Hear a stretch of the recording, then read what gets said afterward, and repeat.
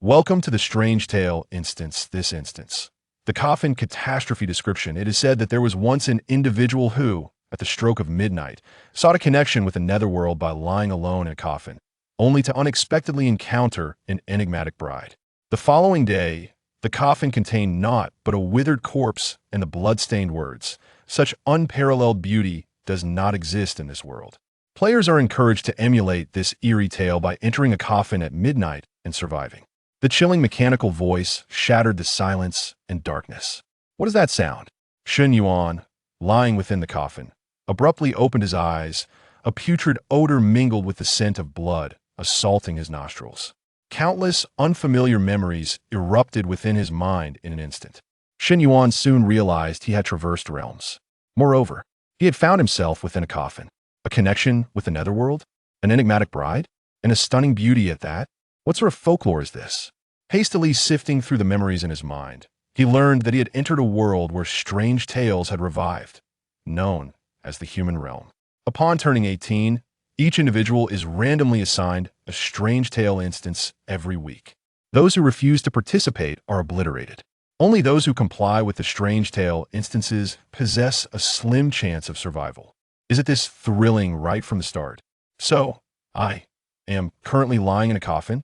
Shen Yuan instinctively moved his body, but inadvertently brushed against a segment of icy, chilling satin.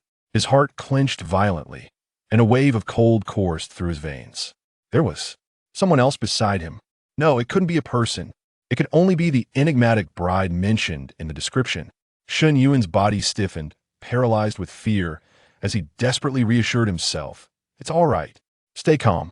I've reviewed the world's rules. Each player possesses 3 life points, and failing in a strange tale deducts only 1 life point. I still have a margin for error. I won't die. In the next moment, the cold announcer's voice delivered a harsh reality check. Please note, your current life points are 0. Failure again will result in obliteration. Shen Yuan's eyes widened, his expression changing drastically. What the hell is going on? 0 life points? Taking a deep breath to steady his racing heart, he continued to struggle to recall the events. He soon discovered that, due to his girlfriend's persuasion, his predecessor had foolishly participated in 3 strange tales right after turning 18. Without exception, each one had ended in failure. All 3 life points had been lost. This was now his 4th strange tale instance. In other words, if Shen Yuan were to perish in this instance, he would truly be dead. He found himself incessantly cursing his predecessor's foolishness. Yet, scolding him served no purpose. Shen Yuan contemplated his strategy, and soon, he let out a sigh of relief. No worries. I've checked. The rules state that as long as 1 person survives within the strange tale, it counts as a victory for all members. Since I'm new here, I can just ride the coattails of others. As the saying goes, the art of leg holding is exquisite, and lying down to win is not shameful. Most horror stories are typically experienced in teams, with the number of players varying between 3 to 8. Even if some members perish prematurely within the horror scenario, as long as 1 member ultimately achieves victory, all will be revived without any loss of life. However, the announcement chilled Shen Yuan to the bone. Number of participants in this scenario: 1. A wave of coldness surged from his spine to his toes, and his heart sank to the depths of despair. 1 person. A rare solo horror scenario? No, I shall not fear. As a newcomer, the difficulty of this horror scenario cannot be too high. Given my extensive experience in various escape rooms and murder mystery games in my previous life, I should have nothing to dread. Difficulty of this scenario: Silver 1 star. Shen Yuan's eyes widened in disbelief despite his optimistic mindset. He could not suppress his frustration any longer. The difficulty of horror scenarios ranges from low to high, categorized into 5 tiers: bronze, silver, gold, platinum, and diamond. Each major tier is further divided into 1 to 5 stars, with 1 star being the easiest and 5 stars the most challenging. Logically, as a novice who had suffered 3 consecutive defeats, Shen Yuan ought to be participating in a bronze 1-star horror scenario. Yet now he had inexplicably jumped a major tier, landing in a silver 1-star scenario. What was the difference between this and courting death? What kind of outrageous matchmaking system is this? What have we, the Traversers, done to deserve such a high difficulty in this scenario? Just then, the announcement delivered another blow. The heavenly brain wishes you an enjoyable experience in this horror scenario. Shen Yuan silently exhaled a breath of frustration, suppressing his anger and refraining from succumbing to blind panic. Given the current predicament, since retreat is no longer an option, all I can do is give it my all. Feeling the chilling aura beside him, Shen Yuan trembled involuntarily. No, I cannot lie here in this coffin any longer. I must find a way out. No one desires to share a space with a ghastly entity. Shen Yuan cautiously raised his hand, attempting to push open the lid of the coffin above him. He hoped the coffin was not sealed, for otherwise, he would surely face a grim fate from the outset. Precone piece of good news, one piece of bad news. The good news was that he was not buried underground, and the coffin was not locked. He had successfully opened the lid. The bad news was that despite only creating a small gap, the coffin lid unexpectedly slid down and crashed to the ground with a resounding thud. The sound resonated painfully in the stillness of the night. Shen Yuan felt as though his blood had turned to ice. Utilizing the light, he caught a glimpse of a crimson figure slowly rising beside him, its cold gaze fixed upon him. The eerie bride had discovered his presence. Shen Yuan gasped. Run, run fast. This singular thought consumed his mind. Yet the eerie bride was swifter than Shen Yuan. She abruptly sat up, her movements stiff and unnatural, her two paper-white hands gripping Shen Yuan's throat. A chilling wave surged through Shen Yuan's mind, exclaiming, "It's so cold." The blood-red nails of the eerie bride were sharp and elongated, having exerted excessive force. They had sunk deep into Shen Yuan's flesh. Excruciating pain, fear, and despair engulfed his consciousness. He could sense his neck contorting, his esophagus, Adam's apple, and blood vessels being crushed bit by bit, foam of blood trickling from the corners of his mouth. No, too fast. I don't want to die. Darkness enveloped him, and he perished. Suddenly, a strange mechanical voice pierced through the void. Host death detected. Welcome to the Underworld card. Draw congratulations on successfully awakening the death card draw system beginner edition in his consciousness. Shen Yuan stared blankly at the golden card pack materializing in the void. As the pack was torn open, 10 gray cards emerged. Upon death in the horror story instance, the host will be instantly revived and gain 1 draw opportunity. Current remaining revival chances 999. Please note, the current death card draw system is the beginner version. Successful completion of this round's card draw will lead to a system upgrade. Total number of cards in this round, 10 drawing cards. One of the gray cards was flipped over, radiating a vibrant green light. Congratulations, you have obtained a level skill card. Death Skip Shen Yuan was initially taken aback, but was soon overwhelmed with ecstasy. It was the system. We are saved. He quickly analyzed the functions of the system. I can revive infinitely in the horror story instance, and after reviving, I can draw cards for rewards? Then I would be invincible. He hurriedly glanced at the level skill card he had just drawn. Death Skip category, skill card level. R function allows one to bypass the process of dying, experiencing a painless death. The shadows and fears in Shen Yuan's heart dissipated instantly. With a vigorous leap, he rose from the coffin, joyfully exclaiming, "What a magnificent item!" Even though he could revive infinitely, if the agony of death persisted, it would gradually deteriorate his mental state. This skill card liberated him from all concerns, allowing him to relish the ecstasy of death. Die once, draw a card. How exhilarating. Moreover, this system was merely in its beginner edition. He wondered how it would evolve in the next round. Would it become even more formidable? It seemed imperative for him to die a few more times without delay. Another one has perished. Through the red veil, the eerie bride could clearly observe Shen Yuan's neck being snapped, blood spurting forth. She displayed no reaction. The number of players she had choked to death was countless, however. Shen Yuan's foolishness was unprecedented. In the realm of horror, caution was the fundamental principle. Yet this fellow had recklessly flung open the coffin lid, producing a cacophony that disturbed her. If he did not perish, who would? The enigmatic bride, known as Tang Li, hails from the 100 Ghost realm. This realm exists independently from the human realm, possessing circumstances entirely distinct from those of the latter. The haunted narrative copy serves as a fleeting overlap between the two worlds. The objective for the denizens of the human realm participating in this narrative is merely to survive, while the entities from the 100 Ghost realms seek to kill as many as possible, drawing strength from the despair of their victims. As Tang Li prepared to rise from her coffin and conclude her day's labor, she anticipated indulging in the recently popular Meng soup and snail noodles that evening. However, unexpectedly, her body lost control and reclined back into the coffin. This was the power of the rules. What is happening? That human was already dead, so why is there still a force of rules?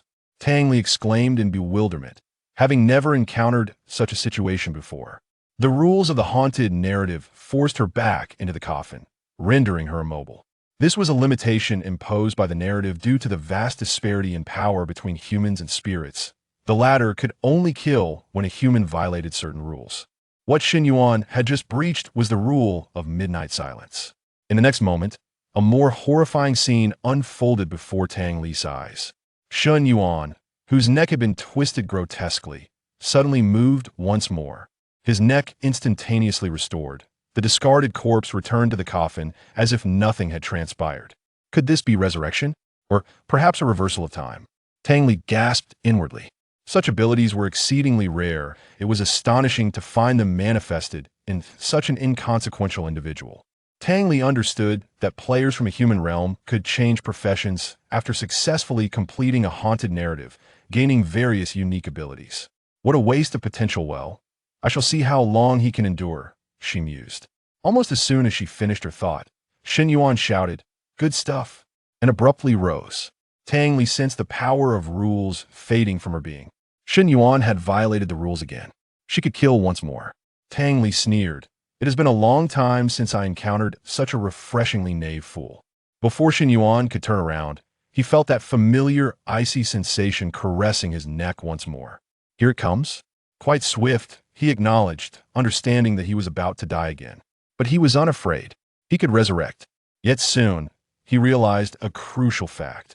Even if he could resurrect infinitely, if he failed to complete this haunted narrative, he would be trapped here for eternity. In both instances, he had been killed as soon as he emerged, with no progress made in the narrative. This could not continue. He needed to seek out clues with all due haste. Thus, Shen Yuan's peripheral vision swiftly swept around. Finally, just at the last moment before the darkness enveloped him, he caught sight of a coffin lid scattered nearby. Upon it, a line of words was inscribed in flowing crimson blood. Silence at midnight. Shen Yuan found himself at a loss for words. What the predicamen? The coffin was pitch black. Who could discern this message? Pushing aside the coffin lid would inevitably produce a sound, making it too late to notice that warning. In the next instant, darkness reclaimed his vision. He had perished once more. This time, Shen Yuan indeed felt no pain of death. His sight merely faded to black before the system announced his demise. A mechanical voice resounded again. Detection of host death. Resurrection successful. Current remaining resurrection attempts. 999. Remaining cards in the pack. 9. Drawing cards in the following moment. A blinding blue light flashed before him, distinctly different from the previous card draw. Oh, a good haul? Shen Yuan exclaimed with delight, quickly directing his gaze towards the card he had drawn. Congratulations. You have obtained an SR-level skill card. Sleight of hand. SR. This was an entire level above the item card drawn previously. Shen Yuan had already perused the system's introduction. The cards within the pack were numerous and varied in type. The levels ranged from low to high. White quality level cards, green quality level cards, blue quality SR level cards, purple quality SSR level cards, and red quality your level cards. Without hesitation, Shen Yuan began to examine the details of this card. Sleight of hand. Category, skill card. Level, SR. Function, randomly draw one item from within the instance permanently retained. Using. Congratulations.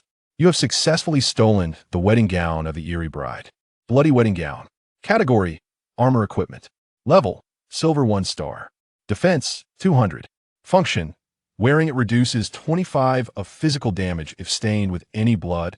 An additional 25 damage reduction is granted. Wearing restriction, level 5 and above. Shen Yuan's eyes nearly bulged out in disbelief. He had genuinely acquired a wedding gown. The gown was embroidered with intricate floral patterns, each stitch crafted with a meticulousness that was unervingly exquisite. Its color was a deep, twisted red, far from ordinary hues, and a strong scent of blood assaulted Shen Yuan's senses, seeping into his nostrils. Most importantly, This gown was identical to that worn by the eerie bride in the coffin. Is it truly possible? Am I really stealing the eerie bride's wedding gown? But what exactly is meant by armor equipment? Shen Yuan felt that his understanding of this world was still woefully inadequate.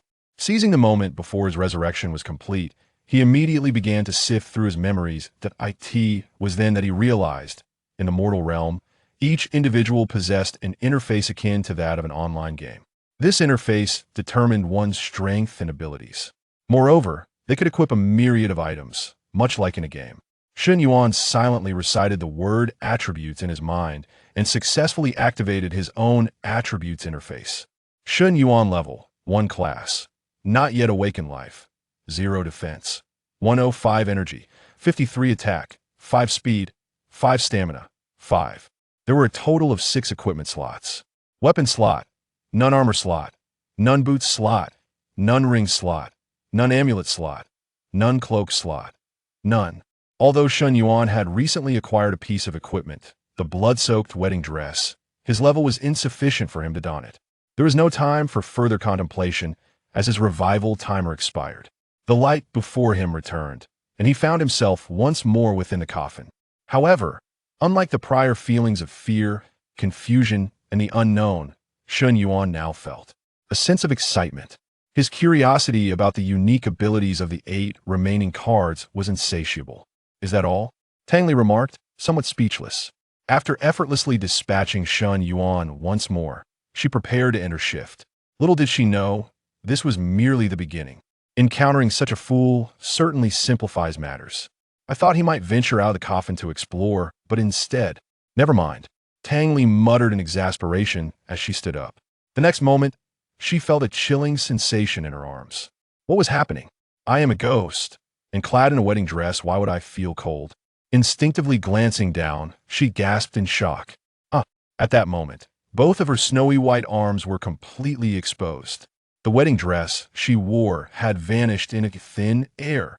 Now, she was left with only a scarlet bodice and an inner strapless gown. This ensemble was rather jarring and unsightly. The strapless gown belonged to Tang Li, while the wedding dress and bodice were costumes from the coffin calamity, akin to outfits for understanding the world of eerie tales. What is happening? Where is my wedding dress? Tang Li was flabbergasted, immediately wanting to escape this place. Yet despair washed over her as the familiar force of rules surged forth once more. Even her instinct to cover her chest was futile, as her hands were pulled apart uncontrollably, and she was compelled to lie back down into the coffin, returning once again to the starting point. The only change was that the ghostly bride's attire was now considerably more revealing. Tang Li stared in bewilderment toward Shen Yuan's direction. As expected, Shen Yuan had reverted to his original state, quietly lying back in place. Revived once more? What manner of profession possesses the ability for such repeated resurrection? Moreover, why did the bridal attire vanish upon Shen Yuan's revival? Tang Li silently prayed for Shen Yuan to inadvertently breach the rules, thus allowing her to swiftly end his life and conclude this bizarre narrative quest. To her dismay, the outcome was contrary to her hopes. Shen Yuan, seated beside her, rose silently, remaining unscathed by any rule violation. Of all times, Tang Li's anger intensified as she observed Shen Yuan's intrigued gaze lingering upon her exposed arms and the uniquely styled bodice. This evoked a tumult of both embarrassment and fury within her. Shameless, lecherous rogue, avert your eyes. Cursed be this fate. I shall ensure your utter destruction, an existence fraught with despair, neither alive nor dead. Chapter 3. Death, Death, and Death Again. Shen Yuan was utterly unaware that the ghostly bride before him was inwardly cursing him to the depths of hell. At this moment, his face was a portrait of astonishment, his mind reeling with shock. It's really gone? The card truly lived up to its name? Light-fingered thief, not some cheap replica meant to deceive him. This system is reliable. Not bad at all. Now, lying in the coffin clad only in a crimson undergarment, the ghostly bride seemed slightly less terrifying. Shen Yuan's gaze lingered on the red bridal veil covering her head, and a mischievous thought sprouted in his mind. Since I can't die anyway, a playful impulse took hold of him. He was burning with curiosity. What kind of face could possibly be described as a peerless beauty unseen in this world? Come on, let us have a look. Grinning, Shen Yuan reached out without hesitation and yanked off the red veil. Swish! The veil fluttered to the side, revealing a face of breathtaking perfection. Holy! Shen Yuan had never considered himself a man easily swayed by beauty, but the sight before him struck him like a bolt of lightning. It was the most exquisite, flawless, soul-piercing visage he had ever seen in both his past and present life. Indescribable, unparalleled. Indeed, the world holds no equal to such beauty. Lost in awe, he failed to notice the ghostly bride's cheeks flushing with humiliation and fury. Then a soft, ethereal voice whispered beside his ear, snapping him back to reality. The veil is lifted, the bond is forged, entangled in enmity for eternity. Congratulations, player. You have triggered a hidden storyline. Huh? A hidden storyline? Before Shen Yuan could process the meaning of those words, the ghostly bride abruptly sat up, her exquisite face twisted with resentment and anguish. Her limpid eyes, like spring waters, pinning him with a deathly glare. You shall. D. Her voice, though laced with venom, carried an eerie, melodious quality. A pity Shen Yuan had no time to appreciate it. Boom! A deafening impact. The ghostly bride's left hand tore through his chest, while her right hand crushed his skull like a ripe watermelon, splattering crimson in an instant. Of course, Shen Yuan neither saw nor felt any of it. His vision had already gone dark. Host death detected. Resurrection successful. Remaining revivals, 999. Cards remaining in deck, 8. Drawing card. A gentle white light flashed before his eyes. Congratulations. Obtained N-grade item card. Yin Yang Eye Drops 10.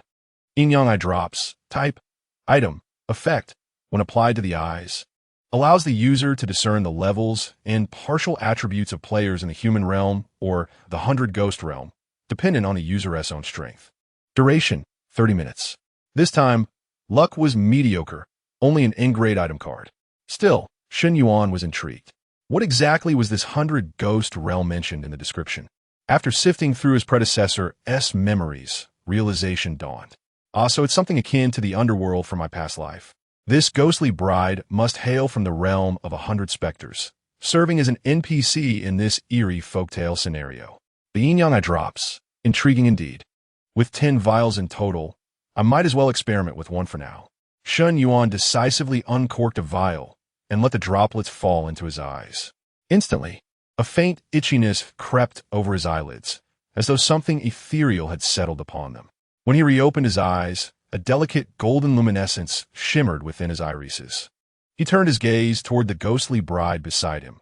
Yet, before he could react, a streak of crimson flashed faster than his vision could follow. Darkness swallowed his sight. He was dead again. Tang Li was on the verge of madness. Her bridal veil, her sacred, untouchable veil, had been lifted by Shen Yuan. In the countless iterations she had participated in the shared coffin calamity folktale, never once had a player dared to lay a finger on her, let alone unveil her. To touch a specter within a folktale was nothing short of a death wish, an act so reckless it defied all reason. Every player from the mortal realm knew this. How could he possibly have the audacity? Tang Li trembled with fury. Veil removed, fate entwined, grievances bound for eternity. This was no mere superstition. Within the realm of 100 specters, certain taboos existed, rules so absolute that not even the most fearsome apparitions dared defy them.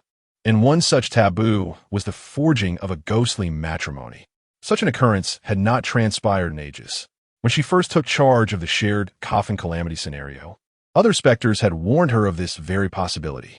Yet the true horror of this forbidden act remained unclear to her. Not that it lessened her rage.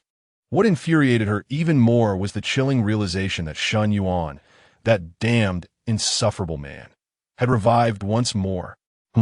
Why isn't he the rule as compulsion forced me back into the coffin this time? Could it be he unlocked a hidden plotline? Before she could ponder further, crimson threads slithered from her fingertips, lashing out like vipers to coil around Shen Yuan's throat, and tightened.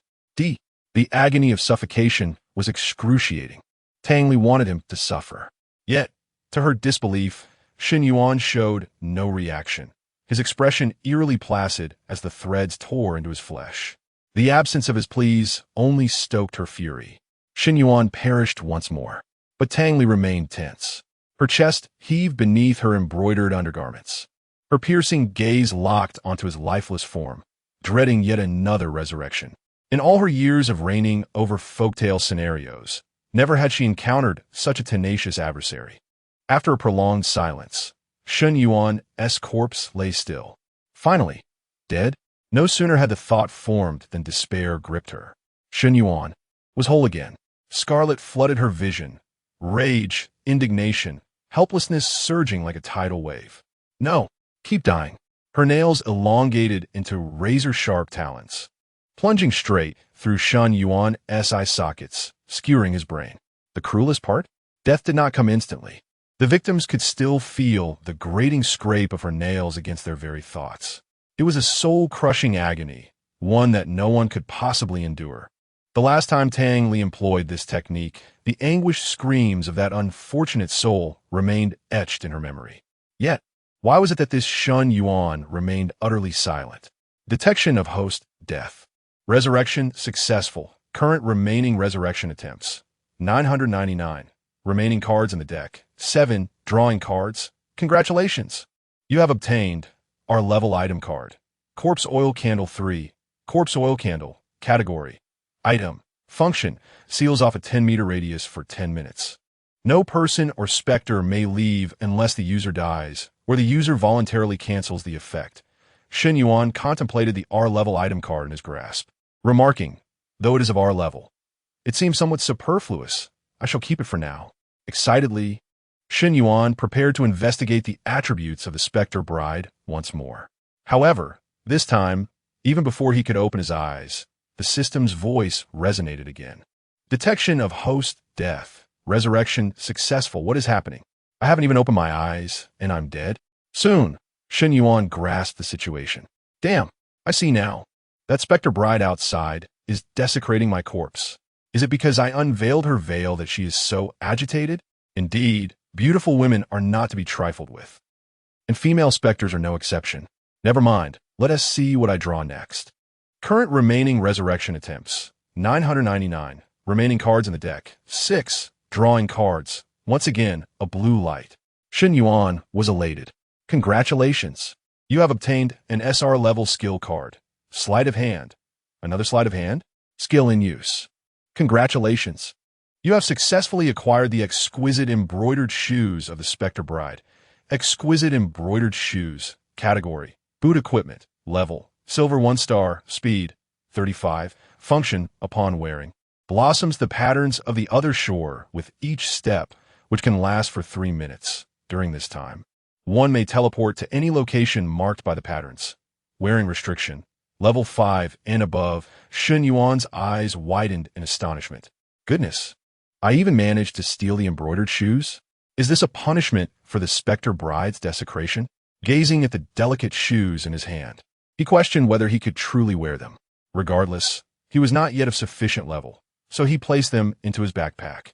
In addition to the attribute interface, every player in the human realm possessed a 6/6 backpack, capable of holding up to 36 distinct items, with identical items stacking up to a maximum of 99.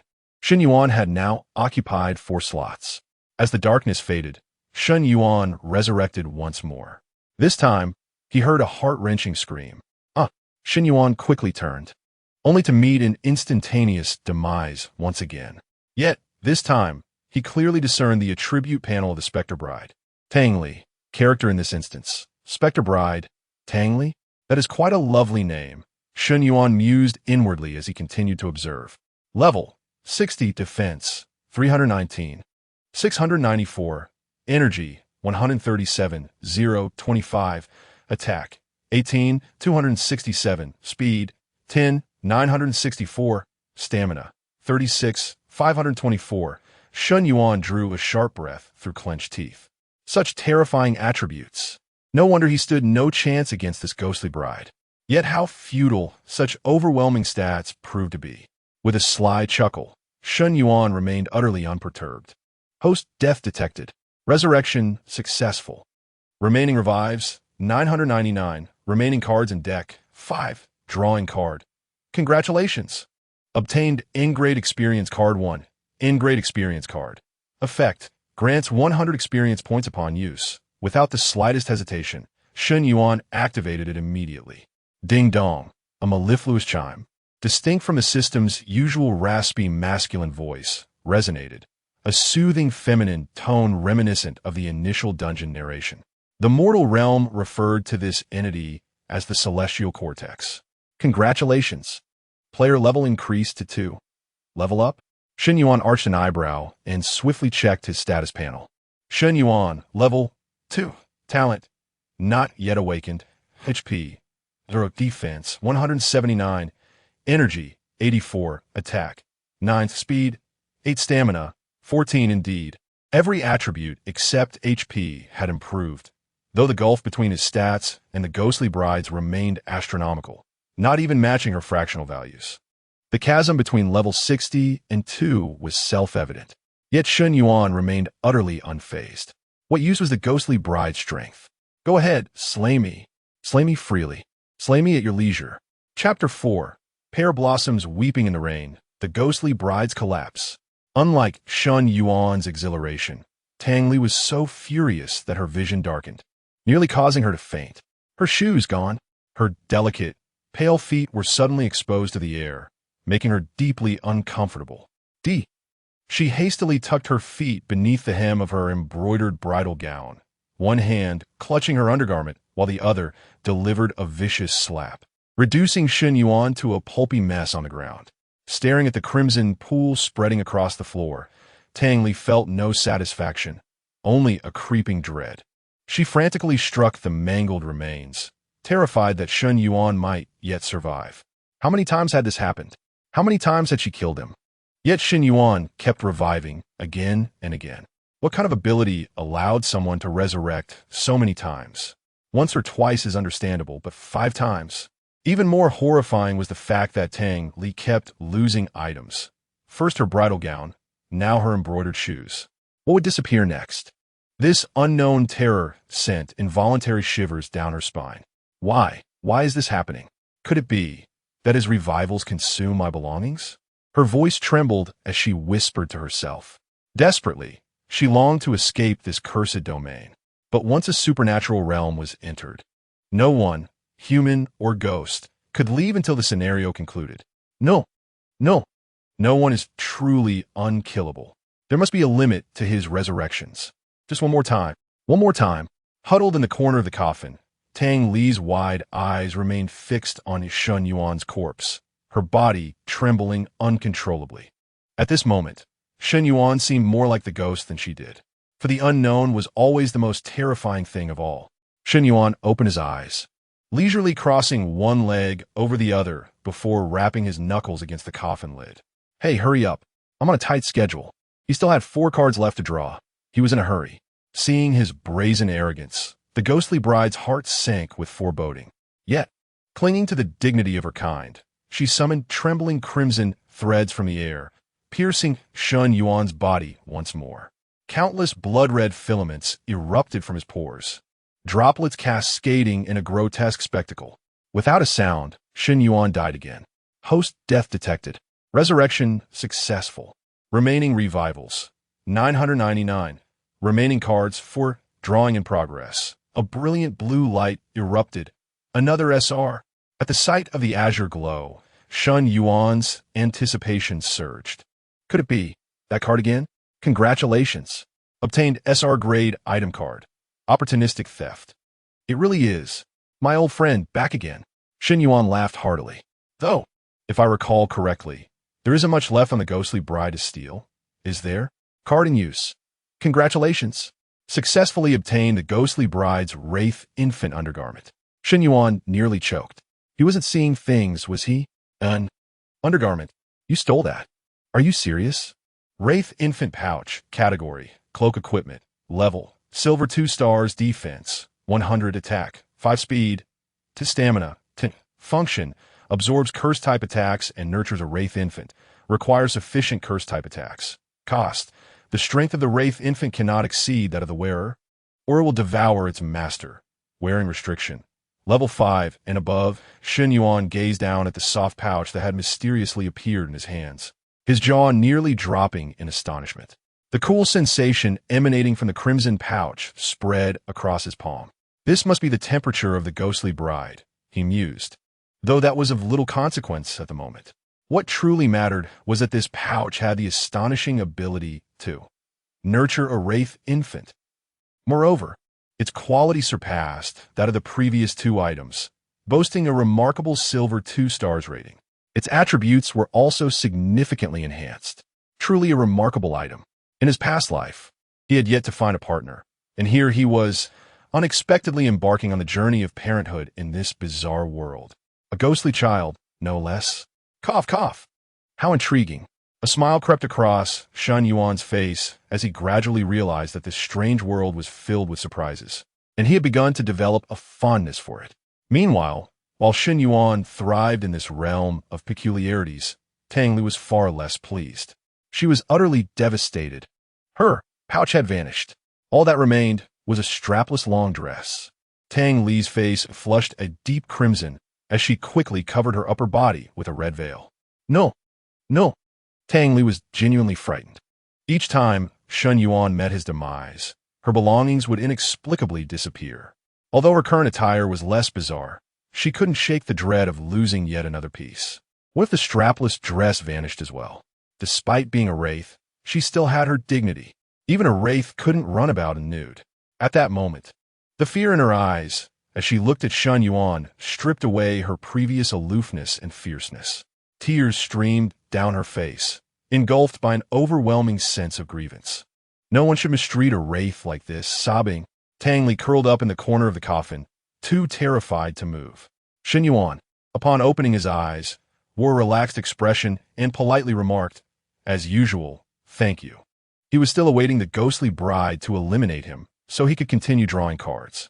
After a while, when no such occurrence transpired, Shen Yuan began to grow puzzled and turned to look.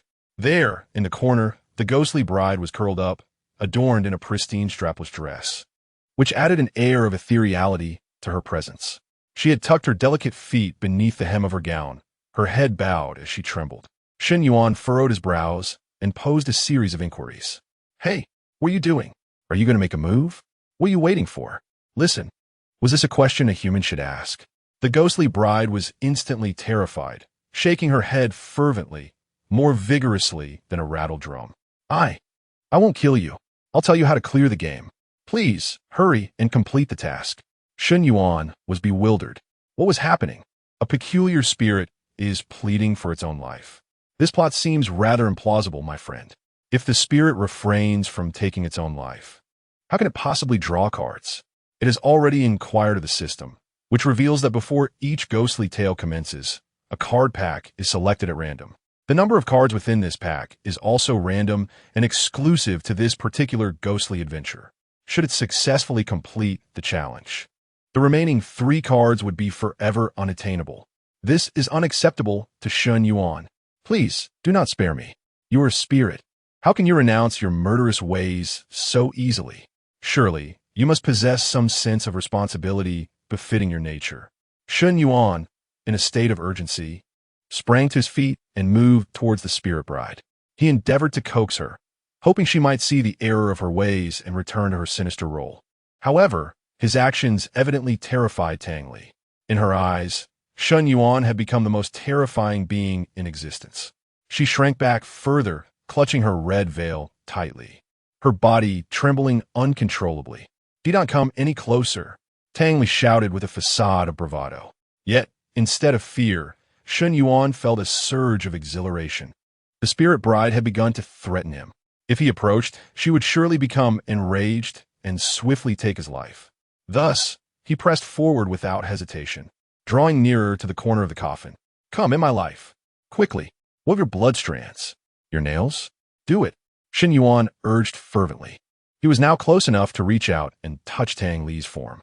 At last, her composure shattered, and she could no longer contain her emotions, bursting into tears. "Please, don't come any closer. I'm begging you. Just consider it a plea. Don't die anymore. I was wrong. I shouldn't have killed especially not you. I can truly reveal to you the way to succeed. You must trust me. I will guide you to victory. Please, just leave. I implore you. Spare me." Shun Yuan stood in utter bewilderment, frozen in place. How? Why is she crying? What is the matter with this spirit? Why does it seem she is more afraid than I am? Am I truly that terrifying to spirits? Shun Yuan touched his face, enveloped in profound self-doubt. He scratched his head, quickly clambering out of the coffin to find a mirror, gazing into his own reflection. With flowing black hair, sharp brows, and bright eyes. His complexion was fair, devoid of any blemishes. He was undeniably handsome.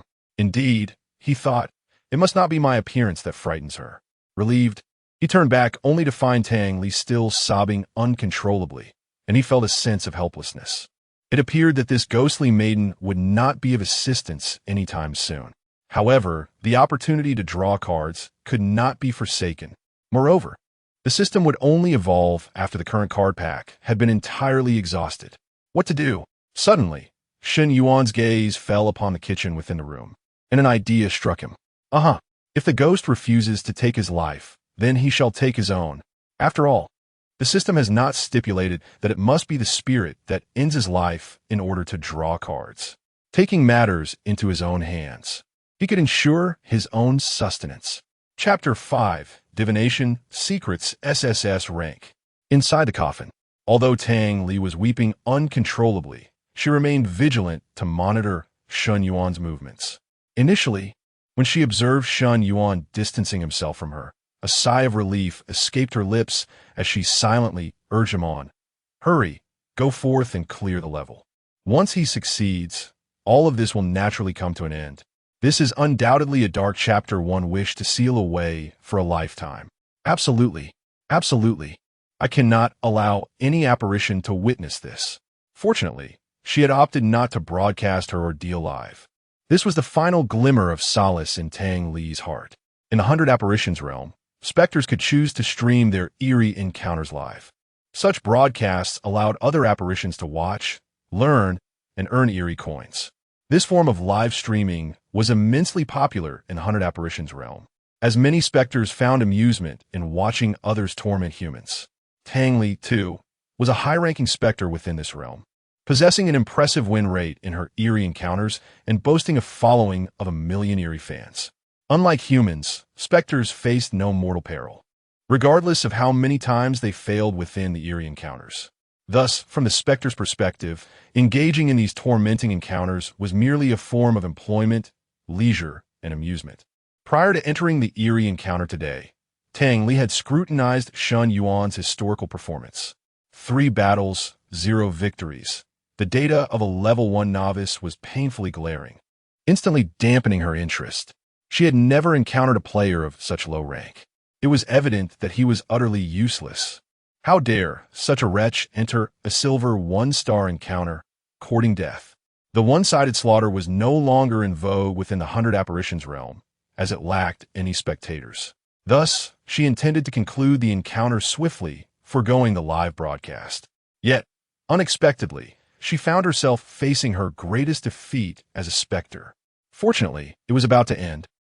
Wiping the tears from her cheeks, Tang Li raised her gaze to ascertain Shun Yuan's progress. If possible, she might offer him another hint.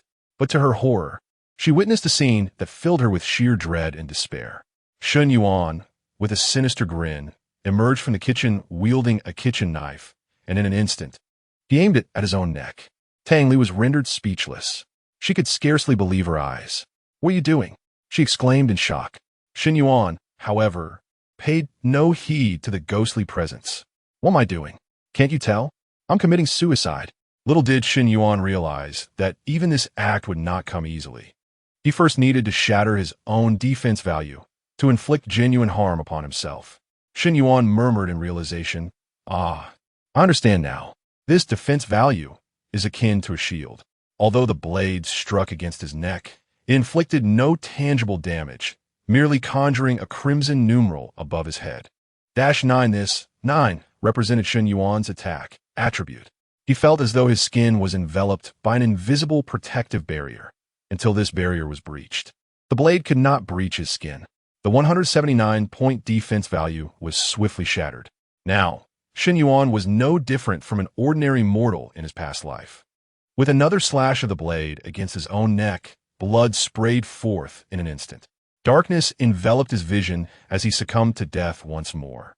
Host death detected. Resurrection successful. Remaining revivals 999. Remaining cards in deck 3. Drawing card. Congratulations! Obtained R rank experience card 1. R rank experience card. Effect: grants 500 experience points upon use. Another experience card, though this one differed from the last. Its rank was higher. In a flash, Shen Yuan ascended directly to level 4. Clambering out of the coffin once more, under Tang Li's horrified gaze, he retrieved the cleaver from the ground and repeated the gruesome ritual. However, after leveling up, his defense attribute had increased, making it even harder to breach. The relentless clang of metal echoed through the silent chamber, each strike hammering against Tang Li's heart like a nightmare incarnate. A demon cowered in the corner while the human hacked at his own neck with frenzied abandon. The scene was so grotesque, even the supernatural dared not look. Soon, Shen Yuan succeeded in his self-inflicted demise once more. A brilliant azure light shimmered before him. Another SR. But this time, it wasn't the opportunistic theft card. Congratulations. Obtained SR rank item card. Pain Savings Jar. Pain Savings Jar. Category. Item. Effect. Accumulates 1/10 of the agony from each death within a jar. Can transfer stored pain to another at will. Additional trait. Victims who perish from the Pain Savings Jar exhibit death signatures identical to those claimed by supernatural phenomena. Shen Yuan's eyes gleamed with revelation. Having already formed his own understanding of the mortal realm, he instantly recognized the immense value of this Pain Savings Jar. A masterpiece, an artifact tailor-made for covert slaughter. Though supernatural horrors ran rampant in the mortal realm, indiscriminate killing was still forbidden. But with this, he could eliminate targets without leaving a trace. The image of his predecessor as treacherous lover surfaced unbidden in his mind. Were it not for her, his predecessor Wu Ti have suffered 3 consecutive failures, nor would he have been forced into this 4th, perilous trial. Had he not awakened the death draw system, Shen Yuan would likely be dead by now. That wretched woman would not escape his retribution. Reviving once more, Shen Yuan mechanically retrieved the cleaver beside the coffin. 1 card remained. He would finish drawing before strategizing his escape. Without hesitation, he raised the blade and brought it down upon his own skull with maniacal fervor. Beside him, Tang Li's vacant eyes reflected only numbness. Annihilation. Let it come swiftly. Host death detected. Resurrection successful. Remaining revivals 999. Remaining cards in deck 1. Drawing card. Amidst the void of darkness, Shen Yuan watched the draw unfold with keen anticipation. The final card hung, suspended in midair, slowly turning over. In the next instant, a burst of violet light erupted. Shen Yuan's eyes widened in shock. Goodness, violet? SSR. Out of a total of 10 cards, this was his first time unearthing an SSR-level card. Shen Yuan felt immensely relieved that he had not discarded these 3 cards. Otherwise, he would have incurred a significant loss. With eager anticipation, he gazed at the last SSR-level card. Congratulations on obtaining SSR-level Divination Card 1. Divination Card. Function: to divine the heavens, the earth, and the vast seas. To peer into mountains, oceans, and the future. To glimpse the stars, the moon, and the very essence of life. The description of its function left Shen Yuan somewhat bewildered. What is this? An SSR card. And this is all it offers? What on earth is divination? In use. Usage successful. Congratulations on obtaining Human Realm Awakening Secret, currently lost to time. After clearing 9 horror story dungeons, you may awaken a profession with a 100 chance of obtaining an SSS level hidden profession.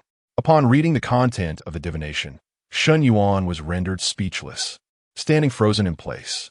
A 100 chance of acquiring an SSS level hidden profession? What a joke.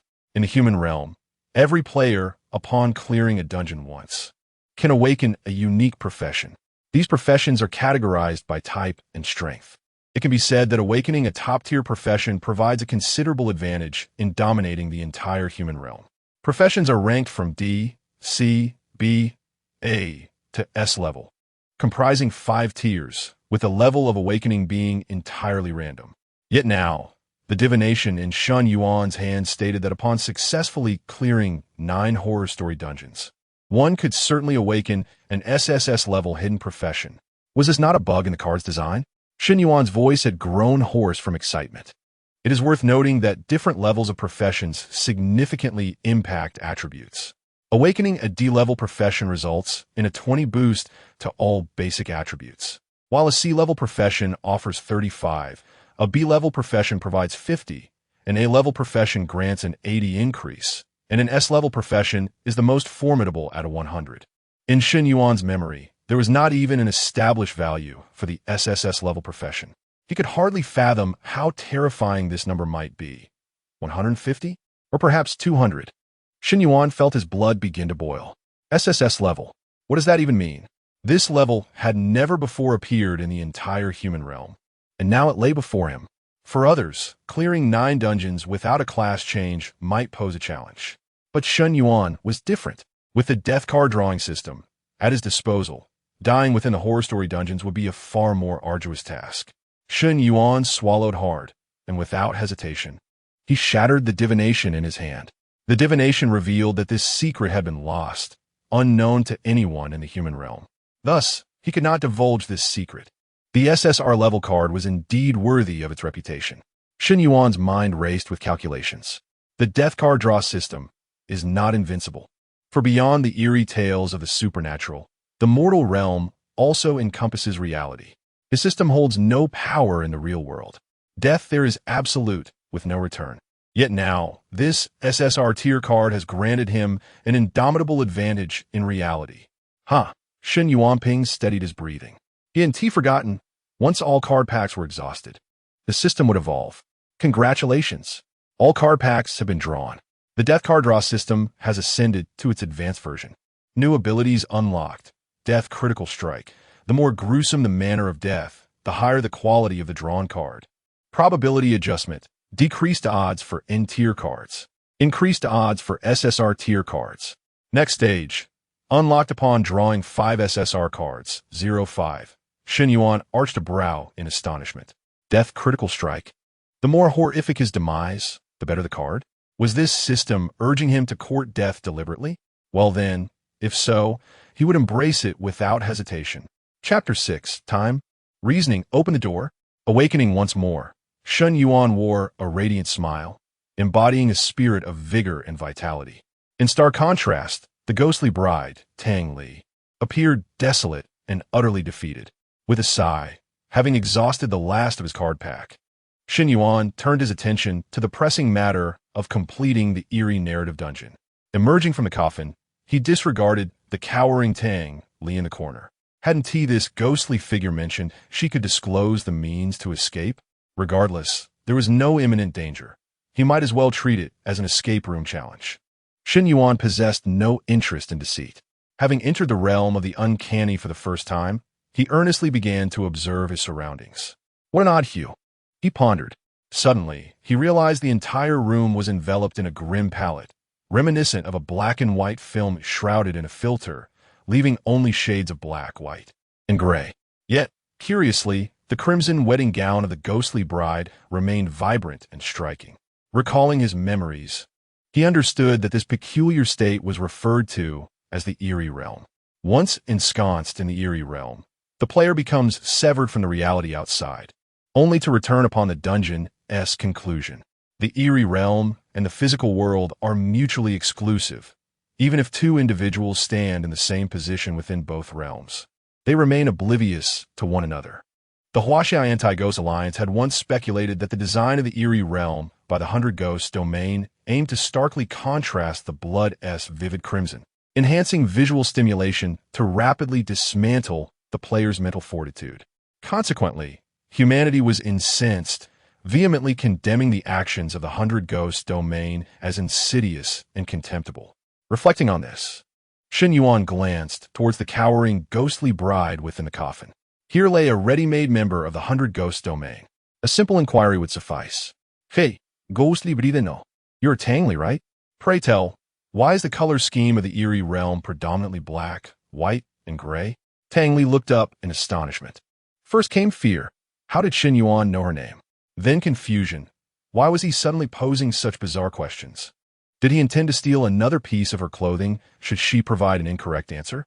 With this thought, Tang Li tightened her crimson veil, shivering as she answered. Because the eerie realm is a projection of the 100 ghosts domain formed within the human realm. As for why this projection is monochromatic, we are uncertain.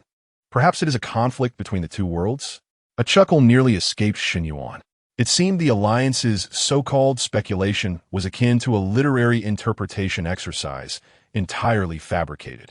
Diverting his gaze, Shen Yuan resumed his inspection of the surroundings. He found himself in his own home, albeit with a peculiar disarray, suggesting someone had been searching for something. The coffin lay conspicuously in the center of the living room, an unsettling presence. Unfazed, Shen Yuan casually seated himself on the sofa, embarking on a contemplative journey. My only clue is that eerie urban legend introduction. Rumor has it that someone once lay alone in a coffin at midnight seeking ghostly matrimony, and unexpectedly encountered the spectral bride. First, let's extract the first piece of information, midnight. Could this legend be time-related? Perhaps if one persists until a certain hour, the phenomenon would naturally cease. Shen Yuan swiftly glanced at the wall clock, only to find it motionless, broken. He then checked his wristwatch, which was similarly frozen at the 12 o'clock position. Pulling out his phone yielded the same result. It seems my reasoning is flawed. Even if one timepiece malfunctions, the odds of a watch and phone simultaneously failing are negligible. Shaking his head slightly, but undeterred, Shen Yuan continued pondering. Inside the coffin, Tang Li timidly raised her head and noticed Shen Yuan murmuring to himself on the sofa. After listening intently for a while, she realized he was actually deducing the method to clear this ordeal. This discovery stirred a flicker of excitement and relief within her. Finally, it's about to end. Eager to escape this torment sooner, Tang Li resolved to assist Shen Yuan, an absurd notion, for never before had a specter aided a human in overcoming such trials. Yet at this moment, she cared little for precedent. She simply wanted this nightmare to conclude. I can tell you how to clear it. You just need to. Tang Li mustered her courage to speak. Unexpectedly, Shen Yuan decisively shook his head. Thank you for the kindness, but I don't need it. Without even looking up, he resumed his contemplation. Tang Li parted her crimson lips slightly, too intimidated to speak further. What a peculiar man, offering him the solution outright. And he refuses. Pouting, she decided to let it be. As long as Shen Yuan ceased dying and reviving endlessly, and stopped pilfering her garments, that would suffice. No, sitting idle won't suffice. Shen Yuan rose from the sofa, intent on scouring the surroundings for clues. The apartment consisted of 3 bedrooms and a living room, yet strangely, one room remained firmly shut. The kitchen and bathroom had been accessible from the start, while the master and secondary bedrooms were slightly ajar, opening with the gentlest push. Only the innermost bedroom was sealed. Shen Yuan attempted to recall the room's purpose, but could only summon 4 words. Do not approach. His predecessor seemed to harbor an intense aversion to that space. Forcing entry would require breaking the door, but perhaps that wasn't necessary. After a moment's deliberation, Shen Yuan refrained. He hadn't forgotten one of this supernatural trial's cardinal rules, silence at midnight. This very rule had cost him 2 deaths already. If breaching the door were essential to clearing the trial, yet doing so would inevitably produce noise, wouldn't that render the challenge insurmountable for other participants? Temporarily bypassing the locked bedroom, Shen Yuan inspected the remaining areas but found nothing unusual. Just as frustration began to set in, his gaze abruptly shifted toward the front door. Who said that this eerie tale must be confined within the boundaries of one's own chamber? It appears I was the one who, through preconceived notions, limited my own perspective. Shen Yuan resolutely advanced, attempting to grasp the doorknob. The door actually opened. However, the scene beyond the threshold caused Shen Yuan to draw in a sharp breath. Chapter 7. The Passage, the Celestial Mind, and the summit upon the wall of the corridor outside Shen Yuan's residence. There loomed an array of grotesque inscriptions. You scoundrel, repay your debts. May the wretched deadbeats perish. D, D, D, D, D. Without exception, every surface, doors, walls, and floors, was marred by these alarming scrawls, rendering the scene utterly shocking. Yet, the inscriptions were of a pallid hue. These words were likely not brought over from the realm of the 100 oddities. They were indeed pre-existing at my doorstep. What calamity befell my predecessor's household? Who absconded with the money? Shen Yuan rubbed his temples. The chaotic memories swirling in his mind were overwhelming, prompting him to prioritize conquering the bizarre tale before delving into the tumultuous history of his family's affairs. This might also be related to the locked bedroom. Dismissing the inscriptions on the wall, Shen Yuan continued to survey the corridor. The staircases on either side were engulfed in shadows, and upon attempting to ascend, he found himself thwarted by an invisible barrier. It appeared that the realm of the bizarre tale was confined to this level, since ascending or descending was not an option, and he was not restricted to his home. The path ahead was becoming increasingly clear. Shen Yuan's piercing gaze swiftly shifted to the door across the way. It stood ominously dark, markedly different from an ordinary household. There were no couplets, no auspicious characters, not even a peephole. It was in a state of complete closure. Something was amiss, beyond the ordinary. Shen Yuan inhaled deeply and stepped toward the pitch-black door. Although he was acutely aware that he was not in danger of death, the innate fear of the unknown is not easily vanquished. This is precisely why individuals, despite knowing haunted houses are mere fabrications, still experience trepidation. Soon, Shen Yuan approached the ominous door. Lacking a doorknob, he decided to push it gently with his hand. As his fingers brushed against the dark surface, a bone-chilling cold surged from his fingertips to his core. How frigid, even colder than the hand of a pear tree.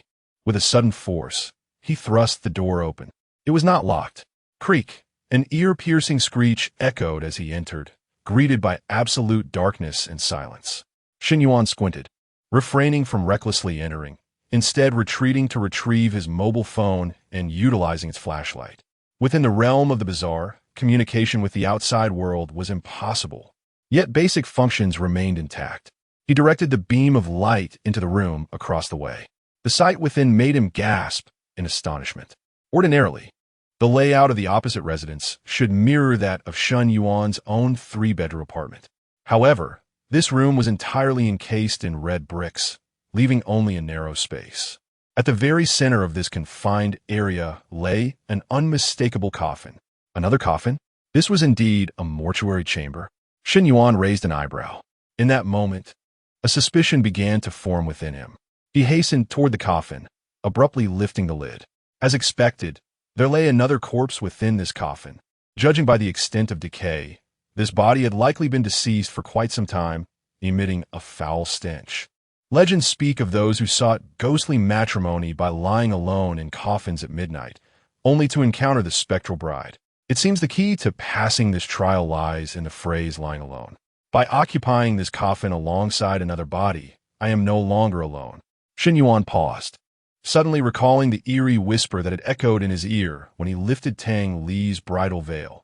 Veil lifted, fate entwined, grievances bound for eternity. What could this mean?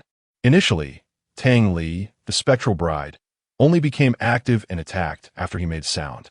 But once the veil was lifted, even silence could not spare him from a wrath. This must be the penalty for uncovering the veil, a death sentence for ordinary players. But alas, I am no ordinary player. Without further hesitation, Shen Yuan pushed the corpse to the side and stepped into the coffin. True to his deduction, time resumed its flow the moment he settled inside. His watch and phone both sprang back to life. A smirk curled his lips. A silver 1-star horror scenario? Is this all? Of course, bravado aside, he knew his ease stemmed from his death draw system. Without it, he wouldn't have survived 10 seconds in this nightmare. Even if he had stumbled out alive, navigating the room in utter silence would have been no simple feat, best not to gloat over borrowed luck. Midnight spanned from 11 p.m. to 1 a.m. With the clock now at 12, he only needed to endure one more hour to clear the trial. Pinching his nose, Shen Yuan muttered under his breath. The coffin reeked, unsurprising, given its occupant. The realm of 100 horrors seemed determined to torment players, even when they found the solution. Resigned, he closed his eyes and waited. Tianfu Residence. Unit 301 Xinyuan's home. In the living room, Tang Li watched as he slipped into the coffin, exhaling in relief.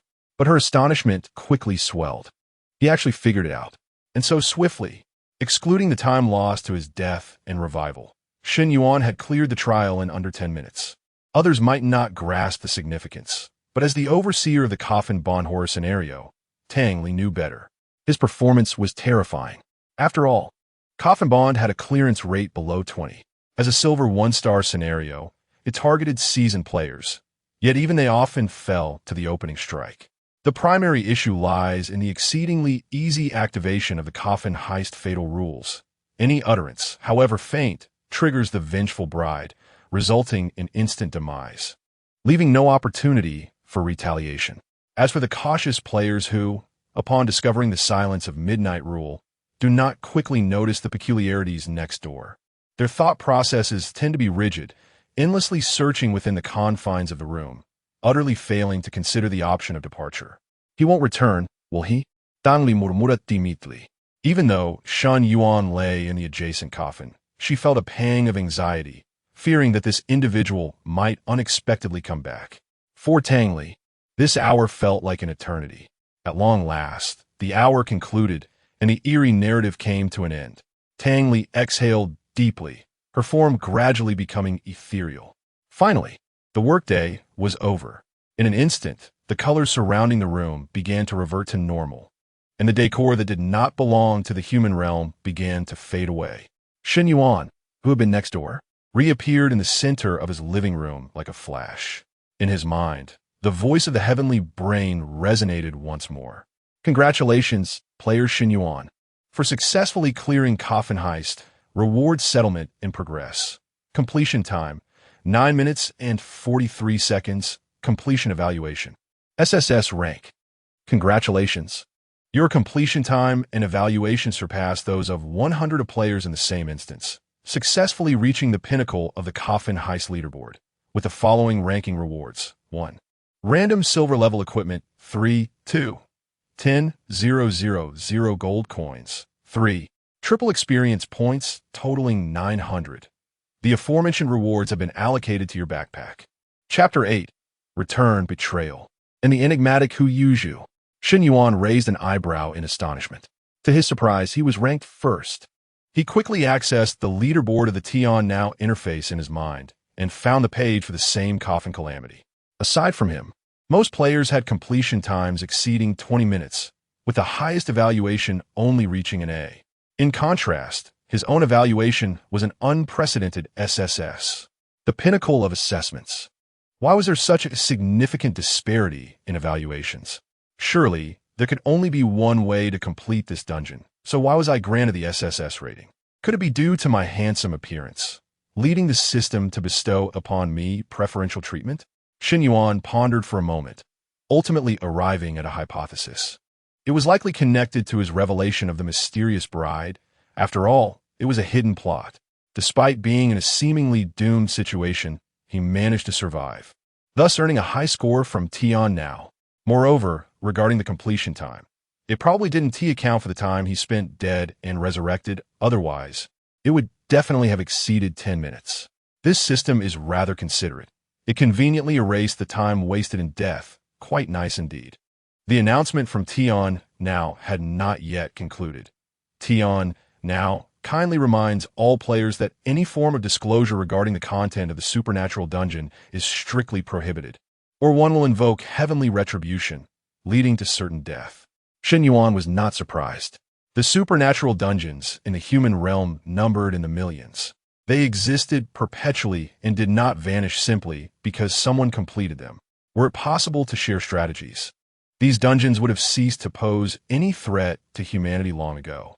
Long ago, when the supernatural dungeons first emerged, someone disregarded Tian Now's warning and carelessly revealed a snippet of the dungeon's content, only to be instantly struck down by heavenly lightning. Everyone who heard the content of the supernatural tale was then barred from entering that particular dungeon. From that point on, people began to believe in Tian Now, understanding that its warnings were genuine and that it possessed means to monitor them. Such means were beyond human comprehension. Whether through suggestion, written form, metaphor, or any other mode of expression, all were forbidden. Even a mere thought of it would lead to Tion Now surveillance and punishment. Over time, no one dared to tempt fate any longer. As Shun Yuan perused the leaderboard, the supernatural realm within the room had completely dissipated, returning everything to normal.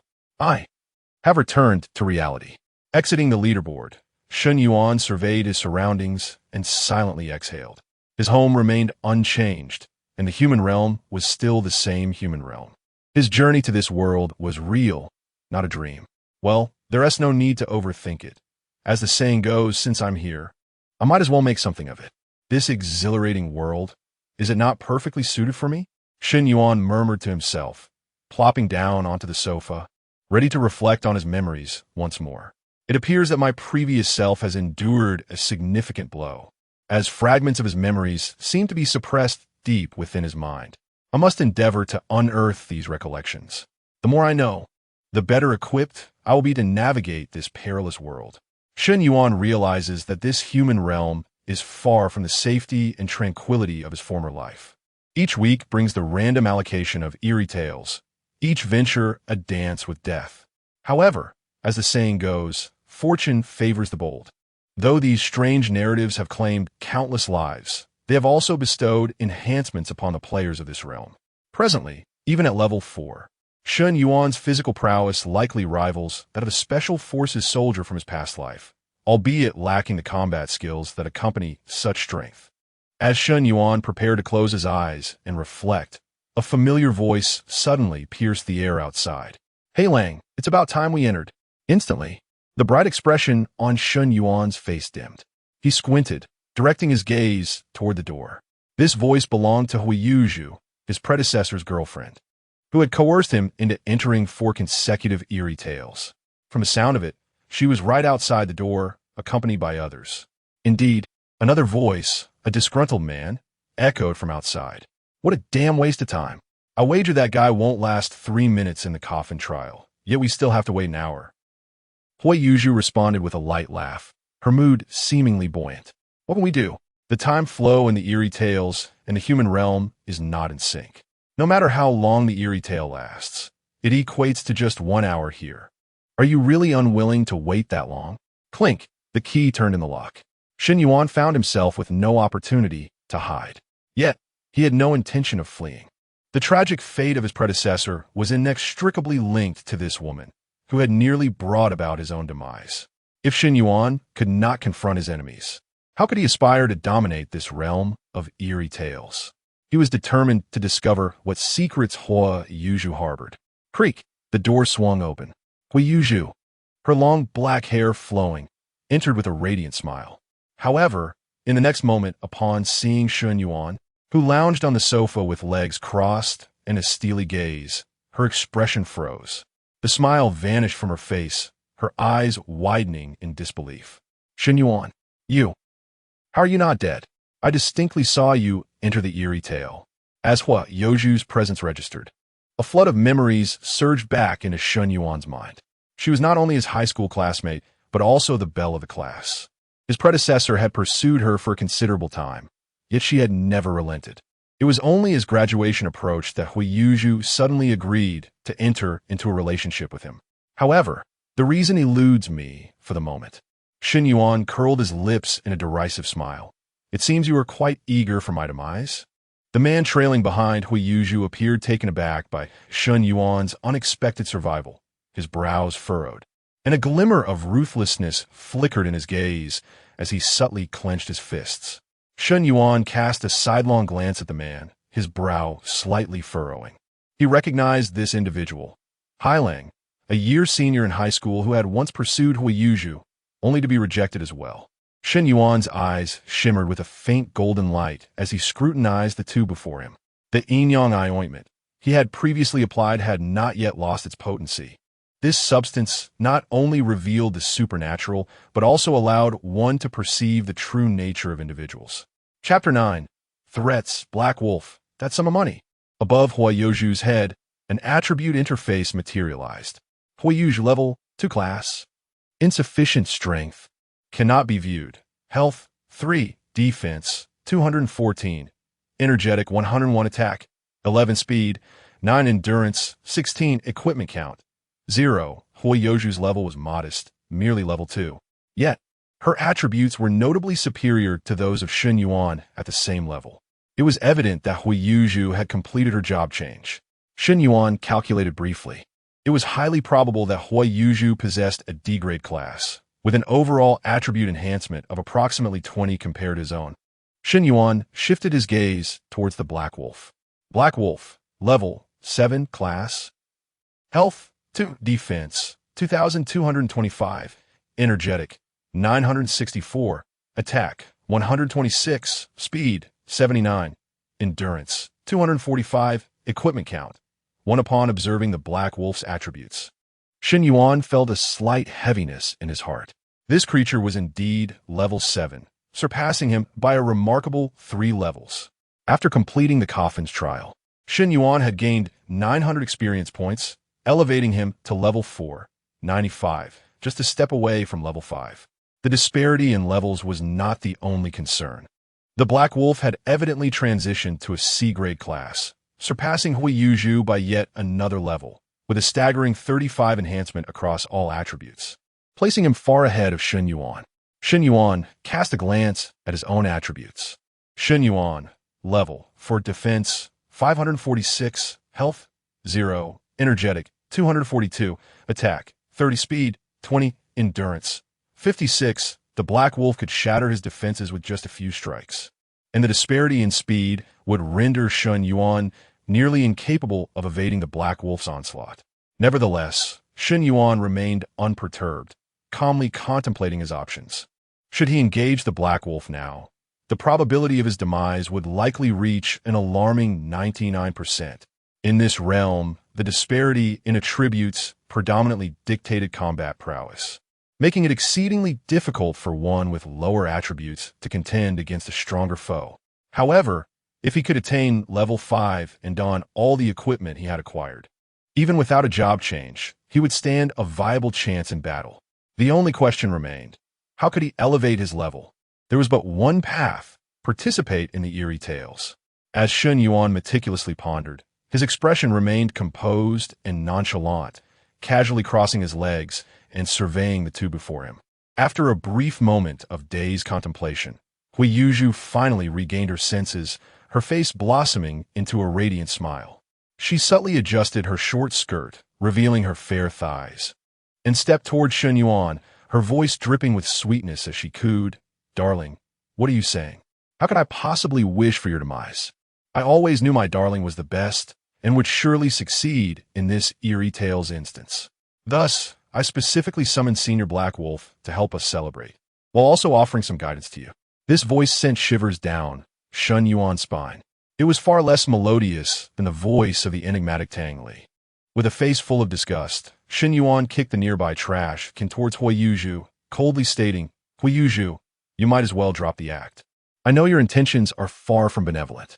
I have no desire to engage in idle chatter. Speak plainly. Why are you so eager for my demise?" The trash can collided forcefully with Huoyoju's leg, scattering its contents across the floor. Huoyoju's expression changed dramatically. She had not anticipated that the usually dull-witted Shen Yuan could suddenly transform into someone capable of uttering such words. In an instant, her demeanor morphed. It became a twisted, malevolent, and frenzied visage. Since the truth could no longer be concealed, there was no need to hide. "Shen Yuan, you actually discovered it? In that case, do not blame me. Truth be told, I do not wish to kill you. I merely desire that money. If you hand over all the funds, I may spare your life." "Money?" Shen Yuan halted, a sudden jolt of pain coursing through his mind. Observing Shen Yuan's bewildered expression, Huoyoju's reaction intensified, nearly reaching a hysterical pitch as she shouted, "Stop pretending. I initially thought that after your parents were captured, you were traumatized and genuinely became simple-minded, thus forgetting where the money was hidden. Now I realize I was mistaken. You are not foolish. You have been feigning it all along. Shen Yuan, you know where your parents concealed the money. Speak up. Otherwise, we shall end your life right now." Behind Huoyoju, Senior Black Wolf grinned wickedly. stepping forward while cracking his knuckles. Shen Yuan, even if you manage to clear this instance, your level is at most 2, whereas I stand at 7.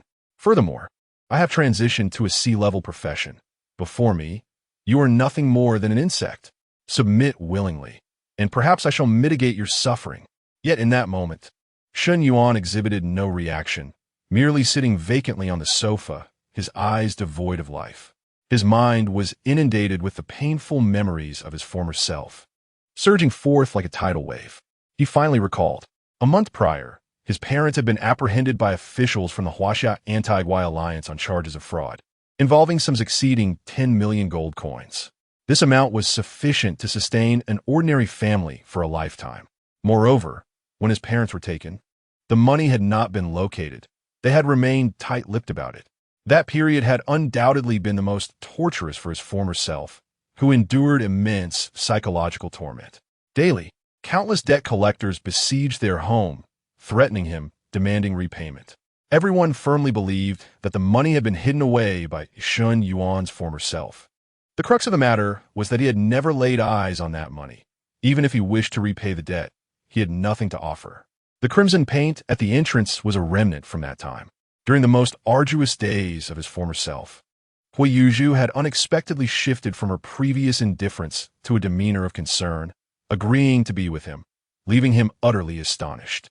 To the former self, Hui Yuzhu appeared as a beacon of hope amidst despair, the sole redemption and light. Thus, the former self was almost entirely obedient to Hui Yuzhu, even embarking on the bizarre narrative quest 3 times at her urging. After reviewing the memories, Shen Yuan let out a derisive laugh. It seemed that Hui Yuzhu's initial intention was merely financial gain. But why go to such lengths to deceive the former self into the eerie tales?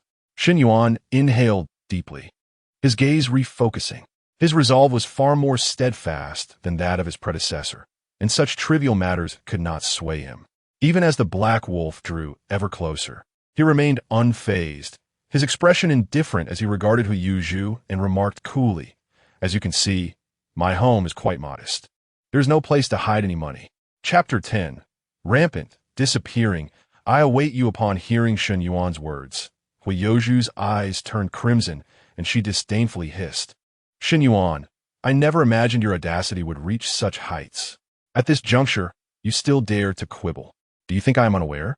Your parents arranged for a concealment talisman. That sum of money is visible only to you. I shall grant you 3 final seconds to surrender that money."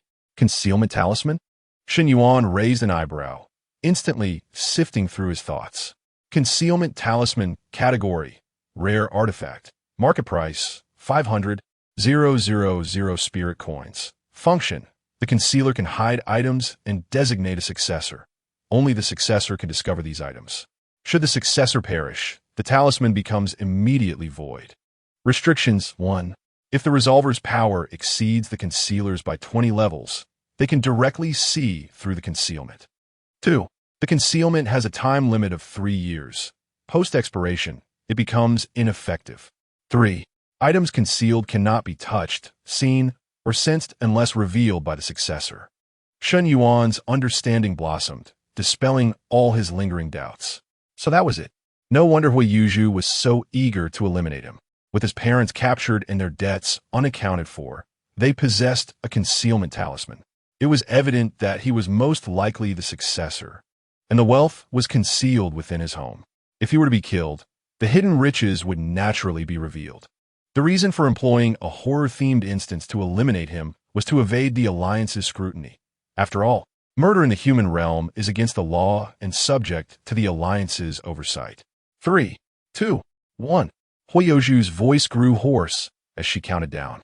Yet Shen Yuan remained unmoved, his expression betraying no change, as calm and unruffled as ever, seemingly unfazed by Hui Yuzhu's threats.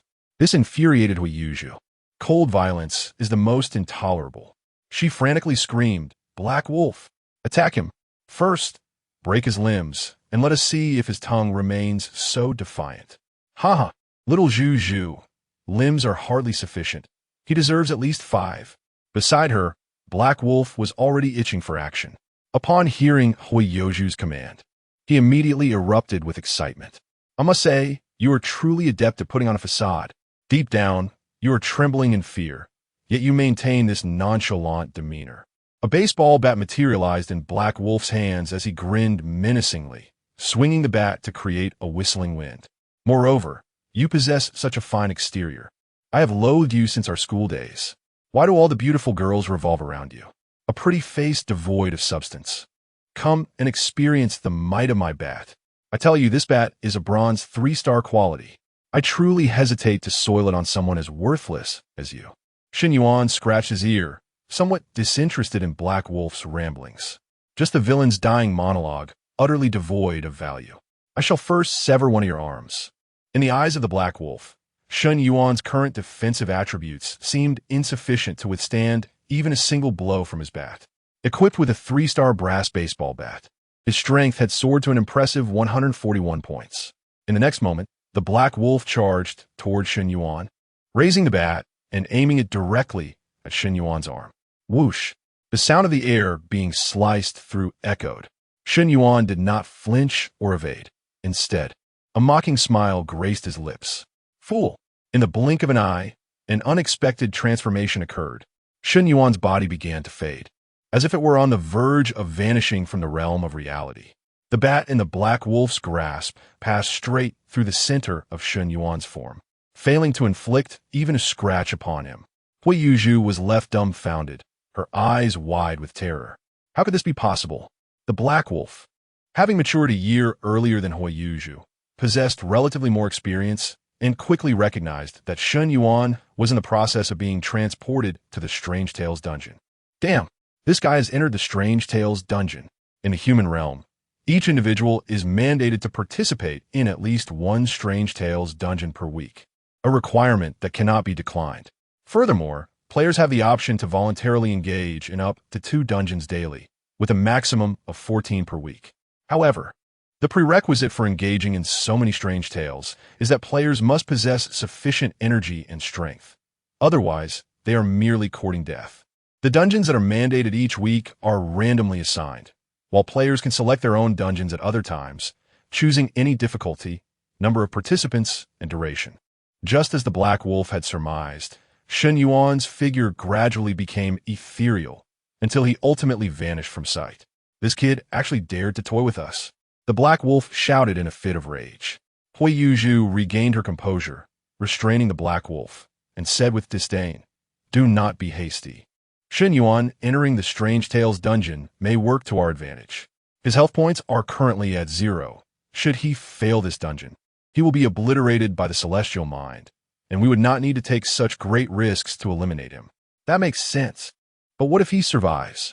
The Black Wolf inquired. Hui Yuzhu sneered, her expression sinister. Survive? He will return here in an hour. At that time, he will still be within our grasp. Today, that 1,000,000 gold coins is as good as mine. Upon hearing this, the Black Wolf nodded in agreement. A malicious grin spreading across his face, his eyes glinting with greed as he fixated on the spot where Shen Yuan had disappeared. Kid, you cannot escape. I shall await your return right here. Hui Yuzhu suddenly recalled something and turned to the Black Wolf, asking, Black Wolf, is this your first time killing someone? Are you confident? The Black Wolf remained silent, merely pulling out an ugly and repulsive doll from his pocket. In truth, I have longed to test the power of my minor curse. As a C-grade curse practitioner, I have yet to employ my abilities on a human. I imagine the spectacle will be quite exhilarating. In the 100 Demons realm, everything appeared distinct from the human realm. There was no sun, no daylight. A blood-red moon hung perpetually in the sky, shrouded in crimson clouds. However, the peculiar beings of the 100 Eerie realm have long grown accustomed to this state. The scrutiny from the human realm instead renders them uncomfortable. Suddenly, a blood-red door swung open, and Tang Li, appearing utterly fatigued, stepped through the threshold, returning to her chamber. Without hesitation, she flung herself onto her pink-hued bed. No one could have anticipated that the interior of the aloof female ghost's abode would be adorned in such a delicate shade. She buried her head into the plush pillow, unable to suppress a cry that vented her pent-up emotions. Tang Li felt that this recent ordeal had drained her more than all the eerie narratives she had participated in over the past 6 months combined. What a wretched day it was. She could scarcely conceive of a misfortune more profound than encountering that individual. Tang Li would assert, without a shadow of a doubt, that there was absolutely, unequivocally, no worse fate. Chapter 11. The Soul Pivot, Bloodgate. New tales of the strange on the bedside table. Tang Li's soul pivot buzzed incessantly, inundated with messages. The soul pivot was essentially a mobile device from the realm of strange tales, crafted by a researcher who had sought to emulate the mobile phones of the human world. Who could it be? What urgent matter demands attention? A summons from the underworld? Tang Li murmured in displeasure, waving her hand, and countless crimson threads shot forth, swiftly seizing her soul pivot, bringing it before her. Upon illuminating the screen, she was taken aback by the multitude of scarlet notifications. What is happening? Why so many messages? Each application was flooded with alerts. There were over 999 messages from Soul Sound, the realm of strange tales equivalent of TikTok, and over 99 messages from Underworld Message, akin to WeChat. Tang Li first opened Soul Sound. Logically, she had not gone live today. Such an influx of messages was unexpected. A sense of foreboding washed over her. As Soul Sound initiated, the interface transitioned, and Tang Li firmly gripped her soul pivot, cautious not to make any erratic movements that could lead her into a myriad of other applications. She was well versed in such matters, her hands steady. The main interface successfully materialized, followed by the comment section, which bombarded her with a deluge of messages. AAA Bridge Wholesale. What the hell? Our aloof goddess has been bullied. Brothers, if any of you encounter that brat in the Strange Tales dungeon, make sure to teach him a lesson. Ox-headed horseface fan. Sister is truly beautiful. Sincerely envious, drooling, not eating ashes, Lili, you actually went live. My goodness, I can't imagine how devastated you'll be when you find out about this. Hugs. Who understands home ghosts? This is so convincing. Is this scripted? The aim is to gain exposure for clout, right? Truly a scheming vixen. The escaped judge of the underworld. Dark version, what profession does this human even have? I haven't heard of any new prodigies from the human realm. This is utterly shameless. Lazy little ghost, scaring someone to tears? That is hilariously ironic, haha. The king of hell is my father. The streamer is stunning. Buzzing. Tang Li felt her mind go blank. The comments kept refreshing, but she could no longer absorb them. Trembling, she clicked into the live streaming interface.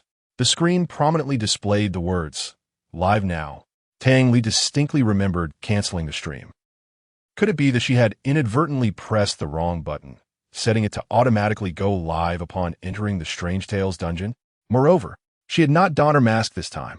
In her previous streams, she had always concealed her face, preferring her audience to focus on her lethal techniques and the content of her broadcasts, rather than her exquisite visage. Yet this time, she had encountered Shen Yuan. If it were merely other ordinary players, it could be overlooked. The red veil would have obscured her face, but Shen Yuan, that devil, had lifted her veil. In a flurry of panic, she exited Soul Sound, too frightened to confront those messages. This was undoubtedly an unprecedented humiliation. Not only was her true appearance revealed, but she also suffered greatly from bullying, her aloof and enigmatic persona completely shattered. She feared that she would become the laughingstock of the entire Hundred Eerie realm. How utterly embarrassing. Tang Li sat dazed on her bed, allowing the soul pivot beside her to tremble. Suddenly, the ringing of the soul pivot pierced through her reverie. Tang Li regained her senses and glanced at the caller ID. Wu Chang Communications reminds you. Sister Xia is calling you. Sister Xia. Tang Li's eyes widened in astonishment. This was the former supervisor of the same coffin calamity, and perhaps she was calling regarding the matter of the Yin fate. Tang Li hastily answered the soul pivot. Sister Xia. However, Sister Xia's heavy voice interrupted her from the other end. Little Li, I understand that you are feeling quite distressed at the moment, but please listen to me. I must warn you. I have seen your video. If that video is genuine, then your Yin fate with Shen Yuan has already been sealed, and you will encounter trouble. You must eliminate Shen Yuan as soon as possible. Otherwise, before she could finish, the call was abruptly cut off. Confounded, Tang Li stared wide-eyed, only to be horrified to discover a blood gate opening before her, severing the signal of the soul pivot. Why? The opening of the blood gate indicated that a strange tale instance required her participation. Yet, she had just completed a previous instance, which should have granted her a 2-hour rest period. During these 2 hours, no new instances should commence. However, the overwhelming pull of the gate left Tang Li no choice but to be drawn into it. Just as she was being pulled in, she suddenly recalled that her automatic livestream button had not been turned off. Oh well, if it must be broadcasted, then so be it. Tang Li steadied her mind, took a deep breath, and calmed her thoughts. Today had been rife with peculiar occurrences. In this round, she would engage in a thorough slaughter to recalibrate her mindset. However, Sister Xia's unfinished warning sent a tremor through her heart. Hopefully, nothing will go awry. Ding! This strange tale suggests a participant count of 6 to 8 individuals. Do you confirm a selection of one person to enter? Shen Yuan lifted his gaze to the interface suspended in the void, scoffing lightly. Without hesitation, he selected yes. A suggestion of 6 to 8 participants? I shall not heed your counsel. The familiar voice of the heavenly brain echoed in Shen Yuan's ears, and the surroundings began to shift. Welcome to the Strange Tale instance. Current instance. The Nightmare Restroom. Introduction. You are a newly appointed property manager. At midnight today is your first night shift since your appointment. Suddenly, the ringing of a telephone shatters the tranquil silence of the duty room, startling you as you tremble and answer the call. The caller is a resident of the apartment building, complaining that the restroom faucet emits numerous strands of hair, demanding you to come and clean it. You can only grit your teeth and proceed. May you still see the sunlight of tomorrow morning. Remember, be wary of hair. Be wary of hair. Be wary of hair. Please note, your current life value is 0. Failure once more will result in annihilation. The number of participants in this instance, 1. The difficulty level, silver, 2 stars. The heavenly brain wishes you an enjoyable experience in this tale of horror. Shen Yuan pinched his chin, conducting a brief analysis of the information provided by the heavenly brain. It appeared that this horror instance was distinctly different from the last. It seemed to lean more towards role-playing and immersive experience. Currently, I am cast as a hapless property manager tasked with inspecting a peculiar apartment inhabited by unsettling tenants. This manager is rather foolish, daring to confront such eerie occurrences in the dead of night, surely a recipe for disaster. After voicing my complaints, Shen Yuan surveyed his surroundings. The realm of horror had been meticulously arranged, presenting an unsettling palette of black, white, and gray. This setting was a dilapidated hallway, exuding an air of antiquity, likely possessing a history of at least 30 or 40 years. A weathered and yellowing house for rent sign still clung to the wall, and Shen Yuan couldn't help but feel that this piece of paper was perhaps older than himself. The dim, flickering overhead light cast a pallid glow, while a damp, musty odor lingered in the air. The complaint originated from the tenant of room 101 on my left. Shen Yuan resolutely approached and rapped on the iron door. The jarring sound echoed through the silent corridor. After a brief pause of several seconds, there was no response from within. Perhaps the reporting tenant had perished or fled. In any case, this horror instance would only feature Shen Yuan as the sole living inhabitant. Shen Yuan attempted to tug at the doorknob, and indeed, with a creak, the door swung open. Chapter 12. Exorcism, Reunion, and the Restroom. Upon entering the room, Shen Yuan could not help but draw in a sharp breath. This chamber was far from ordinary.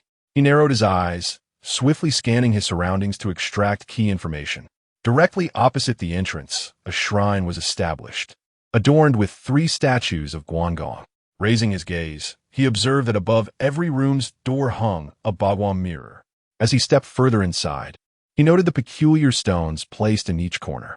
Finally, Shen Yuan's attention turned to the walls, where peachwood swords and copper coins were scattered and suspended in a haphazard manner. In his previous life, Shen Yuan had often tuned into live streams, gaining a modicum of understanding regarding feng shui. Guangong, a symbol of loyalty and martial prowess, is frequently revered as a deity for warding off evil spirits. To find 3 such statues in this room was quite astonishing. The bagua mirrors on the doors were intended to reflect malevolent energy, while the stones in the corners were likely the legendary Tai Shan stones. Coupled with the array of talismans adorning the walls, it became evident that this room was not merely a haunt of the supernatural. The sheer volume of protective artifacts was remarkable. Yet, something felt amiss. Shen Yuan pondered for a moment, but could not pinpoint the source of his discomfort, so he ultimately relinquished the thought. Despite the eerie ambience saturating the living room, he did not linger. Instead, he made his way directly to the restroom. The tale of the peculiar phenomenon was titled Nightmare Restroom, indicating that the site of this bizarre occurrence was likely the restroom. I shall investigate the restroom first, in hopes of encountering a chance to perish once. He had yet to meet his demise in this instance. With this thought, Shen Yuan pursed his lips, expressing his discontent. Is this truly the extent of the supernatural phenomena? A mere 2-star silver instance? No dramatic confrontation? It lacks the clarity of Tang Li, who lay beside me, saving time and effort. As he murmured, Shen Yuan slowly pushed open the restroom door. The 100 Strange Realms. If one were to inquire about the most popular figure within today's 100 Strange Realms, the answer would be unequivocal. It was, of course, Tang Li, who weeps like a pear blossom. Tang Li's live stream had been sliced into snippets by mischievous spirits, and upon dissemination, it rapidly captivated a substantial portion of the 100 Strange Realms. The trending topics occupied numerous slots in the Soul Sound platform. Tang Li cried. Tang Li was scared by humans in the instance. The notion of a spirit being frightened to tears by humans elicited immense curiosity among countless beings, propelling it to the top of the rankings. However, the majority of transient spirits did not hold a favorable view of Tang Li. Tang Li is faking it. Tang Li's live stream is definitely fake. Tang Li's script. Tang Li is embarrassing the whole 100 Strange Realms. Such sentiments were not in short supply. At that moment, the spirits were taken aback to discover that Tang Li had indeed begun a live stream. To dare broadcast amidst such high controversy was a testament to her audacity. It appeared she was unperturbed by the influx of negative attention. A multitude of both detractors and supporters flooded into the live stream. When will the host cry? I'm pressed for time. Indeed, I believe it would suffice to fast forward to the tear-jerking scenes. I must admit, these tears are rather endearing. Let us set aside the script for now. The S breathtaking beauty is truly beyond compare. Is the still in need of actors? I possess a remarkable talent for feigning death. Oh, is this the nightmare bathroom? I recall that was not responsible for this particular tale of horror. Is an affectionate moniker used by fans to refer to. Cast a glance at the bullet comments, but chose to ignore them. Her expression as frigid as frost. Typically, maintains such an aloof demeanor. After filtering out the unsavory comments, her gaze settled on the final bullet. She was indeed perplexed. Why had the blood gate transported her here? This was not a tale she was tasked with. Though curiosity gnawed at her, remained silent. Perhaps it was merely a glitch in the blood gate. Today seemed to be riddled with misfortune, encountering one oddity after another. Upon entering the horror scenario, swiftly perused the script, gaining a general understanding of the nightmare bathroom. In her haste, she had not even had the chance to review the player information from the human realm. Yet, this seemed inconsequential now. She silently prayed for a swift conclusion to this ordeal. Yearning to return home, she wished to inquire about the unfinished words of Sister Xia. Today had been fraught with enough misadventures. She hoped this horror scenario would proceed smoothly. As murmured these thoughts, she surveyed her surroundings. She found herself within a restroom, temporarily bound by the forces of the rules, unable to move freely. She could only take action if a player within the horror scenario violated the rules. Suddenly, footsteps echoed from outside. Someone was approaching. But why was there only one set of footsteps? Was only one person participating? Impossible. With a frown of confusion, swiftly dismissed this notion. The difficulty of the nightmare bathroom surpassed that of the coffin challenge. Without others to test the waters, success was nearly unattainable. The more players there were, the greater the chances for trial and error. Logically, the nightmare bathroom should accommodate 6 to 8 participants. Could it be that the others were searching different rooms? Such a reckless strategy for this team of players. Just as pondered this, a soft whisper pierced her ears. Simply lie beside me. It will save time and effort. Boom! It felt as though her head had exploded, a cacophony ringing in her ears, her blood freezing in an instant, terror creeping insidiously into her mind. This voice would be etched into her memory for eternity. What was he doing here? entered the restroom, and immediately noticed the strands of hair flowing from the faucet. The sink, already cramped, was piled high, threatening to overflow. He observed that the hair was marred with crimson stains, rendering it utterly filthy. Not only the faucet, but the toilet is also ensnared with an abundance of hair strands, continuously surging from the depths below, a sight that is both shocking and ominous in its inky blackness. Were a typical player to witness this bizarre scene, they would likely be taken aback, instinctively retreating several meters in caution from the unsettling strands. Yet, Shun Yuan's eyes sparkled with intrigue, a smile illuminating his face. These hair strands were evidently peculiar. Let me take a closer look, he mused, as he reached out to grasp the strands without hesitation. Chapter 13. Come on. Give it your all, kill me. Unbeknownst to Shun Yuan, countless eerie eyes were fixated upon his every move. As he boldly reached for a strand of hair upon entering, a flurry of mocking comments erupted from the audience. Since Shun Yuan had never directly faced the camera, these spectators were oblivious to the fact that he was the very human featured in the Tongli videos. In the void, the barrage of comments flowed relentlessly. This dialogue was visible solely to Tongli, invisible to the human eye. What a fool. I've watched the Nightmare Bathroom tale numerous times, yet I've never seen anyone so foolish as to touch it directly. TSK, TSK. Even the king of hell would commend his audacity. How could he not be foolish?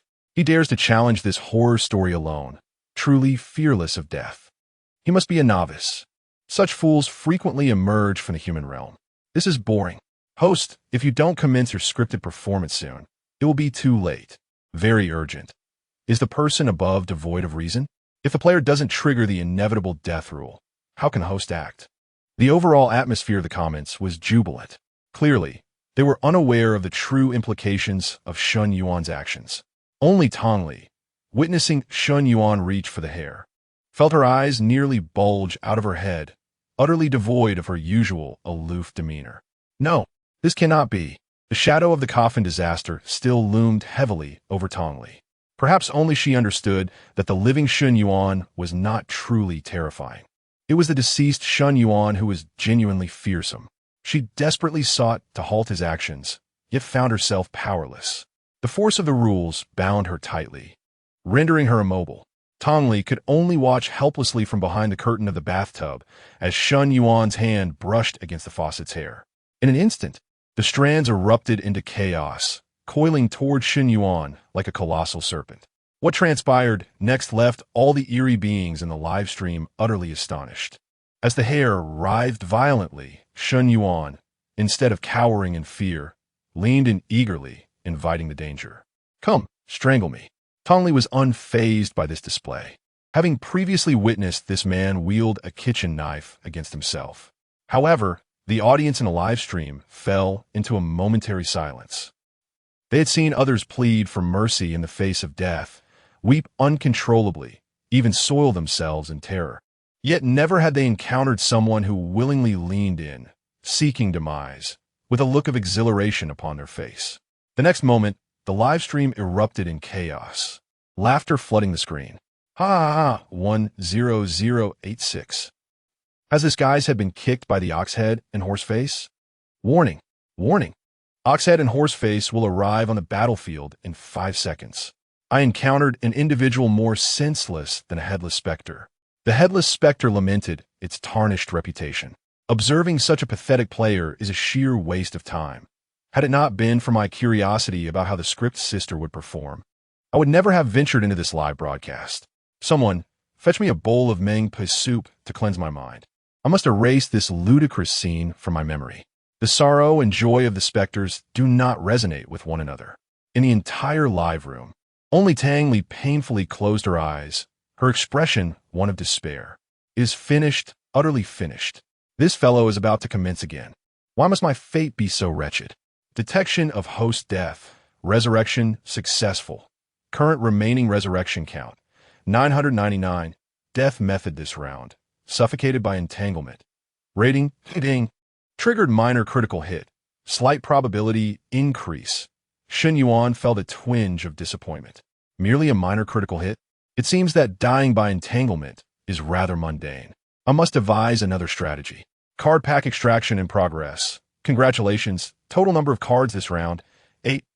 8 cards. Not bad, though fewer than last time. Is still acceptable. I hope this round yields several critical hits, ideally enabling another upgrade of my system. Card extraction in progress. In the next moment, a blue light flashed. Shen Yuan raised an eyebrow. The first card appeared as an SR level. Impressive. A promising start. Congratulations. Obtained SR level skill card. Marionette 3. Marionette, category. Item, function upon use. Can manipulate any item within the Spectre narrative once. Cannot perform operations beyond the item's capabilities. Shen Yuan was momentarily stunned, then his eyes widened in astonishment. Manipulating the primary item? How powerful! Should an ordinary player acquire this marionette, they would likely reserve it for a critical moment, utilizing it to fend off an attack from Spectre, thereby gaining a fleeting chance to survive. Some audacious players might even devise a bold plan to use the Spectre's item against it. Shen Yuan deemed such tactics unlikely to succeed. After all, he had seen Tang Li's attribute panel, which boasted a formidable level 60, with defense nearing 220,000. How could a single item possibly vanquish such strength? Thus, Shen Yuan had his own ingenious application. Once again opening his eyes on the bathroom floor, he unhesitatingly directed the skill card, Marionette, towards the hair strands in the sink. The skill card radiated a blue glow, transforming into starlight, and instantaneously vanished into the void. This skill card was visible only to Shen Yuan.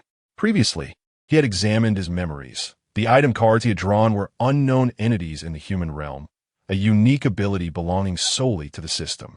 All specters, heed my command, now. Divide me into 1,000 pieces. The spectral strands in the sink hesitated, slowly forming a question mark. What is this? To be divided into 1,000 pieces? The specters had roamed the nightmare bathroom dungeon for quite some time, yet this was their first encounter with such an audacious demand. Nevertheless, they would comply. The task of slicing through these 10,000 strands is far from simple. The sinister forces must exert their utmost power. In the next heartbeat, countless strands of hair erupted violently. From the sewers, from the toilets, from the sinks, and even from the crevices in the walls. An overwhelming tide of dark hair surged forth, resembling a vast, imprisoning net, advancing toward Shen Yuan. Unfazed, Shen Yuan stood serenely in place, slowly extending his arms, ready to embrace the onslaught of these eerie strands. This posture was graceful, exquisite, and undeniably pretentious. Come forth, unleash all your might, and destroy me. With a swift rush, countless strands pierced toward Shen Yuan's form.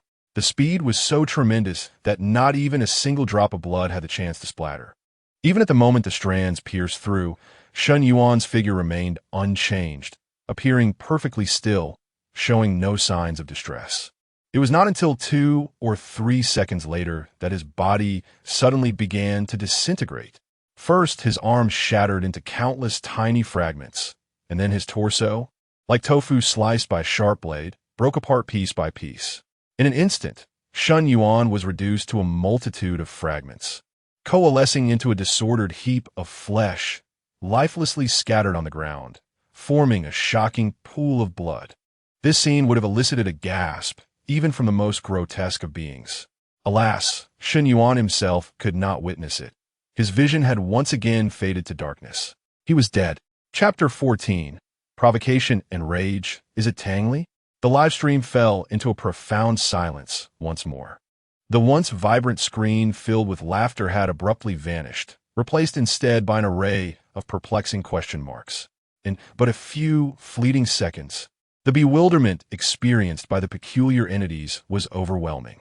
First, there was a miraculous resurrection, followed by an unprecedented upheaval.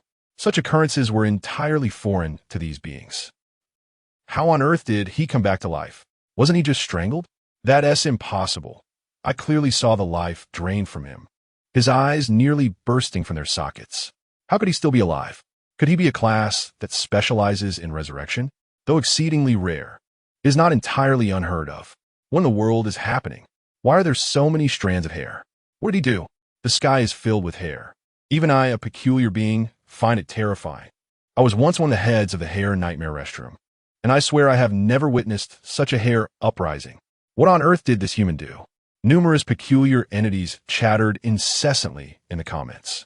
Regardless of whether they were black or white entities, curiosity about the occurrences in the hair nightmare restroom intensified, leaving little attention for the live stream's host, Tang Li. That was until a comment emerged. Don't you all think this human realm player looks familiar? Isn't he the one from the coffin heist dungeon who could resurrect infinitely and brought Tang Li to tears? Upon this revelation, all peculiar entities were left in a state of shock. What? Is this the one who could resurrect endlessly and continuously pilfered items from Tang Li? Shen Yuan? Instantly, some began comparing the video with the live stream. It's true. It's him. I swear by Yuan, this guy is Shen Yuan. I suddenly realized something. If this human player truly exists, does that not mean the video is authentic? The atmosphere in the live stream grew silent among the black entities. The reason for their previous skepticism towards Tang Li's narrative stemmed from three main doubts. Firstly, all the circulated videos were incomplete, lacking any footage of Tang Li entering the Strange Tale dungeon. They only contained snippets of her wailing in despair. Thus, many passing peculiar entities suspected that this segment was not part of the live content, and that Shen Yuan, featured in the video, was merely a figment of Tang Li's imagination, a performance crafted with a resurrecting peculiar being. Secondly, the ability to resurrect multiple times while forcibly stealing NPC items was unheard of in the 100 Peculiar realm, far beyond the imagination of all peculiar entities. Both humans and peculiar beings struggle to accept phenomena that transcend their understanding. Thirdly, Tang Li's continuous streaming to garner attention appeared rather blatant. Normally, if one were to face such a significant setback, a period of rest would be expected. How could she possibly force herself into the next Strange Tale dungeon? Of course, they remained unaware that Tang Li had not voluntarily chosen to participate in this Strange Tale dungeon. Now, with Shen Yuan's identity confirmed, all doubts began to crumble. However, this time, many strange entities watched the entire live broadcast, from the emergence of the Bloodgate, to the formation of the realm of Strange Tales, and finally to the entry of players into the human realm. They witnessed it all firsthand, leaving no room for deception. The human player, Shen Yuan, is indeed real, not a guise of strange entity. Most importantly, Shen Yuan possesses the extraordinary ability to resurrect. This is nearly irrefutable. The video is authentic, not a scripted performance. A prodigious genius has truly emerged in the human realm, one capable of infinite rebirth. Tang Li did not seek attention deliberately. She was genuinely harassed by humans, leading her to tears of frustration. Yet, instead of offering comfort, her companions from the realm of 100 strange entities chose to attack and insult her. Realizing this, many strange entities felt a strong urge to slap themselves. In other words, one of our female entities from the realm of 100 strange entities was actually bullied by a human. How can we tolerate this? We cannot endure it. All entities heed my call. From now on, if we encounter this individual in the realm of strange tales, we must exhaust all means to frighten him to the core. But the question remains, can we truly harm someone who can resurrect? Is it effective to kill him within the realm? The barrage of comments paused momentarily, but soon a reply emerged. I refuse to believe this individual can resurrect infinitely.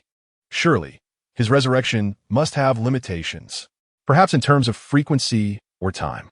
This sentiment found considerable agreement among the strange entities. There is absolutely no such invincible ability. Wait, stop spamming. Look, he has resurrected again.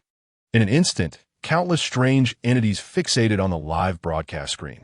They were astonished to see Shen Yuan, who had been reduced to countless pieces of flesh, miraculously stand up once more. The fragmented pieces vanished, and a pristine Shen Yuan reappeared on the screen, even wearing a smirk upon his cheek. It was as if he were mocking the myriad of strange entities behind the camera. Is this all you've got? Boom. The entire realm of 100 strange entities was enraged. A provocation. This is a blatant provocation. These strange entities were, of course, overthinking the situation. Shen Yuan had no idea that the realm of 100 strange entities could still broadcast live. He had yet to notice Tang Li hiding behind the shower curtain in the corner. Presently, all of Shen Yuan's attention was focused on the purple card before him. Indeed, the second card had revealed an SSR. Detection of host death. Resurrection successful. Current remaining resurrection count. 999. Method of death this round. The myriad of strange entities sliced the host into 10,000 pieces. Comment. Died splendidly. Died perfectly. Rating. A ding. Triggering a significant critical hit. Probability greatly enhanced. Remaining cards in the pack. 7. In the process of drawing cards. Congratulations on obtaining an SSR grade item card. Blood Pact. Blood Pact category. Special item function. Allows the selection of a subordinate from another realm, subject to specific conditions. Enabling summoning for battle at any time. Cross-realm combat incurs a reduction in strength. Currently selectable preparatory subordinate. Realm of 100 Phantoms. Tang Li contract requirement. Experience 5 horde dungeon scenarios together. 2-5. Upon first glimpsing the purple card, Shen Yuan felt an immense anticipation. The sight of the words contract subordinate made his heart race with excitement. However, upon noticing the name Tang Li, he was utterly astounded. Goodness, Tang Li is level 60. Should he acquire this subordinate, the so-called Black Wolf would be nothing more than a trivial roadside mutt, easily dispatched with a mere slap. With Tang Li at his side, there would be no need to fear any debt collectors. When Tang Li strikes, one shall know the outcome. Regrettably, there were still contract requirements to fulfill. Shen Yuan frowned slightly.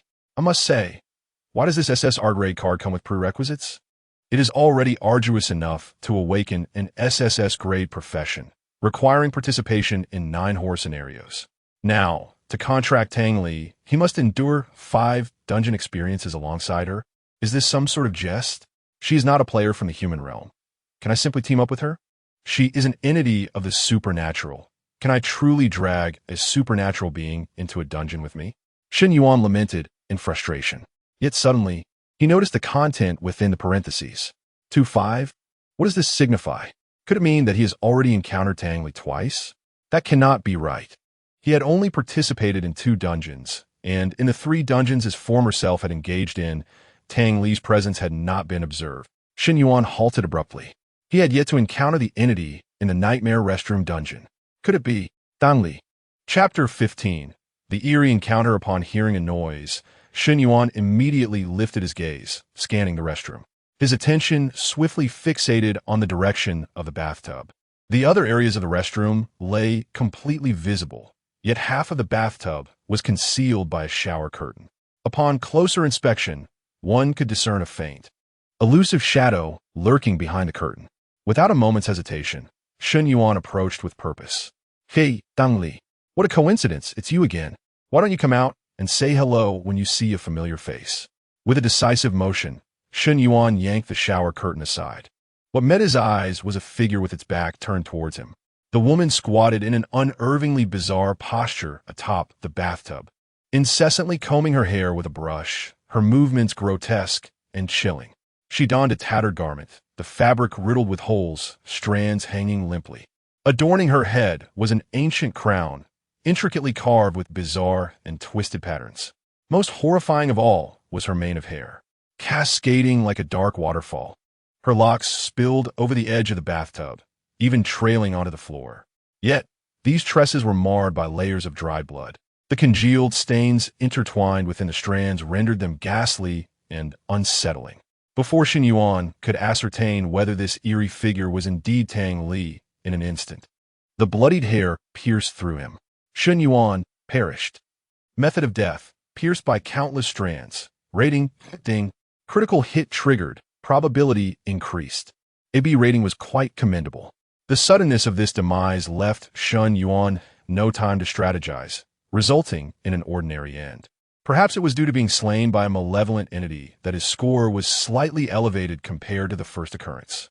Remaining cards in the pack. 6 drawing cards. Initially, Shen Yuan had little hope for this draw, yet to his astonishment this time, it was once again purple. In merely 3 draws, he had already acquired 2 SSR cards. Such luck was undeniably extraordinary.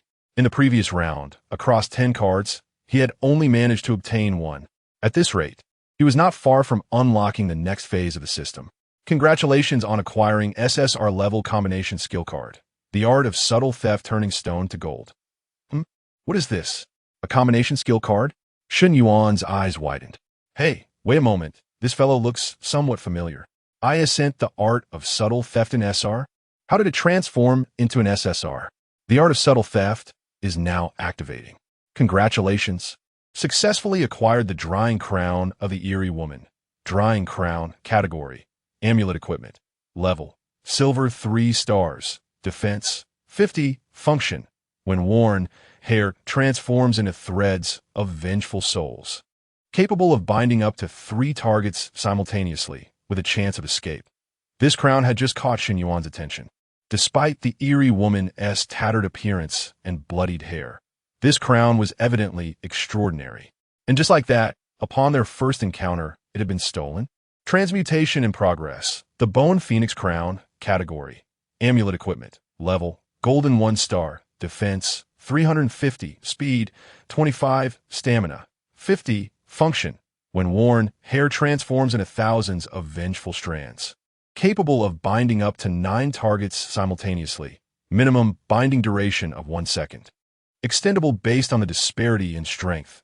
Wearing restriction, level 5 and above. Shun Yuan's eyes widened in astonishment. The transmutation had astonishingly elevated a silver 3-star equipment directly to golden 1 star. This was his first encounter with equipment of such exquisite quality.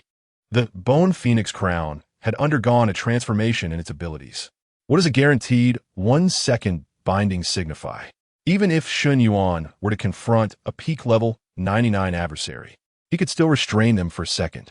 Although that second might seem futile, unable to kill or escape, did it not count as control? All equipment requires a minimum level of 5. Once I conquer this bizarre dungeon, I shall undoubtedly reach level 5, adorning myself in divine regalia. Shun Yuan had not forgotten that 3 random silver equipment pieces lay unopened in his inventory. Delighted, he accepted the Bone Phoenix Crown and opened his eyes once more, coincidentally meeting Tang Li's astonished gaze.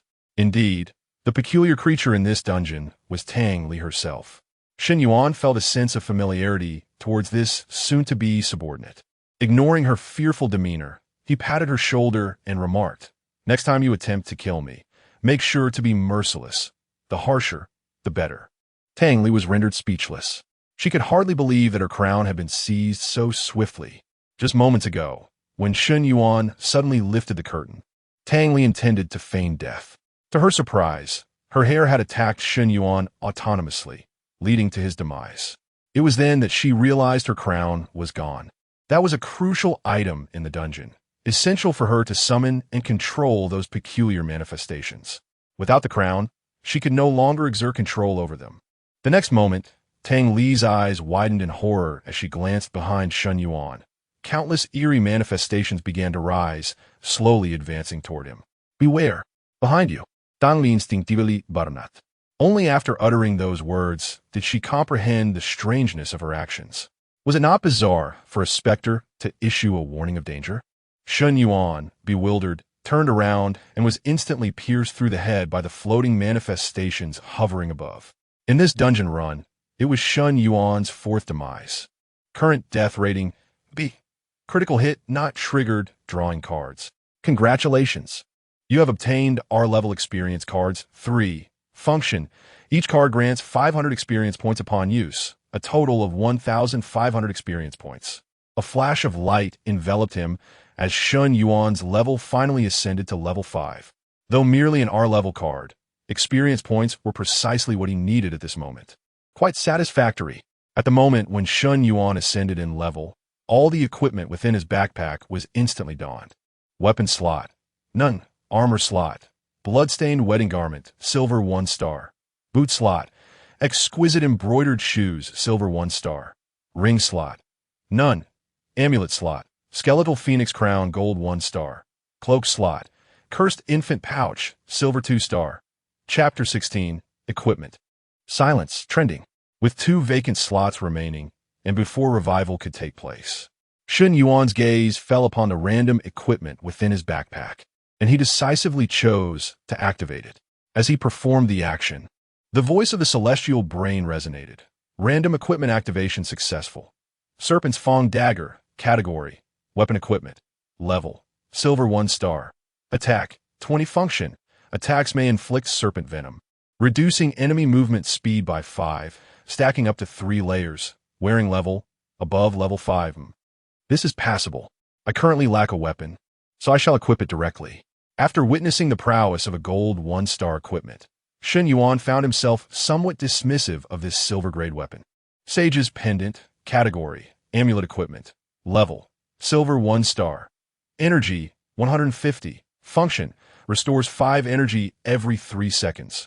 Wearing level, above level 5, among the fundamental attributes. Energy is crucial for skill usage.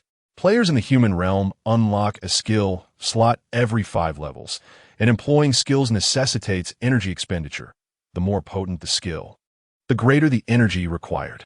This has led certain players to develop a unique playstyle known as skill flow, wherein all their equipment is geared towards maximizing energy, relying solely on skills for combat. Yet, as of now, Shun Yuan had yet to learn a single skill, rendering energy utterly useless to him. Thus, he dismissed this amulet without a second thought, deeming it inferior to the Bone Phoenix crown, discarding it into his backpack. With a light chuckle, Shun Yuan remarked, "Once this eerie dungeon concludes, surplus equipment can be sold in the Celestial Brain Marketplace, potentially fetching a decent sum of gold." After all, that level 7 Black Wolf wielded only a bronze 3-star baseball bat. It was evident that not everyone could possess silver-grade equipment. At least within the novice circles below level 10, silver-grade items were undeniably beyond their reach. Now, let us proceed to the final piece. Raider's Cloak, category, cloak equipment, level, silver 1 star, speed, 25, function, upon using a displacement skill. A shadow will remain at the original location for 10 seconds. The shadow cannot withstand any attacks and will be instantly shattered. Shun Yuan furrowed his brow. Another cloak. He already possessed a wailing infant pouch. Regrettably, no rings had appeared. Presently, with 6 equipment slots, only the ring slot remained vacant. However, this posed no significant issue. Possessing 5 pieces of equipment was already commendable. Yet, between the Raider's Cloak and the Wailing Infant Pouch, Shun Yuan found himself in a quandary. The Wailing Infant Pouch certainly surpassed the Raider's Cloak in terms of quality and overall attributes, yet the Raider's Cloak offered superior functionality, perfectly complementing the skill of the delicate embroidered shoes. After a moment's contemplation, Shun Yuan arrived at a decision. Let us proceed thus. First, I shall don the cloak of the Raider and the Wailing Infant's bodice, which excels in nurturing the ghostly infants. However, this requires encountering curse-type attacks. I shall switch to them when I confront such assaults. Thus, Shun Yuan's attributes and equipment slots were entirely revitalized. Shun Yuan, level 5, class, yet to awaken defense. 1390-840-200350. Health, 0. Energetic points, 368. Attack, 67, 47, 20. Speed, 115, 30, 35, 25, 25. Stamina, 139, 89, 50. Weapon slot, Serpent Tooth Dagger. Silver, 1 star. Armor slot, Blood-Soaked Wedding Garb. Silver, 1 star. Shoe slot, Exquisite Embroidered Shoes. Silver, 1 star. Ring slot, none. Talisman slot, Bone Phoenix Crown. Gold, 1 star. Cloak slot, Cloak of the Raider. Silver, 1 star. Shun Yuan's attributes, with the exception of speed, still lag behind those of the Black Wolf. Nevertheless, it matters not. At least Shun Yuan now possesses the capability to contend with the Black Wolf. Moreover, his greatest advantage lies in the skills bestowed by several pieces of equipment, an edge far more formidable than mere attributes. As the resurrection time concluded, Shun Yuan reopened his eyes. This time, he discerned the pitch-black phantoms hovering behind him without displaying the slightest hint of fear. Instead, he amiably waved at the apparitions. "Greetings. Thank you for your efforts." His demeanor resembled that of a general addressing soldiers during a parade. The phantoms were momentarily taken aback, and the viewers in the live stream were utterly astonished. He has returned to life again? Tang Li quickly glanced at her own attire. Thankfully, everything remained intact. As long as her clothing was not stolen, she thought it acceptable for him to live. This bizarre tableau persisted for a few seconds before the phantoms, hovering in midair, finally reacted, their anger palpable. How dare this human provoke us? Do they not regard us as formidable? Now liberated from the crown's control, the phantoms unleashed their ferocity and bloodthirsty nature, nearly overwhelming the entire restroom. Shadows of the phantoms lurked within the wall crevices, the ceiling, the sink, and even the toilet. The phantoms were omnipresent, even within Shun Yuan's own body. Boom! In the next moment, countless strands of hair erupted from Shun Yuan's body. These strands emerged from his skin's pores, dragging along crimson blood that meandered down and splashed onto the restroom tiles, staining a considerable area. The phantoms danced wildly in midair, seemingly reveling in their display. Huh! Worthless one, are you still so arrogant? Before the phantoms could extract the hair from Shun Yuan's body, his corpse suddenly vanished. The phantoms paused in confusion. Where did he go? In the next instant, another intact Shun Yuan stood up, turning to face Tang Li.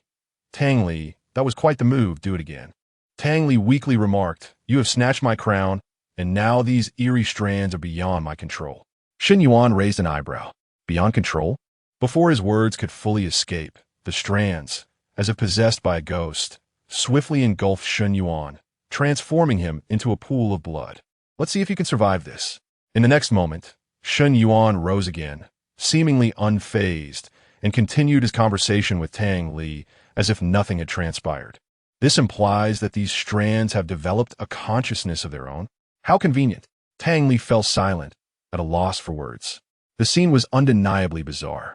It was as if Shun Yuan harbored no fear of death whatsoever. Even more perplexing was the sensation that with each demise, Shun Yuan appeared to grow stronger. For instance, after his recent resurrection, his speed had noticeably increased. Before Tang Li could respond, the eerie strands surged once more, devouring Shun Yuan yet again. Each time he resurrected, the strands would claim his life anew. In a mere span of seconds, Shun Yuan had perished 4 times. Likewise, he had resurrected 4 times. In a live stream, not a single comment appeared for several minutes. It was neither a network glitch nor a lack of interest. Rather, all the viewers were rendered speechless, utterly devoid of the desire to comment. How many times had this been? This individual had seemingly resurrected countless times, each death more definitive than the last. Yet the very next moment, Shun Yuan would rise again, his face adorned with a smile. The sensation was utterly terrifying, unprecedented in its nature. Only at this moment did all the viewers truly comprehend the extent of the harrowing blows Tang Li had endured during the same coffin calamity dungeon. They were merely spectators through a screen, yet the terror was palpable. One could only imagine the experience of Tang Li herself. All the viewers had misjudged Tang Li. In an instant, the hashtags Shun Yuan terrifying and misjudged Tang Li surged to dominate the trending topics in the 100 Eerie Realms. Chapter 17. Skills, Shops, and the Flower of the Other Shore. Unbeknownst to Shun Yuan, he had become quite the sensation. During this period, as he observed the cards unfolding in the void, a grin stretched across his face. The malicious entity seemed to be enraged by him, resorting to methods of assassination rated A or higher, triggering critical hits at every turn. The abundance of SR and SSR cards left him almost trembling with excitement. Each time Shun Yuan revived, the entity would immediately strike without pause. Tang Li wished to intervene, but without her crown, her commands fell on deaf ears. Thus, Shun Yuan could endlessly draw cards within the system. He marveled, what a thrill! This comes without any effort at all. Method of death this round. Malicious entities torture. Rating, a ding. Critical hit triggered. Probability significantly increased. Drawing cards. Congratulations. Acquired SR level random attribute card 1. Random attribute card. Function. Permanently increases defense attribute by 100 points. Shun Yuan opened his eyes, smiled, and waved to Tang Li, only to be killed once more, immediately drawing cards again. Drawing cards. Congratulations. Acquired SR level skill book card. Fire Tree Silver Flower. Fire Tree Silver Flower. Type, elemental, quality, silver 1 star, consumption, 50 energy points, cooldown, 60s, summons a fireball to strike the ground. Dealing area damage equal to 80 of attack attribute 5 of energy attribute. 5/5. Oh, he actually drew a skill. Shen Yuan was somewhat astonished. The value of skill books in the human realm was exceedingly high and not easily obtained. Yet, he had acquired one with such ease. Excellent. Without hesitation, he equipped it. Now he had a skill slot available. Skill bar. Level 5 skill slot. Fire Tree Silver Flower, silver 1 star. Level 10 skill slot. Not yet unlocked. Shen Yuan opened his eyes again, was killed, closed his eyes, and smoothly drew cards once more. Drawing cards. Congratulations. Acquired SSR level item card. Hidden box. Hidden box. Category. Item. Function. After 5 seconds of guidance. Enter a concealed state. Can carry up to 2 people. Lasting a maximum of 10 minutes. The concealed state can be actively or interrupted by other players' touch. An SSR level item. Shen Yuan gasped in astonishment and swiftly stored it away. Then, as was his custom, he opened his eyes and continued to meet his demise. Although the entity could not vocalize its frustration, the visible chaos and helplessness were evident to Tang Li, Shen Yuan, and the viewers in the live broadcast. Its singular aim was to annihilate all humans. Yet this particular human was utterly indestructible. Drawing cards, once again a purple light, Shen Yuan felt a sense of satisfaction. The system's upgrade task required only one last SSR level card. Regrettably, this was the final card of the current tale, and the earliest opportunity for an upgrade would arise in the next narrative. Congratulations! Acquired SSR level function card. Netherworld Shop. New system feature unlocked. In the depths of the Netherworld, a peculiar establishment, known as the Nether Shop, emerged within the realm of chance. It offered the opportunity to exchange superfluous items and cards for Nether tickets, which could then be redeemed for more exquisite treasures. Shen Yuan gazed in astonishment, his eyes widening in disbelief. Could this truly be a new feature? To his surprise, from the previously empty abyss to his left, a shop materialized out of thin air, adorned with the 4 prominent characters, Nether Shop. Without hesitation, Shen Yuan chose to enter and explore. As his thoughts shifted, the void shimmered. And when his surroundings came into focus once more, he found himself within the Nether Shop. Before him lay a counter brimming with a dazzling array of merchandise, equipment, items, skill books, overwhelming his senses. He casually selected a piece of equipment to examine further and was instantly taken aback. Crimson gold folding fan, quality, diamond 1 star, redemption price, 50,000 Nether tickets, diamond quality, 4 Shen Yuan, whose gear barely reached golden quality. A diamond grade item seemed as unattainable as the moon in the sky. How many Nether tickets could he possibly glean from the items he possessed? As he inquired, the Nether Shop promptly began to appraise his belongings. Bloody wedding dress, 20 Nether tickets, corpse oil candle, 1 Nether ticket, serpent tooth dagger, 5 Nether tickets. Shen Yuan could not bear to continue. The outcome was disheartening, to say the least. It seemed he could scarcely gather 200 Nether tickets, let alone the staggering sum of 50,000. Perhaps it was best to defer any exchanges at the Nether Shop and allow some time for reflection. Exiting the system interface, Shen Yuan reopened his eyes amidst the eerie tales surrounding him. He elegantly adjusted his collar, a warm smile gracing his lips. Excellent. The card drawing had concluded. Now, the real challenges were about to commence. With a resounding slap, Shen Yuan was reduced to a mere puddle of flesh by a gigantic hand formed from the eerie manifestations. This time, there was no card drawing scene. In an instant, he resurrected once more. Frowning in displeasure, he turned to confront the entity from behind, admonishing, "That is quite enough." With another thundering blow, Shen Yuan met his demise again. As he resurrected, he found himself at a loss for words. Damn it, when opportunities for card drawing were at hand, he had regarded the manifestations as treasures, yearning to embrace them. Now, with those opportunities vanished, he found their incessant noise to be a hindrance to his progress. Upon his next resurrection, he glared at the entity, his voice cold as ice. You cannot kill me. What is the point of this futile effort?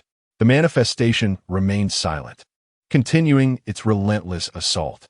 Shen Yuan, however, was not without temper. With his attributes significantly enhanced, he felt somewhat unaccustomed. It was the perfect moment to stretch his muscles against this manifestation.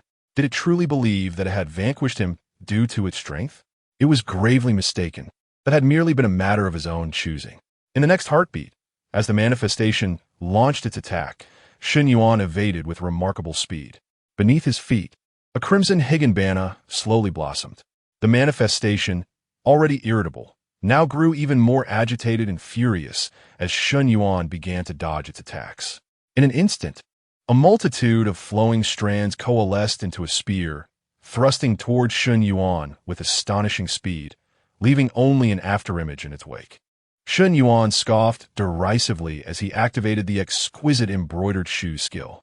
Just as the spear was about to pierce him, he remarkably returned to the position of the previous flower on the other shore, successfully evading the treacherous assault once more. Is that all? Chapter 18. Evade, evade, and evade again. Behind, Tang Li's eyes narrowed slightly, fixating on the ground beneath Shen Yuan's feet.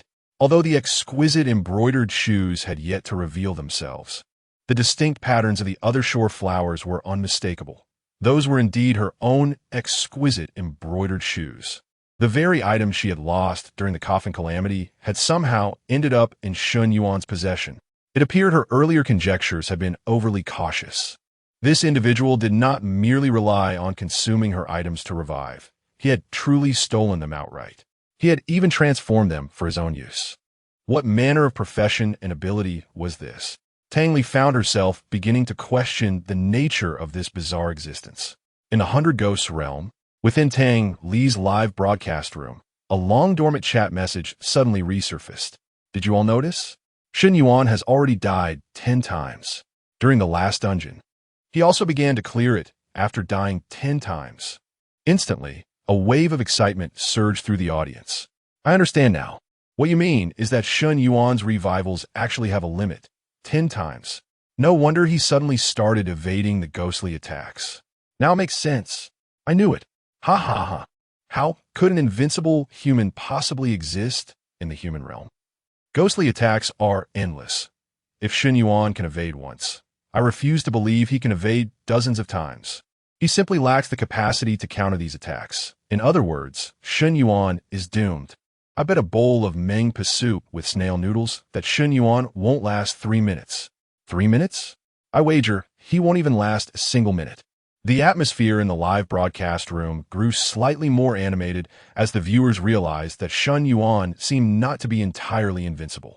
However, as Tang Li observed the overly optimistic messages on the screen, she felt none of the excitement shared by the other spectators. 10 times. Was that truly the limit of Shen Yuan's revivals? Would he really be unable to last even a minute? In a not-so-spacious restroom, Shen Yuan continued to grapple with the ghostly assaults. The attacks transformed into various forms, yet Shen Yuan remained intensely focused, skillfully utilizing the powers of the exquisite embroidered shoes beneath his feet. He adeptly navigated through the other shore flowers, successfully evading attacks time and again. Several close calls had nearly resulted in his demise, yet he now demonstrated an increasing proficiency. He had gained complete control over his enhanced body after reaching level 5, including the skills of the exquisite embroidered shoes. Initially, he had struggled to adapt to the new abilities, but after several evasions, he had mastered their use perfectly. This sensation was indescribably exhilarating. Shen Yuan found himself silently exulting within. In his previous life, he had never experienced such formidable physical prowess, achieving a level of harmony between mind and body that allowed him to execute even the most challenging maneuvers flawlessly. This was the result of attribute enhancement, and this was merely at level 5. How terrifying would it be with enhancements at levels 8, 9, or even 10? Boom! Shattered porcelain shards flew through the air, raising a cloud of dust. The eerie manifestations relentlessly assailed the tiles, yet not once did they graze the hem of Shen Yuan's garment. With his nerves taut and eyes locked in focus, he dared not allow himself the slightest moment of relaxation. He could even distinctly hear the rhythmic thump of his own heartbeat. In this moment, Shen Yuan seemed to transcend his own self. The entirety of the world reduced to merely himself and the spectral phenomena before him. A singular thought consumed his mind. Evade. Evade. Evade. 10 times. 20 times. 30 times. 1 minute, 2 minutes, 5 minutes. Shen Yuan's endurance was waning, yet the manifestations had yet to land a single blow. The disaster perpetually lagged behind him. The audience in the live stream was utterly dumbfounded. Initially, they had boasted that Shen Yuan would not endure for even a minute, yet he had proven them grievously wrong. This human, astonishingly, had achieved the impossible. Tang Li observed the scene with a complex expression, her gaze fixed upon Shen Yuan as he deftly dodged the spectral onslaught. To be fair, she mused, the attributes of the manifestations were indeed not particularly high, nor were they swift. Evading them a few times was certainly manageable. However, maintaining such extreme reflexes over an extended period was a formidable challenge. Shen Yuan's ability to persist without faltering was a feat not easily replicated by the average person. In terms of concentration, he was undoubtedly a prodigy among prodigies. Tang Li even considered that, even without that extraordinary ability to resurrect, Shen Yuan might still carve out a remarkable path. As Tang Li was lost in her thoughts, a crown suddenly flew towards her. Instinctively, she caught it, her expression one of bewilderment. In the next moment, Shen Yuan's voice resonated, urging her to halt the manifestations. For reasons unknown, Tang Li complied. Instantly, the chaotic phenomena recoiled, reverting to their original state, once again under her control. Clutching the crown she had regained, Tang Li stared, astonished at the man in the arena. Shen Yuan exhaled quietly, as if unaffected. All right, warm-up complete. Continuing to evade would be a sheer waste of time. Tang Li, you hold on to this crown for now. Do not let the manifestations delay my progress. With that, Shen Yuan surveyed the restroom once more, resuming his search for clues. The audience in the live stream, after a brief moment of shock, erupted into a frenzy of messages. Hurry, streamer, kill him. This is undoubtedly a golden opportunity. His resurrection count is likely only 10. Streamer, this could immortalize your name in the realm of hundreds of specters. Kill him. Streamer, what are you hesitating for? He has already violated the rules of certain death. Tang Li watched the torrent of comments flashing across the screen, her pale hands tightening into fists, knuckles starkly defined. She was torn. Shen Yuan stood with his back to her, seemingly unguarded. Should she strike, his demise was assured. Yet, was his resurrection count truly limited to 10? If she were to ambush him, and he resurrected in a fit of rage, what if he sought vengeance by stealing her garments? Tang Li's thoughts were a tangled mess. But if she did not seize this moment, she might never have the chance to encounter Shen Yuan again. Sister Xia had also called to remind her to find an opportunity to eliminate him. The binding of their fates would undoubtedly have repercussions for her. I cannot afford to lose everything for a trivial matter. Even if it means stripping me of all my garments, I shall eliminate him. Tang Li took a deep breath. Her resolve finally solidified. She slowly placed the crown upon her head, her blood-red hair cascading behind her as she prepared to take action against Shen Yuan. However, upon lifting her gaze, she discovered that Shen Yuan was no longer in the restroom. What is the host hesitating for? Are you considering betrayal? If such a genius remains in the mortal realm, we in the Hundred Spirits realm are in peril. Bai Li, do not be foolish. The comments surged with urgency. Tang Li disregarded the barrage of messages, her expression stern.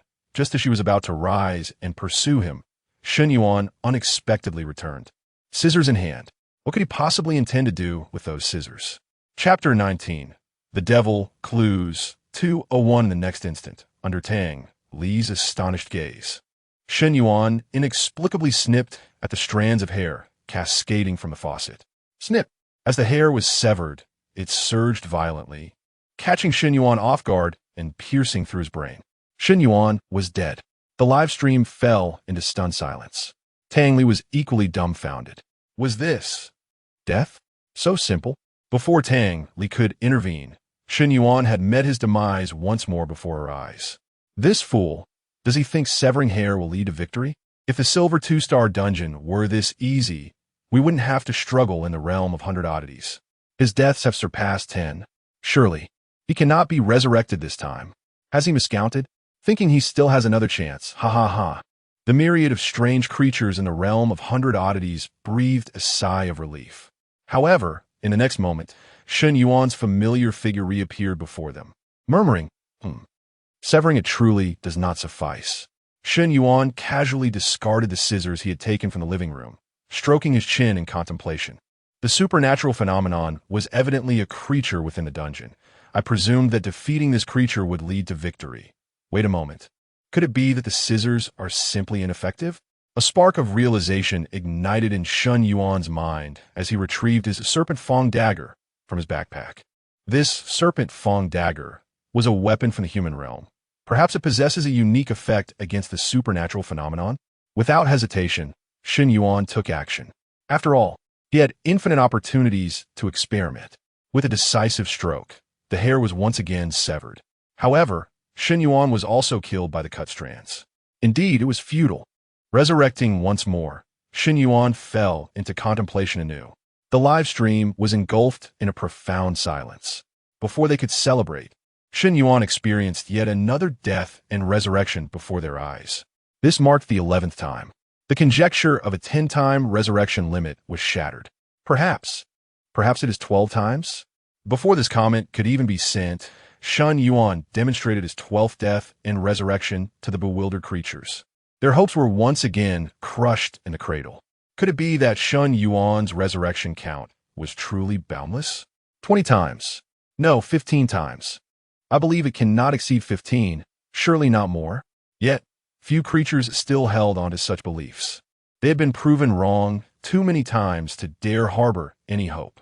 In the eyes of the strange creatures, Shen Yuan was nothing short of a devil. At this moment, the devil was earnestly pondering the means to conquer the dungeon. He had searched through the living room and various rooms.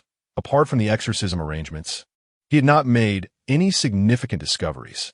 Then, inadvertently glancing through the mirror in the living room, Shen Yuan noticed the bulging pockets of his vest.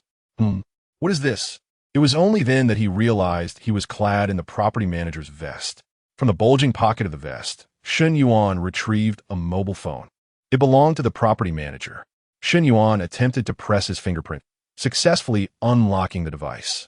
It seemed that within the context of this eerie tale, I was the property manager, and this mobile phone was mine to access at will. The phone was unremarkable, containing only various everyday applications. As Shen Yuan scrolled through the screen, his gaze suddenly fixed upon a specific app titled Property Assistance. A flicker of understanding ignited within him. The introduction to this ghostly narrative served merely as background information, lacking the crucial details akin to the coffin heist. Therefore, he realized the necessity of gathering new information within this haunting tale, particularly regarding this very phone. Without hesitation, Shen Yuan opened the Property Assistance app. This software was utilized by the entire community, allowing the property management to notify residents about water and electricity outages, while also serving as a platform for tenants to lodge complaints. Reports of disturbances or reports of garbage being improperly stored in the hallways were commonplace. As he swiftly perused the entries, his finger came to a sudden halt on a particular complaint dated 3 months prior. Complainant, room 202, building 6. Mail. Complaint. Can someone please manage the couple in room 201? Not only do they argue late into the night, but they also wash laundry all night long. What is wrong with them? The sound of water is incessant, making it impossible for anyone to sleep. The phrase "the sound of water" captivated Shen Yuan's attention. Moreover, Building 6 was precisely where he resided, with his room 101 directly beneath 201. In his previous life, he had encountered a news story about a man who murdered his wife and then reported her missing. Eventually, the truth was uncovered through their unusually high water bill. Could it be that this ghostly narrative was similar in nature? With a newfound direction, Shen Yuan promptly began to scrutinize complaints regarding room 201. Soon enough, he discovered a complaint from 2 months ago, precisely 1 month after the sound of water incident. The complainant from 202 reported that the wife of room 201 seemed to have disappeared. She had not been seen for nearly a month. Nor had there been any further disturbances from the couple next door, raising suspicions. The property management quickly visited the premises, where the husband of room 201 claimed that his wife had merely returned to her family home, leading them to refrain from further inquiries. At this juncture, the problem became increasingly evident. Shen Yuan continued to sift through the complaints when he suddenly stumbled upon one originating from room 101, dated a month prior. Complainant, room 101, building 6, female tenant. Complaint, hair keeps surfacing from the drain. It's quite disgusting. This complaint had also been addressed by the property management, who dispatched personnel for cleaning. However, what perplexed Shen Yuan was not the presence of hair, but rather the designation of female tenant. Earlier, when he inspected the room, he had distinctly noted signs of a male inhabitant, such as scattered men's clothing and a razor in the bathroom. Conversely, he found no trace of any feminine belongings. Shen Yuan narrowed his eyes, his mind racing with thoughts. He had begun to form a tentative hypothesis regarding this eerie tale. The wardrobe in the bedroom contains few garments, with some still residing in a suitcase. Additionally, there are packing bags from a move within the wardrobe, suggesting that the male complainant might have recently relocated. Consequently, it is highly probable that the arrangements made to suppress the supernatural phenomena were left behind by the landlord or the previous occupant. Why would there be such an abundance of talismans? The answer is quite straightforward. It is likely that a death occurred in this house, implicating the landlord as the one responsible for the setup. The previous tenant, the female renter who lodged a complaint a month ago, may very well be the deceased. This female occupant is likely the one associated with the strange occurrences in the bathroom. The entity that killed her might be the very source of these manifestations. This is evident from the fact that the female tenant lost her crown and could no longer control the supernatural forces. If the manifestations were inherently hers, there would be no need for external objects for control. Therefore, the source of these phenomena traces back to the man in apartment 201, who murdered his wife and disposed of her remains through the sewer, with her hair washed down to the first floor, entangled in the drainage system. The overwhelming resentment transformed her hair into a malevolent force, ultimately leading to the death of an innocent female tenant on the first floor. However, as the saying goes, vengeance should find its rightful target. Why would this malevolent force not seek out its true enemy? What purpose does it serve to kill the female tenant? Shen Yuan rubbed his temples, realizing that he still lacked crucial clues. Chapter 20. The Source, the Scoundrel, and the Enigmatic Woman. Shen Yuan once again perused the complaint records on his mobile application. This time, he stumbled upon an earlier complaint from a year prior. Complaint: a strange odor emanating from room 101. Resolution: after verification by the property management, it was confirmed that the tenant of room 101 had committed suicide within the premises. The police have ruled out foul play, and public sentiment has been addressed. In an epiphany, Shen Yuan realized the grim truth. A year ago, a death had already occurred in room 101. Thus, the landlord did not just recently install the protective talismans. They had been placed a year prior, following the demise of the previous female tenant. The landlord had further intensified the protective measures, leading to the peculiar sight of 3 statues of Guan Yu, walls adorned with peachwood swords and bagua mirrors. It was precisely these protective arrangements that imprisoned the vengeful spirit, preventing its return and compelling it to seek retribution against the female tenant. Shen Yuan concealed his phone, a burgeoning understanding guiding him toward a resolution. Given that this locale had morphed into a haunted tale, it was clear that unresolved grievances lingered. By dispelling these injustices, he could undoubtedly dismantle the haunting narrative. He exited room 101 and headed directly to the second floor. Unconcerned about the lateness of the hour, he knocked vigorously on the door of room 201. Bang, bang, bang. The iron door rattled, producing a loud and piercing sound. Initially, there was no response from within, yet Shen Yuan persisted in his knocking. At last, a torrent of curses erupted from inside. A man flung the door open, continuing his tirade. "Are you trying to disturb the dead? It's the middle of the night, for heaven's sake." Upon seeing the man, Shen Yuan felt a surge of certainty. He had already accessed the resident information for room 201 via the property management app. The man who had murdered his wife months earlier was indeed the one standing before him. The man from room 201, noticing Shun Yuan's silent gaze, grew even more irate, shouting, "Hey, what are you staring at? Do you want me to gouge your eyes out? Speak. What do you want?" Shen Yuan merely responded with a sinister smile, casually replying, "Someone has lodged a complaint against you for disturbing the peace. I came to verify the situation, but it seems I was mistaken. My apologies." With that, he disregarded the man's continued insults and turned away, returning directly to room 101. Upon entering room 101, his first act was to shatter all the statues of Guan Yu, remove every Bagua mirror, and dispose of the Taishan stone and peachwood swords without hesitation. He aimed to dismantle the suppression array within the room and liberate the vengeful spirit. To the eyes of an ordinary person, his actions appeared utterly mad. What if, upon the removal of the suppressive measures, the vengeful spirit within room 101 became even more violent? However, Shen Yuan was unperturbed. He possessed an infinite capacity for trial and error. Having resolved the matter, Shen Yuan returned to the bathroom and addressed the vengeful spirits with a smile. "All right, go forth. Every grievance has its origin, and settle your enmities." The spirits flowing from the faucet hesitated momentarily before, in the blink of an eye. They surged toward the faucet and the drain, vanishing in a whirlwind, leaving behind only a fraction of their former presence.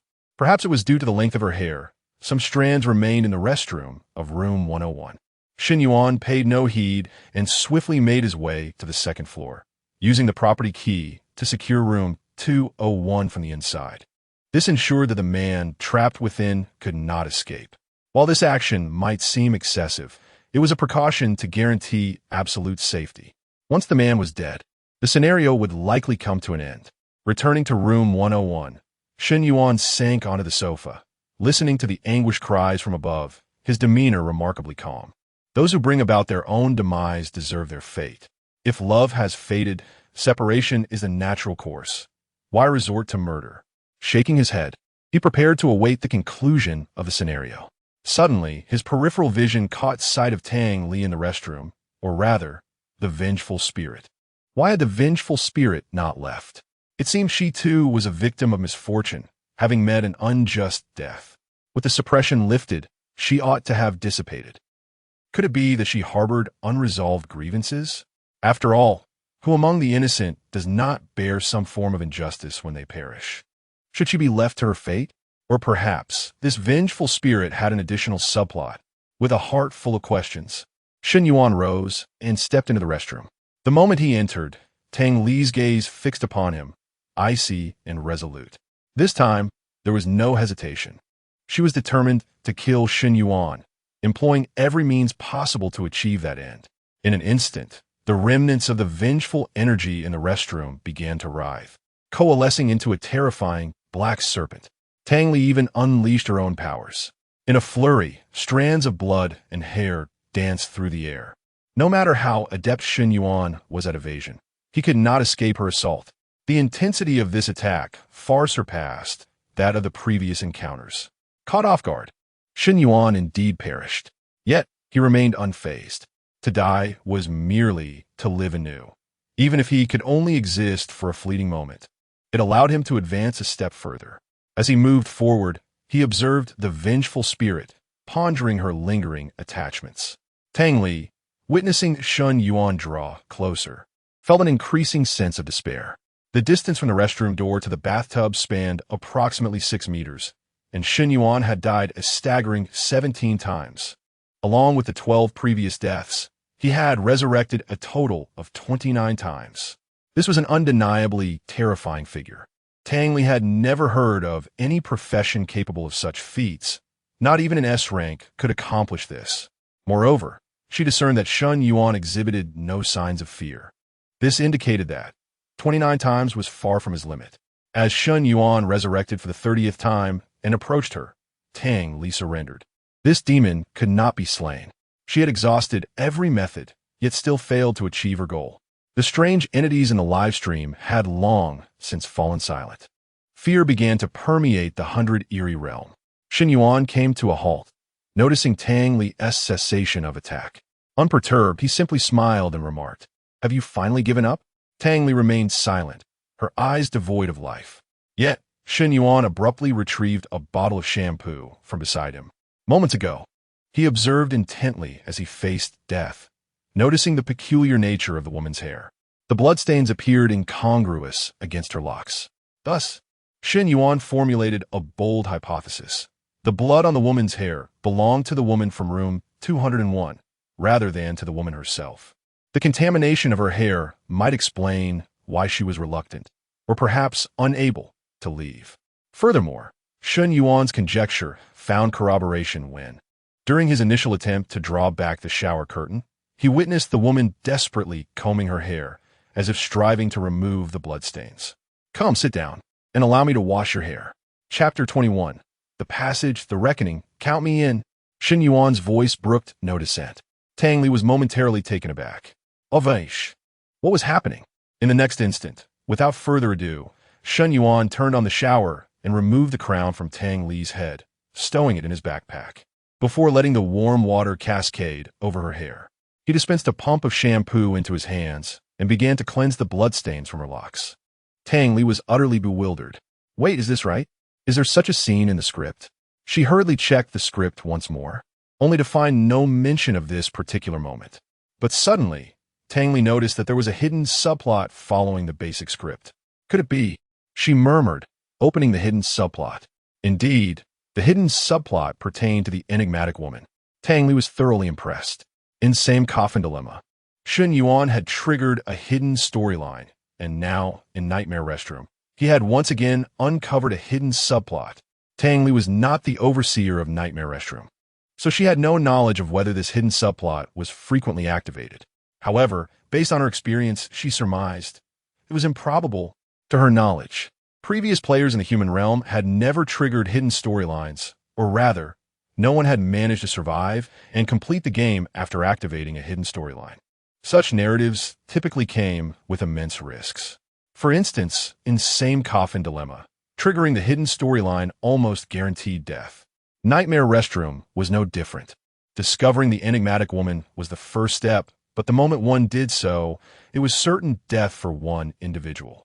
Under such circumstances, who would dare to touch the enigmatic woman's hair? Shen Yuan dared. Tang Li agjelat silanli. She instinctively glanced back at Shen Yuan, who was diligently washing her hair, his expression calm and composed.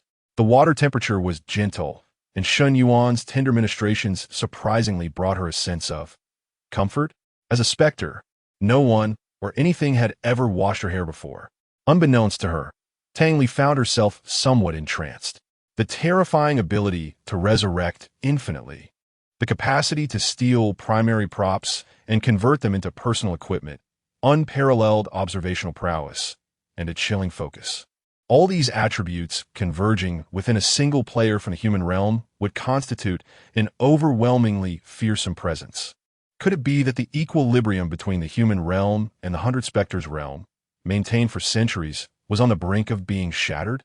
In the void, bullet comments flowed incessantly. Is a human washing a specter's hair? What kind of storyline is this? I have never witnessed such a narrative in Nightmare Restroom. Could it be a hidden storyline? It's confirmed. Could this individual be the first to trigger a hidden storyline and complete the game? Not the first. He also triggered it in Same Coffin Dilemma. Setting other matters aside, although Shen Yuan is human, he is undeniably good-looking, quite a match for Tang Li. My dear Bai Li is unparalleled in beauty. What an unfortunate fate to befall anyone who succumbs to the whims of the malevolent. After all, these are mere humans, the adversaries of our realm of deception. Would that they could transform into something more sinister. The entity known as the Deceiver possessed rather sparse hair. And soon enough, all traces of blood were meticulously cleansed away. As anticipated by Shen Yuan, a voice resonated within his mind, emanating from the celestial brain. Ding! Congratulations on completing the hidden narrative. Concurrently, the agonizing cries from above abruptly ceased, and the remnants of the Deceiver within the restroom turned to ash, vanishing without a trace. It appeared that the malice dwelling in the Deceiver's heart had dissipated, and the eerie tail of hair flowing from the faucet had been eradicated. Task accomplished. Shen Yuan chuckled lightly, not at all surprised. Congratulations, player Shen Yuan, on successfully conquering the Nightmare Lavatory. Rewards are being calculated. Completion time, 19 minutes and 21 seconds. Completion rating, SSS. Congratulations, your completion time and rating have surpassed 100 players in the same instance, successfully claiming the top position in the Nightmare Lavatory leaderboard. The ranking rewards are as follows. A remarkably familiar proclamation. Shen Yuan had once again secured first place on the leaderboard. Much like in the same coffin catastrophe, he remained the sole player to achieve an SSS rating, with no other player having traversed the hidden narrative as he had. 1. Random Silver Tier Equipment 3. 2. Gold 10. 000. 3. Triple Experience Points, totaling 1,500. The aforementioned rewards have been allocated to your inventory. The ranking rewards had not changed. They still comprised equipment, gold, and experience points. Without hesitation, he activated all 3 pieces of reward equipment. 1 pair of boots, 1 amulet, and 1 ring. He disregarded the boots and amulet entirely. The gear bestowed by the Celestial Brain was incomparable to the equipment pilfered from the Eerie instance. However, the final ring perfectly filled the last gap in Shen Yuan's ensemble. Cloudbreaker Ring. Type, Ring Equipment. Level, Silver 1 star. Speed, 15. Function, increases personal speed by 5. The attributes were mundane, yet better than nothing. Speaking of which, nearly all of my gear enhances my speed attributes. Now, Shen Yuan's speed attribute soared to an impressive 137 points, surpassing that of the level 7 Black Wolf who had undergone a job change. With the dungeon completed, it was time to settle accounts with Huiyu Zhu and the Black Wolf. I hope the two of them will not be too astonished upon witnessing my transformation. The moment of reckoning has arrived. A cold smile graced Shen Yuan's lips as his figure began to blur. This was a sign that he was returning to the human realm. Tianfu Residence 301. Huiyu Zhu was anxiously counting down the minutes. An hour was nearly up, and soon Shen Yuan's fate would be revealed. The Black Wolf lounged leisurely on the sofa, occasionally surveying his surroundings, speculating where the substantial fortune might be concealed. Observing Huiyu Zhu's nervous countdown, he chuckled. Little Zhu, there's no need for such anxiety. That fellow is more than likely to perish within the instance. He hastily entered the eerie dungeon, lacking the time to assemble a team, embarking on this perilous journey alone. Being a novice, he likely had no opportunity to change his class. I cannot fathom how this fellow could possibly survive. Huiyu Zhu remained silent, yet her gaze remained intently fixed on the clock. For some reason, an unsettling feeling lingered within her. Hey Long, 5 seconds remaining. Prepare yourself. Though somewhat reluctant to rise, Hei Long could not dismiss Huiyu Zhu's command and begrudgingly stood up, retrieving his bronze 3-star baseball bat from his backpack. 3, 2, 1. Huiyu Zhu continued her countdown, her heart racing with anxiety. In stark contrast, Hei Long appeared far more relaxed, entirely unprepared for an attack. Just as Huiyu Zhu's countdown reached its conclusion, a phantom figure remarkably manifested upon the sofa. It was Shen Yuan. He had truly returned from the trial. What? Hei Long, caught off guard, quickly readied his baseball bat for an assault.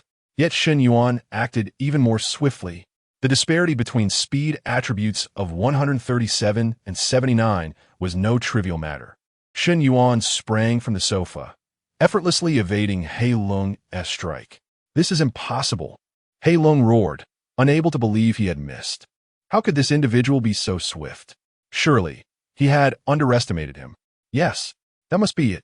No longer daring to take him lightly, he swung the bat with utmost urgency in the direction Shen Yuan had dodged. Got you. This time, the baseball bat struck true, crashing forcefully against Shen Yuan's body. Chapter 22. Illusory Form, Collapse, and the Trickster. Ha ha ha, you worthless fool. Black Wolf cackled, poised to launch a relentless assault. However, the very moment he struck Shen Yuan, a deafening explosion ensued. How could this be? Wait, is it an illusion? Black Wolf was bewildered. Where did Shen Yuan acquire such a trick? Quick, he is on the sofa. The exclamation from Huiyu Zhu interrupted Black Wolf's train of thought. Casting a sidelong glance, he was astonished to find Shen Yuan had inexplicably returned to his original position. This left Black Wolf feeling utterly duped. Damn it! How dare you toy with me? Enraged, Black Wolf's eyes bulged with fury as he prepared to attack once more when an unexpected turn of events unfolded. Countless strands of hair shot forth, entangling both Black Wolf and Huiyuju. What is happening? A mere level 7 Black Wolf had never encountered such a scenario, and terror gripped him. He struggled to free himself from the tendrils, but to no avail. With widened eyes, he glared at Shun Yuan, bellowing at the top of his lungs, "Shun Yuan, release me at once. Otherwise, I shall ensure you meet a fate worse than death." Shun Yuan, upon hearing this, could only laugh in disbelief. The snake-toothed dagger materialized in his hand, and with a graceful flourish, it glimmered with a cold light. "My dear Black Wolf, it seems you have yet to grasp the situation. The one who is about to meet a dire end is quite evidently you." Upon catching sight of the dagger in Shun Yuan's hand, Black Wolf's eyes nearly popped out of their sockets. The dagger radiated a faint green light. Black Wolf understood precisely what this signified: silver-quality equipment. He had longed for such an item in his dreams, yet it was far beyond his financial means. Yet now, it was astonishingly in the hands of the so-called worthless Shun Yuan. How could you possibly possess silver-quality equipment? This is impossible, even if you had the funds. Such equipment requires at least level 5 to be worn. In the next instant, Black Wolf's eyes widened in realization. Could it be that you have reached level 5? No, that cannot be. There have only been 2 dungeons. How could you possibly level up so quickly? Shun Yuan, however, was indifferent to Black Wolf's tirade. He regarded Black Wolf's yells and doubts as mere noise. After all, Shun Yuan was not one to engage in verbose exchanges like those verbose villains who ultimately found themselves outmaneuvered. Seizing the opportunity while Black Wolf and Huiyuju were ensnared by the Bone Phoenix crown as vengeful threads, Shun Yuan swiftly began his assault with the snake-tooth dagger, aiming to breach Black Wolf's defenses as soon as possible. Shun Yuan was unaware of how long the Bone Phoenix crown, his strands, would restrain Black Wolf, so he felt compelled to act swiftly. As Shun Yuan approached, Black Wolf finally noticed the other luminous adornments on Shun Yuan. Beneath his shirt, a fleeting glimpse of a red robe shimmered with a soft green light. Silver-quality defensive gear. Black Wolf's eyes nearly bulged out of their sockets. He quickly glanced downward, discovering that the shoes on Shun Yuan's feet emanated the same green glow. Silver-quality boots. No. Impossible, absolutely impossible. The Black Wolf shook his head, his expression becoming increasingly dazed, repeatedly murmuring the words impossible. At that moment, Shun Yuan's right hand, gripping a dagger, suddenly swept before the Black Wolf, revealing an exceptionally radiant ring emanating a green glow, an undeniable presence that the Black Wolf could not ignore. A silver-quality ring equipped. In the next instant, Shun Yuan deftly sidestepped, the cloak draped over his back billowing, similarly enveloped in green light. A silver-quality cloak, all of it silver-quality. The Black Wolf was utterly dumbfounded. Shun Yuan possessed no less than 5 pieces of equipment, each one a testament to silver quality. At that moment, the bronze 3-star quality baseball bat flickering with white light in the Black Wolf's hands felt like a mere joke. But that was not all. A dazzling blue light suddenly pierced the Black Wolf's vision. Blue, golden quality? The Black Wolf trembled, his facial muscles twitching uncontrollably. Surely, he could not be mistaken. Above Shun Yuan's head, a crown radiated with a brilliant blue glow. He wasn't mistaken. This was, without a doubt, a piece of golden quality equipment. Jealousy, anger, and confusion surged through the Black Wolf's mind like a tempest. Snap! Shun Yuan lightly snapped his fingers. The Black Wolf suddenly felt an intense heat beneath his feet. Terrified, he looked down to see a circle of blazing flames consuming the entire room. Skills? Shun Yuan even possessed skills? At that moment, the Black Wolf's mind crashed entirely, leaving him standing there in a stupor. Beside him, Huiyuju was filled with regret so profound it was as if her insides were being torn apart. She had never imagined Shun Yuan's strength to be so formidable. The level 7 Black Wolf had no chance of countering him. If this continued, they would truly perish here today. Huiyuju screamed, "Black Wolf, what are you dawdling for? Fight back!" Only then did the Black Wolf finally regain his senses. He quickly glanced at his defensive value, which had astonishingly dropped below 1,500 points. However, upon noticing that Shen Yuan possessed merely 67 points in attack attributes, a flicker of hope rekindled in the Black Wolf's heart. Shen Yuan was likely only around level 5 and had yet to change classes, relying entirely on the advantage of his equipment to ambush him. If he could break free from the Bone Phoenix crown as restraints, he could undoubtedly slay Shen Yuan. No, he couldn't afford to kill him. If a player died, their equipment would not drop. He must torment Shen Yuan, forcing him to relinquish his gear out of unbearable pain. Golden quality equipment, a rarity the Black Wolf had never encountered before. Break free, the Black Wolf roared, unleashing all his strength to escape the binding threads. After all, as a level 7, his attributes were slightly superior to Shen Yuan's. After 3 or 4 seconds, the Black Wolf successfully freed himself from the restraints. Shen Yuan was not surprised. Being able to control the Black Wolf for so long was already a remarkable feat. The Bone Phoenix crown truly lived up to its golden quality. Shen Yuan, surrender your equipment and skills, and I shall spare your life. The Black Wolf let out a menacing roar, raising a baseball bat and charging toward Shen Yuan. Fool! Shen Yuan muttered in exasperation, leaving behind a rigid figure in place. Meanwhile, his true self had already teleported behind the Black Wolf. As soon as the Black Wolf fell under control, Shen Yuan began his strategic maneuvering, continuously repositioning around the creature and leaving countless marks of the other shore flower in his wake. Shen Yuan possessed the ability to teleport infinitely. Coupled with the stealth of his ambusher's cloak, the Black Wolf soon found himself utterly bewildered, his mind spinning in confusion. Stop! Don't turn anymore. On one occasion, the Black Wolf, in a daze, mistook Shen Yuan's true form for a decoy, striking the latter with his bat. Shen Yuan nearly burst into laughter. Throughout his playful torment of the Black Wolf, Shen Yuan did not neglect his offensive. He wildly brandished the snake-toothed dagger, creating sparks with each swing. The Black Wolf despaired as he watched his defense plummet towards 0, unable to even graze the hem of Shen Yuan's garment. This left the Black Wolf filled with unwillingness. How could he perish here? No, absolutely not.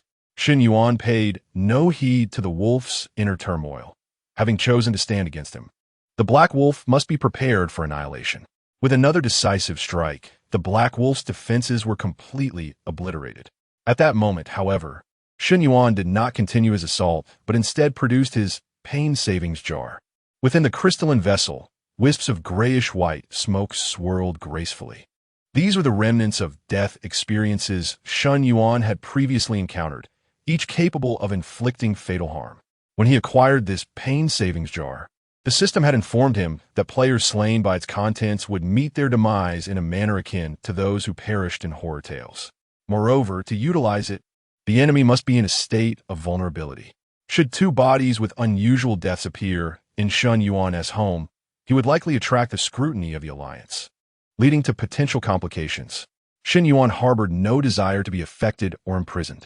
Just as he opened the jar, preparing to unleash a wisp upon the Black Wolf, the frenzied creature seized the opportunity, abruptly raising a peculiar doll and aiming it at Shen Yuan.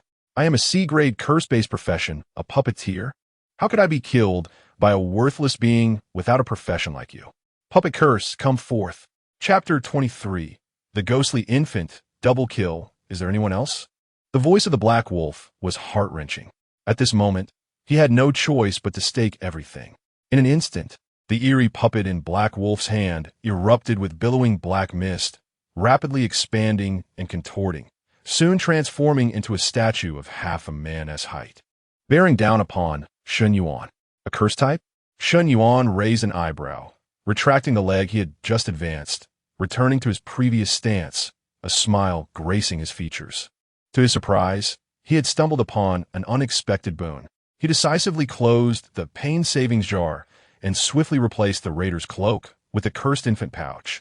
With the cursed infant pouch in place, the curse-type attacks would be mitigated, absorbing the energy needed to nurture the ghostly infant. Shen Yuan was quite curious. What kind of ghostly infant would emerge from the cursed infant pouch? The moment Shen Yuan donned the cloak, the Black Wolf's eerie puppet shadow crashed down. Seeing his skill actually land, Black Wolf was overjoyed. Eerie puppet cursing was a hallmark ability of the Black Wolf's profession as a puppet master. The skill's effect inflicted severe pain on the enemy upon impact, making it arduous to maintain normalcy, while reducing their defense by 5 per second for a duration of 5 seconds. The overall effect was formidable.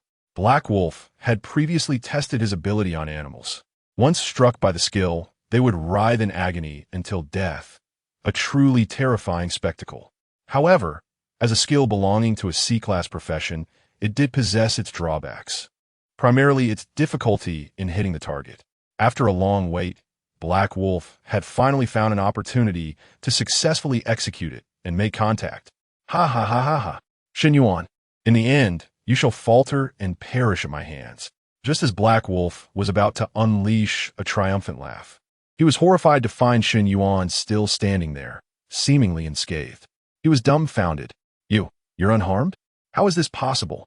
I see. You prefer to endure, do you? Then let me try again. Black Wolf's eyes widened with rage as he spat out a mouthful of blood, forcefully inflicting harm upon himself to activate eerie puppet cursing once more. He believed that Shen Yuan was merely suppressing his pain, as evidenced by Shen Yuan not even attempting to evade. If two instances of eerie puppet cursing struck simultaneously, Shen Yuan would undoubtedly be unable to withstand it. Hearing this, Shen Yuan was filled with elation. Oh, another one? Come. The instant he was struck, he distinctly felt the cursed infant pouch on his back beginning to radiate warmth. It was absorbing the power of the Black Wolf's skill. As for the excruciating pain brought on by the eerie puppet cursing, due to the majority of its potency being absorbed by the cursed infant pouch, Shen Yuan had to endure very little, hardly feeling anything at all, with the reduction in defense value diminished to a mere 1. It must be said, the cursed infant pouch truly was a nemesis to the curse type. Shen Yuan stood still, unperturbed, while the Black Wolf's second skill landed once more. Yet, still no effect. Witnessing this scene, Black Wolf was akin to seeing a ghost, once again spewing forth a large mouthful of blood. This time, it was out of fury. Shen Yuan frowned upon seeing this. Damn it, this is my home. After you bled out, must I not clean up? One uncouth fellow. If the Black Wolf were privy to Shen Yuan's thoughts, he would likely be infuriated to death. However, the Black Wolf's situation was hardly any better. His once proud skills seemed to have failed him before Shen Yuan. His defense points had plummeted to 0. With another strike from Shen Yuan, his demise was inevitable. In his final moments, the Black Wolf yearned for a noble exit. He cast a desolate glance towards Huiyuzhu, still ensnared by her resentful threads, and tenderly said, "Little Bamboo, I must take my leave. We shall meet again in the next life. This retreat of mine signifies a lifetime." With that, the Black Wolf raised his baseball bat, intent on ending his own life. Yet, unexpectedly, midway through his swing, a hand intervened. It was Shen Yuan. In a fit of rage, Shen Yuan rebuked him. "What nonsense is this? Did I permit you to take your own life? If you die in my abode, it would be quite the predicament for me. Now, take your medicine." Without allowing for any dissent, he forcibly thrust a wisp of grayish-white mist into the Black Wolf's mouth. Shen Yuan's demeanor was nothing short of tyrannical. In the next moment, the Black Wolf's expression shifted drastically as waves of excruciating agony surged through his mind. He felt as though his bones were shattering, and flesh was being peeled away piece by piece. The most terrifying aspect was the clarity with which he perceived every torment. Aya!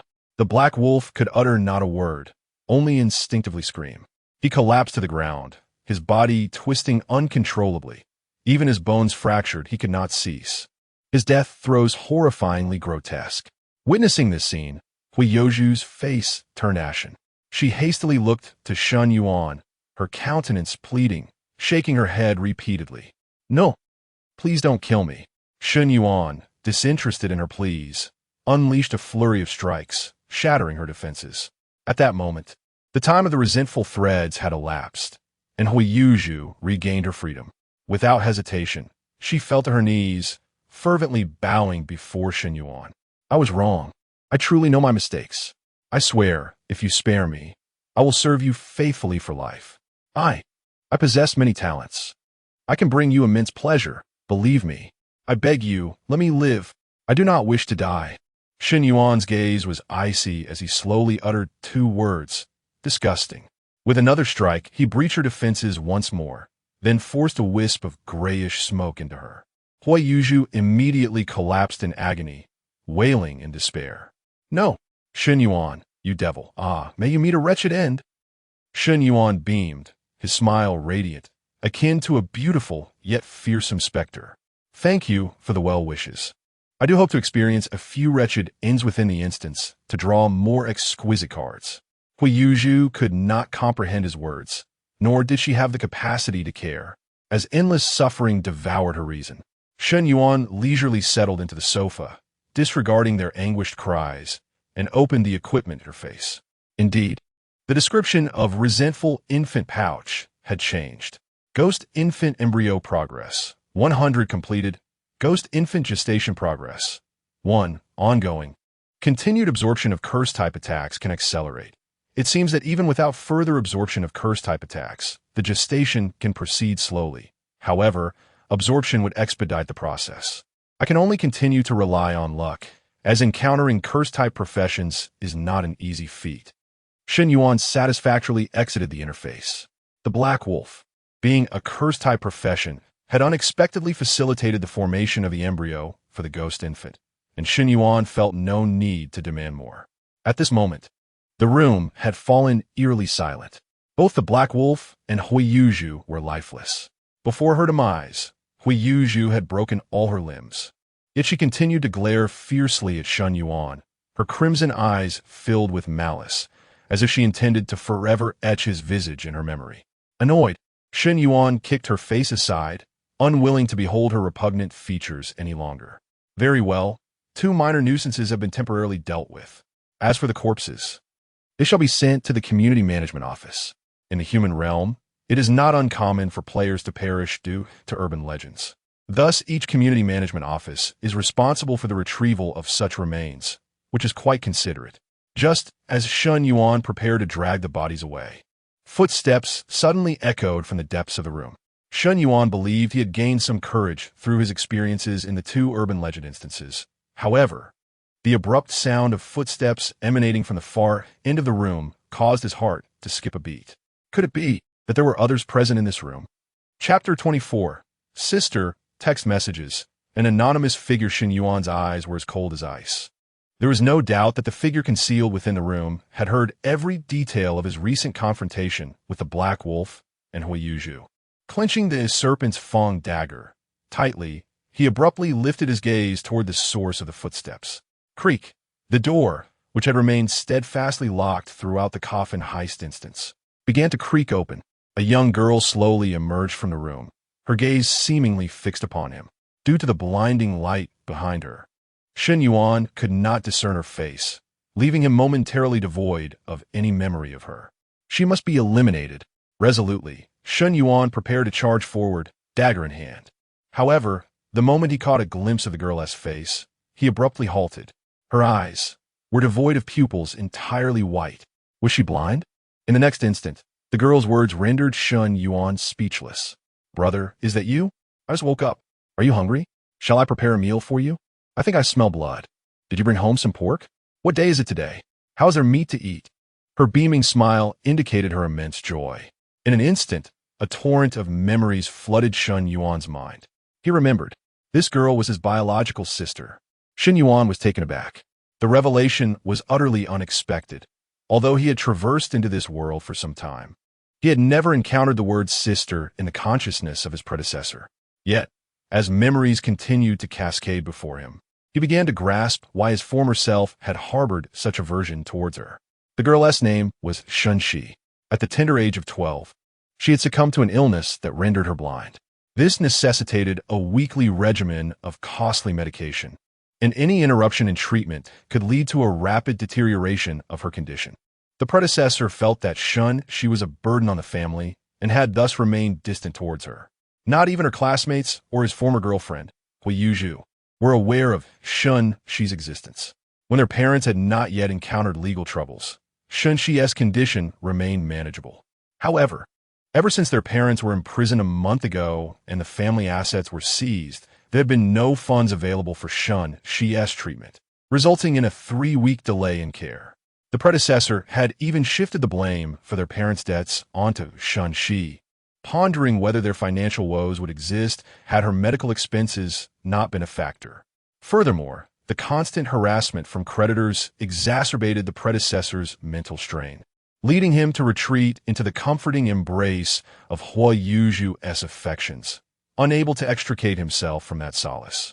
The very existence of his sister, Shun Shi, was buried deep within his mind, a memory he was unwilling to confront, which resulted in the current Shun Yuan having no recollection of her until this moment.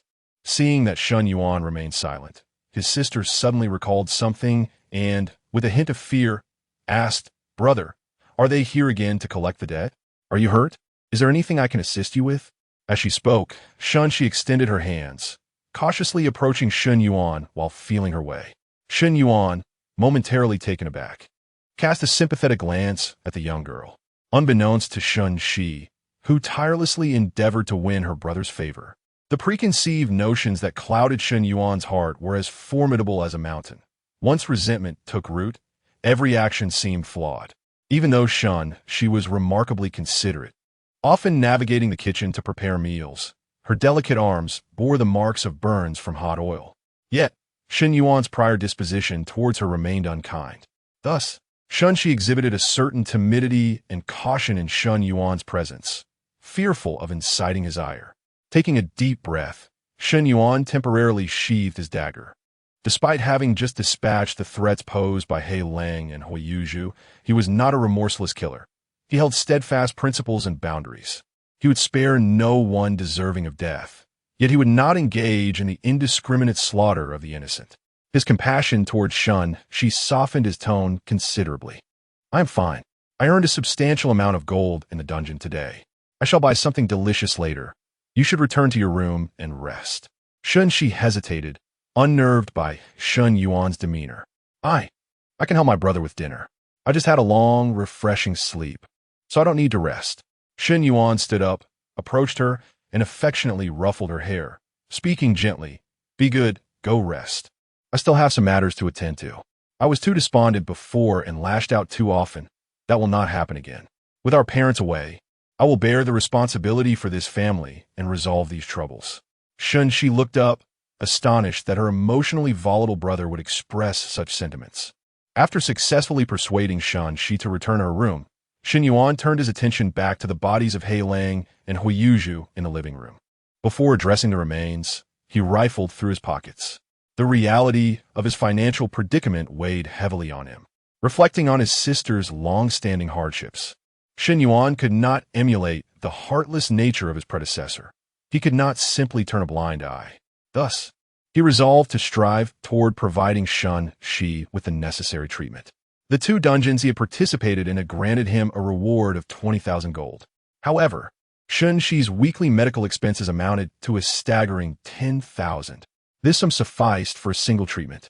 Yet the last message from the doctor indicated that Shun Shi's delay in receiving care necessitated a more intensive treatment, costing at least 3 to 4 times that of a standard procedure. Besides his sister's medical bills, the debts owed by their parents could not be neglected any longer.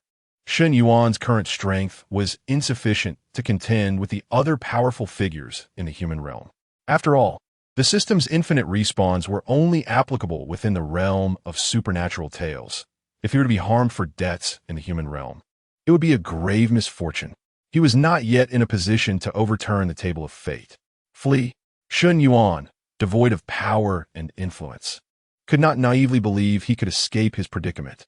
The most prudent course of action was singular: to repay the debts to those who frequently came demanding payment, thereby buying himself time to cultivate his strength. Yet, the pressing question remained: how to earn money? Could he rely on the rewards from dungeon completions? However, he could only participate in 2 Ghostly Tales dungeons per day, and even if he consistently secured a substantial ranking reward of 10,000, it would hardly suffice. Suddenly, the sound of a notification from Hui Yuju's phone interrupted Shun Yuan's contemplation. Initially indifferent, he did not answer the call, but instead took out Hui Yuju's phone. pondering whether it could be sold for some monetary gain. Yet, in the next moment, a text message caused him to raise an eyebrow. Anonymous, have you succeeded? Realizing something was amiss, Shin Yuan swiftly unlocked the phone with Hui Yoju's fingerprint and opened their conversation. It was empty. However, the call log revealed 3 entries. The earliest of these coincided with the day Shun Yuan's parents were apprehended. He had every reason to suspect a connection between the two events. It was no wonder. Just as my parents were taken, Hui Yuju approached me with such intent. I had previously wondered how she had learned about my parents possessing the concealment talisman. It became clear that Hui Yuju was not acting alone. She was under someone else's directive. Shin Yuan's expression darkened instantly. Chapter 25, Debt Collection. Interest, I refuse to acknowledge. After a moment of contemplation, Shin Yuan mimicked the tone of Hui Yuju and succinctly replied, "Plans have changed. I've cleared the dungeon. It's bothersome to have someone nearby, so I won't say more." The message was sent successfully. Shortly thereafter, a response arrived. No worries. Continue to stay by his side and entice him to participate in the dungeon. Shin Yuan chose not to reply further, slipping his phone into his pocket. He decided to bide his time. If an opportunity arose, he would deceive them into a meeting. If he could kill, he would, and if not, he would devise a long-term strategy. Shin Yuan would never overlook those who coveted him from the shadows. After a brief search, he found only a few thousand coins from the 2 individuals, along with some cheap infant burial bags. This left Shun Yuan feeling quite disgruntled, leading him to discard them without hesitation. Once everything was handled, he dragged the bodies of the 2 to the community office. Although the sight of him pulling 2 corpses was quite conspicuous, no one in the neighborhood seemed to give him a second glance. After all, such occurrences were far too common in the mortal realm. Upon arriving at the community office, the person in charge glanced at the bodies of Hui Yuju and the Black Wolf and said without surprise, "Just toss them into the refining furnace and wait your turn. An expedited service is 100 coins, a fancy urn is 300, and a private burial plot is 2,000. Shun Yuan chuckled, casually throwing the bodies into the furnace. There was no need for anything else. Incineration would suffice. After this, he turned and walked away, heading to a nearby restaurant to pack 4 dishes and a soup. Making his way home, the meals in the mortal realm were quite affordable. The total for 4 dishes and a soup was merely 50 coins. Noticing the pale and weak demeanor of Shun Shi, it seemed she had not tasted meat in quite some time. Since Shun Yuan, a transmigrator, had arrived, he certainly could not allow his beloved sister to endure such hardship. Money was not something to be saved. It was to be earned. As Shun Yuan hummed a tune on his way to his apartment, he was suddenly startled by a loud banging on the door. "Kid, I know you're home. Hurry up and come out. You must repay your father's debts. It's only right. If you don't come out soon, don't blame us for being rude." Shin Yuan's expression shifted slightly. This was bad. Shun Shi was still at home. Meanwhile, inside apartment 301, Shun Shi trembled as she opened her bedroom door, listening to the relentless banging. "Brother? Are you there? Brother?" She called out his name repeatedly, but there was no response. Her heart began to race with worry. Will my brother come back? Remembering her brother's gentle demeanor from earlier, Shun Shi couldn't help but fret. Was he intentionally deceiving her, planning to slip away unnoticed? A profound sense of loss washed over her, and tears streamed down her eyes, devoid of pupils. Yet, she bore no resentment towards Shun Yuan. She understood that her brother had already shouldered too much burden. "I am a burden. It's not wrong for my brother to leave me behind. I do not blame him. I am the daughter of my parents, and I, too, can bear the burden of debt. I wish to contribute my share to this family. Let them come for me." She murmured these words, her hands clasped before her chest as she cautiously advanced. Soon, she arrived at the threshold. Trembling, she placed her hand upon the doorknob, inhaled deeply, and braced herself to confront the fate that awaited her. Perhaps those debt collectors might harm her, yet at least she would no longer be a burden. Just as She was about to twist the knob, a familiar voice suddenly erupted from beyond the door. "Hey, who's looking for me? Why are you knocking? I warn you, if you damage my door, you'll have to compensate." It was her brother. He hadn't left her behind. She stood frozen in place, tears streaming down her cheeks with renewed fervor. It became clear that her brother had not abandoned her. Outside, Shen Yuan stood in the hallway, carrying a takeout of 4 dishes and a soup, his eyes glimmering with a faint golden hue as he regarded the 3 imposing men at his doorstep. Shen Yuan had just employed the Yin-Yang Eye potion, requiring a general understanding of these individual strengths. Shiner, level 5, talent, life 2, defense 1008, energy 441, attack 57, speed 37, endurance 107, equipment count 0. The abilities of the other 2 were comparable to his own, one at level 4 and the other also at level 5, all sharing the surname Shi, likely siblings. Their capabilities were inferior even to that of the Black Wolf, suggesting they were merely minor players sent on a mission. After all, everyone knew that the Shun family had 1 son and 1 daughter, with the daughter being merely 12 and the son just 18. Neither could contend with a level 5 player. Upon hearing Shen Yuan's voice, Shi Nor arrogantly turned his head, casting a disdainful glance at him.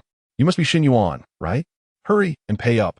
Your father owes us 200,000, and with interest, it has ballooned to 500,000. If you do not repay today, we will not only break down your door, but also dismantle your home."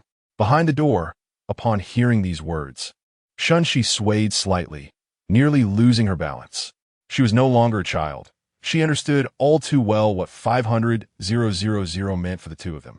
She was acutely aware of the immense pressure her brother bore. Yet unexpectedly, Shen Yuan cast aside his usual demeanor of timidity and supplication, instead letting out a cold laugh and retorting, "Just because you claim my father owes you money, I should believe you? What if I say your ancestor borrowed 5 million from me before he died? Would you then owe me repayment?" Shi Nor was taken aback by Shen Yuan's sudden retort. Had others claimed that Shen Yuan was a coward? This was not what he had anticipated. Nevertheless, Shi Nor would not be intimidated, barking back, "Are you implying that you intend to default? I have a written IOU as evidence. Do you wish to backtrack?" Shen Yuan's expression remained unchanged as he calmly replied, "When did I say I wanted to backtrack? Show me the IOU first." With a scoff, Shi Nua tossed the promissory note to Shen Yuan. "You think you could deceive me with this note? Rest assured, I have made 100 copies. You may easily swindle me, whether you tear it or consume it. It matters not." After receiving the note, Shen Yuan swiftly scanned its contents, but made no move to destroy it. Calmly, he remarked, "This note does not mention any interest, so I can acknowledge the sum of 200,000. However, as for the so-called compound interest, I refuse to accept that." Beside him, Shi Chen's face was a mask of fury. "You refuse? Do you think that is of any consequence? In this day and age, who borrows money without interest? You, a mere youth, think you can escape a debt of 300,000? Dream on." Before Shi Chen could finish his sentence, darkness suddenly enveloped his vision as Shen Yuan lunged before him, a meal in one hand and his other hand raised high. In the midst of shocked gazes, he delivered a resounding slap. The sound of palm meeting cheek rang out crisply, echoing through the hallway. Shi Chen was stunned. What had just transpired? Within a fraction of a second, a clear handprint emerged on his face, and he finally realized he had been struck by this impudent youth. In a fit of rage, he instinctively retaliated. "You little brat, I'll tear you apart." Shi Chen lunged at Shen Yuan, only to grasp at empty air. Looking up, he was horrified to find Shen Yuan had already returned to his original position, the takeout still firmly in hand, not a drop of sauce spilled. Such astonishing speed, such remarkable steadiness. Meanwhile, Shi Su, the eldest of the Shi brothers, looked on in astonishment, scrutinizing Shen Yuan once more. From what had just transpired, it was evident that Shen Yuan's prowess surpassed theirs. At that moment, Shen Yuan had switched off his equipment display function, rendering Shi Su unable to discern any gear on him. When he had slain the Black Wolf, Shen Yuan had deliberately activated the equipment display to instill doubt and panic in his foe. Remaining unfazed, Shen Yuan resumed his earlier discourse, stating, "Indeed, I do not acknowledge the 300,000 interest, and as for those foul-mouthed individuals, they deserve a slap." Chapter 26, Power Leveling, Blind Cane, I believe. Shi Chen and Shi Nua were nearly infuriated, rushing towards Shun Yuan without hesitation. Damn it, this brat is insufferably arrogant. Shun Yuan remained unfazed. A thought crossed his mind, and vengeful threads instantly shot forth, binding the two tightly. Shi Chun and Shi Nuo were momentarily bewildered, but quickly dismissed it. What on earth is this? Break free. However, when they realized they could not escape from the bizarre strands, fear finally set in. Brother, quickly save us. They turned to Shi Su, seeking help. Shi Su ignored their pleas, his gaze greedily fixed on the vengeful threads. He could clearly see that this was a skill derived from equipment. This fellow actually possesses gear. And such a formidable skill, it must be at least of silver quality. Soon, Shi Su suppressed his greed. Shun Yuan's attributes were not inferior to theirs, and now, with equipment at hand, even with the three of them, they might not gain any advantage. This was a miscalculation. According to the intelligence they received, Shun Yuan was supposed to be a novice who hadn't even completed his class transition, easily manageable with one hand. Clearly, that was not the case now. Shi Su composed himself, looking at Shun Yuan, and spoke in a deep voice. You seem quite different from the rumors. However, you are correct. The IOU indeed only states a loan of 200,000 with no mention of interest. Upon hearing this, Shi Chun grew anxious. Brother, this is our reward. Shi Su shot him a glare, admonishing, silence. Useless. While it is true there is no interest, the IOU also states that the 200,000 must be repaid within 5 months.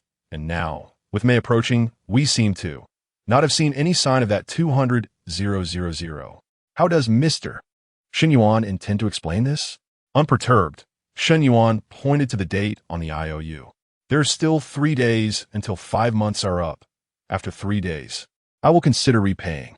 Shi Su fell silent for a moment, glancing at the two brothers still entangled in the vengeful threads, and nodded in agreement. Very well. Then we shall return in 3 days. I hope by then, Mr. Shun Yuan will have no further excuses. Now, could you release my brothers? Shun Yuan did not respond directly, casually tossing back the copy of the IOU before releasing the bindings of the vengeful threads. Once freed, Shi Chun continued to grumble. Don't think you're so impressive. There are plenty of people far superior to you. We are from the Chinsi Guild. In due time, we can easily find a power-leveling expert to crush you. Shun Yuan had initially lost interest in engaging in further dialogue with these three brothers. But upon hearing the term power-leveling expert, he paused, curiosity piqued. Power-leveling expert? What is a power-leveling expert?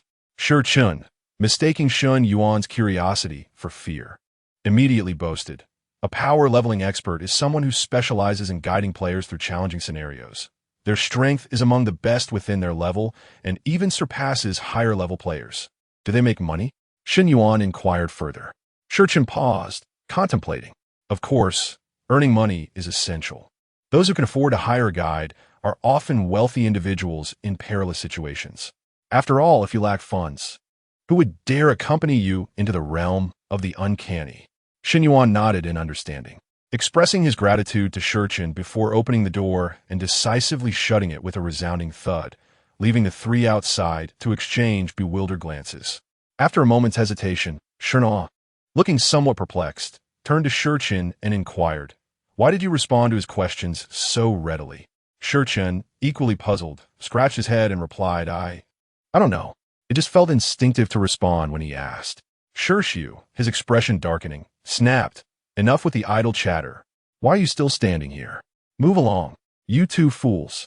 Upon entering the room, Shun Yuan was momentarily taken aback to see Shun Shi standing by the door. It quickly dawned on him that she had likely been drawn by the sound of the knocking. Hearing the door open, Shun Shi rushed toward Shun Yuan, arms outstretched. "Brother, are you all right?" In her eagerness, she inadvertently bumped into the trash can that Shun Yuan had previously knocked over, causing her to lose her balance and lurch forward. With quick reflexes, Shun Yuan caught her just in time. "Be careful."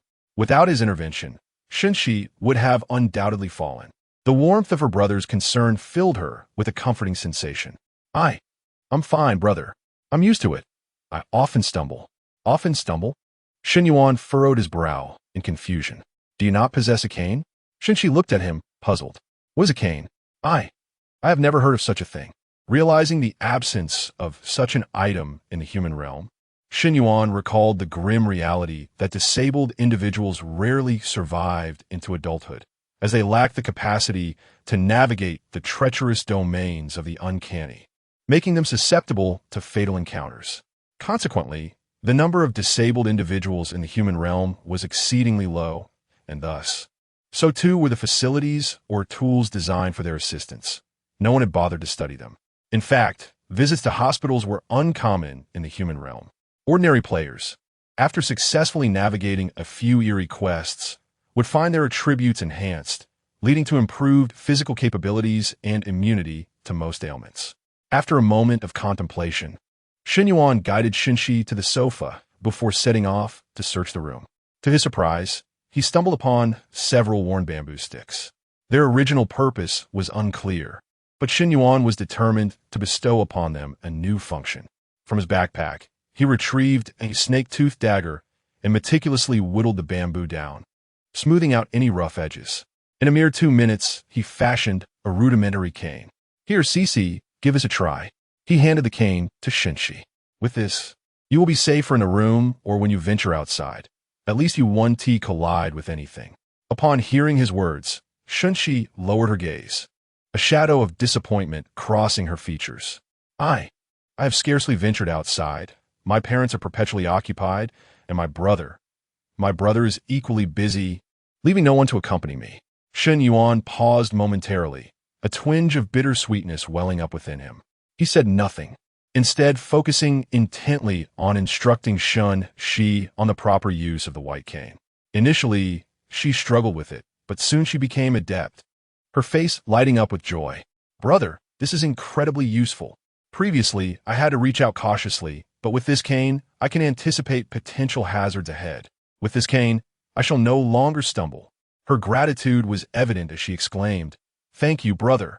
Observing Shun Shi's radiant smile filled Shen Yuan's heart with warmth. "Kulme, let us dine," he said, guiding Shun Shi to the dining table. Typically, Shun Shi would navigate on her own, often bumping into the corners of the table. However, today, Shen Yuan thoughtfully pulled out a chair for her. The aroma of the food wafted through the air, causing Shun Shi's mouth to water. "Wow, brother, is there this much food? How much did this cost?" Shen Yuan chuckled softly. "Not much, just eat. There will be delicious meals every day from now on. I will earn a substantial income, enough not only to settle our debts, but also to restore your health." Shen Shi's eyes sparkled with hope, her smile as radiant as a blooming flower. "I believe in you, brother." Chapter 27. 0 points, trending searches, newcomer rankings. After dinner, Shen Yuan reclined on his bed and activated the cerebral interface in his mind. He sought to delve into the information regarding the profession of ghost story boosters. In the realm of the human world, ghost story boosters are among the most lucrative occupations. However, concurrently, it is also the most perilous profession, without exception. After all, ghost stories are inherently unpredictable, each with its own focus. Some emphasize wit, others calculation, some strength, and even luck. The more ghost stories one engages with, the greater the likelihood of encountering areas beyond one's expertise. Thus, even the most elite ghost story boosters occasionally falter. As he perused the online descriptions, a smile unexpectedly graced Shen Yuan's lips. This vocation seemed tailor-made for him. Firstly, venturing into ghost stories posed no danger. Secondly, he did not discriminate against scenarios. Regardless of the style, he could rely on the indomitable system for infinite attempts. Clearing the levels presented no challenge for him. His foremost objective now was to join a guild, preferably a top-tier one. After all, private commissions were seldom chosen, as they pertained to matters of life and death. Many deemed that selecting a reputable major guild was the wisest choice. After some research, Shen Yuan ultimately accessed a specific interface, newcomer rankings. This leaderboard served as one of the criteria for guilds in selecting new members. To attract the attention of elite guilds, ascending the newcomer rankings was the sole option. The higher the rank, the greater the likelihood of being discovered by top-tier guilds. Newcomer rankings, rank level 0 to 10. The rankings are based on scores, evaluated according to the following criteria: Completion evaluation score table. Applicable only for ghost stories of silver quality and above. D score, 0 points. C score, 5 points. B score, 10 points. A score, 50 points. S score, 100 points. Note, each major stage increase in ghost story quality doubles the score reward. Upon reading this, Shen Yuan, with a hint of confusion, muttered, Is S the highest? Why is there no SSS rating? After this brief lament, he paid it little heed and continued scrolling. Other scoring items. 1. One failure incurs a deduction of 100 points. 2. Achieving the overall first rank once rewards 50 points. Must maintain first position to retain points. Dropping ranks incurs deductions. Current ranked members. First, Lu Zhao, 900 points. Second, Meng Xinghui, 750 points. Third, Zhou Baiyan, 700 points. 999 th. Shen Yuan, 0 points. Upon seeing his rank and score, Shen Yuan nearly spat out blood in disbelief. What? Why do I have 0 points? I diligently participated in 2 scenarios. Surely that counts for something, if not merit. At least effort. I will lodge a complaint to the authorities. I shall escalate this matter. Enraged, Shen Yuan clicked to view the score details. Shen Yuan felt despondent. His fervor extinguished. Well, a score of 0 was indisputable. He had forgotten that he still bore the burden of 3 failed attempts from his predecessor. So be it. A score of 0 signifies a fresh beginning, which can be seen as a favorable omen. After familiarizing himself with the intricacies of the ghost stories and the role of the power leveling guide, Shen Yuan opened his calculator to assess the financial obligations weighing upon him. In 3 days, he needed to repay 200,000, and 4,000 was required for CCS medical expenses. This total of 240,000 was relatively manageable. He resolved to sell off all his surplus equipment and participate in a few more dungeons over the next few days, which would likely suffice. Shen Yuan had already perused the current market prices for equipment. On the Tion Now trading platform, the price of a silver quality item was capped between 20 to 50,000. Upon encountering this price, he was momentarily taken aback. Was this too low? Given the rarity of silver quality equipment, it should not be this inexpensive. A closer examination revealed that this situation was somewhat tied to the guild. The guild had monopolized most of the equipment, vigorously suppressing black market activities and lowering market prices to prevent excessive outflow of items.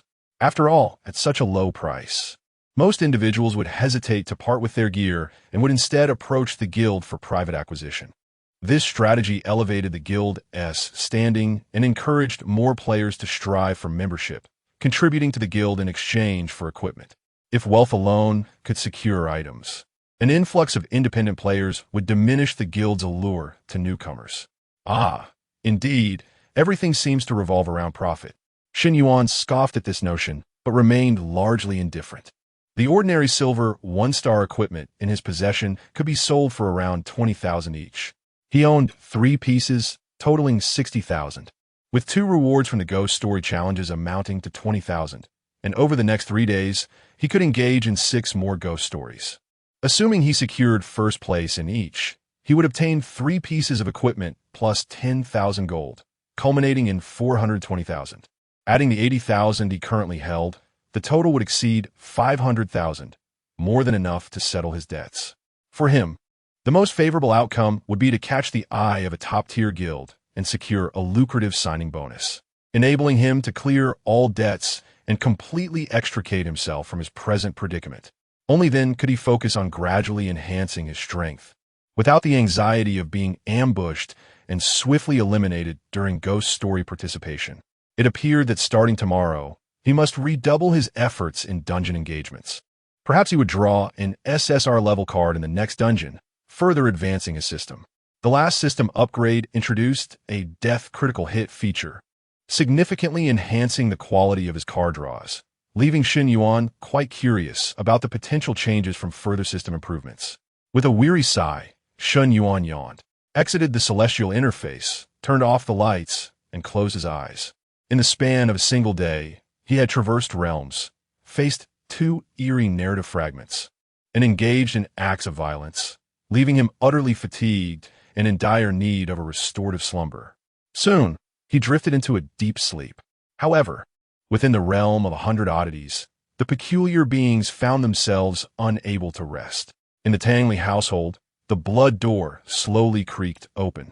Crimson droplets cascading down the doorframe. Tangley emerged from the blood door, weariness etched across her face, standing vacantly in the center of the room, momentarily lost in thought. Suddenly recalling something, she instinctively lifted her hand to touch her hair. What am I doing? Realizing her actions, her cheeks flushed a deep crimson. In a flurry, she withdrew her hand and plopped down on the edge of her bed, hastily lifting her pillow only to set it down again, ultimately reaching for the sole pivot. Indeed, whether human or eerie, one tends to appear quite occupied during moments of awkwardness. Tangley was perplexed by her own state. These two narrative fragments had left her utterly disheveled. Sigh. Why am I so unfortunate? With a sigh, she leaned against the bed and opened the soul sound. As she activated the soul sound, familiar names flooded her vision. Soul sound trending list. 1. Eliminate Shun Yuan. 2. What abilities does Shun Yuan possess? 3. Does infinite resurrection truly exist?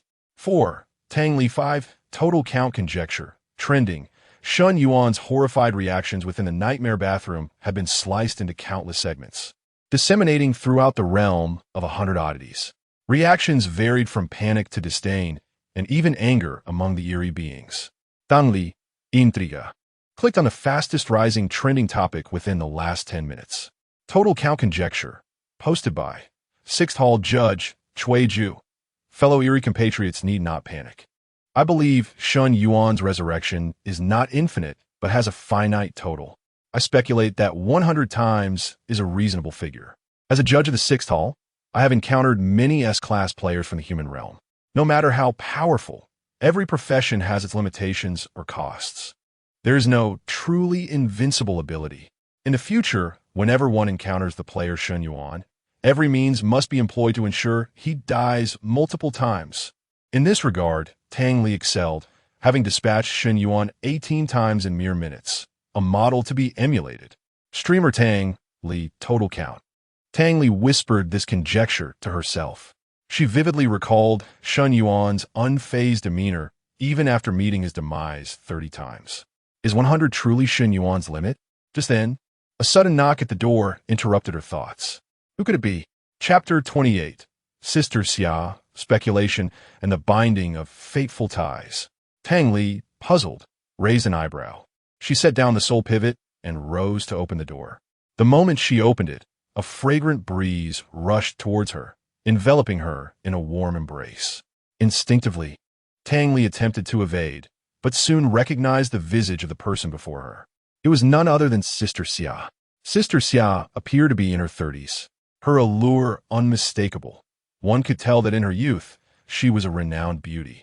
After all, those chosen by the Coffin Calamity folklore were invariably enchanting maidens. Yet, in comparison to Tangley, she likely fell short. Tangley possessed an extraordinary beauty that was rare even in the world of 100 oddities, which compelled her to don a mask in her daily life to avoid drawing attention. Alas, all of this had been shattered by Shun Yuan. Following the scandal surrounding Tangley's deception, discussions regarding her appearance began to proliferate on the Naihanet, akin to the internet in the human realm. Enthusiastic fans and admirers emerged like mushrooms after the rain, much to Tangley's chagrin. Sister Xia? Tangley was taken aback that Sister Xia had come to see her directly. Shaking her head, Sister Xia said nothing. Rising from Tangley's embrace, she turned back to close the door and stepped into Tangley's room. Tangley opened her mouth to speak, but Sister Xia anticipated her words. Xiaoli, I know you wish to express your inability to eliminate Shun Yuan. Am I right? Tangley nudda obadiently. Sister Xia sighed, her gaze towards Tangley filled with empathy. I have come to assist you. I watched your live stream. You attempted to slay Shun Yuan 30 times. You truly exerted yourself, but his abilities are simply too formidable. It is not your fault. By the way, have you seen the discussions on Shun Yuan's abilities in the world of 100 oddities? Tangley nodded once more. Yes, I saw it. It was the conjecture of Judge Chui Ju from the 6th Hall, correct? Indeed, Sister Xia continued. My thoughts align closely with Chui Ju's. Such an irrational profession could not possibly exist in the human realm. Thus, In the next instance, you must eliminate him 60 times. Wait a moment, the next instance? Me? Tang Li was bewildered. She was only responsible for a few folklore instances, yet there were millions available in the human realm. What were the odds of encountering Shen Yuan again? It seemed too unfortunate. Sister Xia sighed deeply and began to explain, "This nightmare toilet is not your folklore instance, is it? So why has it chosen you? Is it truly merely a bug, as you believe? No, it is an inevitable outcome. The reason is simple. You and Shen Yuan have bound fateful ties. Regardless of whether this instance falls under your purview or which folklore instance Shen Yuan selects, you are destined to cross paths. This is the binding of fateful ties, a perpetual entanglement of grievances and affections." Tang Li felt as though struck by lightning. Her crimson lips parted, momentarily speechless. Sister Xia continued, "And the consequences of these fateful ties do not end here. The moment you forge this connection, one party is destined to perish. Either the players from the human realm are slain, thus breaking the curse, or after both of you participate in 5 dungeons together, the players from the 100 Ghosts realm will be obliterated, similarly lifting the curse. In other words, Xiaoli, you have only 3 opportunities left." In that moment, Tang Li felt her mind had completely lost its capacity for thought. With only 3 chances, if Shen Yuan does not perish, she will meet her demise. This revelation left Tang Li in a state of profound shock. Sister Xia gently patted Tang Li's back, feeling a tinge of guilt.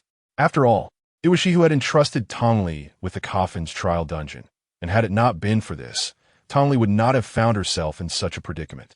After a moment's hesitation, Sister Xia spoke. "Xiaoli, when my son Shishue fell gravely ill, I found myself unable to manage so many dungeons. In desperation, it was you who voluntarily lent me a hand, a kindness I shall always remember. We must cherish every opportunity to engage in dungeons and strive to explore various hypotheses. I currently have 2 conjectures, the first being the dungeon's level." Tang Li looked up, bewildered. "Dungeon level? How does that relate to Shen Yuan's abilities?" Sister Xia patiently clarified, "I have investigated, and Shen Yuan has participated in 5 horror tales. The first 3 dungeons were of bronze quality, all of which he failed. From the 4th dungeon onward, he began engaging in silver quality dungeons, namely the Coffin's Trial, where he encountered you and awakened his resurrection ability. Thus, I hypothesize that the quality of the horror tale might influence his capabilities. Perhaps he can only resurrect within silver quality dungeons." A new question arose in Tang Li's mind. "But I find it strange that players from the human realm require successful dungeon completion to change classes, yet he awakened without clearing one." Sister Xia responded, "It's quite simple. The human realm now possesses a method for direct class change, albeit at a significant cost, which further underscores Shen Yuan's extraordinary nature. My second conjecture pertains to the number of participants. From the very first bronze dungeon he engaged in, he ventured into horror tales alone. Regardless of the difficulty of the horror tales, Shen Yuan consistently chose to enter solo. What do you think is the reason?" Tang Li tilted her head and speculated. He is very confident. Perhaps he believes he can clear it at will due to his resurrection ability." Sister Xia nodded, but then shook her head. "Yes, but also no. I suspect Shen Yuan's resurrection ability can only be triggered when he is the sole individual within the horror tale dungeon." Tang Li's eyes widened in sudden realization. This perspective had never crossed her mind, yet now, with Sister Xia's words, it became abundantly clear. After speaking, Sister Xia produced a compass. "Judge's compass." Tang Li gasped in astonishment upon seeing the compass. Such an artifact is not something an ordinary entity can possess. As its name implies, only a judge can wield it. "Sister Xia, how did you come by this?" Sister Xia gestured a shushing motion towards Tang Li. Winking playfully and with a radiant smile, she remarked, "There is no need for concern. Having navigated the 100 Ghosts realm for many years, I have cultivated a network of connections. In the next instance of a dungeon, I shall employ the Judge's Compass to forcibly alter Shen Yuan's dungeon level and the number of participants, thus allowing us to validate our conjectures. I reiterate, I cannot accept that the human realm could manifest an infinitely resurrective an extraordinary ability. His powers must undoubtedly be circumscribed. We simply have yet to uncover the nature of that limitation. Chapter 29. Mutation Gold, New Instance. Human Realm, the following day. At 7 o'clock in the crisp morning, Shun Yuan awoke with exuberance, stretching luxuriously, feeling quite invigorated. He leapt from his bed with the agility of a carp and proceeded to perform a set of 8 brocade exercises in his room, an enduring habit from his previous life to enhance his physical vitality. Although such practices might seem redundant in the human realm, he retained the tradition nonetheless. After concluding his exercises, Shun Yuan ventured out to procure breakfast, spending 20 gold coins. Following a meal with Shun Shi, he returned to his quarters to prepare for the day as eerie tales. Seated in a chair, he browsed the myriad of narratives available within the cerebral interface. During his last foray into the nightmare lavatory, he had been pressed for time and could not afford to deliberate on his selection. Any delay could have cost him dearly at the hands of the Black Wolf. This time, however, he was blessed with ample time. The selection of eerie tales was vast and varied, encompassing a plethora of genres, settings, and scenarios, though he inadvertently misstated one aspect. Regrettably, he was not yet of sufficient level. Otherwise, he would have eagerly sought out a golden tier narrative to engage with. For the silver tales seemed lackluster in comparison. To safeguard novices, the human realm imposed restrictions on the selection of narratives based on player level. Newcomers were limited to bronze tier stories for their first 3 adventures, allowing them to gain a fundamental understanding of these eerie tales. From a 4th instance onward, players could opt for silver tier narratives. Shun Yuan could not help but scoff at the precautionary measures implemented by the entity known as Huiyuzhu, who seemed excessively cautious about his survival, assigning him a silver tier narrative. Fortunately, he possessed a system to aid him. Only after players consistently completed eerie tales and attained level 8 could they independently select golden quality narratives. Advancement within the human realm could be achieved through 2 primary methods. 1. Completion rewards from eerie tales, and 2. Participation in dedicated hunting instances for level progression. These hunting instances were akin to monster grinding in online games, devoid of narrative or challenges, solely focused on slaughter. Each monster slain yielded a modest amount of experience points. However, once the experience bar for each level was filled, players still needed to complete a narrative to progress to the next tier. This design by the cerebral interface effectively precluded players from mindlessly grinding for levels without partaking in the eerie tales, preventing them from reaching level 100 without engaging with the content.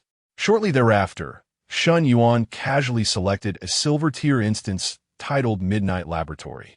Its difficulty rating was silver 5 stars, surpassing that of Coffin Heist and Nightmare Lavatory. Upon confirmation, the familiar prompt from the cerebral interface resonated. Ding. This eerie tale recommends a party of 3 to 6 individuals. Do you confirm the selection for solo entry? Without hesitation, Shun Yuan selected yes. He had no need for teammates who might hinder his progress. However, just as he leaned back, preparing to enter the instance, an unexpected occurrence transpired. The surrounding scene, which had begun to meld with the eerie domain, suddenly froze for reasons unknown. The half-gray, half-natural landscape appeared exceedingly strange. Once I clicked, yes, last time I was immediately thrust into the instance. What has transpired? The scenery surrounding Shun Yuan flickered intermittently, reminiscent of a network lag. After a few minutes, the sensation of stuttering finally vanished.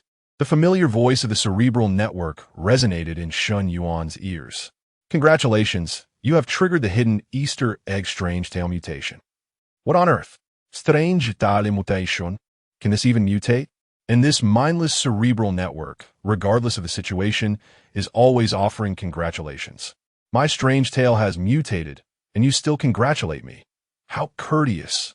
Purely artificial ignorance. Please note, your instance has undergone changes. Welcome to the Strange Tale instance, current instance. Cursed Iron Cage. Introduction. Remember, if you hear crying while riding the midnight elevator, do not press the door button. Shun Yuan raised an eyebrow, greatly displeased. Goodness, how could it be a mutation that entirely altered the strange tale he had chosen, even changing its name? Furthermore, This introduction is rather too succinct. Isn't it? The simpler the introduction, the less information it conveys, making it harder to deduce anything from it. Please note, your current health points are 0. Failing again will result in annihilation. Number of participants in this instance, 7. Difficulty level, gold 1 star. The cerebral network wishes you an enjoyable experience in this strange tale. How did it become 7 people? Are they forcibly matching me with teammates? What kind of outrageous matching mechanism is this? Oh, the difficulty has surprisingly escalated to gold level. How splendid. Why does this cerebral network slap me, then offer sweet date? Before Shen Yuan could ponder further, the scenery around him had already transformed. The mingled sense of sweat and perfume flooded Shen Yuan's nostrils. Realizing that he had entered the strange tale instance, he opened his eyes and surveyed his surroundings. The moment he opened his eyes, a massive chest muscle loomed before him, mere centimeters from his nose. Goodness! Shen Yuan was startled and quickly stepped back to distance himself from this imposing chest. He had no interest in such a thing. The owner of the chest was a robust man, towering high. Shen Yuan estimated he was nearly 2 meters tall. His thick arms were likely broader than the average male's head. Oddly enough, his head was somewhat pointed. Shen Yuan shifted his gaze, examining the surroundings. He found himself inside an elevator, which housed not just him, but 6 other individuals, both men and women. This was Shen Yuan's first experience participating in a strange tale alongside other players, and he felt quite out of place.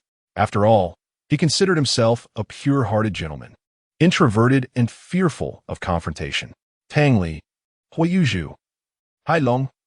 Shen Yuan even contemplated whether the other players would be so startled by his infinite respawning that they would drop their jaws in shock and report him to the Alliance. Adapting on the fly, he mused inwardly, a glimmer of determination flashing in his eyes. If all else fails, then let us resort to violence. After all, as long as I achieve victory, they shall be resurrected. Suddenly, a somewhat shrill female voice pierced through the air. What on earth? I distinctly selected a silver quality dungeon. How could it undergo such a mutation? Are you truly human or something sinister? Chapter 30. The Stalwart Man, the Buzz Cut, Zhou Baiyan. Shen Yuan turned to glance back. In the northeastern corner of the elevator, a man and a woman were closely huddled together, their faces reflecting a hint of trepidation as they observed others around them. They appeared to be a couple who had entered the instance together. The young man in the northwest corner chuckled awkwardly and spoke up. Of course, we are all human. It seems we have all encountered the bizarre tales of mutation, which has brought us here. What a twist of fate. The young man, sporting a buzz cut and with a sun-kissed complexion, though not as muscular as the burly man, clearly bore the marks of someone accustomed to hard labor. Evidently, the sharp-tongued girl scoffed at the optimistic demeanor of the buzz-cut boy. Fate, what a load of nonsense. We both chose a silver 1-star tale. And now we find ourselves entangled in this gold 1-star tale. Is this what you call fate? The boyish expression mirrored despair. I have only 2 chances left to revive, and now I'm about to waste one. How unlucky can I be? This is my entrance examination. Shen Yuan shot him a disdainful glance. Why must a grown man whine like a child? How revolting. He spoke in a chilling tone. My health points are at 0, and I haven't even uttered a word yet. Why are you making a fuss? The man was taken aback, casting a somewhat schadenfreude glance at Shen Yuan before lapsing into silence. The burly man scratched his head in confusion, clearly not fully grasping the situation. At that moment, an odd electronic sound emanated from the southeast corner. Do not be concerned. The difficulty difference between gold-level tales and silver-level tales is not as significant as you might think. The crowd turned their attention toward the source. In the southeast corner stood a youthful lad with a delicate appearance, leaning against the wall, his demeanor unfazed as he held a mobile phone. The peculiar electronic sound had originated from his device. The sharp-tongued girl lashed out again. Nonsense. It's easy to talk when you're standing there unscathed. If you're so capable, why don't you lead us to victory? Using a smartphone AI to speak. Are you out of your mind? Do you think you're cool? What an idiot.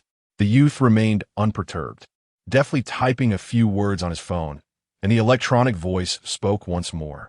I am mute, so I communicate in this manner. While we wait for the tale to commence, let us introduce ourselves. I shall go first. My name is Zhou Baiyan. Zhou Baiyan? The crowd's attention sharpened immediately. With the exception of the burly man still trying to grasp the situation, the others looked on in a mixture of astonishment and awe. Shen Yuan raised an eyebrow, intrigued. The buzz-cut boy, visibly excited, quickly exclaimed, Zhou Baiyan? You are the Zhou Baiyan who ranks third on the newcomer leaderboard? Zhou Baiyan offered a subtle nod, exhibiting little reaction.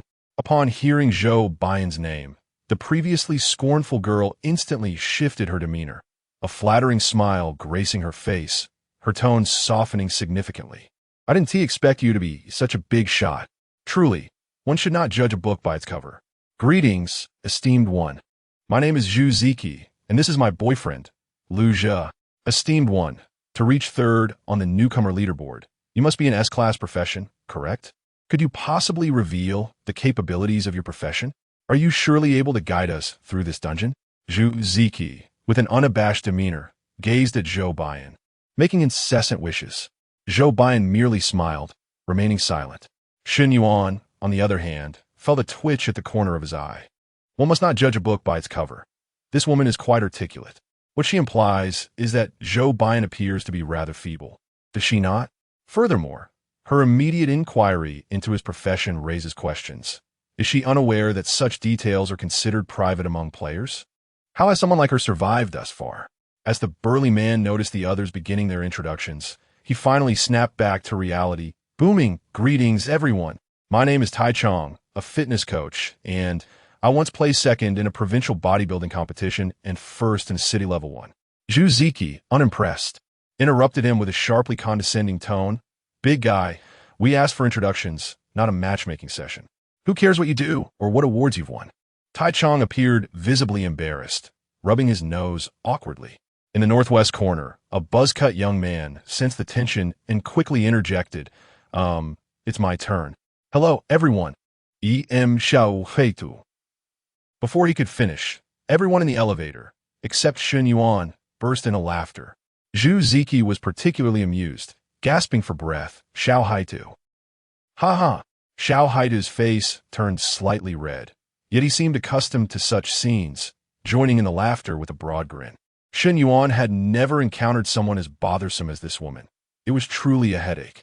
He directly interrupted Zhu Ziki, turning earnestly toward Xiao Haitu. That's a splendid name. Black soil is the most fertile, precious earth, the soul of grain. I believe your parents had great expectations when they bestowed this name upon you. However, its depth may escape the understanding of the ordinary. Xiao Haitu looked at Shen Yuan in disbelief. This man had not smiled from the very beginning. Even the usually stoic Zhou Baiyan had cracked a hint of a smile, yet Shen Yuan remained serious, offering a thoughtful assessment of his name. Zhu Ziki, however, was displeased. Glaring at Shen Yuan, what do you mean? Are you calling someone ordinary? Shen Yuan, uninterested in her ire, acted as though he hadn't heard her, continuing, I am Shen Yuan. Next, only one young lady in the north had yet to speak. Sensing Shen Yuan's gaze, she softly uttered, I am Zheng Ruru. With that, all 7 individuals had introduced themselves. Zhu Ziki wished to press Shen Yuan for clarification, but at that moment, an unexpected turn of events unfolded. Creak! Suddenly, a jarring screech echoed as the elevator door behind Zheng Ruru swung open.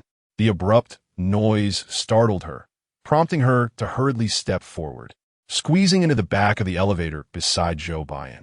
Everyone turned their wary gazes toward the elevator's entrance. Xiao Haitu even retrieved his weapon from his backpack. However, contrary to expectations, no ominous creature emerged. Outside the elevator stood several middle-aged men and women, each carrying bags filled with fruits and vegetables. Shen Yuan was somewhat taken aback. The 7 players participating in the ghost story are all present. This implies that there are actually NPCs in this ghost tale, truly worthy of its golden quality. Those who relish haunted houses are well aware that a haunted house with NPCs is an entirely different experience from one without. Oh, the elevator is full? Never mind. We shall wait for the next one. The leading middle-aged woman glanced at the elevator and, somewhat puzzled, remarked. However, when she lifted her gaze to the faces of Shen Yuan and his companions, she suddenly froze.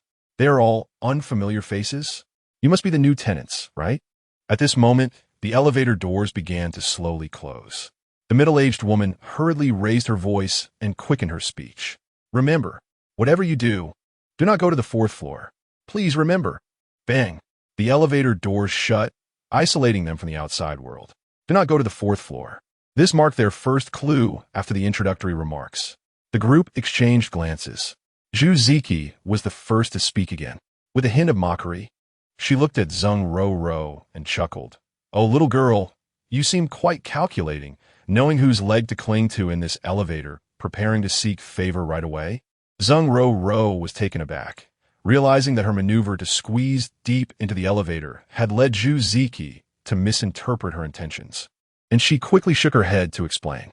But at that moment, the lights in the elevator abruptly extinguished. An abyss of darkness consumed everything, and panic surged like a shadow, spreading instantaneously. Zhu Ziki's scream was the first to pierce the silence, followed closely by Zheng Ro. Then, surprisingly, it was Tai Chong. It seems his physical stature does not correlate with his courage. The most composed among them was Zhou Baiyan. Amused by the hellish joke in his mind, Shun Yuan touched his nose, feeling a twinge of wickedness. Suddenly, he sensed a familiar presence. In the next moment, the light returned. Yet, the resurgence of brightness did not dispel the fear. Rather, it magnified it.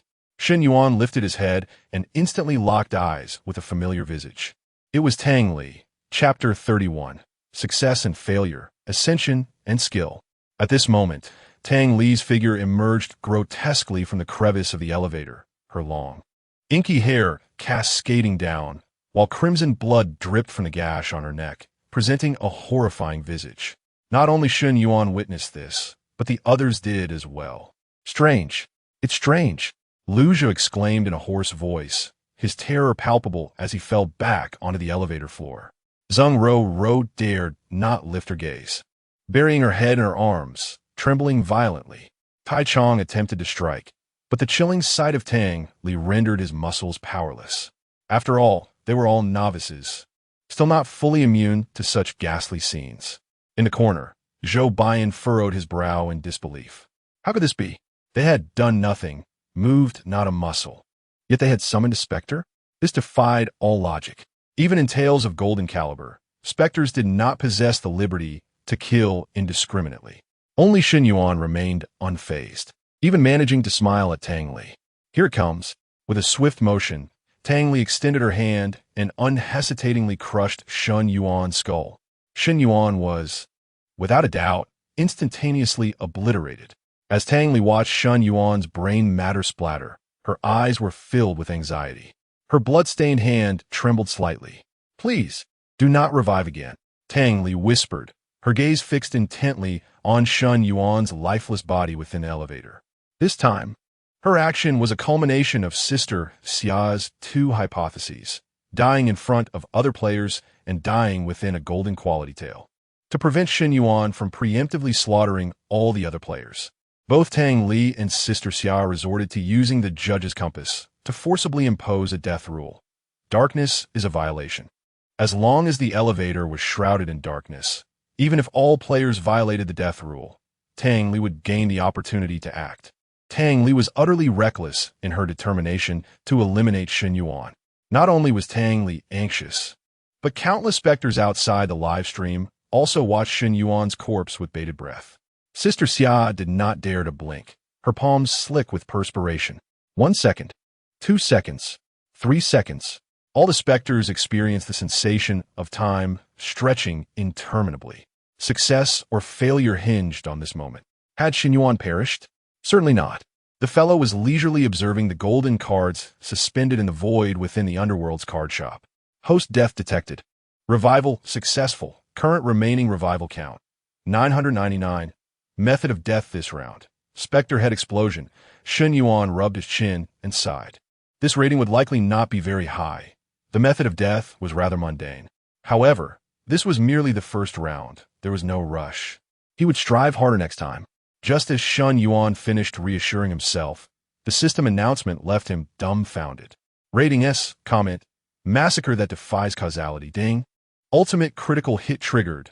This card draw guarantees SSR, Shen Yuan stood there, stunned. What? An S rating? To think that one could be so simply crushed that their head bursts, yet still attain an S rank rating? If memory serves. The last time he was cleaved into 1,000 pieces, it only garnered an A rank evaluation.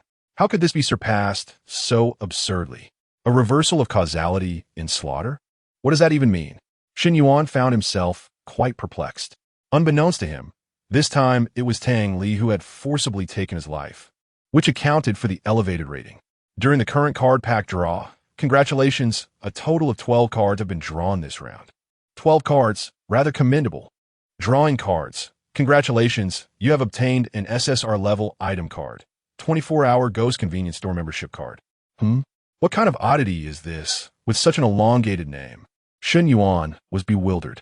24-hour Ghost Convenience Store membership card. Category, permanent item card. Function, allows for shopping at the Ghost Convenience Store anytime and anywhere. The store offers functional items commonly used in the mortal realm at merely 1/10 of the external price. Shen Yuan pondered for a moment, subtly expressing his opinion that the card's cost-effectiveness was lacking. An SSR level item card, and its primary feature is saving money? This was likely the most disappointing SSR card he had ever encountered. Well, it wasn't entirely its fault. One could only say that its predecessors were simply too remarkable. Nevertheless, Shen Yuan quickly dismissed the matter. He had more pressing concerns. The system had upgraded. He had completed the draw of 5 SSR level cards, and the system had evolved once more. Congratulations, mission accomplished. The Death Draw system has successfully ascended to a higher tier. New abilities unlocked. Rebate Assistant 1. After drawing a new card and choosing to use it on the spot, you can receive a 20 rebate of the card's total value, distributed in the form of coupons. 2. After drawing a new card but choosing not to use it, opting instead to sell it beyond the card's intrinsic value, you will receive an additional 50 rebate, issued as coupons. Probability adjustment. The chances of drawing NR cards have been reduced, while SSR card probabilities have significantly increased, and UR card probabilities are now unlocked. Next stage, drawing 5 UR level cards to unlock 05. A rebate system. Shen Yuan was astonished. Previously, he had lamented the ghostly shop he had unlocked as somewhat superfluous, as he had no means of acquiring coupons. Yet, the system had already devised a thoughtful solution.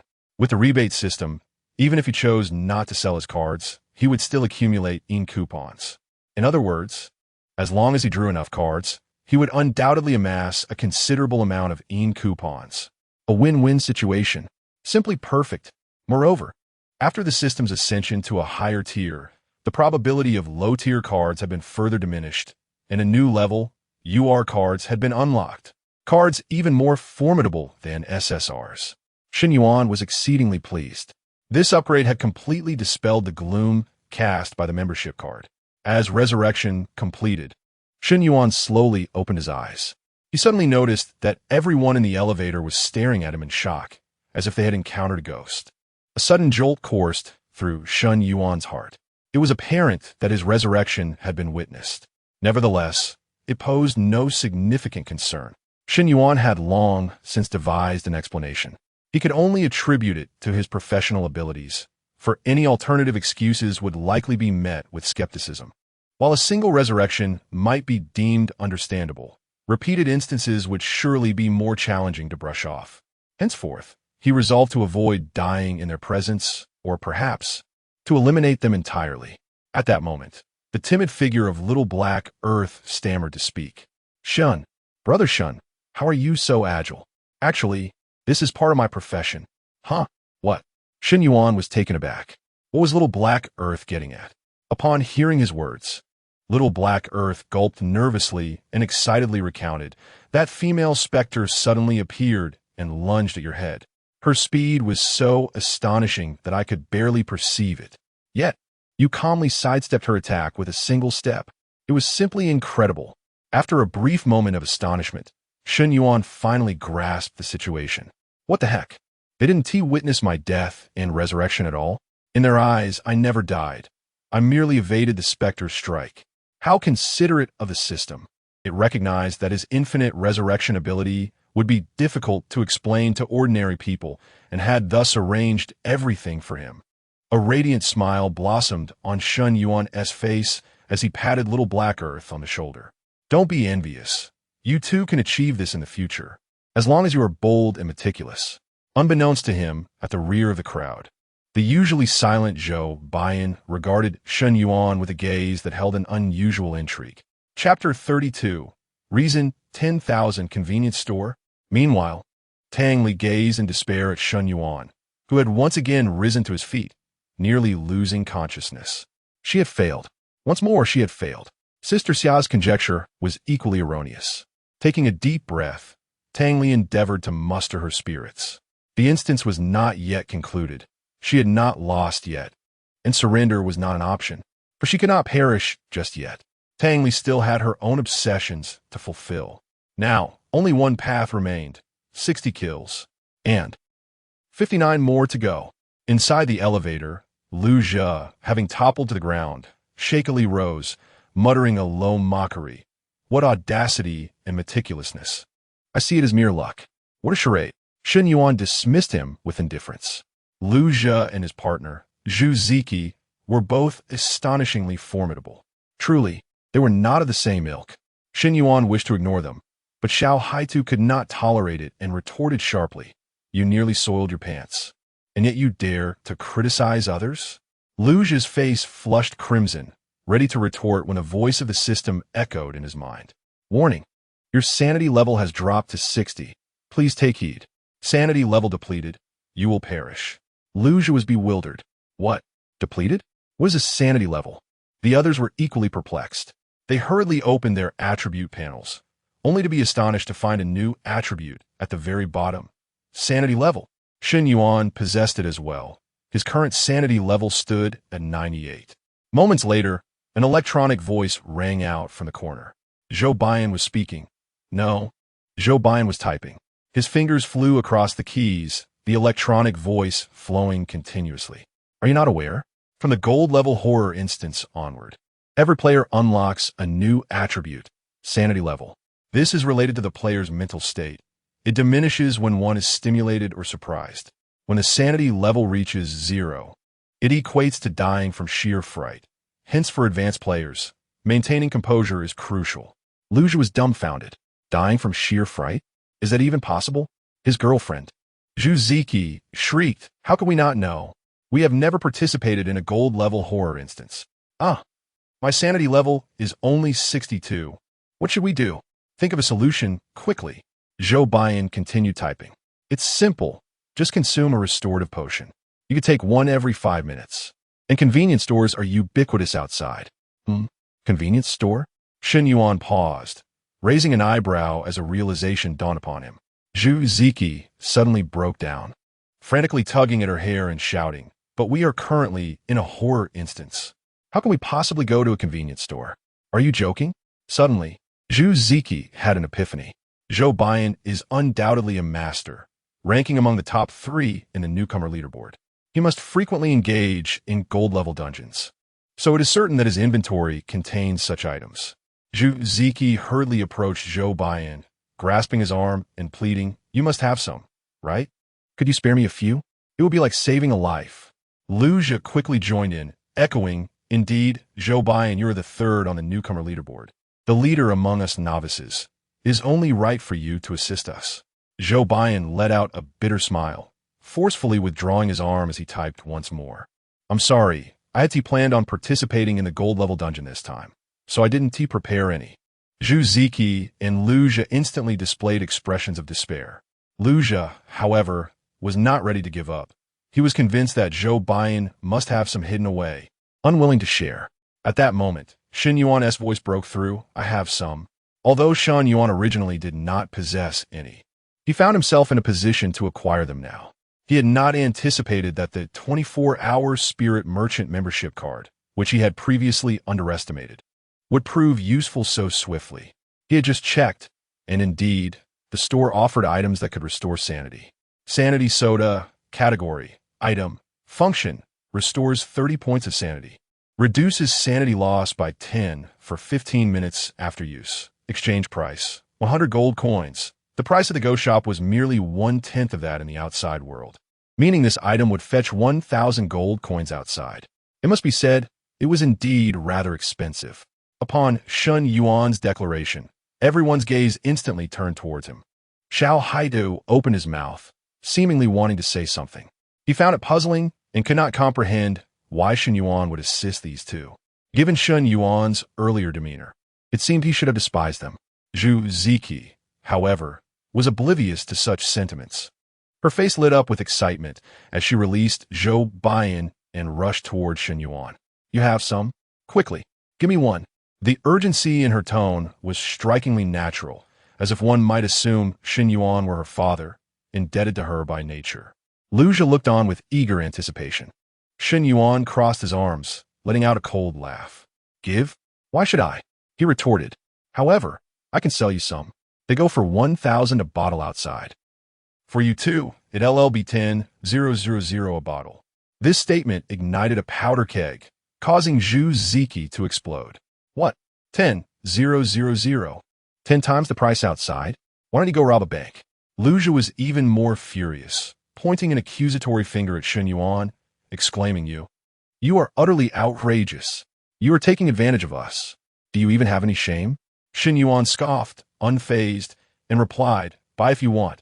If not, then scram. With your mental fortitude, you lost 40 sanity points at the very start of the horror dungeon. I find it hard to believe you can endure. Zhu Ziki trembled with rage. Lu Zhi's face flushed crimson as he exclaimed with indignation. We are but a group of unfortunate souls brought together by the bizarre tales of mutation. We ought to assist one another rather than pursue personal gains at such a time. You, my friend, are exceedingly narrow-minded and lack vision. Are you truly so desperate for this mere 10,000? Shun Yuan shrugged nonchalantly. Of course I am in need. Otherwise, I would not be selling to you two fools. I am burdened with debts amounting to tens of millions. Since you are so adept at occupying the moral high ground, let's make a pact of mutual assistance. If you two can procure a few thousand bottles, it will suffice for me to settle my debts. Lu Zhi faltered, questioning the relevance of Shun Yuan's debts to him. Shun Yuan nodded. Therefore, whether you live or die bears no consequence to me. I shall grant you 10 seconds. Buy or depart. Zhu Ziki's expression darkened, her lips curling in a torrent of curses.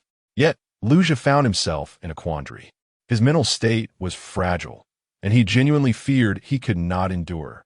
Under normal circumstances, even if he perished, as long as other players succeeded, he could survive without depleting his life force, albeit without any rewards. However, this time, he was engaged in a critical evaluation, and to pass, survival until the end was imperative. Mere survival without effort was insufficient. Ultimately, Lu Zhi gritted his teeth and declared, Very well, you are indeed ruthless. I shall take one bottle. Chapter 33. The Fall with a Raised Eyebrow. Shun Yuan expressed surprise. He never anticipated that Lu Zhi would genuinely consider making a purchase. Initially, his intention was merely to annoy the two of them. He did not expect them to part with 10,000 gold coins for a bottle of rational soda, deeming such an expense utterly unwarranted. Earning 10,000 coins in the mortal realm is not an easy feat, however. One might as well seize the opportunity when it presents itself. With a cost of merely 100, selling it for 10,000 would yield a staggering profit of 900, enough to treat himself and Cici to numerous lavish meals. Shun Yuan promptly raised the payment code, grinning as he declared, cash on delivery. Beside him, Zhu Ziki stared incredulously at Lu Zhi and exclaimed, Are you out of your mind? You're spending 10,000 on this? Lu Zhi merely shook his head, saying nothing, as he pulled out his phone to transfer the amount. Done. Now give me the item. Once Shun Yuan confirmed the gold coins had been received, he immediately redeemed a bottle of rational soda with his membership card and tossed it to Lu Zhi. Lu Zhi hastily caught the soda midair and drank it without hesitation. Observing his regained rational value, he felt a wave of relief wash over him. Just then, Xiao Haida tugged at Shun Yuan's arm and said, Brother, I want a bottle too. As he readied to scan the code, Shun Yuan preemptively put away his phone, decisively purchasing another bottle with his membership card and tossing it to Xiao Haitu. I just made a profit, so here's a gift for you. Upon hearing this, Lu Zhi, who had just begun to feel at ease, nearly spat blood in disbelief. Damn it, is this guy doing this on purpose? Selling to me for 10,000, yet giving it away for free to Xiao Haitu? On what grounds? A glint of malice flashed in Luge's eyes as he exchanged a knowing glance with Zhu Ziki, both of them instinctively lunging for the rational soda in Xiao Haitu's hands. Xiao Haitu, not one to be outsmarted, quickly stowed the soda in his backpack despite his momentary confusion. Luge and Zhu Ziki found themselves grasping at thin air. Enraged, Zhu Ziki shouted, "You wretched thing! Hand it over! That bottle was purchased with our money." Xiao Haitu defiantly replied, "This is a gift from Brother Shun. Brother, I also paid." He added, "You have debts, right? Let me help you out." Shen Yuan was taken aback. He had not expected Xiao Haitu to harbor such intentions. Patting Xiao Haitu on the shoulder, he chuckled, "Take it, discussing money spoils relationships. Does a few 100,000 in debt truly matter?" Just as Zhu Ziki was about to retort, Tai Chong suddenly shouted, interrupting her spell casting. "Everyone look!" Their attention drawn, the group turned to where Tai Chong was pointing. To their astonishment, all the buttons in the elevator had inexplicably transformed into 4. Yet, just moments ago, the middle-aged woman outside the elevator had warned against going to the 4th floor. The atmosphere inside the elevator grew palpably tense. Luge's recently restored rational value plummeted by another 5 points, leaving his face pale. Tai Chong, swallowing hard, stammered, "Everyone, what do we do now?" In a corner, Zheng Ro timidly remarked, "Is this elevator suggesting that our demise is inevitable?" Zhu Ziqi, taken aback, spat in annoyance and cursed, "You foolish girl. If you wish for death, don't drag us down with you. I believe this button may simply be malfunctioning, merely a ruse. Let's wait a bit longer. It may return to normal soon." However, before Zhu Ziqi could finish her sentence, the elevator suddenly jolted violently, startling everyone within. The group froze in terror, unable to move. Xiao Haitu's face turned pale as he trembled. "This elevator isn't going to plummet, is it?" Luge shot a fierce glare at Xiao Haitu, reproaching, "Shut your ominous mouth." Yet, before he could finish, a thunderous crash echoed through the air. In the next moment, a shrill, grinding noise erupted, and the elevator truly began to plummet rapidly. A powerful sensation of weightlessness overwhelmed them. "Ah!" The air was pierced by shrieks of terror. Zhou Buyin's expression changed dramatically. His gaze sharpened as he struggled to rise, attempting to reach the buttons amidst the elevator's descent. But there was one figure faster than him, Shen Yuan. Without hesitation, Shen Yuan pressed the 4th button.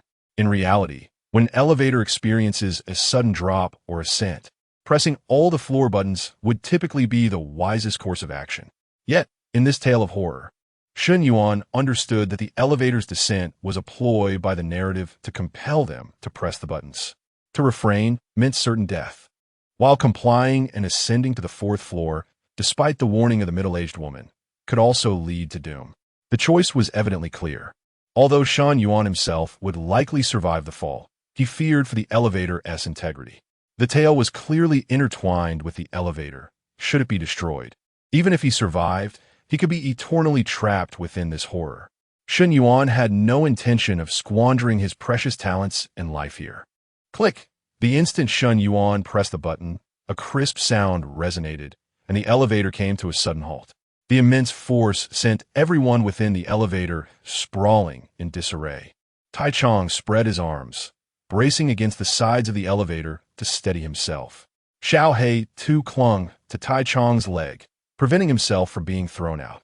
Luge once again fell hard, dragging Zhu Ziqi down with him. Her face landed squarely on Tai Chong's foot, nearly causing her to retch in disgust. "Damn it! Luge, you idiot!" Zhu Ziqi exclaimed, scrambling to her feet and cursing. Yet, before anyone could regain their composure, the elevator abruptly shot upwards. With their bodies thrown off balance, Zhu Ziqi could only grab hold of Tai Chong's shoe, enduring a nauseating whiff of foot odor.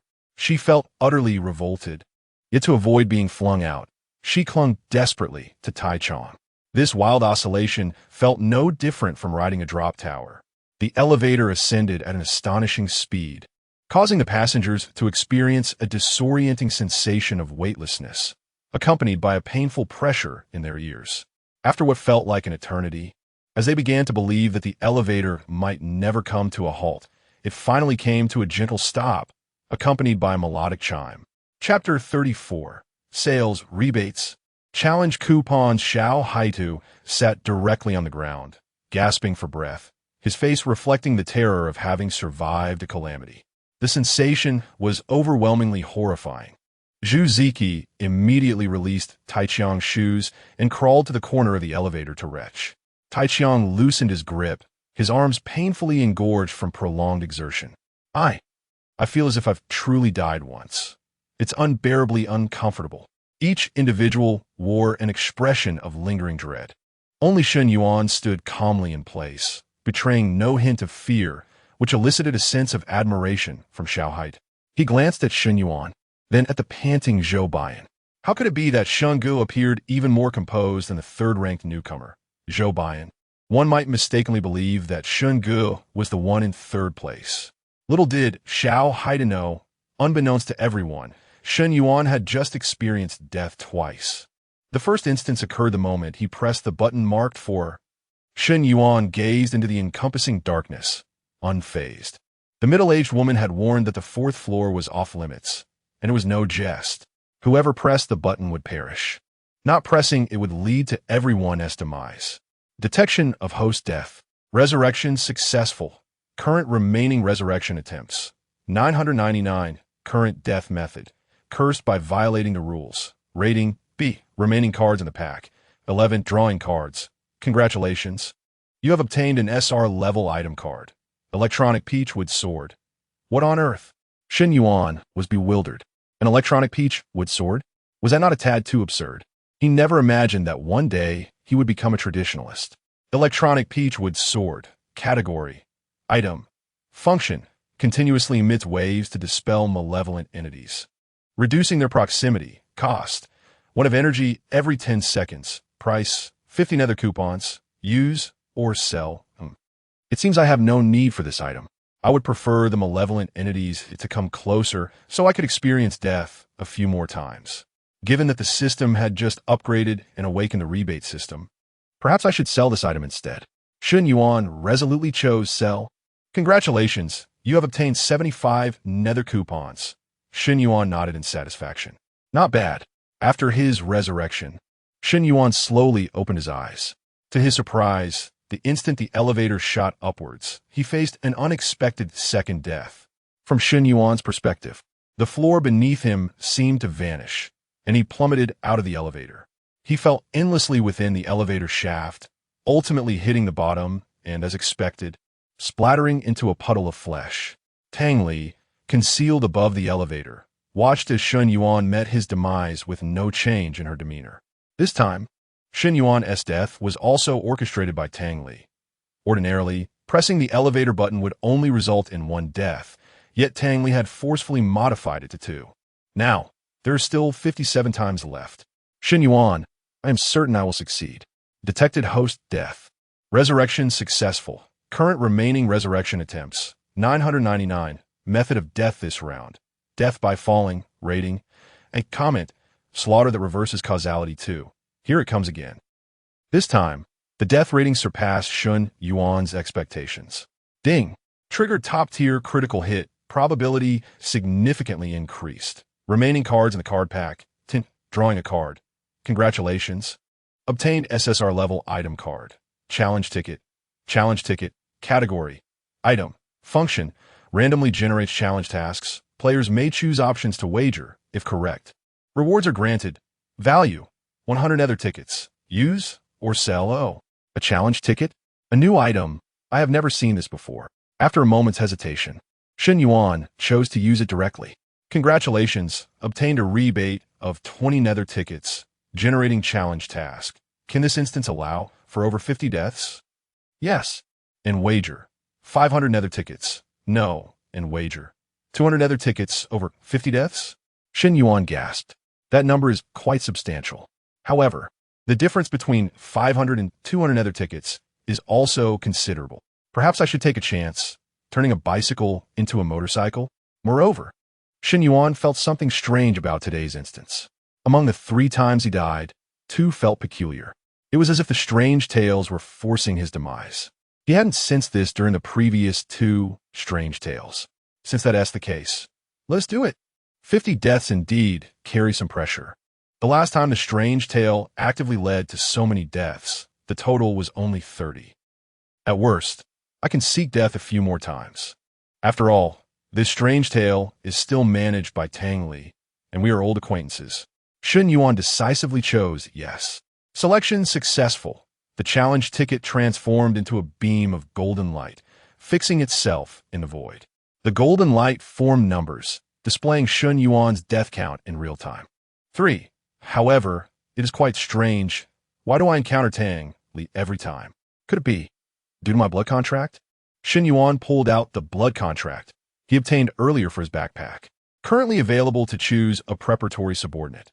World of Strange Tales. Tang Li. Contract requirement. Experience 5 Strange Tale instances together, 3-5. Only 2 more instances to complete the contract. Shun Yuan had initially assumed it would take a long time to fulfill the contract, yet he was surprised by his rapid progress. Putting away the blood contract, Shun Yuan opened his eyes once more, returning to the elevator. Everyone still felt uneasy about the recent crisis. Zhu Ziki was vehemently cursing the wretched elevator, while Lu Zhe appeared pallid, clearly struggling to regain his composure. Creak! The familiar, grating sound of friction arose. The elevator door opened again. The crowd hurriedly looked up, but the sight beyond the elevator doors left them gasping in shock. Outside the elevator stood a wall of crimson bricks, closely adjacent to the doors, impenetrable and utterly eerie. A brick wall? Xiao Haitu stammered, momentarily at a loss, instinctively glancing towards Shun Yuan. Zhou Baiyan had somehow also approached, typing on his phone. Mr. Shun, what do you think we should do now? Behind them, Zheng Ro looked up in astonishment. As the third-ranked newcomer, Zhou Baiyan was actually seeking advice from an obscure player? Zhu Ziki immediately mocked. Aren't you supposed to be a big shot? Asking someone else. Huh. Turns out you're just a pretender. If someone like you can make it onto the newcomer list, then I certainly can too. Lu Zhen nodded in agreement. Tai Chong stared blankly at the brick wall. Shun Yuan did not respond to Zhou Baiyan's query right away. He glanced at the button panel. The buttons for opening and closing the doors and the help key had all vanished, leaving only 6 identical buttons marked for. Shun Yuan pressed the remaining 4 buttons, but there was no response. Since the eerie narrative of this scenario barred our exit, we were left with but one final choice: to break through the wall. Chapter 35. Someone vanished. 404. The crowd's pupils dilated as they scrutinized the brick wall before them. A shattered wall. To enter? Shun Yuan raised his hand and tapped the wall, discovering it was hollow. He suddenly lifted his foot and kicked it. Bang! A muffled sound resonated, yet the wall remained unyielding. Zhu Ziki scoffed derisively. Behind them, Tai Chong, intrigued, rubbed his pointed head and eagerly volunteered. Let me give a try. Shun Yuan stepped aside to allow Tai Chong room. After gathering his strength for a moment, Tai Chong unleashed all his might and kicked the brick wall. Boom! A thunderous roar echoed, causing the entire elevator to shake violently. Zhu Ziki nearly lost his balance and shouted, "Are you insane?" Yet no one paid heed to the barking mad dog. All were astonished, gazing at the newly opened passage. Beyond the wall lay a dimly lit corridor. Shun Yuan kicked aside the scattered bricks and was the first to bend down and slip inside. Seeing Shun Yuan enter the corridor without hesitation, Xiao Haidu promptly followed suit. Xiao Haidu increasingly felt that this Shun brother was enigmatic. Previously, when he participated in a quest and encountered an unknown path, everyone had been eager to evade responsibility, fearing to lead and meet an untimely end. Yet Shun Yuan was different. He took the initiative to forge ahead, as if he had no fear of death. Zhou Baiyan was the third to follow, succeeded by Tai Chong and Zheng Ro. Hey, do you even know where this place is? And you dare to go in directly? Are you out of your mind? This decrepit elevator was just kicked by that oaf, and now I feel this place is perilous. No way. If the elevator plummets, we're finished. Hurry, keep up. Zhu Ziki and Lu Zhe, seeing everyone had ventured forth, fearing the elevator might suddenly drop, grumbled and followed suit. Just as all had stepped onto the corridor, the elevator doors slammed shut. Zhu Ziki panicked. Damn, the elevator's closed. How are we supposed to get back now? Which fool let us here? Before he could finish, Shen Yuan's figure abruptly appeared before Zhu Ziki, delivering a resounding slap. Slap. The sound was crisp and clear. After the strike, Shen Yuan vanished from sight, returning to his leading position without even glancing back, coldly stating, "That was just a slap. Next time, if your mouth isn't clean, it won't be so simple." Shen Yuan had naturally employed the skill of the Ling Long embroidered shoes. Zhu Ziki stood where Shen Yuan had just passed, thus bearing the mark of the other shore flower. The slap was utterly unexpected and astonishing. Not only was Zhu Ziki caught off guard, but everyone else was also left dumbfounded. How had Shen Yuan traversed and returned so magically? Only Zhou Bian scrutinized Shen Yuan thoughtfully. It was evident that this was an equipment skill, and, at the very least, it was of silver quality. As Zhu Ziki regained her composure and was about to unleash a torrent of curses, Luja quickly intervened, soothingly assuring her, "Let it go, darling. We shan't stoop to the level of such boorish individuals." Ahead of them, Shen Yuan paid no heed to Zhu Ziki's thoughts, instead preoccupied with surveying the entirety of the corridor. This corridor evoked a sense of desolation within him. The plaster was peeling, the residence doors had all been torn down, and the ground was strewn with construction debris and refuse. There was no light, no inhabitants, no sound, nothing at all. Suddenly, Shen Yuan paused, his attention caught by a faint noise ahead. He strained his ears to listen. The sound seemed rhythmic, a series of thudding against the walls. Bang, bang, bang. Xiaoito also heard it and exclaimed in astonishment, "Shingu, is someone there?" Shen Yuan nodded and hastened forward. The further he ventured, the more pronounced the hammering became. At last, he rounded a corner and discovered two workers demolishing the wall. The unexpected appearance of Shen Yuan and his companions startled the workers. One of them, clutching his heart, stammered in apprehension. "What the hell? Where did you come from? How did you end up here?" Xiaoita chuckled sheepishly and replied politely, "Sorry to frighten you. We came up via the elevator." To their astonishment, the workers looked even more bewildered. "Elevator? Kid, don't joke around. There's no elevator here." Another worker chimed in, "Yeah, we dismantled it yesterday. The stairwell is completely sealed off. We had to climb in from outside." Now, it was Xiaoita's turn to feel perplexed. Instinctively, he turned to point behind him, "But I just came from there." Mid-sentence, he froze. At the end of the corridor lay nothing but a gaping expanse of ruins. Where was the elevator? Everyone stood in stunned silence as a wave of dread washed over them. The elevator had vanished into thin air. Unfazed, Shen Yuan deftly shifted the conversation, using his membership card to purchase a pack of fine cigarettes from a nearby convenience store, which he then offered to the workers with a smile. "What brings you to demolish this wall?" Upon seeing the cigarettes, the workers' eyes widened in surprise, and they hastily answered, "Because this building has been condemned. The construction site ordered us to tear it down." Condemned? It seemed perfectly fine before. Why the sudden decision? Shen Yuan queried, raising an eyebrow in confusion. As one of the workers carefully extracted a cigarette from the pack, lit it, and savored a puff before exhaling, he replied, "Why? What else could it be? A heinous murder occurred here, and no one dares to live in this place anymore, hence the demolition. It even made the news. You didn't hear?" Beside them, Xiaoito was utterly bewildered. Demolished? Just downstairs, there were a few middle-aged couples preparing to ascend. They clearly reside here. How could it suddenly be slated for demolition? Yet, Shen Yuan interrupted Xiaoito, pressing on with his inquiry to the workers. "A murder? In which apartment did this incident occur?" The worker raised a finger, indicating the room behind Shen Yuan. "There, that one, room 404. The group turned to gaze at the aforementioned room. Perhaps it was a trick of the mind, but a faint scent of blood seemed to pervade the air within. Having experienced strange tales before, they could surmise the underlying implications.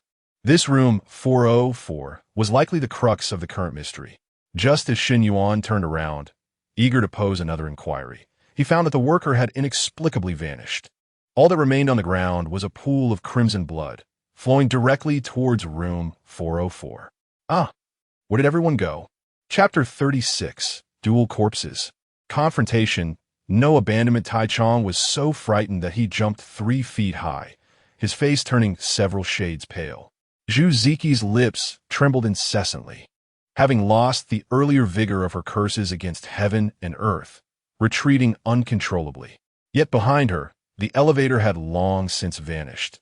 Where could she possibly hide? This golden-level instance was indeed eerily terrifying.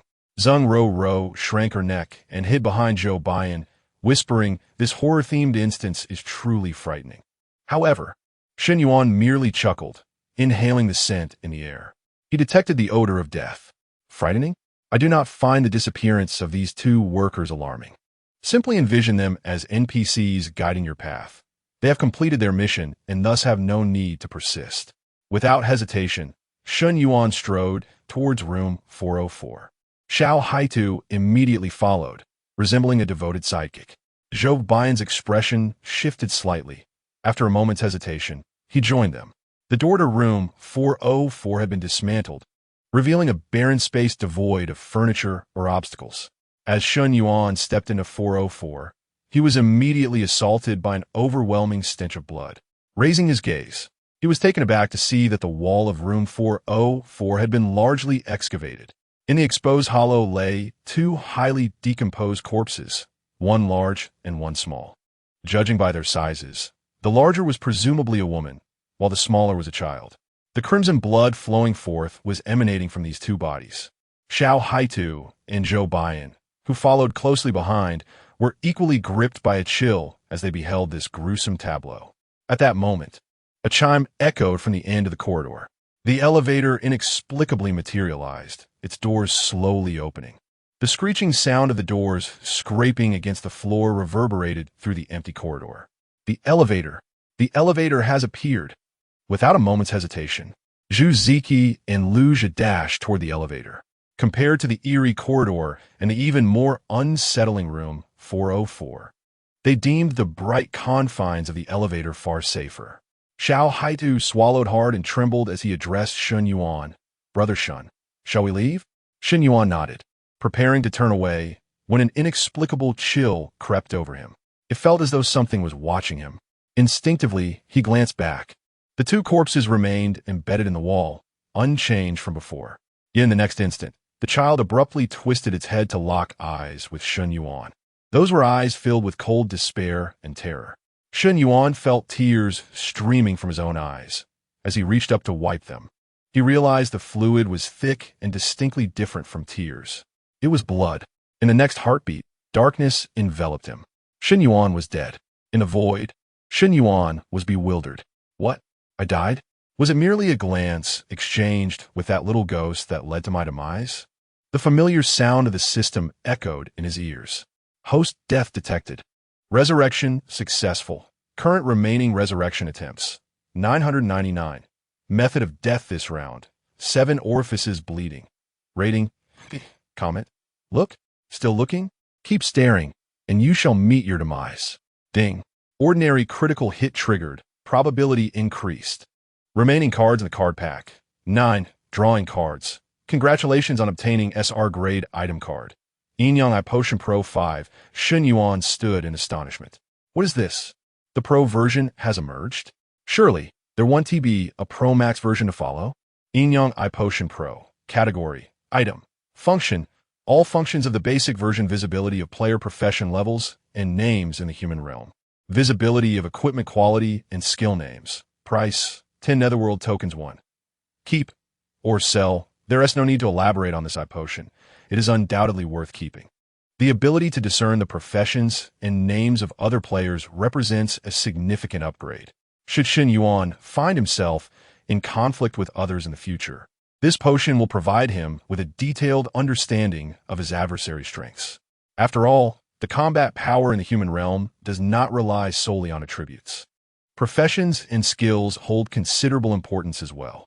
For instance, Shen Yuan has been able to defeat enemies with attributes far superior to his own, simply due to his set of silver-grade equipment.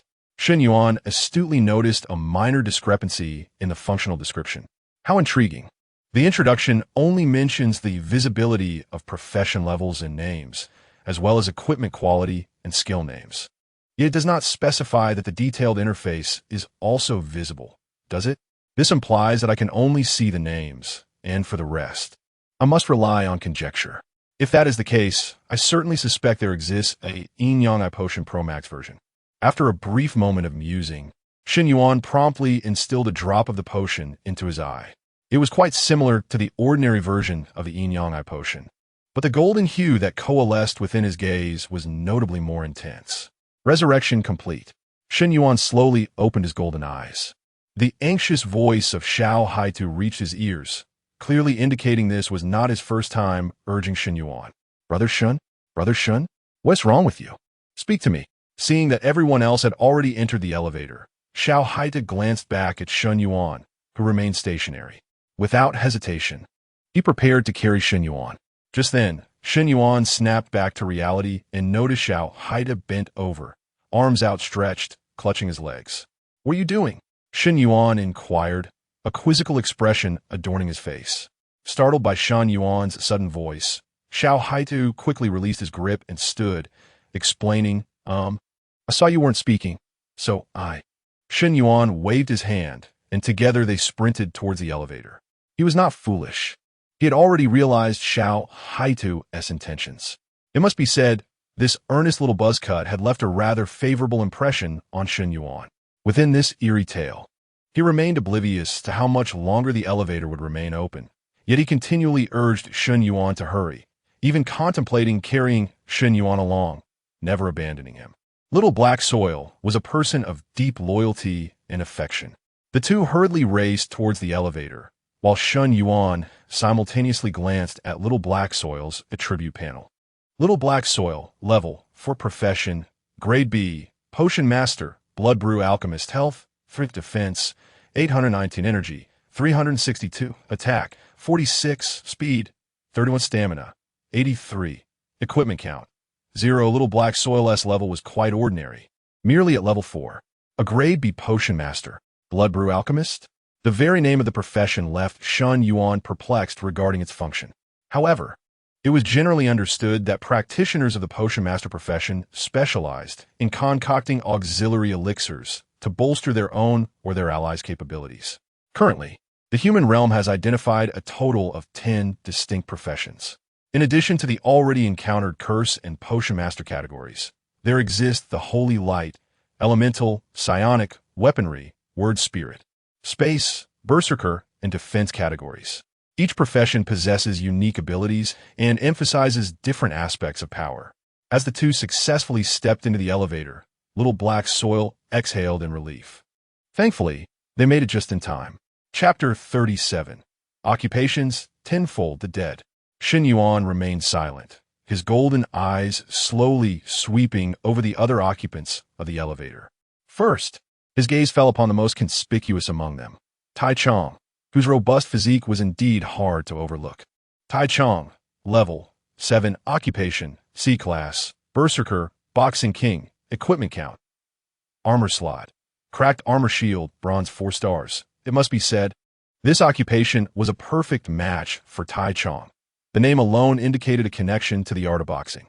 Zhengru, level 5, occupation, C-class, elementalist, spirit guide, equipment count, 2, armor slot, red copper garb, bronze 2 stars, boots slot, crescent moon boots, silver 1 star.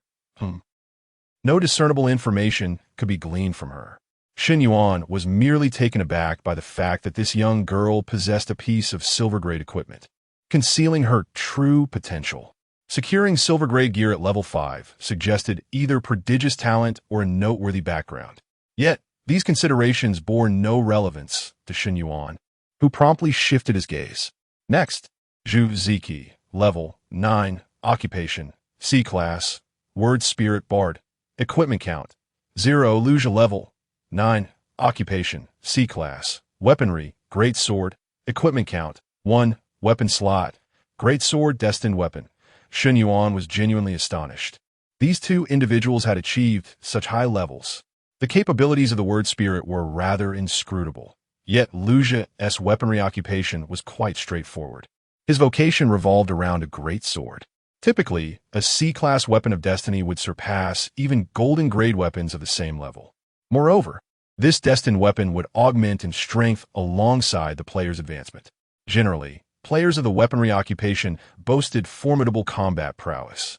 Finally, Shen Yuan's gaze settled upon the last individual in the corner of the elevator. This time, a subtle change in his expression was evident. Zhou Baiyan, level 10, occupation, S-class, word spirit, mute diviner, an S-class indeed. This was Shen Yuan's first encounter with a player of such an esteemed occupation, the mute diviner. How intriguing! Did Zhou Baiyan become mute due to the awakening of this ability? As an S-class, its capabilities were likely to be formidable. Shen Yuan couldn't help but feel a spark of curiosity. He hoped to soon acquire the Pro Max version of the Yin-Yang Eye Elixir. Equipment count 6. Shen Yuan was not at all surprised by Zhou Baiyan's equipment count. After all, Zhou Baiyan ranked third among the newcomers. If such a prominent figure could not fully equip himself, it would reflect poorly on his standing.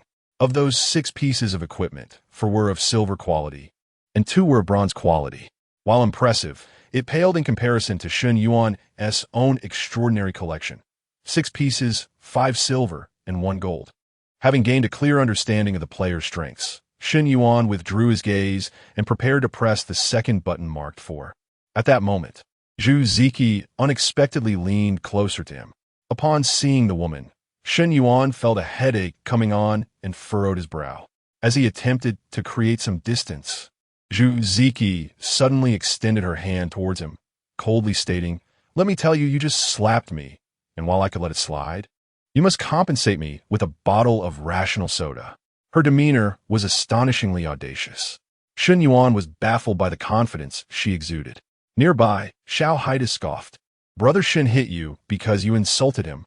Why should you be compensated? Are you dreaming?" Zhu Ziki shot him a glare, retorting, "Shut up, you mutt. Was I speaking to you?"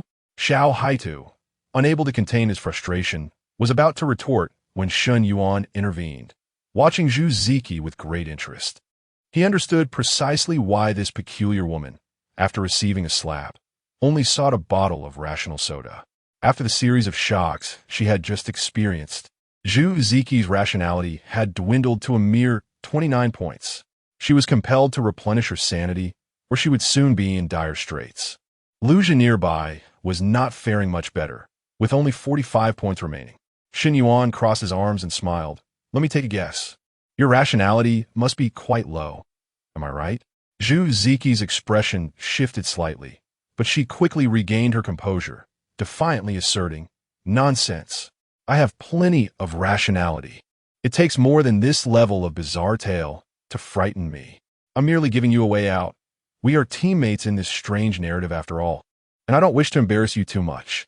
So I advise you, don't refuse a toast and end up drinking punishment instead." Shen Yuan couldn't help but chuckle. If he were not privy to Zhu Ziki's attributes, he might have believed her outrageous claims. He pretended to ponder, then cautiously ventured, "Let me guess. Your rationality can't possibly be down to just 29 points, can it?" Upon hearing this, Zhu Ziki's face paled, her gaze toward Shen Yuan akin to that of a person confronting a demon. "No, that's impossible. How'd he know? Was it merely a guess? How could he have guessed so accurately?" Her expression fluctuated as the realization struck her that her secret had been so easily discerned by Shen Yuan. This revelation instilled a sense of unease within her, prompting her to temper her bravado and change her approach. "Fine. How about this? Just sell me a bottle at a discount. Let us settle our grievances." Lu Zhi chimed in eagerly, "And I want one too." Shen Yuan's smile grew even brighter. "Want to buy?" "Sure. The current price is 100 times 100,000. Upon hearing this figure, both Zhu Ziki and Lu Zhi nearly dropped their jaws in disbelief. 100,000. Even if they sold themselves, they could not muster that amount. Enraged and humiliated, Zhu Ziki erupted. "Have you lost your mind over money? 100,000? How dare you say such a thing?" Shen Yuan merely shrugged. "Forget it. I never intended to sell it anyway. After all, my sanity is not merely at 29 points. Zhu Ziki felt as though her lungs were about to explode. Her eyes glared fiercely at Shen Yuan, wishing she could tear him to shreds. After a moment, Zhu Ziki suppressed her fury and coldly declared, "A maximum of 10,000. Shen Yuan decisively replied, "Not for sale." Zhu Ziki was utterly infuriated. "Not for sale? You useless fool. Shen Yuan, you have no life points left, do you? If I'm not having a good time, neither will you. In this instance, you can forget about clearing the dungeon." Shen Yuan, uninterested in this lunatic, turned to press the next button. Unexpectedly, Zhu Ziki charged at him from behind. "Why are you the one pressing it? This time it's my turn. Get out of my way." It seemed that Zhu Ziki sought to bolster her courage through this reckless act. She brazenly rushed to the front, desperately attempting to press the button before Shen Yuan. Witnessing this scene, Shen Yuan nearly laughed aloud. Could there truly be such a fool, voluntarily walking into her own demise? He made no effort to stop her, even stepping aside a little. Zhu Ziki successfully pressed the button. "Ha ha ha! Coward! Shen Yuan, what are you so arrogant about? Trash!" She maniacally vented her emotions.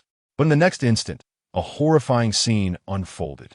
Zhu Ziki's maniacal grin remained on her face, yet her body began to disintegrate. In the blink of an eye, she transformed from a living, ranting individual into a pool of foul-smelling blood. The elevator fell into a profound silence. Dead. Someone is dead. This eerie dungeon had finally claimed its first victim. Chapter 38. Accusation, Treachery, Death by Fright. A metallic scent of blood pervaded the elevator. All were momentarily frozen, unable to comprehend the situation. It was not uncommon for characters to perish in the game, yet Zhu Ziki's demise came as a shocking surprise. With a mere press of a button, she was gone. Just moments prior, Shen Yuan had withstood an ambush from a malevolent spirit without a scratch. Lu Jia stood rooted to the spot, and, after a brief moment, he finally regained his composure. His face twisted with malice as he glared at Shen Yuan with bloodshot eyes. "What did you do? Did you cause her death? This narrative is crucial for both of us. If we succeed, we gain entry into the guild. Yet you have ruined everything." Lu Jia's voice was filled with anguish. Xiao Haidu furrowed his brow and stepped forward, admonishing, "What are you saying? How is this related to Brother Shen? You better not falsely accuse anyone." Lu Jia grinned maniacally, his tone sharp. "Accuse? Not only do I accuse, but I also want him to accompany my dear Chi-Chi in death." In the next instant, before anyone could react, Lu Jia lunged towards Shen Yuan with astonishing speed. The others were taken aback by Lu Jia's explosive velocity. It finally dawned on them that Lu Jia had been feigning weakness all along. In the corner of the elevator, Zhou Baiyan's eyes narrowed, realizing the grave danger. Judging by that speed, Lu Jia possessed at least an 8th level strength. Shen Yuan was in peril. Zhou Baiyan clasped his hands behind his back and retrieved an oddly shaped brush from his backpack. This was his weapon. His eyes glinted with determination, his muscles taut, ready to intervene. He could not allow harm to befall Shen Yuan. Lu Jia's pupils gleamed with malice as his right hand lashed out towards Shen Yuan. Yet Shen Yuan remained unfazed. After all, death was not an option within the narrative. However, he sensed something amiss. Lu Jia's class was that of a weapon master specializing in long blades. How could he possibly engage in hand-to-hand combat? Even if fury clouded his judgment, his combat instincts should remain intact. Suddenly, a realization struck Shen Yuan. Lu Jia was indeed treacherous. Without hesitation, he sidestepped while the Bone Phoenix crown unleashed its vengeful threads. However, the threads did not target Lu Jia's body, but rather the space before his palm. Lu Jia bellowed, a sinister grin spreading across his face as a long blade materialized in his hand. His destined weapon, the long sword. This unexpected turn of events caught everyone off guard. It was well known that retrieving ordinary weapons from a backpack required a process. So no one could have anticipated that Lu Jia's previously empty palm would suddenly wield a weapon. After a brief moment of shock, Sheng Ro exclaimed, "It's a destined weapon." Only then did the others come to the realization. Indeed, only a destined weapon could manifest in such a manner. The weapon of destiny and the player are inextricably linked, allowing for immediate summoning and manifestation. Had it not been for Shen Yuan stepping aside, Lu Jia's blade would have surely struck him. This was the essence of Lu Jia's cunning strategy. Yet, the treachery did not end there. The sudden appearance of the sword made it exceedingly difficult for the enemy to evade its subsequent blows, regardless of the direction taken. To be confronted by such a weapon at close range posed significant challenges. Coupled with the exceptional quality and high attributes of the weapon, Liu Jia could swiftly shatter the defenses of his foes at the same level. Often, before the opponent could react, their defensive capabilities would have already crumbled. Liu Jia had taken many lives relying on this advantage. However, this time, he had miscalculated. The vengeful tendrils appeared out of nowhere, tightly binding the long sword in his grasp, rendering him unable to strike sideways. What? Liu Jia was momentarily stunned, desperately attempting to free himself from the tendrils. But Shen Yuan had already launched a decisive kick. Thud! Liu Jia was sent flying, the blade slipping from his grasp, and his body collided heavily with the elevator wall, causing it to shake violently. You! Liu Jia struggled to regain his composure, his voice tinged with horror and disbelief. Yet, before he could utter another word, several more vengeful tendrils ensnared him, leaving him utterly immobilized. Shen Yuan, wielding the serpent's toothed dagger, advanced without hesitation, delivering blow after blow upon him. A fleeting thought crossed Shen Yuan's mind, contemplating allowing Liu Jia to kill him a few times to accumulate death data. However, he quickly abandoned this notion. No need. Firstly, being slain by someone as inept as Liu Jia would yield little in terms of scoring. Secondly, Shen Yuan found Liu Jia utterly insufferable. He could not simply stand by and let him have his way. With Liu Jia's blade bound by the tendrils, his combat prowess diminished significantly, and his mental state began to crumble. Especially upon realizing he could not escape the bindings, a profound fear surged within him. Tears streamed down his face as he pleaded for mercy. I was wrong. Please don't kill me. I don't want to fail. I was wrong. I can give you money. How about that? I have 50,000. I'll give you all of it. Yet, regardless of Liu Jia's desperate entreaties, Shen Yuan remained unmoved, continuing to strike him with relentless precision. Indeed, Liu Jia possessed formidable attributes, and Shen Yuan's attacks were slow to breach his defenses. Yet, the very act of being methodically struck down instilled in Liu Jia a sense of despair. As he faced the grim reality of his impending demise, knowing he would not perish immediately, the others in the elevator stood frozen, witnessing Shen Yuan's assault on Liu Jia. Yet no one intervened. Firstly, they shared a mutual disdain for Liu Jia and Zhu Ziki, deeming it unnecessary to offend Shen Yuan for the sake of someone so loathed. Secondly, the current demeanor of Shen Yuan was utterly terrifying, starkly contrasting with the amiability he had previously displayed. Like a colossal mountain pressing down, an overwhelming aura suffocated those present, while the unpredictable tactics and calm, composed judgment astonished everyone. Xiao Haitu gazed at Shen Yuan with increasing admiration. The elevator was enveloped in silence, save for the sound of Shen Yuan's dagger slicing through Liu Jia's defensive shield. Just then, Liu Jia suddenly trembled, his pupils constricting, his head tilting to one side, and then he ceased to breathe. Shen Yuan was left in a state of bewilderment, the serpent's fang dagger suspended in the air, feeling somewhat at a loss. How could this man die so suddenly when his defenses had not even been breached? The others exchanged confused glances. After a brief moment, an electronic voice from the corner addressed their bewilderment. His rationality level has been depleted. He was frightened to death. Instantly, disdain washed over the crowd. A grown man, frightened to death? It was utterly pathetic. Shen Yuan, equally dismayed, sheathed the serpent's fang dagger and turned to face the elevator doors. They had just opened, yet everyone was so captivated by the scene of Shen Yuan dispatching Liu Jia that no one paid attention to the outside world. With the demise of the bothersome duo, Liu Jia and Zhu Ziki, the group's focus finally returned to the Eerie Tale dungeon. Chapter 39, Sacrificial Death, Soul Pivot, Timeline.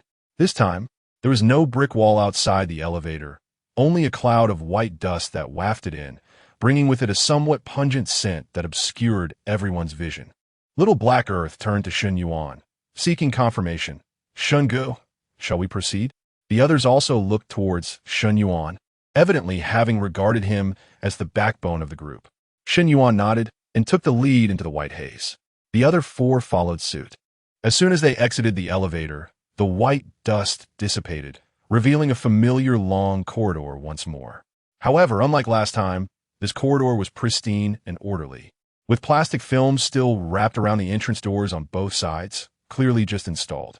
Little Black Earth exclaimed, "What a dramatic change. How come this floor feels so different from the one below, even though it's the same level?" Shen Yuan chuckled softly and explained, "Haven't you realized? This is the same floor. They are all on the fourth level." Little Black Earth was even more perplexed. "What? But they seem completely different." Shen Yuan nodded slightly and clarified, "Indeed, because they exist in different timelines. The elevator behind us allows us to traverse through various timelines." Everyone looked at Shen Yuan with curiosity. Zhou Bai nodded thoughtfully, grasping Shen Yuan's meaning. Zheng Ruru lowered her head, lost in contemplation. Tai Chong scratched his head in confusion. This deduction was beyond his comprehension. The specific time difference remained uncertain. The timeline we currently inhabit should be when this building was just completed. Some families had yet to move in, while others were still renovating. The earlier cloud of white dust was the result of wall painting. At that moment, a grinding sound from the elevator indicated its imminent closure. Shen Yuan instinctively turned to look, only to see Tang Li standing within the closing elevator doors. It was chilling and foreboding. The next moment, a streak of blood surged toward Shen Yuan. Once again, he inexplicably met a sudden demise, having clearly violated none of the copy's taboos. Host death detected. Resurrection successful. Current remaining resurrection chances, 999. Method of death this round, blood burst to the head. Rating, A. Comments upon a sudden glance back. The eerie presence lurked in the dim light. Reversing causality of death 3. It was the third time. Shen Yuan stroked his chin, deep in thought. Ding. Triggering a top-tier critical hit. The probability has significantly increased. Remaining cards in the pack, 8 drawing cards. Congratulations. You have obtained an SSR level item card. Substitute Puppet. Substitute Puppet. Category, Item.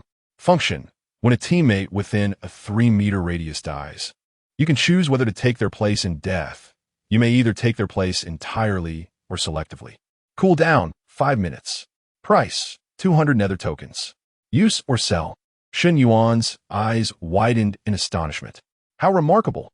This item is just what I need to increase my death count. It's as if a pillow was delivered just as I was feeling drowsy. Excellent. Without hesitation, Shen Yuan chose to use it. Congratulations. You have received a rebate of 40 nether tokens. Emerging from the Yellow Springs car drawing shop, Shen Yuan turned towards the nether shop. Ever since the rebate function was awakened, he had amassed a total of 137 nether tokens, which was quite a commendable progress. There was no immediate need to exchange for anything, so he decided to hold on to them for now. Having successfully resurrected, Shen Yuan opened his eyes. The others were still surveying their surroundings, contemplating the speculations he had just made. Shen Yuan did not move forward, nor did the other four. At that moment, a distinct chime echoed from behind, notably clearer and louder than previous instances. Everyone turned to look once more. This time, the elevator had not vanished, but it had been renewed. When the elevator doors opened, the unpleasant grinding noise was nowhere to be heard. "Excuse me, could you please make way?" "Thank you." A young man, half of his head peeking over a television he was carrying, breathlessly addressed Shen Yuan and the others. They quickly stepped aside. The young man continued to express his gratitude as he moved forward with the television. Behind him, a girl watched with concern. "Akai, do you need me to help you?" Akai beamed, his gaze towards the girl filled with tender affection. "No need, Xiao Yao. It's not right to have a girl carry things. From now on, as a man, I will shoulder the responsibilities of this household, starting with this small television." Xiao Yao smiled brightly, quickly using a tissue to wipe the sweat from Akai's brow. Meanwhile, in the background, Zheng Ro softly remarked, "This NPC is quite charming." Xiao He too echoed, "Indeed, so sweet. They will surely be very happy together." However, Shen Yuan harbored a sense of foreboding. His intuition hinted at an ominous fate. Sure enough, the young couple soon stopped in front of a room. Xiao Yao swiftly opened the door, urging Akai to enter and bring an end to the exhausting task of moving. When the group saw the room number, A solemn silence enveloped them. Room 404. Xiao He too was visibly shaken, his voice trembling. Could it be the corpse inside the wall? No one answered his question. Let us go. The aged elevator reappeared behind him, and without hesitation, Shen Yuan turned and stepped back inside. Within the confines of the elevator, the blood-like figure of Zhu Ziki and the lifeless Luja remained. However, no one paid them any heed. A heavy atmosphere enveloped everyone as they confronted a pressing dilemma. Who would press the button for the next floor? The gruesome fate of Zhu Ziki lingered vividly in their minds, leaving them all hesitant to reach out. Shen Yuan smiled faintly, resolved to test the new item he had acquired. His gaze suddenly fell upon Xiao Haitu. Do you trust me? He inquired. Xiao Haitu, grinning innocently, nodded vigorously and replied earnestly, Of course, Brother Shun, I trust you. Shen Yuan gestured toward the elevator buttons. Then this time, you shall press it. The others froze. Astonishment etched on their faces as they looked at Shen Yuan and Xiao Haitu. Was Shen Yuan attempting to lead Xiao Haitu to his doom? Xiao Haitu was equally taken aback, not anticipating that Shen Yuan would delegate the task to him. Without a moment's hesitation, he pressed the third button labeled 4. In that instant, time seemed to stand still, and a mechanical voice resonated in Shen Yuan's ears. Substitute death activated. Will you allow player Xiao Haitu to die? Naturally, Shen Yuan chose yes. Xiao Haitu was even more resolute than he had anticipated. Host death detected. Resurrection successful. Remaining resurrection attempts 999. Current death method. Substitute. Rating. Ding.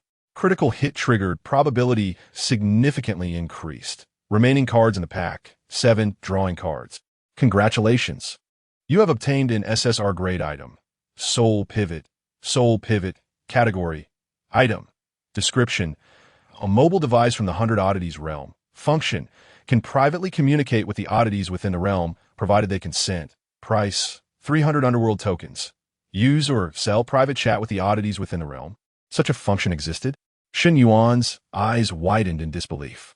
Moreover, the value of this item was astonishing, worth a full 300 underworld tokens, the highest he had encountered thus far. Without a second thought, he chose use. A uniquely designed object, resembling a mobile phone, materialized in Shen Yuan's hand. He pressed a button, and the contact list interface appeared before him. My friends. 0. Nearby oddities. 1. The phrase nearby oddities struck Shen Yuan as particularly amusing, and he struggled to suppress his laughter as he opened that interface. Indeed, the oddity was Tang Li. Shen Yuan clicked on Tang Li's name and sent a request for a private chat. To his surprise, after a brief moment, Tang Li actually responded. Tang Li. Chapter 40. Cries, Quarrels, and the Art of Killing. Within the confines of the elevator, concealed from the view of all, Tang Li observed the unfolding scene with a detached gaze. She had witnessed the demise of Zhu Ziki and Luja, yet her heart remained untroubled. At that moment, her singular desire was to seize any opportunity to slay Shen Yuan multiple times. In truth, the administrator of the cursed iron cage tail required little presence. A mere glance from atop the elevator, a casual inspection to ensure the narrative continued without disruption sufficed. However, Tang Li's circumstances were markedly different. She had to capitalize on every conceivable opportunity, whether reasonable or not, to eliminate Shen Yuan repeatedly. As she noted Shen Yuan delegating the act of pressing the button to another, a flicker of irritation surged within her. Yet another chance had slipped away. But then, a thought struck her. Was Shen Yuan actively evading death? Could it be that his quota of demise was nearing its end? Lost in her musings, Tang Li suddenly realized Xiao Haitu was still alive. It was Shen Yuan who had perished. As the curse's power surged forth to extinguish Xiao Haitu, it was inexplicably intercepted by Shen Yuan in a most peculiar manner. This was a sight Tang Li had never before encountered. Truly bizarre. Rubbing her temples, Tang Li sought to dispel her confusion. From the moment she first crossed paths with Shen Yuan, his every action had consistently challenged her worldview. Shaking her head, she resolved to dismiss the thought. If Shen Yuan could meet his end once more, it would bring her one step closer to achieving her goal of 60 kills. At that instant, however, the soul pivot in her pocket began to tremble. A message from a nearby entity had arrived. Tang Li stared in astonishment at the soul pivot nestled within her pocket. How could this be? Normally, upon entering the realm of tales, all communication with the outside world, whether human or entity, would be severed. Yet now, her soul pivot was resonating. With trembling hands, she retrieved the soul pivot and glanced at the message displayed. A nearby entity has sent you a message. Tang Li was utterly bewildered. Where could this entity be? She was the sole administrator of this narrative. The others were not, but mindless paper figures. Upon opening the message, a familiar name materialized, Shen Yuan. Hello? Tang Li felt as though her eyes might pop from her head. This was inconceivable.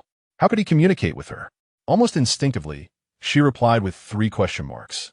Shen Yuan once again shattered her understanding. Buzz, another message from Shen Yuan arrived. Shen Yuan, remember to kill me a few more times.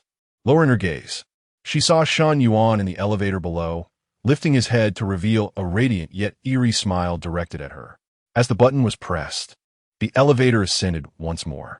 Shen Yuan revived yet again, leaning against the elevator wall with a beaming countenance. Meanwhile, Xiao Haitu cautiously opened his eyes, peering around with trepidation. Upon discovering that he was still alive, he was utterly astonished, gazing at Shen Yuan as if he were a deity.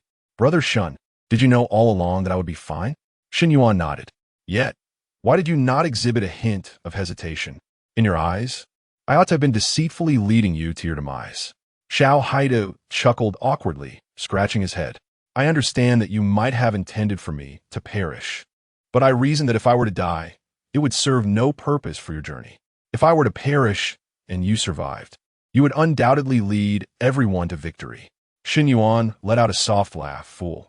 Even if we succeed in our quest after your demise, you would receive no reward. Xiao Haitu shook his head, indicating his indifference. Shen Yuan chose not to elaborate further, his gaze shifting towards the elevator doors, which slowly opened, allowing a mist to seep inside. Once again, Shen Yuan took the lead as they exited the elevator for the 3rd time. This corridor bore a more homely essence compared to the one on the 2nd floor. Inspired by Shen Yuan, Xiao Haitu immediately began to observe the timeline upon stepping out of the elevator. Soon, he exclaimed with excitement, Brother Shen, this is 12 years after the 2nd floor. He picked up a snack wrapper from a nearby door, clearly marked with the date, 2021. Last time, I distinctly remember that Kai had a television marked as the latest model from 2009. Shen Yuan praised him with a smile. Well done. Just then, a piercing wail echoed from a distance. The group exchanged glances, sensing something amiss, and immediately rushed forward. Indeed, the cries emanated from room 404. Compared to 12 years prior, Kai appeared visibly aged, his figure slightly more rotund. He was smoking, a look of annoyance on his face as he shouted at a woman beside him. What are you crying about? If you've lost a child, go find them. What good does crying here do? I'm truly fed up. In a fit of rage, Kai kicked a coffee table, shattering the glass into fragments. The weeping woman was a now older Xiao Yao, who had lost her youthful beauty. Her arm was cut by the broken glass, and she sat on the ground, sobbing pitifully. Their conversation revealed that over the past 12 years, they had a child, who was now missing. Shen Yuan pondered for a moment, then spoke solemnly. Let's split up. You four will pair off to help search for the missing child. The old elevator has yet to appear. Perhaps there are other events we need to trigger, such as finding their child.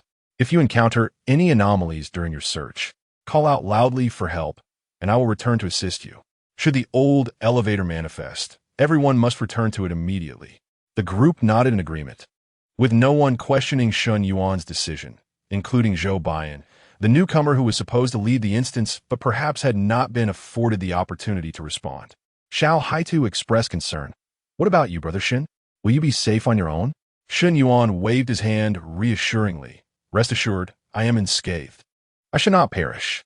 Xiao Haitu nodded in understanding, choosing not to elaborate further. The group swiftly dispersed. Xiao Haitu and Tai Chong teamed up to knock on the doors of other residents, inquiring if they had seen the child from room 404. Zhou Baiyan continued his advance down the corridor, inspecting the corners, with Zheng Ruru cautiously trailing behind him at a short distance. Shen Yuan surveyed the area and ultimately fixed his gaze upon the staircase nestled in the corner. In buildings equipped with elevators, stairwells are often overlooked, relegated to mere storage for clutter, a reluctant choice when the power fails. Shen Yuan pushed open the fire door and stepped into the stairwell. The dimly lit space lacked illumination, casting a shadowy ambience. Yet, Shen Yuan discerned the faint outline of a petite figure seated on the stairs below. It was likely Xiao Yao's child. A light chuckle escaped him. With a mere flick of his hand, finding a child was hardly a challenge. As he approached, intending to carry the child back, an abrupt wave of frigid cold enveloped him. This sensation was all too familiar to Shen Yuan. Unperturbed, he turned a glance towards the corner of the staircase, where, as expected, Tang Li stood quietly, draped in a blood-red garment.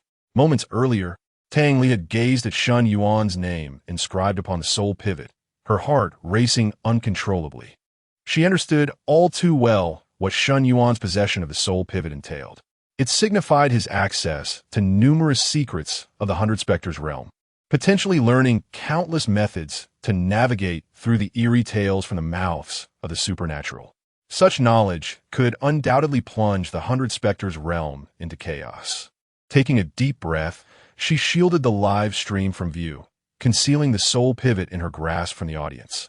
She needed to confront Shen Yuan directly to pose her inquiries. With a steely gaze, she vanished from the elevator, reappearing at the stairwell's corner in an instant. Given Shen Yuan as keen insight, he would surely contemplate searching the stairwell. I shall await him here. Indeed, Shen Yuan did not disappoint Tang Li.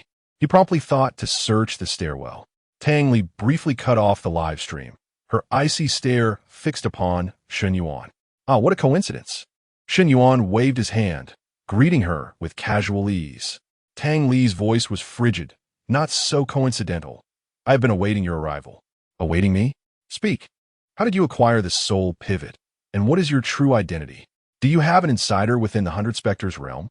Her questions bombarded Shen Yuan like a relentless barrage. Shen Yuan raised an eyebrow in surprise. Naturally, he could not reveal the existence of the death lottery system. So he replied vaguely, "You need not concern yourself with how I obtained it. My identity is simply Shen Yuan. As for your insinuation of an insider within the Hundred Spectres realm, I'm unaware.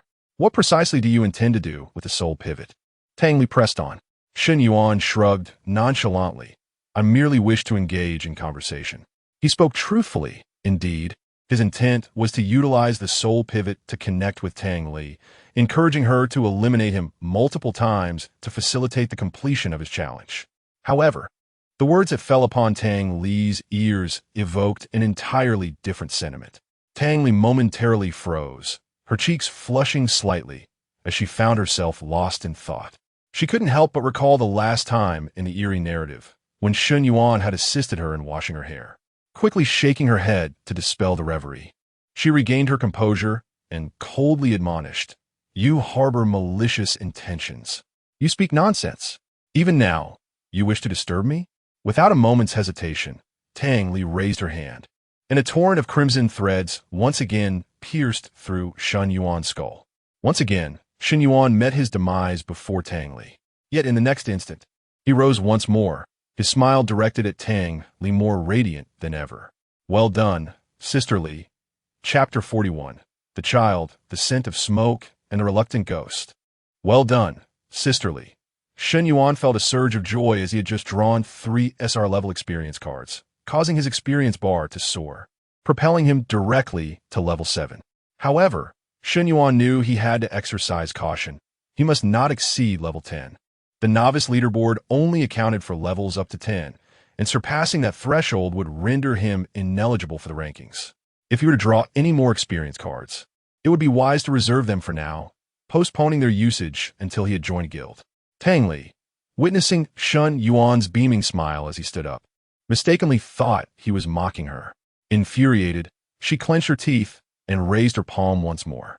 A fragrant breeze wafted through the air as she delivered another slap, turning Shen Yuan into a mere pulp. Blood splattered against the adjacent wall. Mere seconds later, Shen Yuan stood up again, his grin almost stretching to his eyes. He chuckled silently to himself, reflecting, "It seems my message truly had an effect. Look, with just one sentence, I have managed to provoke the aloof lady ghost into ambushing me in the stairwell. On this occasion, Shen Yuan drew yet another SR-level random attribute card. Previously, he had drawn one that permanently enhanced his defense by 100 points. This time, he had randomly acquired an attack attribute, increasing it by 35 points.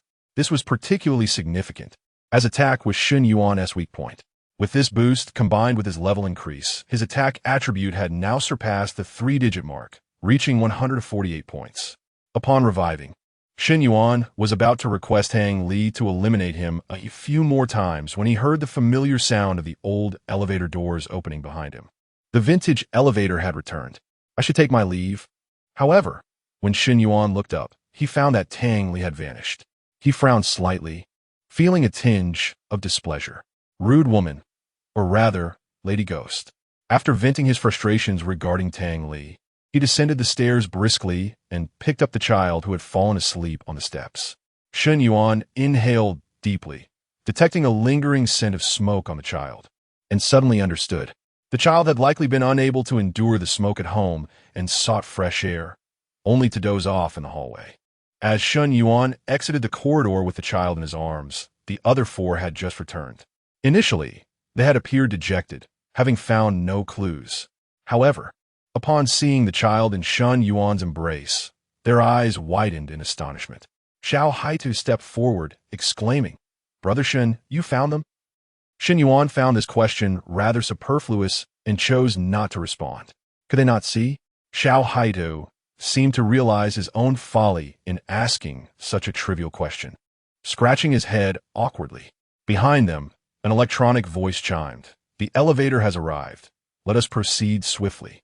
Shen Yuan nodded and rapped gently on the slightly ajar door of room 404. Little Yao, who had been crying, looked up and immediately spotted her child. Ignoring the pain in her arm, she sprang to her feet, even stepping barefoot on the shards of glass, and hurried towards Shen Yuan. "Thank you. Thank you." Xiao Yao continually expressed her gratitude. However, Shen Yuan noticed the curvature of Xiao Yao's abdomen. While seated in her loose clothing, it had gone unnoticed, but upon standing, her protruding belly became quite apparent. Shen Yuan handed the child back to Xiao Yao and whispered, "The child likely dislikes the smell of smoke. You should try to find fresher air, or perhaps persuade your husband to quit smoking." Xiao Yao was taken aback, gazing at Shen Yuan with gratitude, yet her expression quickly turned troubled. "My husband has been under significant work pressure lately. Smoking alleviates his stress." Shen Yuan frowned, his demeanor shifting slightly. Beside them, Xiao He too promptly interjected, "There are myriad ways to relieve stress. Smoking is not the only option." Xiao Yao remained hesitant, but Shen Yuan narrowed his eyes, interrupting her. "I found the child in the stairwell. Please keep a closer watch next time. We shall take our leave." With that, Shen Yuan turned and strode towards the elevator. The remaining 4 promptly followed, resembling a group of eager followers. Xiao He too leaned closer to Shen Yuan and whispered, "Why didn't you press her further?" Shen Yuan's expression remained unchanged. It is difficult to dissuade a stubborn soul. Look at how she defends Akai. Do you think a few words could sway her? Does she not understand the impact of smoke on a child? Yet, she still indulges it. Xiao Ashui tu Sigid, lamenting the lack of valuable leads despite finding the child. Shen Yuan, however, smiled. "What do you mean? Xiao Yao is pregnant again. That is a lead." The others, except for Zhou Baiyan, were astonished, having completely missed this detail. Shen Yuan shook his head in exasperation. The trio of Xiao He too remained too inexperienced in their observational skills as newcomers to this strange narrative. Tang Li's swift departure was necessitated by her need to restore the live broadcast signal. A prolonged interruption could arouse suspicion among the viewers. The empty chat was rife with complaints, yet none directed their suspicions toward Tang Li. What a terrible connection. Where's that Naiha Bridge fellow? Come out and face the music. Stop lingering with the Meng Pa on Naiha Bridge. If you have that time, fix your Naiha network. Observing the comments, Tang Li casually remarked, "I just killed Shen Yuan twice." This incited further outrage in the chat. "Damn, I missed it. Naiha network, I curse you." Now it was my turn. Upon returning to the elevator, Tai Chong proactively pressed the button for the fourth floor. Shen Yuan did not intervene. It made no difference who perished. He could always substitute. Zhu Ziki was indeed unfortunate. When she hastily pressed the button, Shen Yuan had not yet obtained the substitute doll item. It seemed the system could no longer tolerate her presence. Wishing for the noisy woman to meet her demise before arranging a substitute doll for Shen Yuan. Substitution activation. Will the player Tai Chong's death be substituted? Without hesitation, Shen Yuan selected yes, accepting another death. This marked Shen Yuan's 9th demise within this instance. Only 41 attempts remain until the 50th. The task continues, and Xiao Shun must strive harder. Current method of demise, substitute death. Rating, a ding. Critical hit triggered, significantly increased probability. It is peculiar, despite the same mode of demise. The rating is slightly lower than the last time. Previously it was A. It seems that repeated deaths through the same method diminish the death rating. This system must be designed to prevent me from exploiting bugs, Shen Yuan mused internally, not overly concerned. He firmly believed that with his luck, even an A-rated evaluation could still yield exceptional cards effortlessly. As expected, he did indeed draw an SSR. Moreover, it was an extraordinarily rare piece of golden quality equipment. Remaining cards in the pack. 4. Drawing card. Congratulations on acquiring an SSR level equipment card. Celestial Heavy Shield. Celestial Heavy Shield. Category. Weapon equipment. Level. Golden 1 star. Defense. 1500 attack. 100. Function. Guardian Spirit Shield. Can only be triggered once. When the player's defense value is insufficient to withstand the current attack, a massive shield is formed, twice the player's maximum defense value, lasting up to 3 seconds. Cost. Upon equipping, speed attribute is reduced by 10. Wearing restriction. Level 10. Price. 250 nether tickets. Use or sell. Chapter 42. The Suspended Heaven. The Heavy Shield. The Tightening Spell. Upon the initial thrill, Shen Yuan found himself engulfed in a labyrinth of conflicting emotions. It must be said that the foundational attributes of this golden quality equipment are remarkably high. His current defense value barely exceeds 2,000, yet this Suspended Heaven Heavy Shield could augment his defense by a staggering 1,500 points, a truly fearsome figure. The enhancement of 100 points to attack attributes is equally impressive. However, it appears that this piece of equipment leans heavily towards defensive attributes, which does not quite align with Shen Yuan's aggressive combat style. Even more frustratingly, equipping the Suspended Heaven Heavy Shield would inexplicably reduce his speed by 10, likely due to the shield's considerable weight. After a moment's contemplation, Shen Yuan resolved to retain this golden quality equipment for the time being. Upon reaching level 10, if he had no superior weapon, he would employ it. After all, the numerical bonuses provided by the Suspended Heaven Heavy Shield are exceptionally high. Presently, his backpack contained an impressive 5 idle pieces of equipment, 4 of silver quality and 1 of gold. Were other players to behold this, they would surely be left drooling. When Shen Yuan resurrected, the elevator had already stopped for the 4th time. Xiao Haitu, brimming with excitement, exclaimed, "Let's go, Brother Shun." This time, a curtain obstructed the sight of the group. Although the Strange Tales domain bore a grayish-white filter, it was faintly discernible that the curtain was a pale blue. Each object that appeared at the elevator's entrance hinted at the scene of that particular floor. But where could one encounter a pale blue curtain? A kitchen? A bathhouse? Shen Yuan pondered, reaching out to part the pale blue curtain before stepping out of the elevator and into a corridor. This time, the corridor had undergone a dramatic transformation. The entire layout had shifted. Xiao Haitu appeared bewildered, murmuring, "Brother Shun, is this a hospital?" Indeed, they had arrived at a hospital. The date displayed overhead read 2014. The second floor represented 5 years later, while the third floor depicted 7 years prior. Zhou Bian typed, "It seems this old elevator's timeline is random, rather than systematically arranged." Doctors and nurses hurriedly scurried past Shen Yuan and his companions, their expressions marked by urgency. A familiar figure emerged before them. It was a not yet fully rotund Akai. His face radiated joy as he was followed by numerous relatives and friends. Akai beamed at his kin, exclaiming, My wife has given birth to a daughter weighing 6 pounds and 8 ounces. I am finally a father, ha ha ha. Yet, his relatives bore expressions of concern. It's a pity it's a daughter. Akai faltered, and upon regaining his composure, retorted defiantly, "What's wrong with a daughter? Daughters are wonderful too." However, it was evident that the exuberance had ebbed from his countenance. With that, he hastily entered room 404. This room number mirrored their own, as if fate were orchestrating events with a predetermined design. Behind them, Zungruru let out a cold, mocking laugh. Once again, the age-old preference for sons over daughters rears its head. In what era do we still adhere to such beliefs? Shen Yuan remarked with a faint tone. Certain so-called traditional notions have long poisoned the minds of some individuals. Changing them is not a simple endeavor.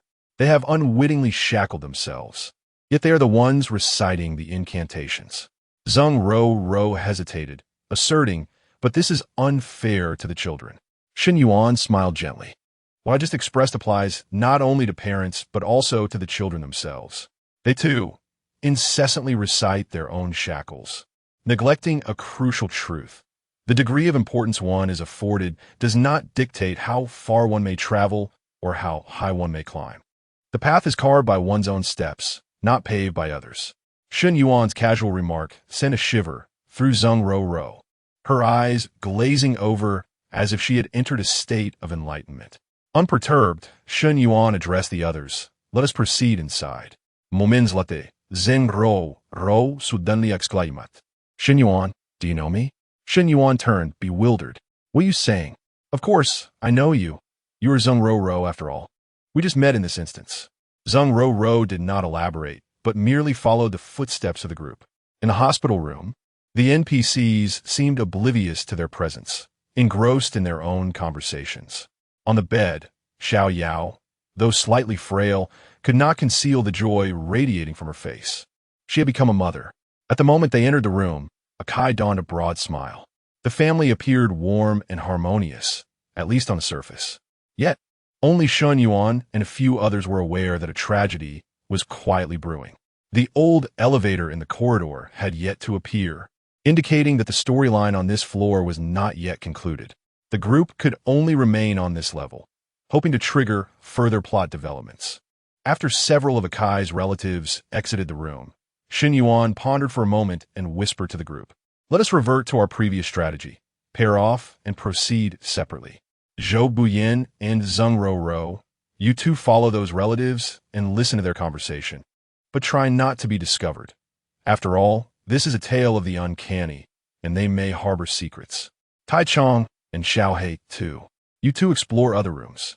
I will remain here to continue observing Akai and Xiao Yao." The four swiftly exited the hospital room as assigned by Shen Yuan. He meticulously examined the surroundings. This was not a private room. Besides Akai's family, there were 2 additional beds. Akai's family occupied the central bed.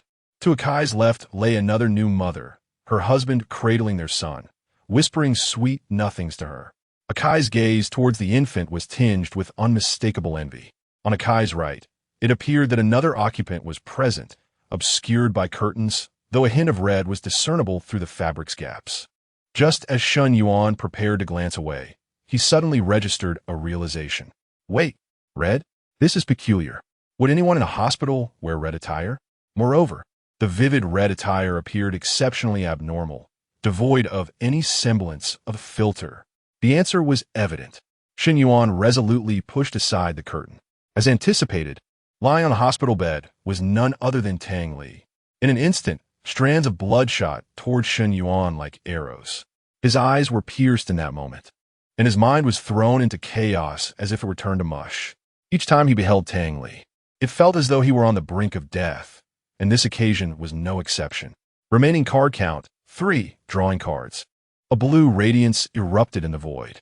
Shen Yuan's expression remained unchanged, clearly accustomed to such occurrences. It was merely an SSR. What was there to be astonished about? He was destined to become a formidable figure in the future, so he must maintain his composure. Chapter 43. Crimson Essence, Probability, and the Flirt. Congratulations on acquiring the SSR level skill card. Crimson Essence Surge. Crimson Essence Surge. Category: Consumable Item. Function: consumes vitality to significantly enhance all personal skill effects, including equipped skills, for a duration of 5 minutes. Cost: after 5 minutes, due to the depletion of vitality, a state of weakness will ensue for 30 minutes. Price: 200 Netherworld tokens. Use or sell a consumable item. It seems intended for self-preservation, yet the cost is rather steep. I shall hold on to it for now. The human realm is fraught with uncertainties, and possessing more means of survival is undoubtedly advantageous. 30 minutes of weakness is far preferable to losing one's life. As Shun Yuan was about to open his eyes and depart, a sudden thought struck him, compelling him to inquire of the Huangquan card shop before him. By the way, I distinctly recall that after the system upgrade, higher-level cards were unlocked, termed UR-level cards. Why have I seen not a single one? Is it possible that you, a cunning merchant, have deceived me? Perhaps sensing Shun Yuan's doubts, the Huangquan card shop provided a response. Scarlet letters materialized in the void. UR-level card draw probability: 0. 1. Shun Yuan was rendered speechless. This probability is rather disheartening. Very well, I shall take it slow. Upon reviving, Shun Yuan smiled as he pulled back the curtain and settled at the bedside of Tang Li, who lay there, still waiting for me. At his words, Tang Li's eyes nearly rolled into the heavens. Without a moment's hesitation, she raised her hand and delivered a slap. Shun Yuan's head erupted once more, juices splattering. The other NPCs in the ward could not perceive Tang Li, allowing her to act freely. This was one of the rules modified by Tang Li and Sister Xia. As long as Shun Yuan could see Tang Li, it constituted a breach of the fatal rules, thus permitting her to strike at will to fulfill her objective of 60 kills. This rule applied solely to Shun Yuan. As the dungeon progressed, Tang Li needed to act swiftly. Unbeknownst to her, Shun Yuan shared the same sentiment. Remaining cards in the card pack: 2. Drawing cards. Congratulations on acquiring the SSR level item card. Wall of Ghosts. Wall of Ghosts. Category: Item. Function: select any player to create a Wall of Ghosts area. The player will be trapped within, unable to escape until the Wall of Ghosts is broken. Restriction: usable only once within 24 hours. Durability: 100. The faster the Wall of Ghosts is broken, the greater the durability loss. Once durability reaches 0, the item disappears. Price: 280 Netherworld tokens. Use or sell. Shun Yuan tilted his head. Another life-saving item. Its function appears akin to the corpse oil candle he had previously obtained, both restricting enemy movement. However, the effect of this Wall of Ghosts is significantly more potent. I shall keep it. It is indeed a valuable asset. Next time someone comes to collect a debt, I shall let them experience the taste of the Wall of Ghosts firsthand. Receiving the ghostly wall. Item. Shun Yuan revived and opened his eyes, feigning the intention to lie on the hospital bed. I'll just go over there for a moment. I shall lie down too. Tang Li, upon hearing Shun Yuan's irreverent remarks, felt her face flush with indignation. He wishes to lie down? Has he lost his mind? Scoundrel! Her voice was as frigid as ancient ice, and Shun Yuan sensed the air around him plummeting to sub-zero temperatures. Crack! In the next instant, Shun Yuan's skin suddenly split open. Strangely, no blood flowed from the fissures. All of his blood had solidified into hard, impenetrable ice. Shun Yuan was dead once more.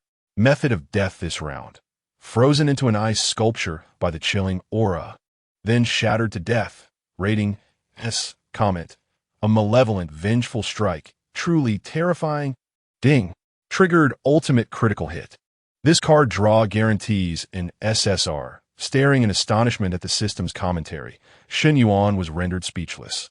An S rating was beyond his expectations. A delightful surprise indeed. Could it be that provoking a female specter could elevate her wrath, thereby yielding even more horrific death methods? Shun Yuan stroked his chin, feeling as though he had stumbled upon new territory. In his past life, he often flirted with girls, but had never dared to tease a specter. To his surprise, this lifetime offered him that unique experience. Remaining card count: 1. Drawing cards. Suddenly, a brilliant scarlet light enveloped the entire card-drawing space. Shun Yuan was momentarily stunned. Red? He had never encountered such a phenomenon. What could this be? The next moment, realization struck him, and he erupted with joy. Holy cow! It's here! Congratulations!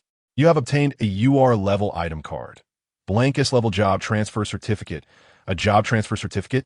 An S level one at that? Shen Yuan was astonished. Blank S level job transfer certificate. Category: one-time item. Function: allows transfer to any S level profession. Restriction: for use by players who have not yet transferred. Note: once transferred using the certificate, normal transfer methods will no longer be available. Price: 1,000 Netherworld tokens. Use or sell. Regrettably, the two transfer options could not coexist. Thus, this item held little value for him. He had hoped for the possibility of dual transfers. Yet, it was not entirely out of the question. If the system provided such an S-level transfer certificate, perhaps a dual transfer certificate existed as well. This precious item must be retained. It should not be sold. Even if it becomes unnecessary for him in the future, he could pass it on to Shishi, for not everyone possesses the potential to awaken an S-level profession. Shen Yuan understood all too well that in the human realm, S-level profession players were undoubtedly the CR de la CR, the pinnacle of excellence. This was evident from Zhou Yin's standing. Ranked third on the newcomer list, he would undoubtedly be a leading figure in any team, unless Shen Yuan were present. That fellow's S-level profession, the Silent Diviner, had yet to demonstrate its true power. It seemed he ought to give him an opportunity to showcase his abilities. In truth, Shen Yuan did not regard Zhou Bian as a formidable opponent. He barely considered him a rival. His curiosity merely piqued regarding the strength of an S-rank profession. Once again, he awoke from death, his face adorned with a cheerful smile as he glanced at Tang Li, whose eyelashes trembled in fury beside him. What's the matter? Feeling embarrassed? It's not as if we Haven T shared a bed before. Back then, you were clad in even less than you are now. Shen Yuan mused, only to suddenly sense an eruption of volcanic intensity beside him. What? Shen Yuan turned in surprise to discover Tang Li, her raven hair billowing, her skin a vivid crimson, akin to seething magma, continuously churning and boiling. Alas, such a pity for this juxtaposition of ice and fire. If only I had more chances to draw cards, this time I would surely receive at least an S-rank reward. Shen Yuan felt no fear, only a twinge of regret. The next moment, the melting flesh obscured his vision. He had perished. Detection of host death. Resurrection successful. Current remaining resurrection attempts. 999. Shen Yuan yawned, readying himself to open his eyes and revive. Tang Li was undoubtedly furious now. She would likely kill him several more times.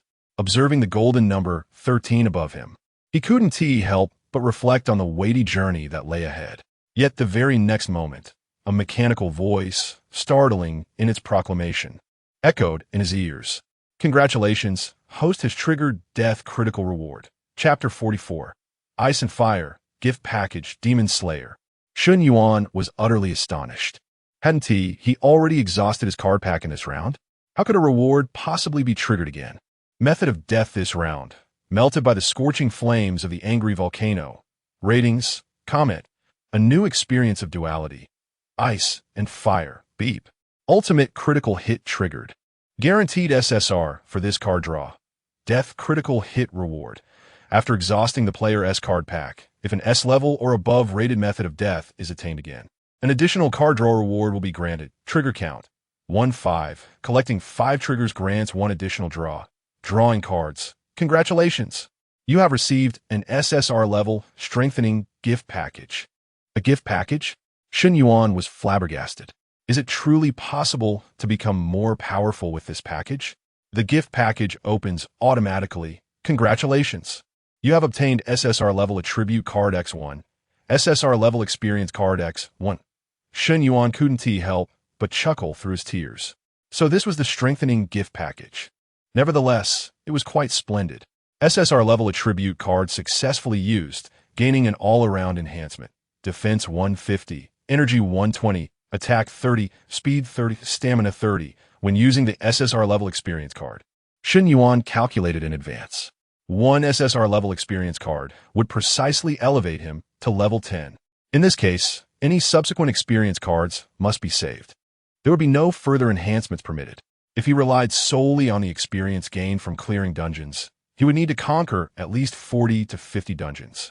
Most players needed to quickly level up through hunting in dungeons. Hence, even if Shun Yuan secured first place each time, he had no cause to worry about advancing too swiftly or missing out on the newcomer leaderboard.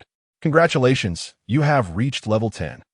Upon reaching level 10, this suspended heavy shield in Shun Yuan's inventory was automatically equipped. His attributes underwent a dramatic transformation. Shun Yuan, level 10, class, not yet awakened, life, 0, defense, 5,363, energy, 1590, attack, 359, speed, 207, stamina, 463, intelligence, 96, remarkable. Shun Yuan had to admit, his attribute values were indeed terrifying. With the added bonuses from the attribute card and equipment, his stats were now comparable to those of equipped C-class players, and even unarmored B-class players could be measured against him. If he were to draw more attribute cards when he transitioned to an SSS-class profession, wouldn't his attributes become extraordinary? After conquering 9 dungeons, only 6 remained. He must continue to persevere. Tang Li gazed at the beaming Shun Yuan before her, an unsettling chill rising within her. Was this guy truly abnormal? How could he smile so brightly after such a grievous demise? Feeling an inexplicable sense of annoyance, Tang Li was at a loss for her own emotions. Slap! She once again struck down Shun Yuan before her. Shun Yuan, however, paid no heed, allowing her to continue her onslaught. The more he was slain, the better. Regrettably, the subsequent kills failed to trigger any critical rewards. Shun Yuan understood that attaining an S-rank evaluation was not easily achieved. After meeting his demise 7 more times, his death count in this instance of the dungeon reached 20. Outside the ward, Zhou Baiyan and Zheng Ro, who were tasked with surveilling Akai's relatives, returned. Zhou Baiyan was momentarily taken aback to find Shun Yuan leisurely reclining on a hospital bed, his brow twitching slightly in surprise, yet he chose not to comment. Zheng Ro's expression was equally peculiar. Was Shun Yuan perhaps too relaxed amidst the eerie tales? Moreover, given that he was already lying down, why did he only rest on one side? Was it not uncomfortable? Aside from Shun Yuan, they could not perceive Tang Li, which added to their bewilderment. Shun Yuan remained indifferent, offering no explanation, and gestured for them to sit and rest as well. Both declined politely. Zhou Baiyan even took a step back, distancing himself from Shun Yuan. In the realm of eerie tales, they maintained a tense demeanor, ready to flee should any danger arise. Zhou Baiyan jotted down his observations on his phone and handed it to Shun Yuan for review. After those relatives left, they mocked Xiao Yao for having a daughter. Akaya's family had only one heir for 3 generations, and now the lineage would cease with him. I suspect that these relatives will continue to whisper behind his back. Akai's transformation might be linked to them. As Shun Yuan was repeatedly struck down by Tang Li, he silently perused Zhou Baiyan's notes. After a moment, he returned the phone and remarked calmly, ultimately, the issue lies within him. If his own convictions waver, the words of others hold no weight. Zhou Baiyan and Zheng Ro nodded in agreement, acknowledging Shun Yuan's insight.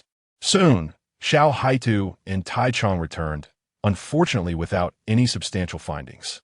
They had also faced reprimand from the nurse for trespassing into the ward. Xiao Haitu pouted in annoyance, saying, "It's all Tai Chong's fault for looking so intimidating. He clearly doesn't seem like a good person." Tai Chong sheepishly scratched his pointed head and stammered out, "I may be ugly, but I am gentle." The group erupted in laughter at this. At that moment, a familiar chime resonated down the corridor. Everyone understood that it was time to depart. Shun Yuan reluctantly rose from the hospital bed. It must be said that accumulating death counts here was exceedingly exhilarating.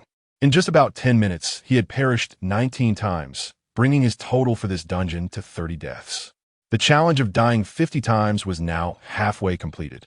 As the elevator appeared, Tang Li had already vanished from the bed. She needed to return to operate the elevator. The viewers in the live stream were quite exhilarated. Tang Li had completed half of her task. They could see the dawn approaching. The slaying of the demon Shun Yuan would occur today. Chapter 45, Domestic Violence, Instant Kill. Final level. Once again, within the confines of the elevator, Zheng Ro approached the button panel with a sense of trepidation. Only 2 floors remained. Just before she pressed the button, a flicker of fear surged within her, prompting her to instinctively close her eyes. After all, with Zhu Ziqi as a cautionary tale, who could assure her that she would not succumb in the same manner? Fortunately, Shen Yuan was present. He activated his ability to act as a substitute, concealing his merits and reputation. Zheng Rou emerged unscathed. When she finally opened her eyes and realized she was still alive, she exhaled deeply. Then, she posed a soul-stirring question. Why do we press the button without consequence? While Zhu Ziqi met her demise. Shen Yuan, aware of the truth, suppressed a chuckle, while the others wore expressions of bewilderment. Xiao He too nodded in agreement. It was indeed peculiar. If the first person to press the button was destined to die, it should have been Brother Shun. Was it possible that this eerie tale stipulated that only the second person would face such a fate? How strange. Shen Yuan, stifling his amusement, suggested. Perhaps the orchestrator of this bizarre narrative simply disapproved of them? The group nodded in consensus, choosing not to dwell further on the matter. At that moment, the elevator doors swung open, revealing a path obstructed by shattered porcelain fragments. Xiao He too gazed at the debris, hesitatingly stating, "Is this a plate fragment?" Shen Yuan's expression turned grave as he slightly nodded. He had surmised what had transpired on this floor. With a swift kick, Shen Yuan sent the shard scattering and hurried towards room 404. The corridor appeared somewhat worn, indicating it was later than when the child had gone missing on the third floor. Soon, he discovered the date from the overdue notice at the entrance of room 404, the year 2029, 8 years after the events on the third floor. Inside, the anguished cries of Xiao Yao pierced the air, accompanied by the cacophony of shattering plates and glass, creating an excruciatingly jarring sound. It was domestic violence. Had Kai gone mad? Xiao He Tu's expression changed dramatically as he rushed through the door without a second thought. "Stop!"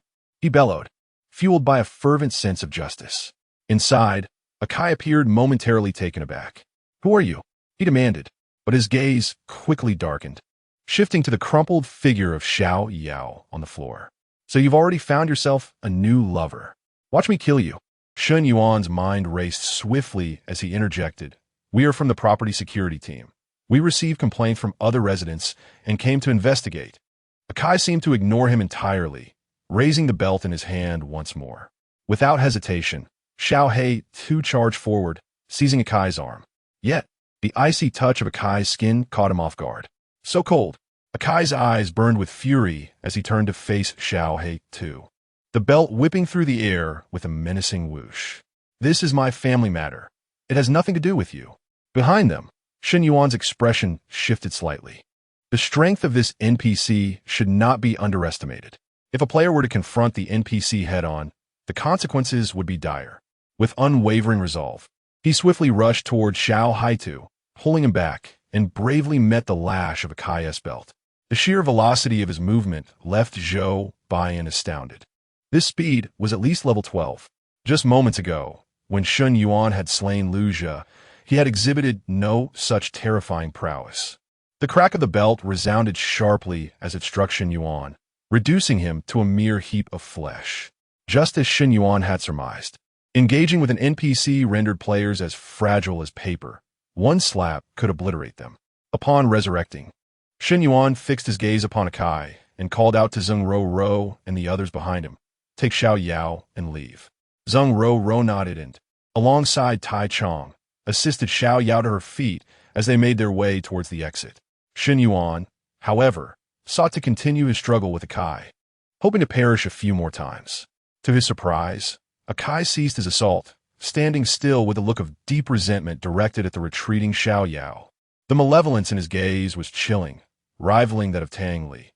Shen Yuan provoked him several times, but upon realizing Akai's in action, he resigned and stepped outside.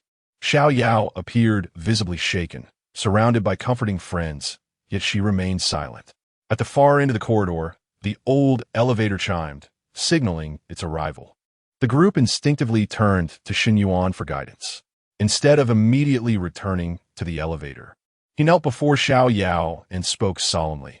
Domestic violence exists in two extremes, none or countless incidents. Leave him, take your 2 children, and get away from here. Unexpectedly, Xiao Yao, who had previously ignored everyone, lifted her head at this remark. Her voice hoarse as she responded, "Two, I do not have two. The sons were lost. They are gone." The reason Xiao Yao engaged in conversation was that Shun Yuan had triggered a key phrase, the second child. This was a clue leading to the third layer of their predicament, with one clue unlocking another. Shun Yuan felt a jolt of shock at her words. Not only had the child been a son, but he had also been lost. This incident was likely the greatest catalyst for the domestic violence. "Then take your daughter and leave this place," he urged. Xiao Yao shook her head, her eyes clouded with confusion. "He is just angry. He will be good to the children. I can endure this. He will change for the better." A surge of uncontainable frustration ignited within Shun Yuan, his face darkening as he chose not to utter another word. This woman was determined not to turn back until she hit a wall. Rising to his feet, he turned and strode toward the elevator. The others exchanged glances, hastily following him. They had heard Xiao Yao's words and recalled Shun Yuan's previous statements, suddenly finding them profoundly resonant. It was indeed difficult to dissuade someone intent on self-destruction. Xiao Haitek couldn't help but feel a twinge of concern. What should we do now? Shun Yuan did not look back, striding forward with purpose, coldly delivering a final remark. There's an old adage that states, "One cannot learn solely from others. Experience is the true teacher." Once everyone had returned to the elevator, Shun Yuan pressed the button for the final floor. "Prepare yourselves," he cautioned, "for this last level is likely the scene of the crime." His voice resonated like a heavy hammer, striking deeply within the hearts of the gathered individuals. The progression of the timeline had become exceedingly clear, arranging the events from distant to immediate. The second floor represented a sweet beginning, the fourth a pivotal moment of pregnancy, followed by the third floor characterized by harsh insults, and the fifth floor, which depicted escalating domestic violence, culminating in the sixth floor, the harrowing crime scene. The first floor, in contrast, signified a long-awaited denouement. The elevator doors slowly opened. Chapter 46, a night of torrential rain, howling winds, and murder. With a resounding crack, a bolt of lightning illuminated the scene, casting a ghostly glow that flashed before the eyes of the onlookers. The fierce sound of rain howled outside the building, accompanied by the violent rustling of leaves ravaged by the storm. A night of rain, raging winds, and murder. This predicament was indeed overwhelming. Little Black Earth seemed to recall something and hastily turned to Shun Yuan, saying, "Brother Shun, to pass the level, we must prevent Akai from committing murder, right?" Shun Yuan did not respond, yet an answer had already formed in his mind. Most likely, it was not so simple. Previously on the fifth level, Shun Yuan had encountered Akai, whose combat prowess was maximized, capable of annihilating players with ease. If that were the case, would it be so effortless to obstruct Akai on the sixth level? It seemed improbable. The purpose of the 6 levels was to allow players to grasp the entirety of the case, and the true method of passage would only reveal itself upon completing all 6 levels. Moreover, in this instance, there were 7 individuals in total, and 6 levels to traverse. Without Shun Yuan, each press of the button would cost a life. The mortality rate was exceedingly high. If the final confrontation relied on physical strength, then overcoming this instance appeared to be an exceedingly arduous task. The group exited the elevator and hastened toward room 404. Tai Chong, filled with determination, kicked open the door to 404. Alas, they seemed to have arrived just a moment too late. Little Yao lay in a pool of blood, barely clinging to life. The child's head had struck the corner of the table with a heavy thud, blood spilling everywhere, teetering on the brink of death. Meanwhile, Akai stood amidst the carnage, drenched in blood, calmly wielding a long knife. Upon witnessing this scene, despite having mentally prepared himself, Tai Chong was consumed by fury, attacking women and children. "Are you even human?" he bellowed, charging toward Akai. Little Black Earth and Zhou Baiyan were equally incensed by the gruesome tableau before them, their eyes ablaze with rage as they followed Tai Chong closely.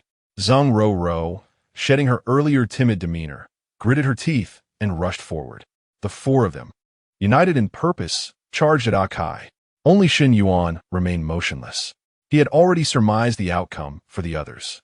Akai coldly lifted his gaze, his emotionless eyes sweeping over the group, a sinister smile curling at the corners of his mouth.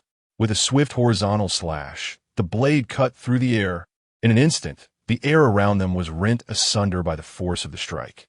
The collective defense of the group shattered in less than a tenth of a second, disintegrating into a shower of blood. Substitute death activation. Would you like to substitute the deaths of players Little Black Earth, Tai Chong, Zhou Baiyan, and Zheng Roro? As the four had perished simultaneously, Shen Yuan was afforded the choice to sacrifice himself in their stead. 1 for 4 was a fair trade. The moment Shen Yuan consented, the bodies of the four, which had transformed into blood, were restored, returning to his side as if they had just opened the door. The only difference was that Shen Yuan's death count had risen by 4, now totaling 37. The resurrected Xiao Haitu and the others found themselves in a state of confusion, their memories of recent events eluding them. Only Zhou Baiyan furrowed his brow, as if sensing an impending danger. Tai Chong glared fiercely, once again uttering those words, to strike a woman or a child. Are you still even human? The group, poised to charge forward as before, hesitated this time when Shen Yuan spoke up. His substitute puppet was now in cooldown, and if these individuals were to recklessly throw themselves into danger again, he would be unable to save them. Do not approach. The crowd halted, casting puzzled glances at Shen Yuan. Brother Shen, what is it? Beside him, Zhou Baiyan swiftly typed on his phone. Everyone, I sense danger. We must return to the elevator immediately. This Akai is likely beyond our capabilities. Upon hearing Zhou Baiyan's words, the expressions of the group shifted, though skepticism lingered as they continued to look to Shen Yuan for direction. Tai Chong even scoffed. You are ranked 3rd on the novice leaderboard, yet you act so timidly, like a coward. They were aware of Zhou Baiyan's ranking, but were oblivious to the fact that he was an S-rank profession, a silent diviner. Zhou Baiyan quickly typed. My profession is S-rank silent diviner, and I possess a certain perception of danger. Trust me. Shen Yuan raised an eyebrow, surprised that Zhou Baiyan had publicly revealed his profession.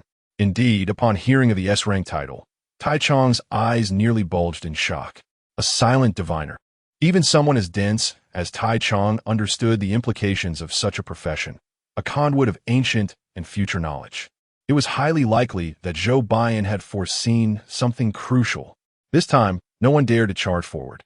Akai continued to stand silently, blade in hand, resembling a boss awaiting challengers. Zhou Baiyan continued to type. Look, the old elevator has not vanished. This may be a sign for us. Let us leave quickly and return to the elevator. Xiao Haitu, Tai Chong, and Zheng Roro turned once more to Shen Yuan. Brother Shen, what do you think? Should we retreat or confront? Shen Yuan replied calmly. We should leave. Only then did they begin to run toward the elevator. Yet, Tai Chong still seemed reluctant, as evidenced by his muscular arms tensed and fists clenched, frequently glancing back. Xiao Haitu and Zheng Roro, however, placed their unwavering trust in Shen Yuan's judgment. While they might pause to consider Zhou Baiyan's suggestion to withdraw, they would unhesitatingly comply with Shen Yuan's orders. As they stepped into the elevator, the doors thunderously closed behind them, and a trickle of blood seeped from above, forming several crooked characters. The group struggled to decipher the crimson script, finally grasping its meaning. Please choose a method to alter everything. Note, the elevator curse has dissipated. The elevator is now freely accessible. Shen Yuan mused internally, as expected. Only after completing all the narratives of the 6th floor would the true moment of choice present itself. Xiao Haidu furrowed his brow in contemplation, then suddenly slapped his forehead, exclaiming, I understand. We now possess a comprehensive understanding of the situation at hand. We can utilize the elevator to transform everything and rescue Xiao Yao and the child. Brother Shen, do you think my conjecture holds any merit? At this moment, Shen Yuan remained fixated on the blood-red script and suddenly remarked, This handwriting is quite ugly. Little Haitu, feeling exasperated, thought to himself that Brother Shen was remarkably relaxed, still having the presence of mind to comment on the aesthetic of the blood-red writing. Above in the elevator, Tang Li's expression instantly darkened. That detestable Shen Yuan, how dare he mock her? Indeed, that writing was penned by her. Tang Li. It was merely her first attempt, slightly crooked. So what? The more she contemplated, the angrier she became. Click! The lights within the elevator abruptly extinguished. When they flickered back to life, Tang Li charged directly at Shen Yuan. Of course, to the onlookers, Shen Yuan effortlessly evaded the attack from the female specter. With Shen Yuan's demise once more, the total count of deaths reached 38. Chapter 47. Calamity, Turning Point, and Omen in the Hexagram. The sound of viscous blood dripping onto the ground intertwined with the frantic beating of hearts. Aside from Shen Yuan, the sudden appearance of Tang Li startled everyone else considerably. After a brief moment, Zheng Ro, her face pale and voice trembling, remarked, "Why is the female apparition still manifesting when the horror narrative is nearing its conclusion? Moreover, her emergence lacks any rationale. It is simply too bizarre." Xiao Haitu and Tai Chong nodded in agreement, echoing her sentiment. Indeed, it's utterly terrifying beyond measure. Shen Yuan, having gleaned the possible reason, touched his nose.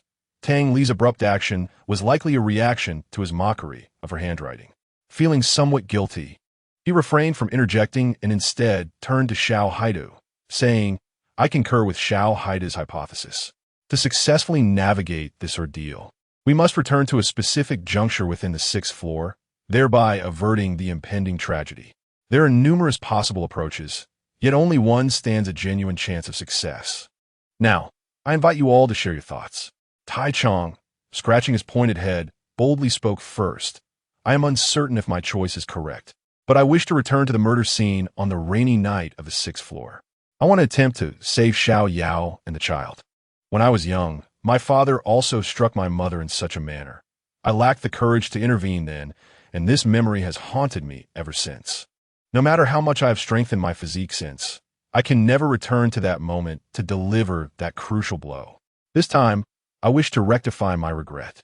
A hush fell over the group. They were taken aback to learn of Tai Chong's past. It was no wonder he had reacted so vehemently after kicking open the door. Shen Yuan cast a deep glance at Tai Chong, choosing not to dissuade him. He was acutely aware that the choice to return to the 6th floor was a certain death sentence. Even if they ultimately succeeded in their endeavor, Tai Chong would inevitably forfeit any rewards. Yet, for Tai Chong, the chance to amend his regret outweighed the allure of any reward. What Tai Chong sought to save was not merely Xiao Yao and the child. He yearned to rescue the version of himself trapped in that bygone era. After pondering for a moment, Zheng Ro stated earnestly, "I wish to return to the 2nd floor, to the most blissful moments of Xiao Yao and Akai, to prevent their marriage and childbirth. I believe the girl born to Xiao Yao is the crux of the tragedy. If I can keep them apart, everything that follows will cease to transpire." When it was Xiao Haitu's turn to voice his opinion, he sheepishly chuckled, I don't possess such clarity of thought, but I trust Xingu, so I will follow his lead." Zhou Buyin, maintaining a calm demeanor, typed, "I too choose to accompany Shen Yuan." Shen Yuan was taken aback by the decision of 2 individuals to follow him, smiling as he remarked, "My choice is not necessarily the right one, and I must inform you that it carries some risk. I cannot assure you of a successful passage. Are you certain?" Both Zhou Buyin and Xiao Haiden nodded resolutely. Seeing their determination, Shen Yuan chose not to press further. "Let's begin." The first to depart was Tai Qiang. He was taught with muscle, already engaging in physical exercises within the confines of the elevator. "Everyone, I hope you remain safe. If the opportunity arises, do visit my boxing gym. I can teach you boxing free of charge." Tai Qiang's gaze was resolute, pressing the 6th button with a fierce determination. This time, Shen Yuan's sacrificial puppet did not activate as anticipated. Indeed, as inscribed in blood, the curse of the elevator had lifted. The elevator did not even tremble, simply creaking open. Boom! Outside, the storm raged with flashes of lightning and claps of thunder. Without hesitation, Tai Qiang bolted out like a wild bull, crashing into the stormy night. He aimed to rescue Xiao Yao and the child before Kai could strike. Shen Yuan gazed at Tai Qiang's retreating figure, reflecting, Tai Qiang is truly kind-hearted, though his intellect remains a mystery. His offer to teach boxing is commendable, yet he forgot to share the address. With a sigh, he turned to the next. Zheng Ro. Zheng Ro nodded, mustering her courage as she stepped forward to press the second button. The elevator swayed and began its descent. Soon, it came to a halt, and the doors opened. A plume of white smoke emerged, revealing the newly constructed corridor, marking the sweetest of beginnings. Zheng Ro walked forward slowly, pausing to wave goodbye to the group. "Farewell, everyone. It has been a pleasure knowing you." With that, she embraced her aspirations without a backward glance. Inside the elevator remained only Shen Yuan and the two others. Xiao Haidu, curious, inquired, "Brother Shen, where are we headed?" Shen Yuan smiled enigmatically, his finger gliding toward the first button, decisively pressing it. The first floor.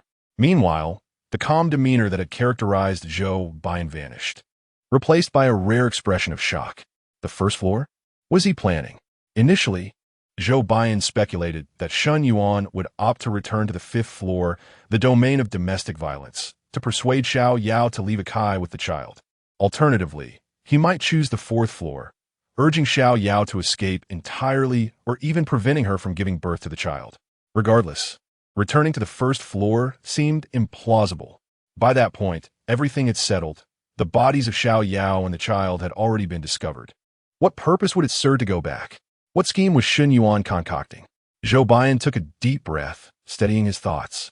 He closed his eyes, envisioning the divination symbols that materialized before him. Primary hexagram. Inter hexagram. Jian, changing hexagram. Zhen, the threefold hexagram indicated a starting point, with the inter-hexagram reflecting changes and the changing hexagram revealing the future. The primary hexagram, with its overlapping kin, signified peril within peril, a portent of great misfortune. The inter-hexagram, water and mountain Jian, illustrated a treacherous path, navigable only by the wise. The changing hexagram indicated a singular opportunity. Zhen represented the dragon, and Yuan represented water. Thus, the turning point in this calamitous scenario lay within Yuan, that is, Shen Yuan himself. At present, I can only place my trust in Shen Yuan and the divination I have received. As an S-rank professional divination master, Zhou Baiyan is capable of consulting the omens before embarking on each venture into the dungeon. This marks the first occasion he has encountered an omen of great misfortune. Yet amidst peril, there exists a significant opportunity that leaves Zhou Baiyan somewhat perplexed. However, upon entering the eerie dungeon, Zhou Baiyan immediately sensed something amiss with Shen Yuan. Each time Shen Yuan experienced death and resurrection, Zhou Baiyan had been subtly aware. For instance, at the onset of the eerie tale, Tang Li suddenly appeared in the elevator, striking out at Shen Yuan. In that fleeting moment, Zhou Baiyan perceived two contrasting visions. One ethereal, in which Shen Yuan evaded Tang Li's attack, and the other tangible, depicting Shen Yuan's tragic demise within the elevator. Zhou Baiyan comprehended that this was likely Shen Yuan's professional ability. Possessing such a terrifying skill, Shen Yuan must also be an S-rank professional, which explains why the divination indicated that he is the sole glimmer of hope in this ominous dungeon. Zhou Baiyan saw through the situation, yet was unable to articulate it. This is the limitation of a divination master, knowing much, yet able to reveal little. "Hey, are you feeling tired? Hurry and leave." The voice of Xiao Haitu interrupted Zhou Baiyan's contemplation. He slowly opened his eyes. The elevator doors had opened, and Shen Yuan had already stepped out, while Xiao Haitu stood at the entrance of the elevator, looking at him with a puzzled expression. Zhou Baiyan nodded, his demeanor calm, and followed suit. Chapter 48. Liberation, Failure, and Tears in the Sixth Layer. A shattered limb hurtled through the air, propelled by a fierce gust. Vivid crimson blood surged forth like a torrent, splattering with overwhelming force. In an instant, it stained half the ceiling a ghastly scarlet. "What?" Tai Chong gasped, his eyes wide with horror as he gazed at Akai before him. Thanks to relentless training day and night, Tai Chong, despite his imposing stature, possessed nimble feet and quick reflexes. Thus, as Akai swung his blade, Tai Chong reacted with remarkable swiftness, narrowly evading the strike. However, he was unprepared for the fact that his defenses were utterly depleted in that moment. A mere brush of Akai's blade energy against his arm transformed it into a cascade of mangled flesh. In that instant, Tai Chong comprehended that Akai was an opponent far beyond his capabilities. Even if he had 10 more like him, they would merely serve as cannon fodder. Tai Chong felt the strength within him rapidly draining away. I'm going to die, but I have succeeded. He turned to the small Yao and the child he had shielded behind him, a look of relief gracing his face. He had managed to reach them just in the nick of time. This time, Xiao Yao did not collapse in a pool of blood.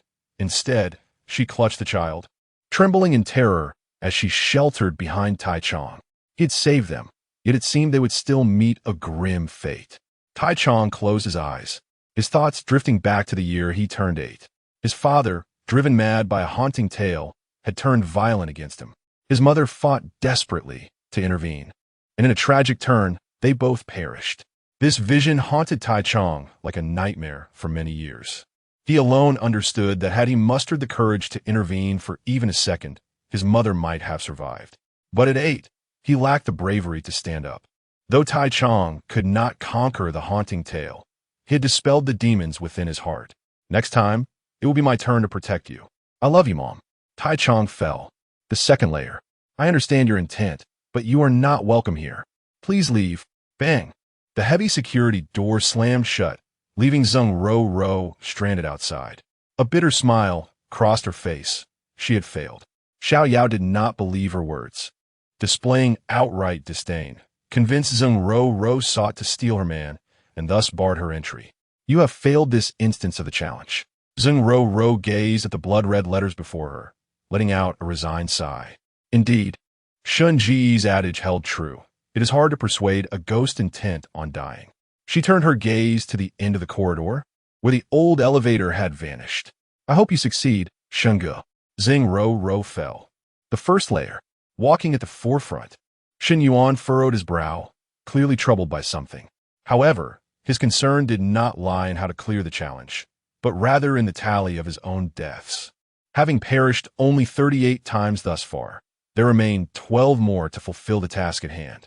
This is no trivial number. Should I fail to complete it, I would incur a loss of 500 spectral tokens, which, when rounded, amounts to an astronomical sum. Shen Yuan cannot fathom such a loss.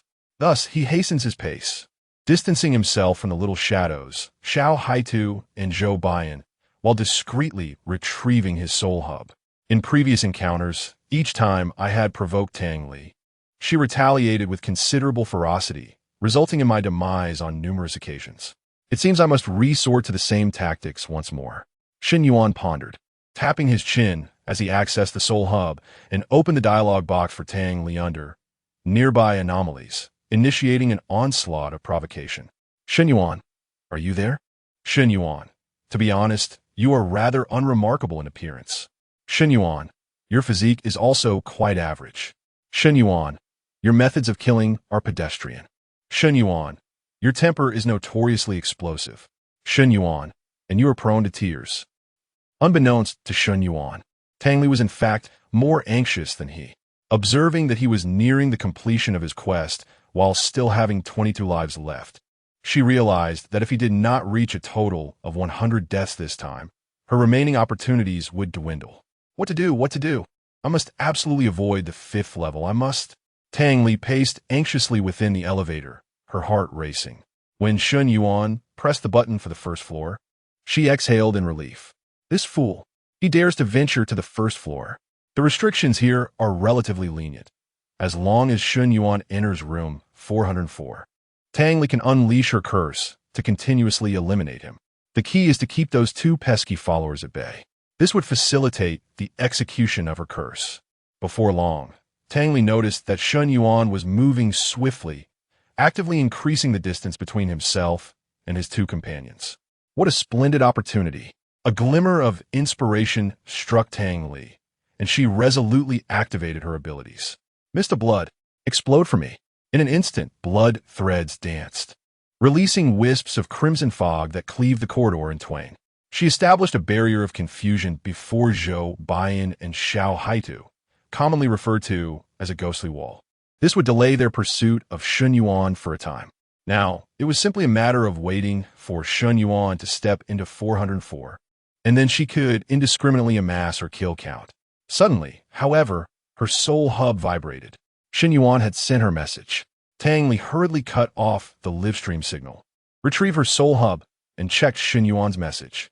Shen Yuan, to be honest, you are rather unremarkable in appearance. Tang Li was momentarily taken aback. Is this fellow unwell? After muttering a derogatory remark, she dismissed it. She held confidence in her appearance, whether in the human realm or the world of anomalies. She was undoubtedly among the finest. The term average had no bearing on her. Shen Yuan, your physique is also quite average. Shen Yuan, your methods of killing are pedestrian. Shen Yuan, your temper is notoriously explosive. With a derisive snicker, Tang Li scoffed, her face alight with mockery. Foolishness. Just as she was about to close the soul hub, she noticed another message from Shen Yuan.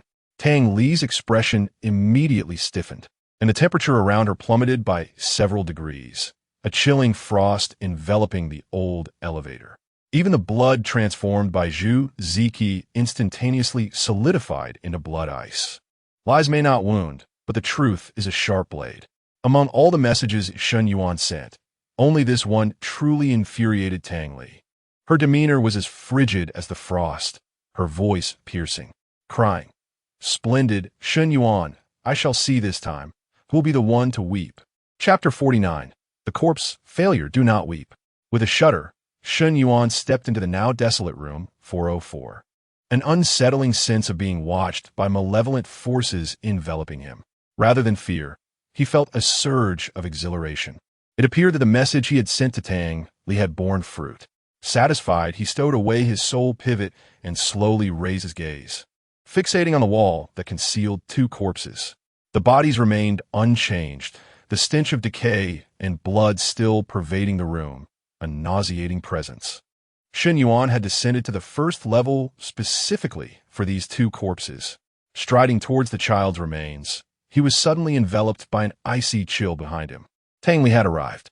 As he halted and prepared to greet her, a torrent of blood surged forth, consuming him and reducing him to mere fragments of flesh.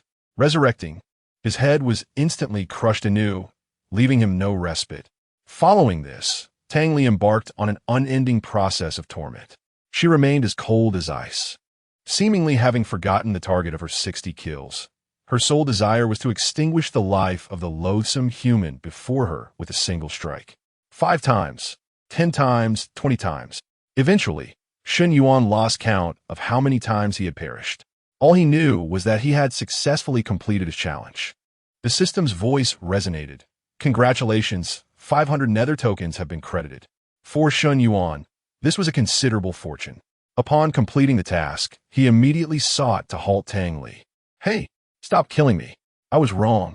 Yet, Tang Li showed no sign of response.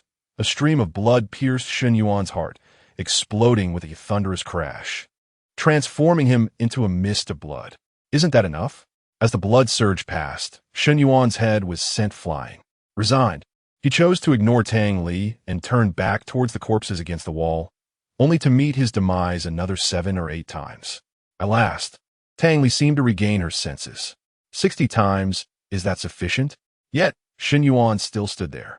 The speculation of 100 deaths was proven wrong. They had failed once more. A wave of despair washed over Tang Li, her eyes stinging, nearly spilling tears. Thankfully, Shen Yuan's earlier taunts echoed in her mind. "Crybaby," she scoffed. "I shall not weep." She stifled her tears and cast a glance at the barrage of comments. The comments surged chaotically, the livestream audience in dismay, their last glimmer of hope extinguished. The formidable Shen Yuan might remain an ever-looming presence in the 100 Deceptions realm, impossible to eliminate. Some even claimed that with such a being in the human realm, the entire 100 Deceptions realm would fall. Irritated by the unfolding chaos, Tang Li closed the comment section, her motivation to slay Shen Yuan dissipating. After all, bound by fate to Shen Yuan, she was but 2 instances away from her own demise. Whether the 100 Deceptions realm persisted seemed of little concern to her. The 100 Ghosts realm certainly cannot precede its own existence. Can it? A strange sound interrupted Tang Li's thoughts. Snap, snap, snap. She looked up to find Shen Yuan inexplicably extracting a corpse from the wall. "What are you doing?" Shen Yuan turned, noticing that Tang Li had refrained from attacking him, and offered a slight, courteous smile. I'm retrieving the body to show it to Xiao Yao, to make her aware of the consequences for herself and the child. As I have stated before, one cannot learn from mere words. It is through experience that one truly understands, and once is sufficient. Tang Li found Shen Yuan's actions utterly diabolical. Uncovering a child's corpse for the mother to see. Was this something a human could do? Shen Yuan meticulously excavated the body, his technique refined and careful, ensuring its integrity was preserved. The child's lifeless form, his arms appeared bewildered. Who am I? Where am I? Is this part of the script? Suddenly jolted from her stupor, Tang Li frantically searched for the script of Cursed Iron Cage in the void. Indeed, in a dusty corner, she discovered the hidden Easter egg, a record of Shen Yuan's current actions. This behavior was exceedingly perilous, with numerous prerequisites to fulfill. First, one must possess the means to survive. For gazing into the eyes of a child's corpse would invoke the curse's influence. This curse was derived from the same source as that of the elevator button, born from the grievances of innocent children who met untimely deaths. Second, one must possess immense courage. While this was a horror narrative, not everyone would dare to dig up a corpse with bare hands. Lastly, the thought process must be sufficiently bizarre. One could only surmise that anyone capable of devising such a method must have consulted an expert. This fellow, has he truly invoked some form of cheat? Tang Li murmured as she observed Shen Yuan's departing silhouette. After Shen Yuan exited room 404, Xiao Haitu and Zhou Bian finally emerged, breathless, from the labyrinthine walls. Brother Shen. Xiao Haitu's voice trembled, on the verge of tears. Zhou Bian immediately spotted the corpse cradled in Shen Yuan's arms, his pupils dilating in shock. However, he soon comprehended Shen Yuan's intent, regarding him as one might a monster. Is this truly the thought process of a normal person? Shen Yuan pondered aloud. Why did it take you so long to catch up? Xiao Haitu, both aggrieved and terrified, replied, We don't know. We were right behind you. But suddenly we lost sight of you, and the rooms along the corridor vanished, leaving the hallway interminable. We kept moving forward for quite some time before things returned to normal. Shen Yuan acknowledged this with a simple, surmising that it was Tang Li's doing. He offered no further commentary, merely stating it must have been the wall of ghosts, a minor issue. This is a horror narrative. Encountering such phenomena is to be expected. Let us proceed to the 5th floor. Although Xiao Haitu was utterly bewildered, he obediently followed. It was then that he noticed the corpse in Shen Yuan's arms, which startled him greatly. Brother Shen, is this not the corpse of Xiao Yao's child? Shen Yuan nodded. Indeed, this is the key to our success. Once again entering the elevator, Shen Yuan pressed the button. With a crisp chime, the elevator ascended to the 5th floor. Kicking open the door adorned with porcelain tiles, Shen Yuan cradled the child and strode purposefully towards room 404. Behind him trailed 3 shadowy figures. The cacophony of noise persisted, the sounds of destruction echoing as Xiao Haitu prepared to rush in, only to be halted by Shen Yuan. After a brief moment of waiting, the clamor and chaos from within the room faded, replaced by the heavy thud of a door slamming shut, leaving only faint sobs resonating from within. Shen Yuan pushed the door open, still holding the lifeless body. In the midst of Xiao Yao's terrified gaze, he crouched before her and coldly commanded, Xiao Yao, look at who she is. Xiao Yao cast her eyes downward, instantly descending into a frenzy. The child, my child, how could she have become like this? Who are you all? Chapter 50, Passage, wait for me, leave me.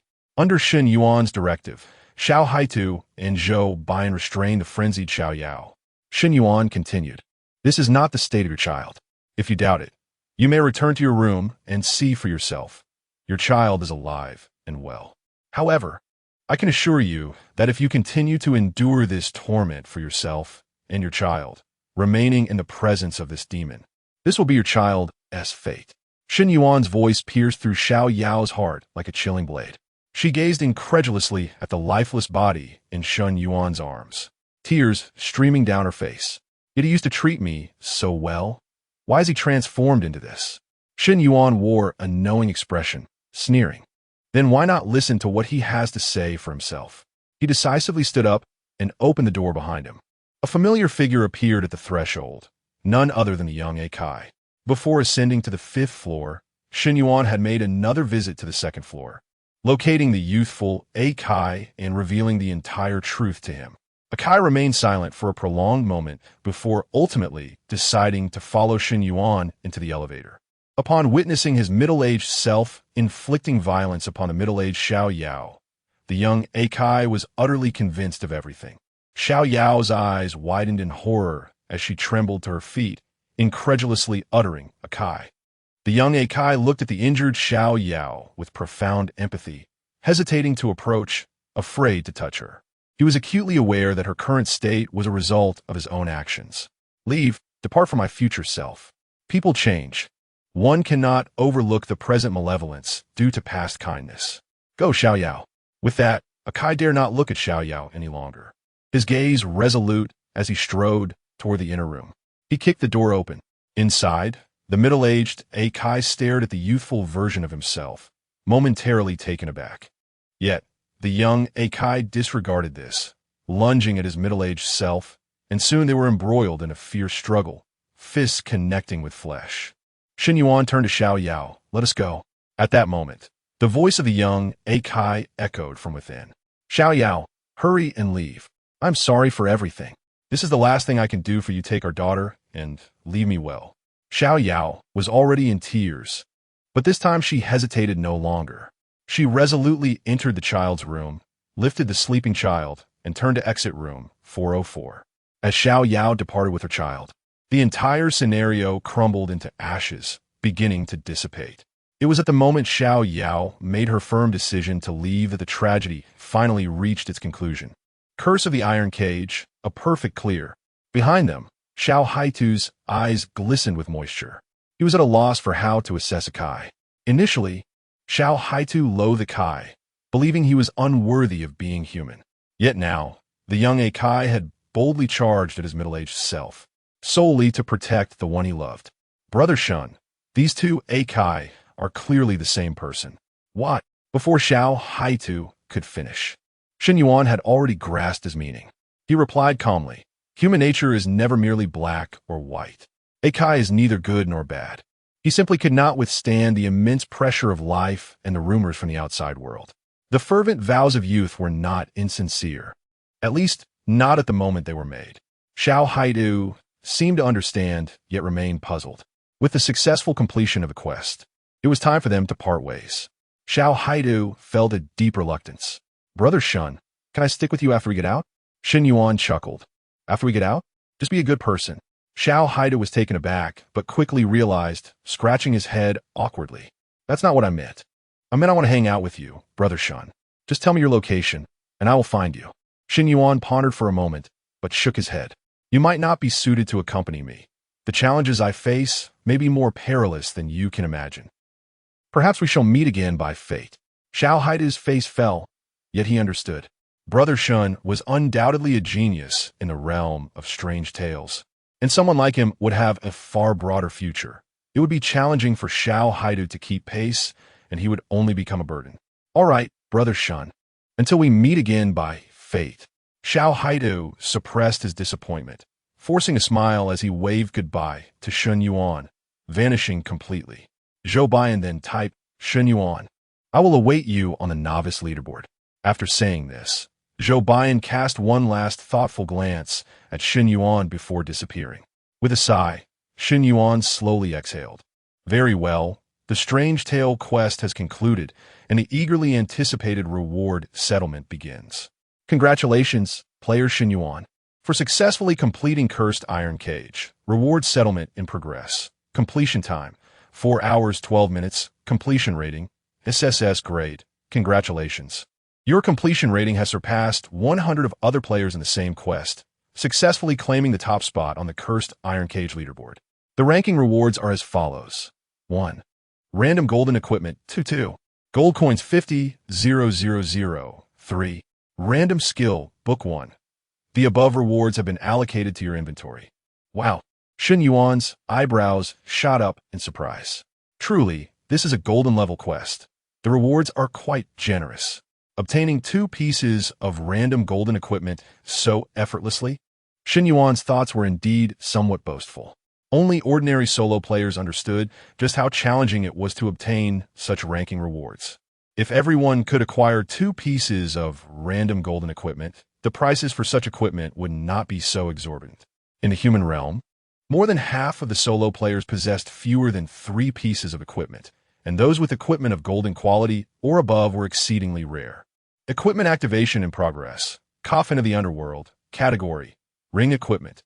Level: Gold 1 star. Attack Power: 85 Speed. 80 Underworld Fear. Passive skill unlocks critical hit rate attribute. Critical damage base damage 200. Underworld Terror. Critical hit chance 35. Required level 10 critical hit rate. Shen Yuan was somewhat astonished. This equipment surprisingly unlocked an entirely new attribute. It appears that players in the human realm possess attributes beyond the few monotonous ones currently available.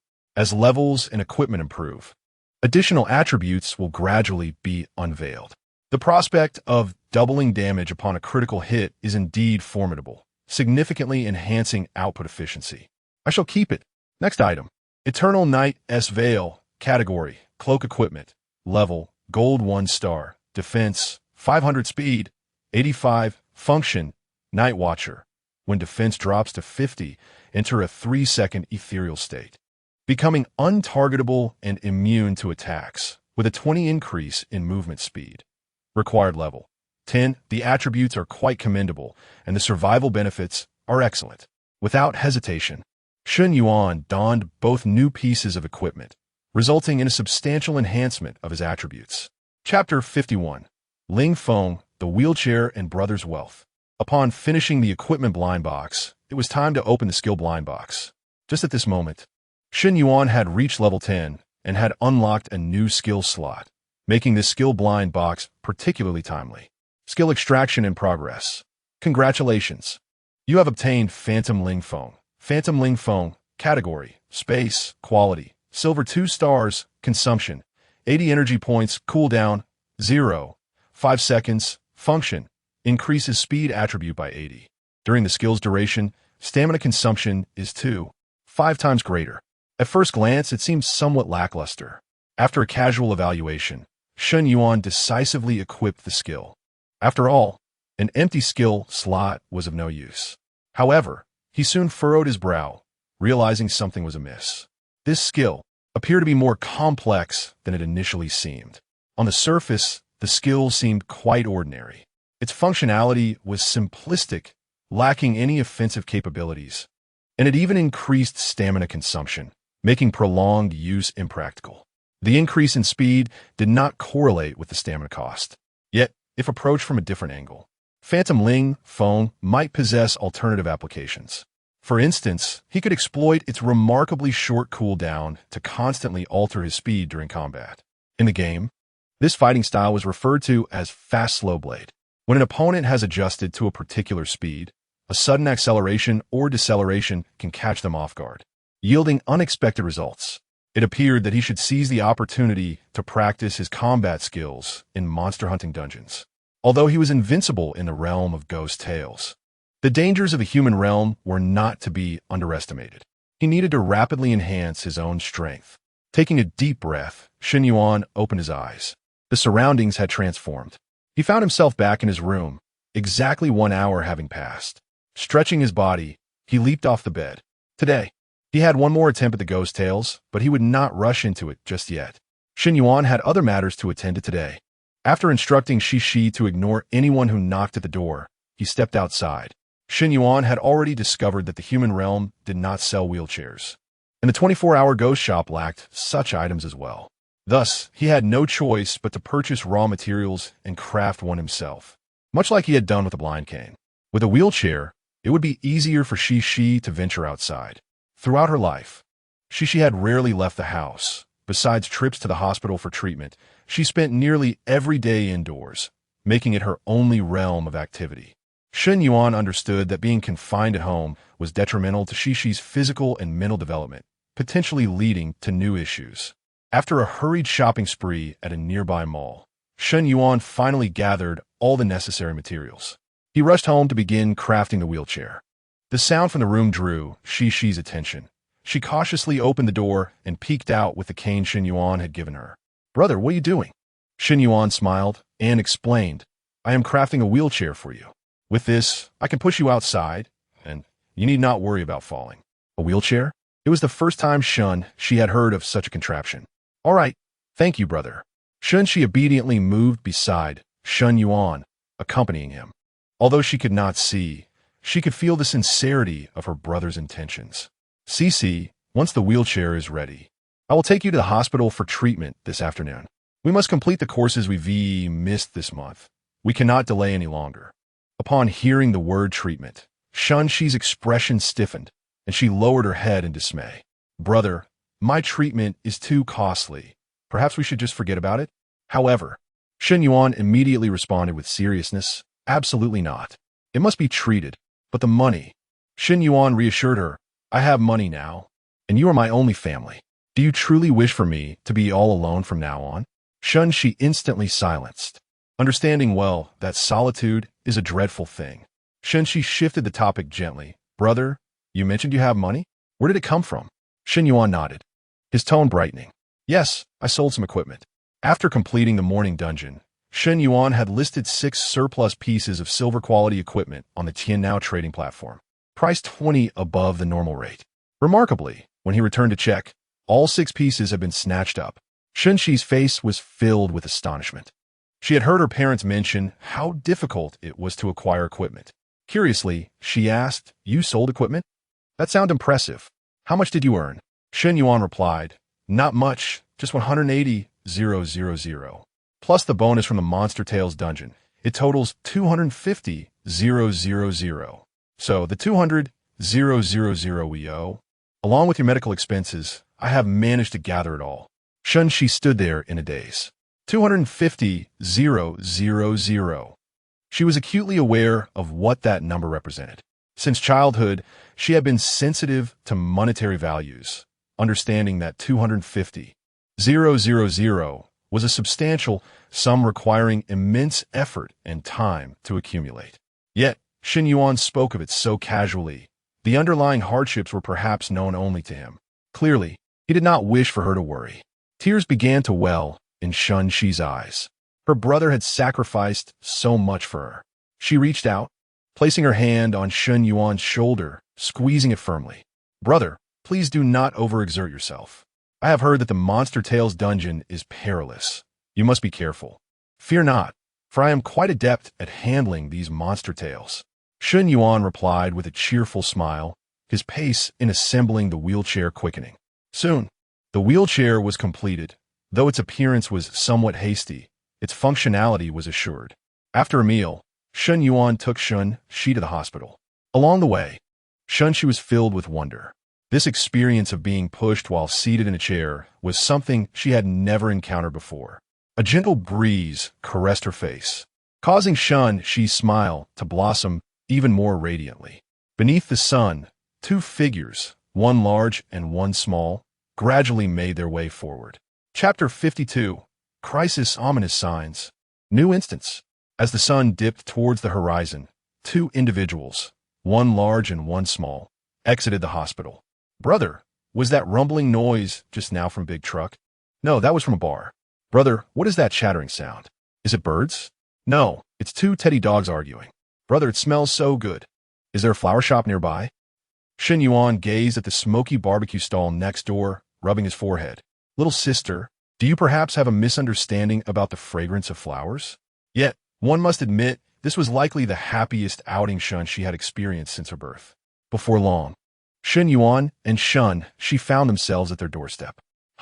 Shen Yuan had braced himself for the usual chaos of debt collectors, only to discover that not a single one had appeared throughout the day. This was unprecedented.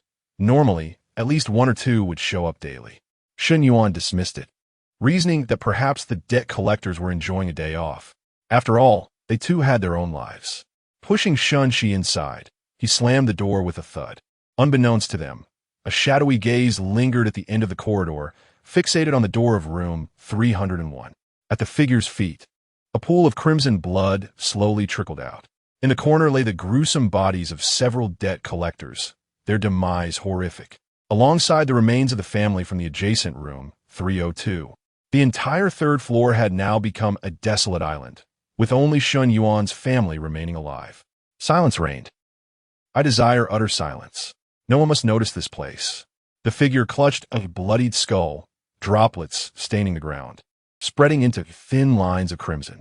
A sinister smile slowly curled at the corners of his mouth. For more hours. Meanwhile, in a distant villa, Zhou Baiyan sat cross-legged upon a mat, eyes closed in meditation. Recently, he had encountered a bizarre tale that had terrified the Zhou family, leading them to forbid him from engaging in such matters for a few days, insisting he take a break. Unable to resist their wishes, Zhou Baiyan reluctantly acquiesced. Suddenly, his meditative state was disrupted by an inexplicable urge to divine for Shun Yuan. As a mute diviner, Zhou Baiyan held great importance to such whims, believing they could be celestial hints. Taking a deep breath, he activated his abilities. Soon, the divination results appeared, and Zhou Baiyan's expression turned to one of terror as he beheld the signs in the void.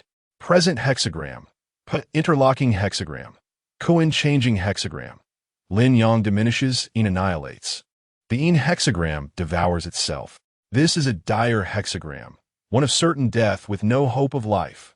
My heavens, what could possibly be awaiting Shun Yuan to yield such ominous signs? At Tianfu residence, room 301, Shun Yuan prepared dinner in the kitchen, while she kept him company. She had initially intended to assist him, but Shun Yuan had declined her offer. What a joke. Do you think your brother needs your help? Consuming takeout daily is not advisable. Today, however, I shall reveal to you what it truly means to be a culinary master, declared Shun Yuan with unwavering confidence. Yet, as the acrid scent of burnt food permeated the entire room, Shun Yuan's spirit dwindled. Alas, cooking proves to be quite the arduous task. In truth, Shun Yuan would rather partake in a bizarre tale adventure than engage in such culinary endeavors. Beside him, She could no longer contain her laughter. Brother, your control over the heat is lacking. Allow me to guide you.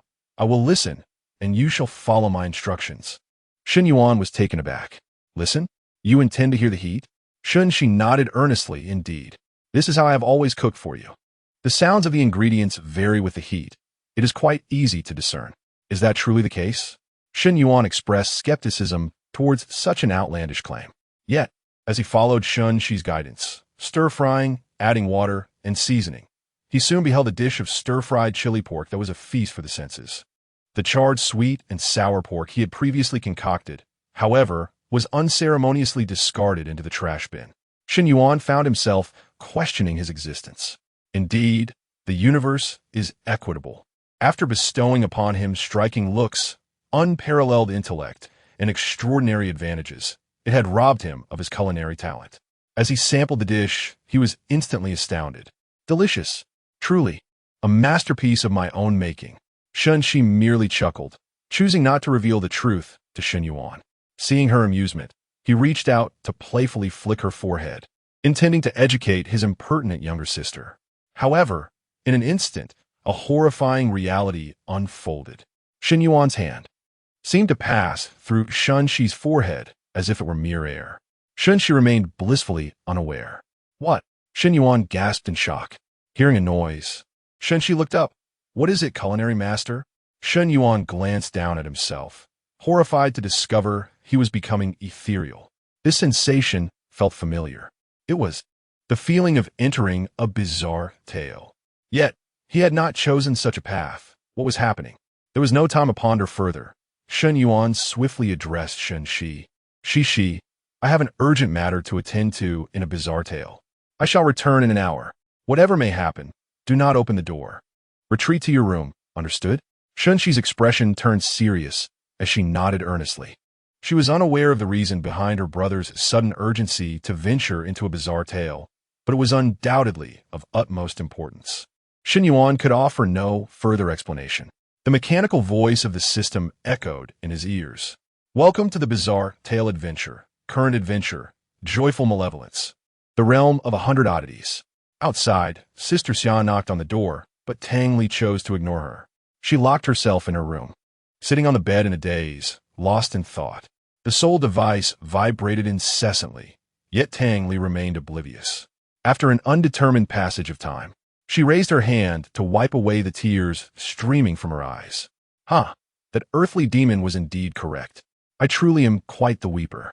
Taking a deep breath, Tang Li rose, washed her face, and finally opened the door for Sister Xia. Sister Xia, you need not persuade me any further. I have given up.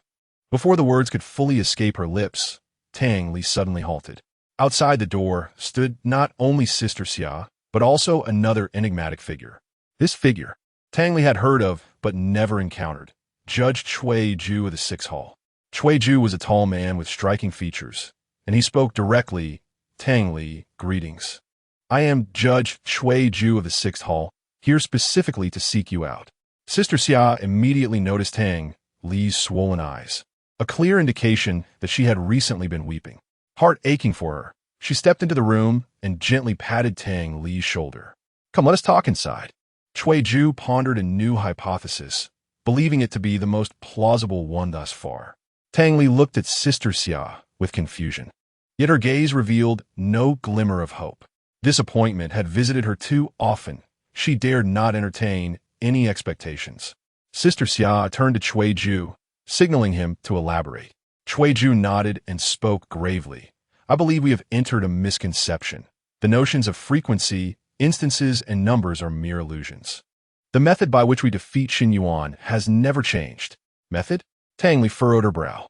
I have tried numerous approaches, whether it be striking him down, using my blood threads to pierce him, crushing his heart, or severing his head. I have attempted them all, to no avail. Cui Ju shook his head. No, I do not refer to those. What I mean is that you have never employed an item infused with abyssal soul breath to vanquish Xin Yuan. Tang Li's eyes widened in sudden realization. Abyssal soul breath, the most terrifying force within the Hundred Ghosts realm. Legend spoke of this power originating from the most mysterious regions of the Hundred Ghosts realm, areas that even the myriad of specters dared not approach. The Abyss. Every artifact that emerged from the Abyss was a treasure of the Hundred Ghosts realm. The surging abyssal soul breath would inflict upon a being or specter an unbearable sensation of soul-rending, obliteration, and fragmentation, an agony beyond all endurance. Chapter 53. The Abyss, Soul Artifacts, and the Great Blood Gate. The mere thought of such terror sent shivers down Tang Li's spine. In the realm of Hundred Eerie Realms, only those who have committed heinous crimes are cast into the Abyss to endure endless torment. It can be said that the Abyss serves as a purgatory within the Hundred Eerie Realms. Objects tainted by the essence of the Abyss are referred to as soul artifacts. Recovering from her shock, Tang Li spoke in a low voice. Are you planning to use a soul artifact to eliminate Xin Yuan? However, each soul artifact is exceedingly precious. Even as a judge, you cannot summon them at will, can you? Her eyes were filled with skepticism as she gazed at Cui Ju. Cui Ju raised his head with a hint of pride, his tone dripping with arrogance. The restriction on summoning pertains to ordinary judges. I am different. I have my connections. Therefore, I can acquire a soul artifact. Tang Li remained silent for a long time, uncertain whether to rekindle her hope. If this hope were to shatter once more, she questioned whether she could bear such a blow. Seeing Tang Li's distress, Sister Xia interjected, Little Li, I understand your reservations. However, the judge's compass previously used was lent to me by Cui Ju. He is quite reliable, and you can trust him. Taking a deep breath, Tang Li posed another question. To my knowledge, activating a soul artifact is quite complex. It requires the entire Eerie Tail as a medium. How can you ensure that Shun Yuan will be drawn to the Eerie Tail where the soul artifact resides? Will you forcibly modify it using the judge's compass? Cui Ju had indeed contemplated these issues and promptly responded. It's rather simple. This time, we will take the initiative, leaving no opportunity for Shun Yuan to choose. But we won't use the judge's compass. Instead, we will unlock a hidden Eerie Tail and forcibly draw Shun Yuan into it. What hidden Eerie Tail? Dang Lin Kirat. Perplexed, Sister Xia assisted in answering. This hidden Eerie Tail is related to your karmic connection with Shun Yuan. It is called Joyful Malevolence. One cannot enter this Eerie Tail through ordinary means. Moreover, the timing of its activation is entirely at your discretion. Once it opens, Shen Yuan will be forcibly pulled in and unable to refuse. Ju nodded and added simultaneously, "We will test another hypothesis within this eerie tale. If Shen Yuan cannot complete the tale, will he become trapped in the vanishing eerie tale, unable to return to the human realm? As a hidden eerie tale, joyful malevolence possesses an exceedingly high degree of difficulty, rendering it nearly impossible to clear, at least not for someone of Shen Yuan's current level and power. Even if he could continuously die and resurrect, he would still be unable to succeed. We have disclosed all our plans to you. Whether or not to enact them ultimately lies in your choice. Slaying Shen Yuan would certainly be a momentous occasion for our 100-ghost realm, as it would eliminate a formidable adversary from our future." Ju's expression was grave. "If you concur, I shall promptly request the activation of the Abyssal Soul device. Its fusion with Sha will require some time. We aim to commence the dungeon today." Drawing Shen Yuan, who has just concluded his previous dungeon encounter, into our fold. This will ensure he is not at his best, thus enhancing our chances of success. Tang Li fell into silence for a moment, her mind flooded with countless memories of vanquishing Shen Yuan, each accompanied by a fervent hope for his genuine demise. Yet, without exception, all her attempts had ended in failure. Would this time yield a different outcome? Tang Li felt uncertain. After a prolonged pause, she parted her crimson lips and spoke slowly. "Then let us make one final attempt. We have completed 3 dungeons out of a total of 5. Should this endeavor also falter, we shall leave the last one to fate." Ju was visibly excited and nodded eagerly. "Very well, I shall make the request. This time, Xiao Xia and I will join you in the dungeon. I refuse to believe that with my direct involvement as a judge, Shen Yuan can still cause any disruption." Tang Li suddenly raised an eyebrow. Xiao Xia?" Beside her, Sister Xia flushed with embarrassment, delivering a hefty punch to Ju. "What are you blabbering about? Are you trying to get yourself killed?"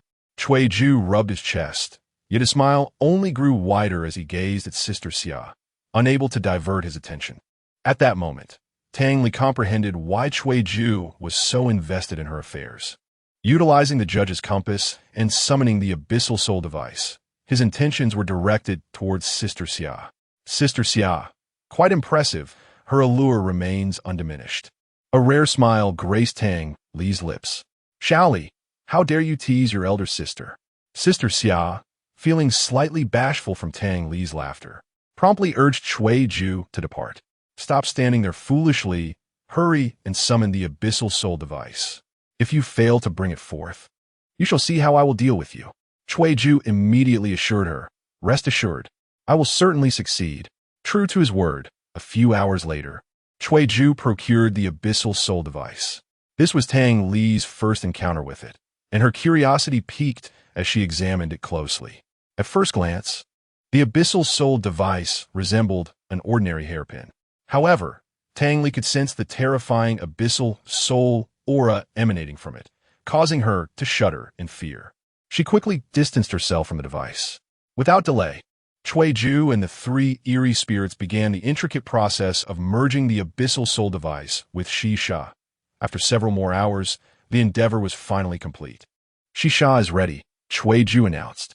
Within the confines of the room, Ju and Sister Xia exchanged solemn glances with Tang Li, giving a slight nod. Due to the peculiar nature of the Abyssal Soul device, this time we could not broadcast the eerie tale live. Alas, we are destined to remain nameless heroes. I hope that after slaying Shen Yuan, I might once again trend on social media. A glimmer of longing appeared on Ju's face. Sister Xia rolled her eyes at him and playfully punched his arm, retorting, "Focus on the task at hand." Ju finally regained his composure and spoke solemnly. "Tang Li, you may now commence the invocation of Sha. This scenario is rooted in the bonds of fate.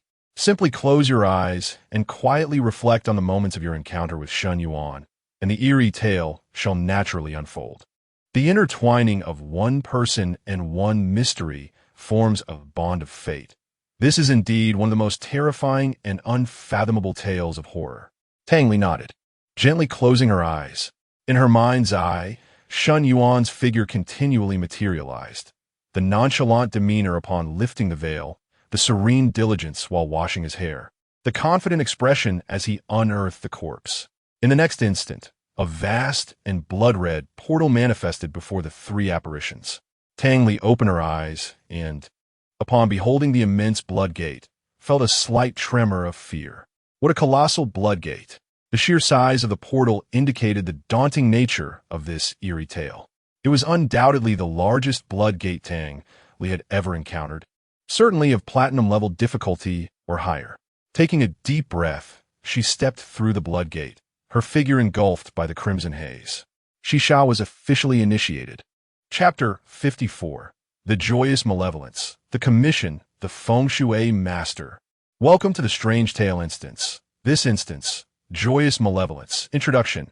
You are a Yin Feng Shui Master. On this day, you receive a wedding invitation steeped in a musty odor, inscribed with sincerely inviting esteemed guests to witness at the 7th watch of the night, in the desolate village's old residence.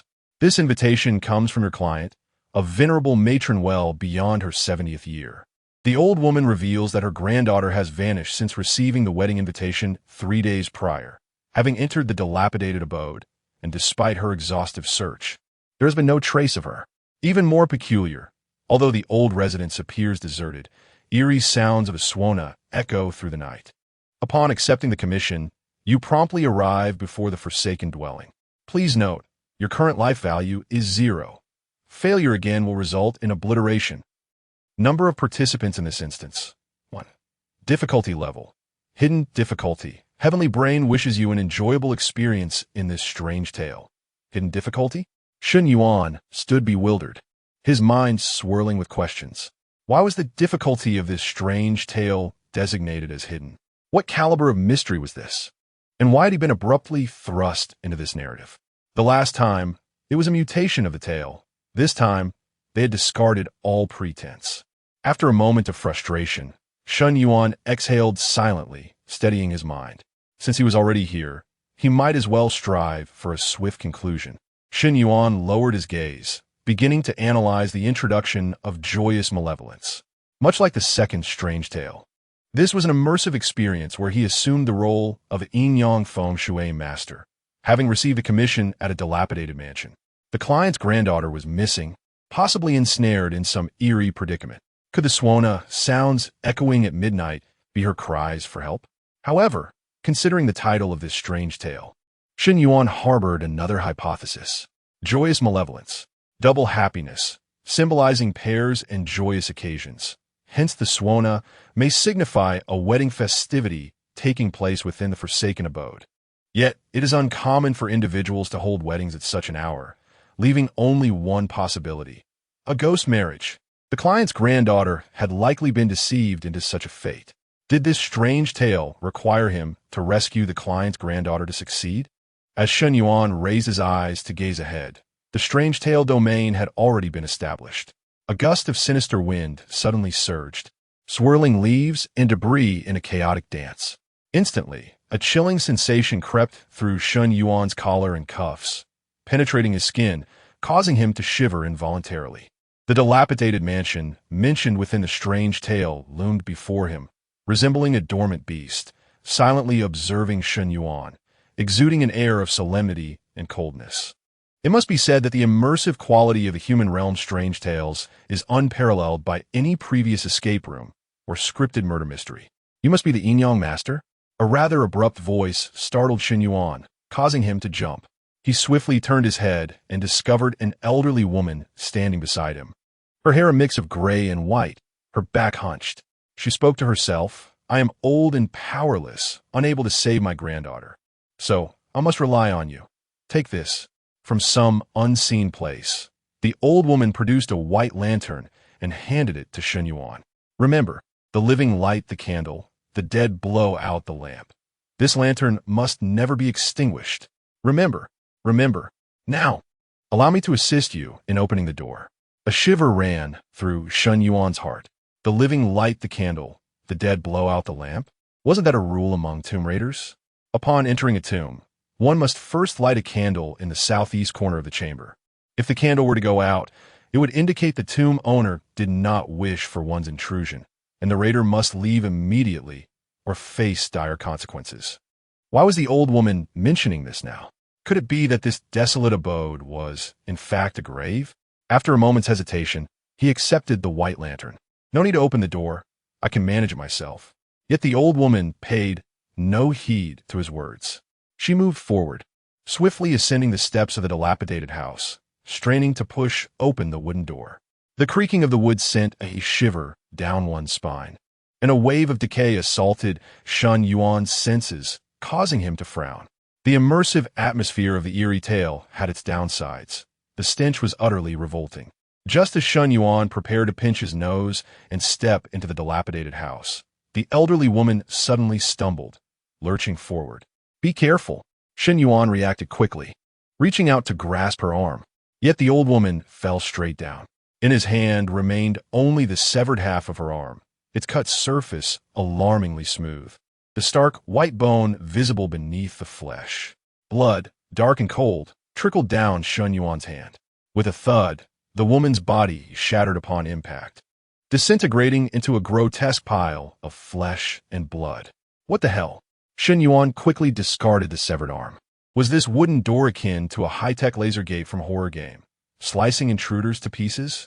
It was indeed a hidden tale that started off with such intensity. Even if there were laser gates, Shun Yuan felt no fear.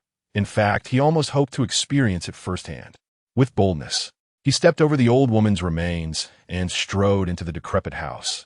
Yet he felt no sense of danger, passing through effortlessly. This left him somewhat disappointed. He had yet to embark on this tale, not even having drawn from the card pack, which was rather vexing. At the moment Shun Yuan crossed the threshold of the house, the door slammed shut behind him with a resounding bang. Almost simultaneously, the white lantern in his hand transformed into a blood-red hue. Clearly, this was no auspicious omen. Trying to be mysterious to frighten me? That's rather lacking. Why not be more direct and in me right away? Shun Yuan casually tossed the blood-colored lantern aside and began to survey the dilapidated abode before him.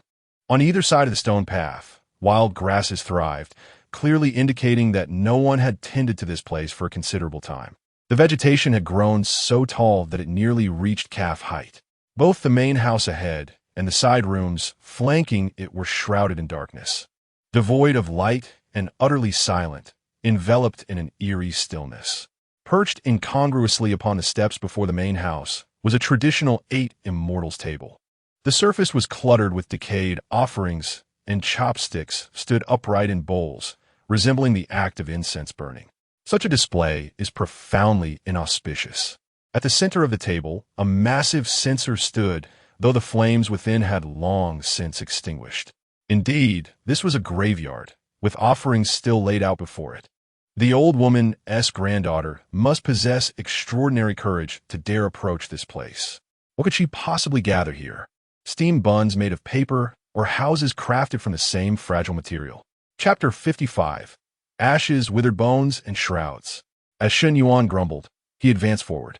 Just after taking a step, a flurry of yellowed paper money fluttered above him. The atmosphere thickened substantially. Shun Yuan felt that not being sent away would be somewhat impolite.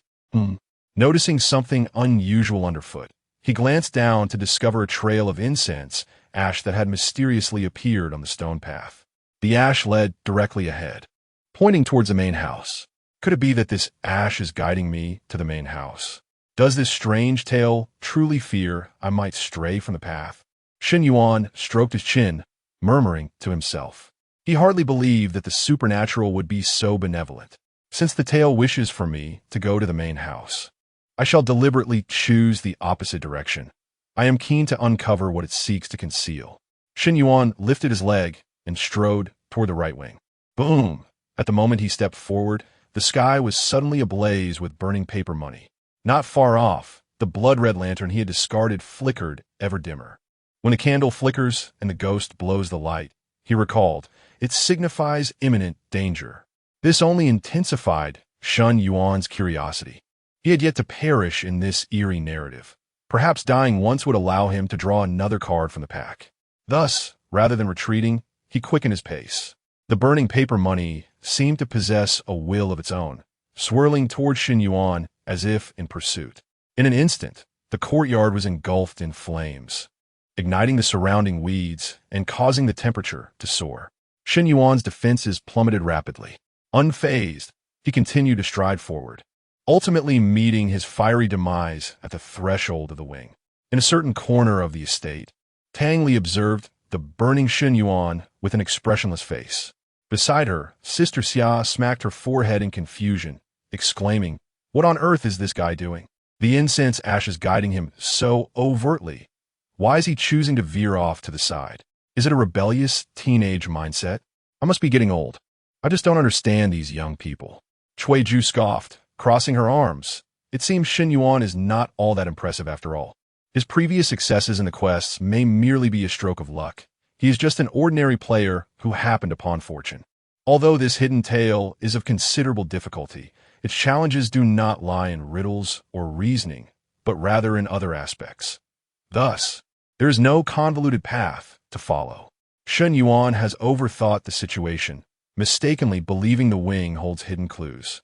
As a result, his cleverness has led to his own downfall, wasting precious time. Tang Li remained silent. She had once harbored similar thoughts, only to be sharply rebutted by reality.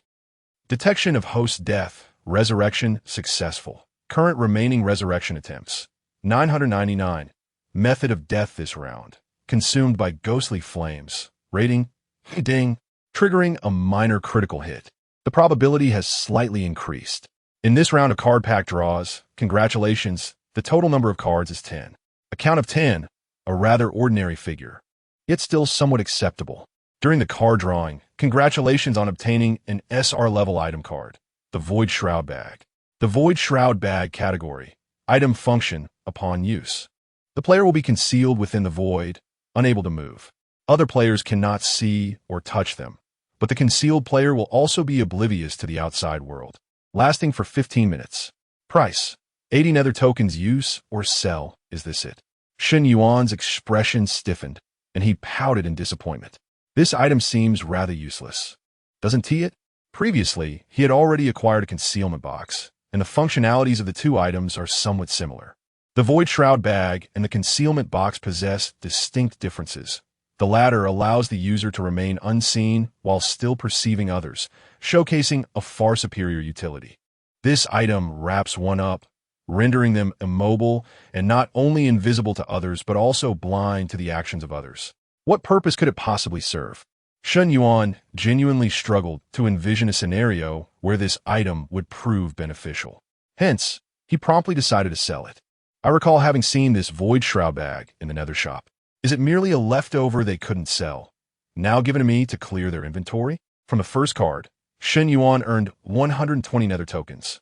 After reviving, he noticed that the surrounding flames had diminished significantly, as the weeds in the courtyard had nearly burned away. Shen Yuan ascended the steps of the side room, attempting to push the door open.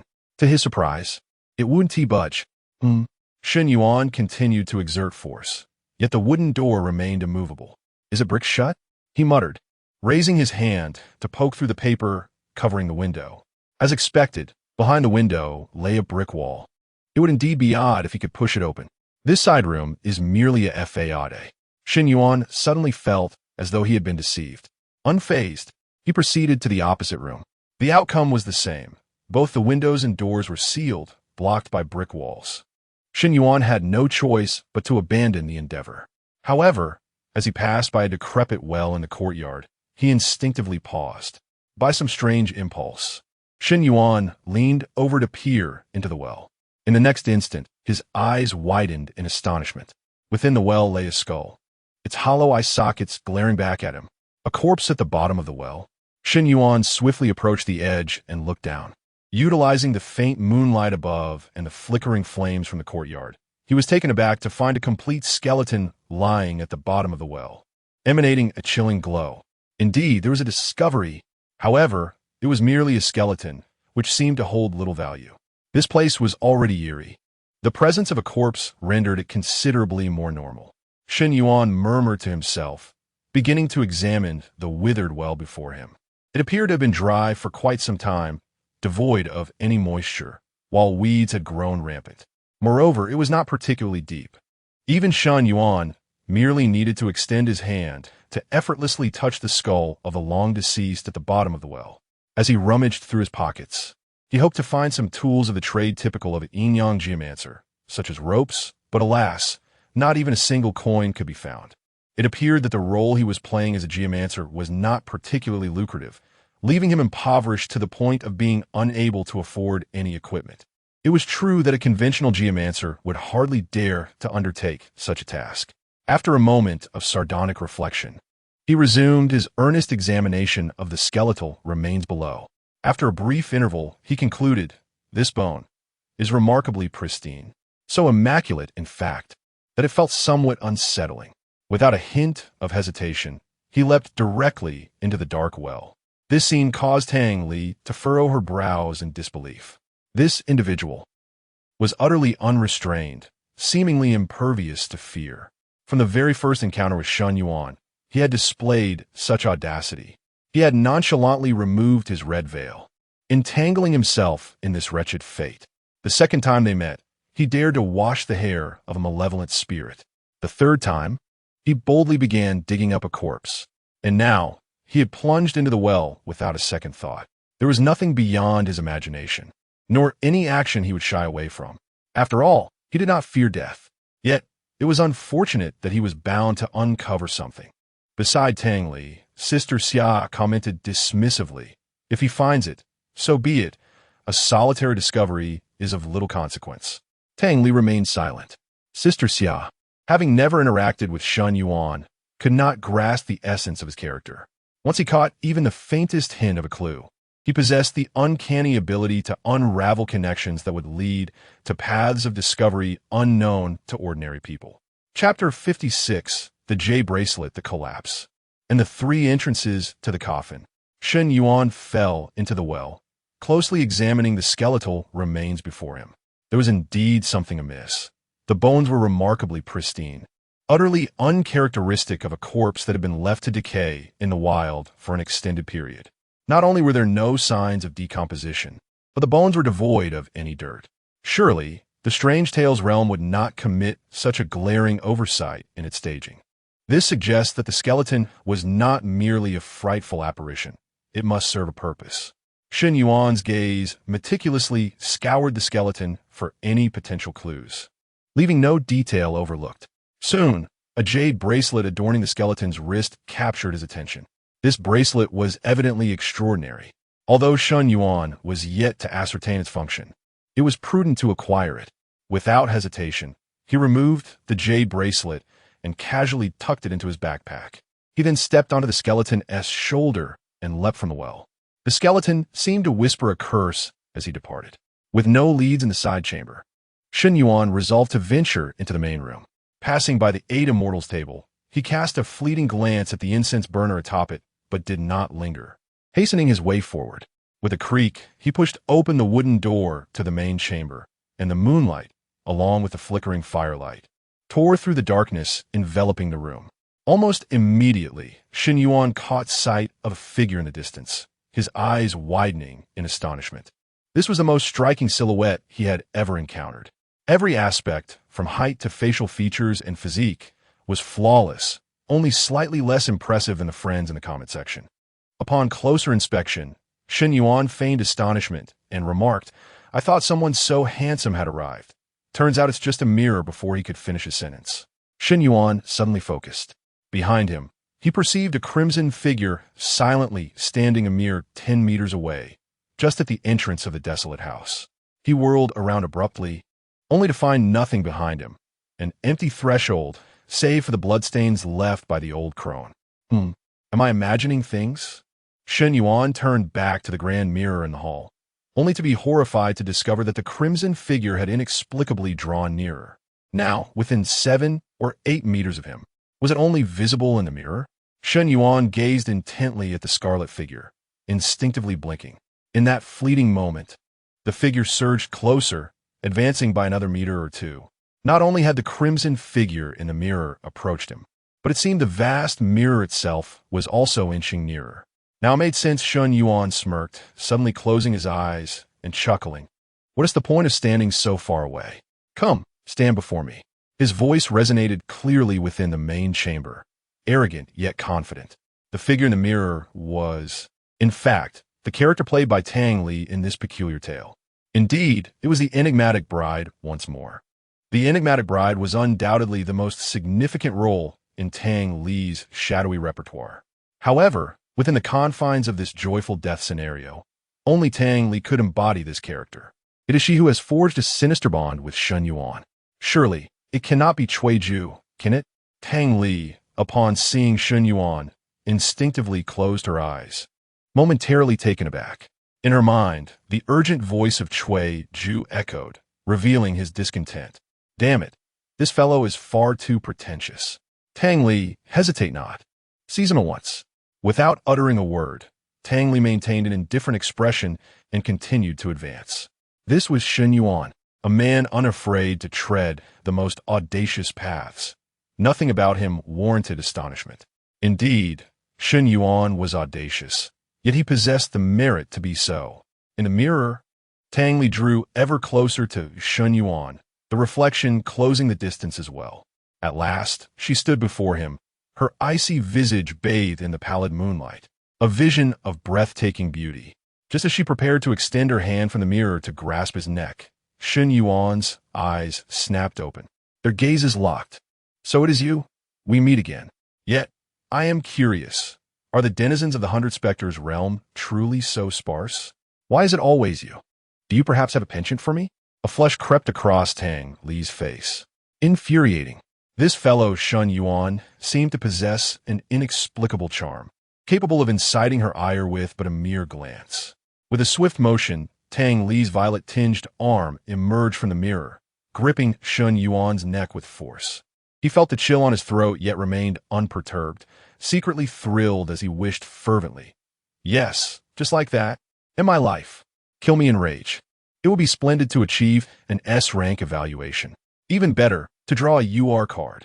However, Tang Li did not crush Shun Yuan's neck. For such an act bore no significance. No matter how many times she broke his neck, he would inevitably resurrect, perhaps even grow stronger from it. With the bait of a sunlit invitation, the shadowy contract claimed souls. Tang Li murmured softly, exerting her grip as she pulled Shun Yuan into the mirror. The main house within the mirror remained unchanged, the annex still the same, and the desolate abode continued to be as it was. Everything appeared as it should, save for one notable difference. A coffin lay starkly in the center of the hall, cold and solemn. Shun Yuan, caught by the throat, was rendered immobile, yet he too beheld the coffin. Another coffin. Am I truly at odds with coffins? Shun Yuan mumbled incoherently. Tang Li paid him no heed, effortlessly casting him into the coffin. Hiss, we are already familiar with one another. Do take it easy, or better yet, just kill me outright. Shun Yuan landed heavily, his behind stinging, and he couldn't help but grumble. This pain was inescapable. It would have been preferable to die outright. For using death skip would spare him all suffering, thus avoiding such torment. Tang Li remained expressionless, uttering not a word. She continued to manipulate the blood threads, controlling Shun Yuan's body, draping a set of funeral garments over him. Hey, what is this ghastly thing? It is far too ugly. Shun Yuan protested. Tang Li silently dismissed his complaint.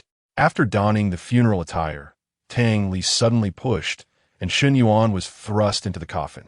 Though the action was undeniably intimate, the context rendered it exceedingly bizarre. With a resounding thud, the coffin lid slammed shut. It was only at this moment that Shun Yuan regained control over his body. As he surveyed the confines of the coffin, a sense of helplessness washed over him. Here he was again, having entered this dark abode for the third time. He had grown accustomed to it. Shun Yuan raised his foot and forcefully kicked the coffin lid. However, this coffin was not as easily breached as those in the same coffin robbery. After several attempts, the coffin merely trembled without yielding. Blood began to seep rapidly from the edges of the lid, and Shun Yuan assessed the situation at the current rate. It would not be long before the coffin would be completely filled. In that case, would he not be doomed? Contemplating this grim fate, Shun Yuan resolutely relinquished all effort and means, lying still within the coffin, as tranquil as a corpse. Chapter 57. Epiphany, blood bar, the sound of Suona, outside the coffin. Sister Xia and Chui Ju stared in bewilderment at the motionless Shun Yuan lying within the coffin, exchanging perplexed glances. Is he not moving at all? Has he given up? Chui Ju's gaze was filled with suspicion. I don't know. Sister Xia's expression was vacant. Did he not consider striking the coffin with his weapon? I thought this coffin would be quite easy to shatter. He merely kicked it once and then stopped? I don't know. If he continues to lie in the coffin, how can we proceed? I don't know. Wait. Just as Sister Xia instinctively began to respond, she suddenly realized and hurriedly added, if he prefers to lie there, let him be. After all, if we can't complete the task in the end, it's him who will be anxious. Chui Ju also regained his composure, slapping his thigh with vigor. That's a valid point.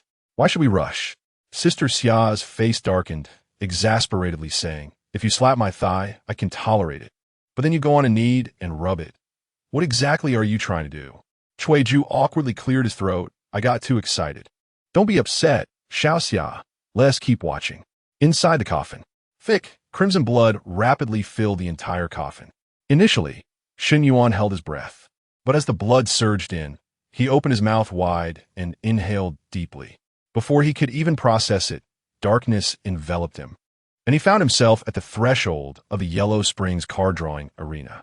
The familiar and comforting system voice resonated. Detection of host death.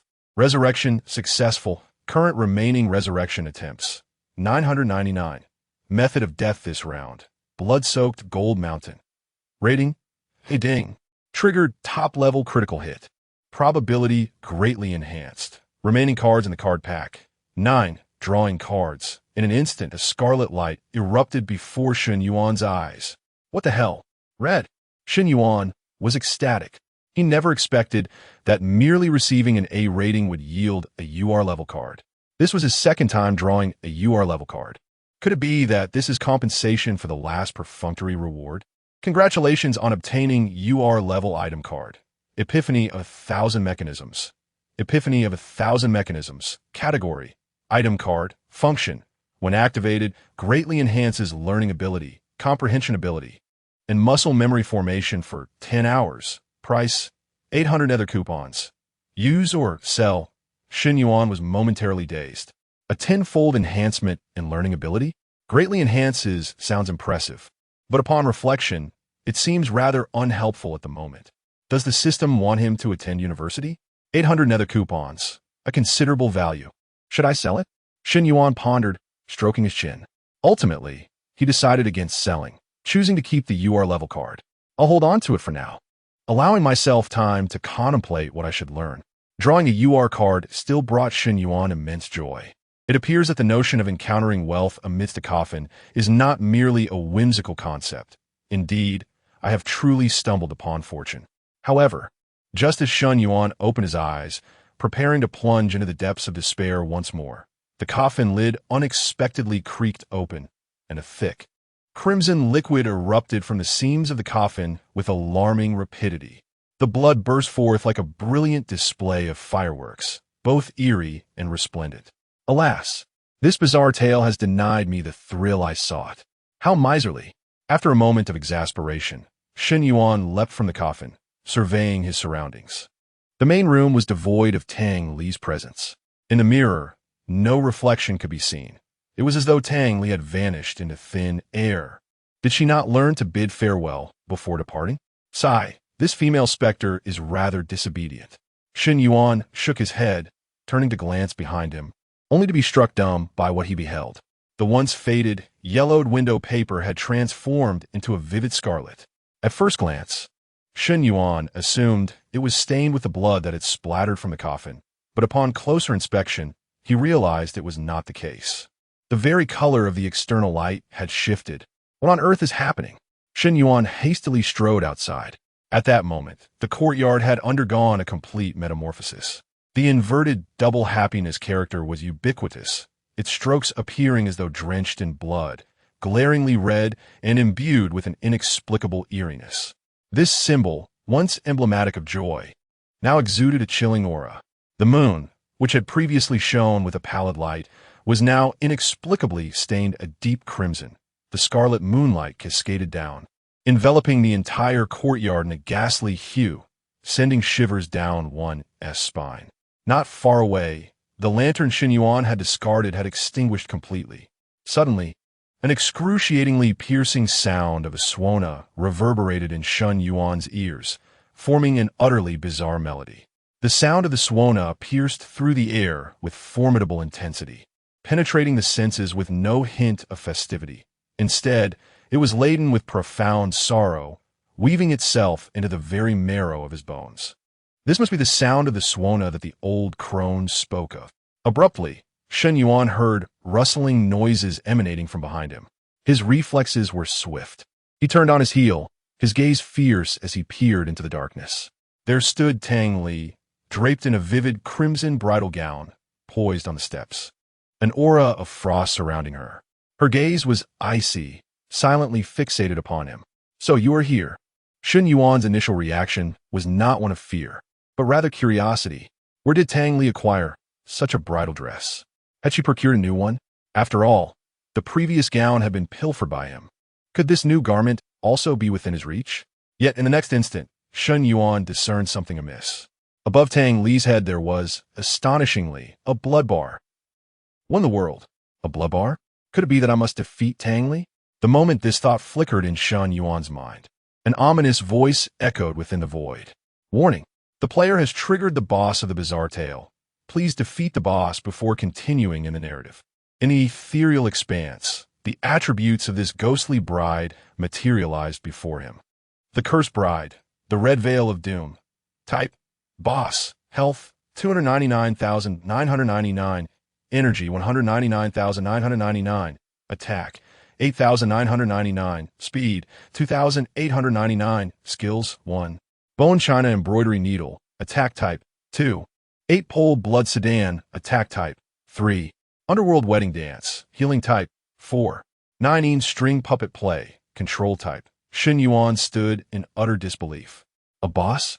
Could such a formidable entity truly manifest within a tale of horror? Wasn't this something exclusive to monster-destroying dungeons? Why, then, did it appear in this eerie narrative? Moreover, it seemed that the implication of the celestial mind was clear. Only by vanquishing this boss could the story continue. Shen Yuan was genuinely perplexed. How on earth could he overcome this challenge?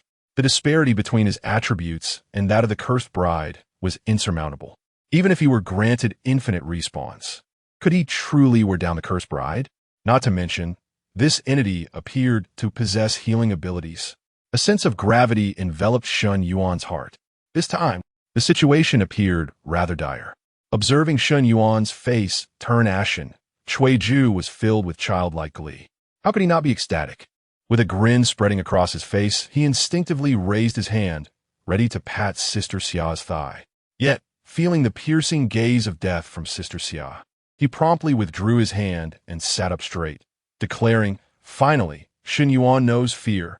Ha ha, this time, I am eager to see how he will respond."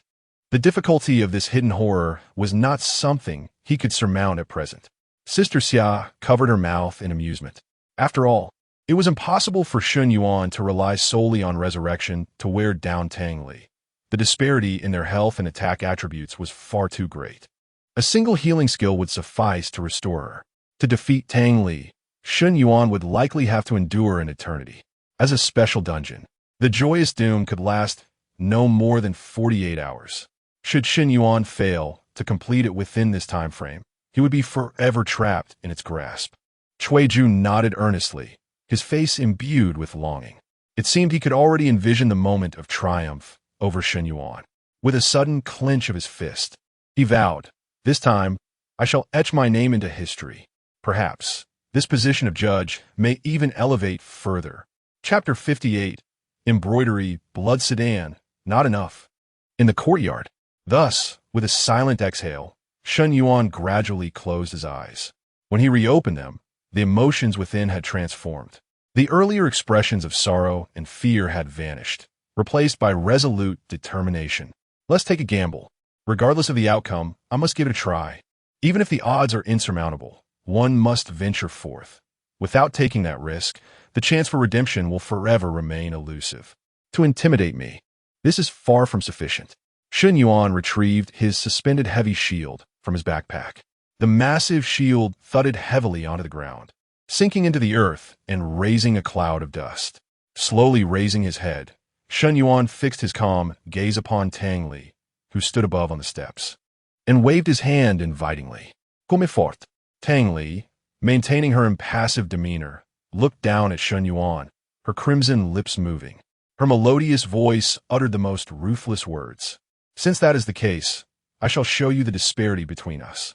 Shun Yuan, the game ends here. Raising her hand, a bone china embroidery needle shot forth towards Shun Yuan with incredible speed. What? Shun Yuan's eyes widened in shock. He could barely perceive a faint glimmer of white light flash past him.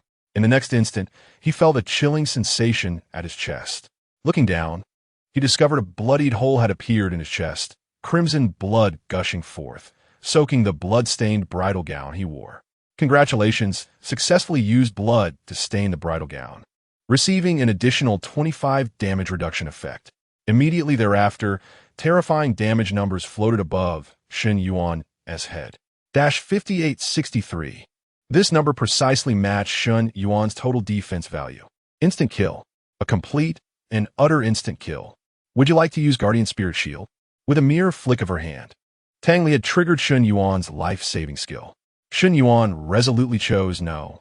Within the realm of ghost tales, he could resurrect. There was no need to waste a skill. Drawing cards. Congratulations, you have obtained SR level attribute cards 3. Usage successful. Congratulations. Speed attribute 35, defense attribute 100, stamina 30. Before his resurrection, Shun Yuan gazed at the damage panel with confusion. His blood-stained bridal gown was supposed to reduce physical damage by 50, and given Tang Li's attack attribute of 8,999, he should have survived after the reduction. Time until death. 001s. Damage composition. Curse damage. 4,123.70. Physical damage. 1730.30. Shun Yuan's brows furrowed intensely. Damn. This embroidery needle possesses a mixture of curse damage and physical damage. The physical damage is merely a minor component. Wait, curse damage? Shun Yuan hastily equipped his cursed infant pouch. This was the artifact that countered curse damage. Moreover, the curse-based attacks can also expedite the formation of the ghostly infant. It is quite reasonable to consider that the cursed infant pouch was obtained by Shun Yuan from Tang Li, who inherently possesses curse-related powers. Before donning his new equipment, Shun Yuan glanced at the current progress of the ghostly infant, merely 3. If he were to wait indefinitely, he could not fathom when it would eventually hatch. However, with Tang Li's assistance, it should occur swiftly. Shun Yuan opened his eyes once more and, without hesitation, activated the skill, Phantom Gale. His speed attributes surged dramatically as he raced towards Tang Li. Simultaneously, he fixed his gaze on Tang Li's movements, wary of the enigmatic bone porcelain embroidery needle launching towards him again. Unexpectedly, as Shun Yuan charged towards her, Tang Li merely lifted her gaze and subtly moved her hand. At that moment, Shun Yuan felt the scarlet moonlight above him dim slightly. Cold sweat instantly soaked through his garments. This is bad. Out of the corner of his eye, he caught sight of a dark shadow looming overhead. He instinctively attempted to use the skill, delicate embroidered shoes, to evade, but it was already too late. The shadow was far too swift. With a thunderous crash reverberating through the courtyard, a flower palanquin materialized out of thin air, crushing Shun Yuan into a heap of flesh. Clearly, this was Tang Li's second skill, 8-lifted blood palanquin. This ability was even more terrifying than the bone porcelain embroidery needle, boasting a vast range with almost no room for evasion. Shun Yuan's vision faded to black once more. Remaining cards in card pack. 7. Drawing cards. Fortune smiled upon Shun Yuan this time. Though the odds had not significantly increased, he drew an SSR. Congratulations on acquiring SSR Grade Skill Card. Touchstone to Gold. Touchstone to Gold. Category: One-time item card. Function: elevates one piece of any silver quality equipment to gold quality, star level inheritance. Price: 200 Netherworld coupons. Use or sell. Shun Yuan paused momentarily, then erupted with joy. Such a treasure. Any card that enhances his power is indeed a boon. His gaze swiftly scanned his current equipment. He possessed 3 silver quality items. For defense, the blood-burst wedding garment. For boots, the delicate embroidered shoes. And for the cloak, the cursed infant pouch. He immediately ruled out the cloak, as the cursed infant pouch was merely a temporary measure, and he already owned a gold-quality cloak. As for the defensive gear and boots, after a brief hesitation, Shun Yuan decisively chose the delicate embroidered shoes. Enhancing defense held little significance. Even if he could withstand a single blow, he would not survive a second. Thus, he must improve his agility. If he could evade Tang Li's attack once, there would surely be a second, a third, an infinite number of attempts. Given the considerable disparity in attributes, to defeat Tang Li, the formidable boss, Shen Yuan had no option but to achieve a flawless victory. Had Cui Ju and the others known of Shun Yuan's intentions, they would undoubtedly have found it laughable. Under such a significant disparity in attributes, is it truly possible to achieve a flawless victory? What exactly is this individual dreaming of in their whimsical fantasies? Chapter 59. Forging, Cursed Scabs, and Opening the Spirit Eye. The system's voice echoed through the void, and in the next moment, the embroidered shoes on Shun Yuan's feet soared into the air. A golden hammer hovered above, commencing a rhythmic forging with a resounding clang. Using item card, please wait. This was Shen Yuan's first encounter with such a spectacle, and he observed with great interest. Suddenly, a thought struck him. Rubbing his chin, he tentatively inquired, as the client, "Do I have a right to make a request? Could you modify the appearance of this item for me? As a man, wearing embroidered shoes feels rather peculiar." System. After a brief pause, the system responded to Shun Yuan's request. Accepted. Clearly, the hammer in midair began to strike with even greater intensity. Before long, the golden hammer completed its task and dissipated into the void. A pair of heavy, long boots landed in Shun Yuan's hands, entirely jet black and of remarkable design. They appeared significantly more fitting than the embroidered shoes. The client, Shun Yuan, was thoroughly satisfied. Congratulations on acquiring new equipment. Cursed Scab Spirit Boots. Category: Boot Equipment. Level: Golden 1 star. Speed: 151. Blooming of the other shore upon wearing. Stepping forth will cause blossoms of the other shore to bloom, with the pattern lasting for 5 minutes. During this period, one can teleport to any location marked by the other shore blossoms. 2. Soul Binding Lotus Step. When using blooming of the other shore to move, it creates a connection between the starting and ending points with 2 other shore blossoms, stunning players along the path for 1 second. Cooldown time: 1 minute. Shun Yuan raised his brows in astonishment. Wow, this truly exemplifies the leap from silver equipment to golden equipment, although the overall attributes remained quite singular. Featuring only a speed attribute, the increase was a staggering 115 points.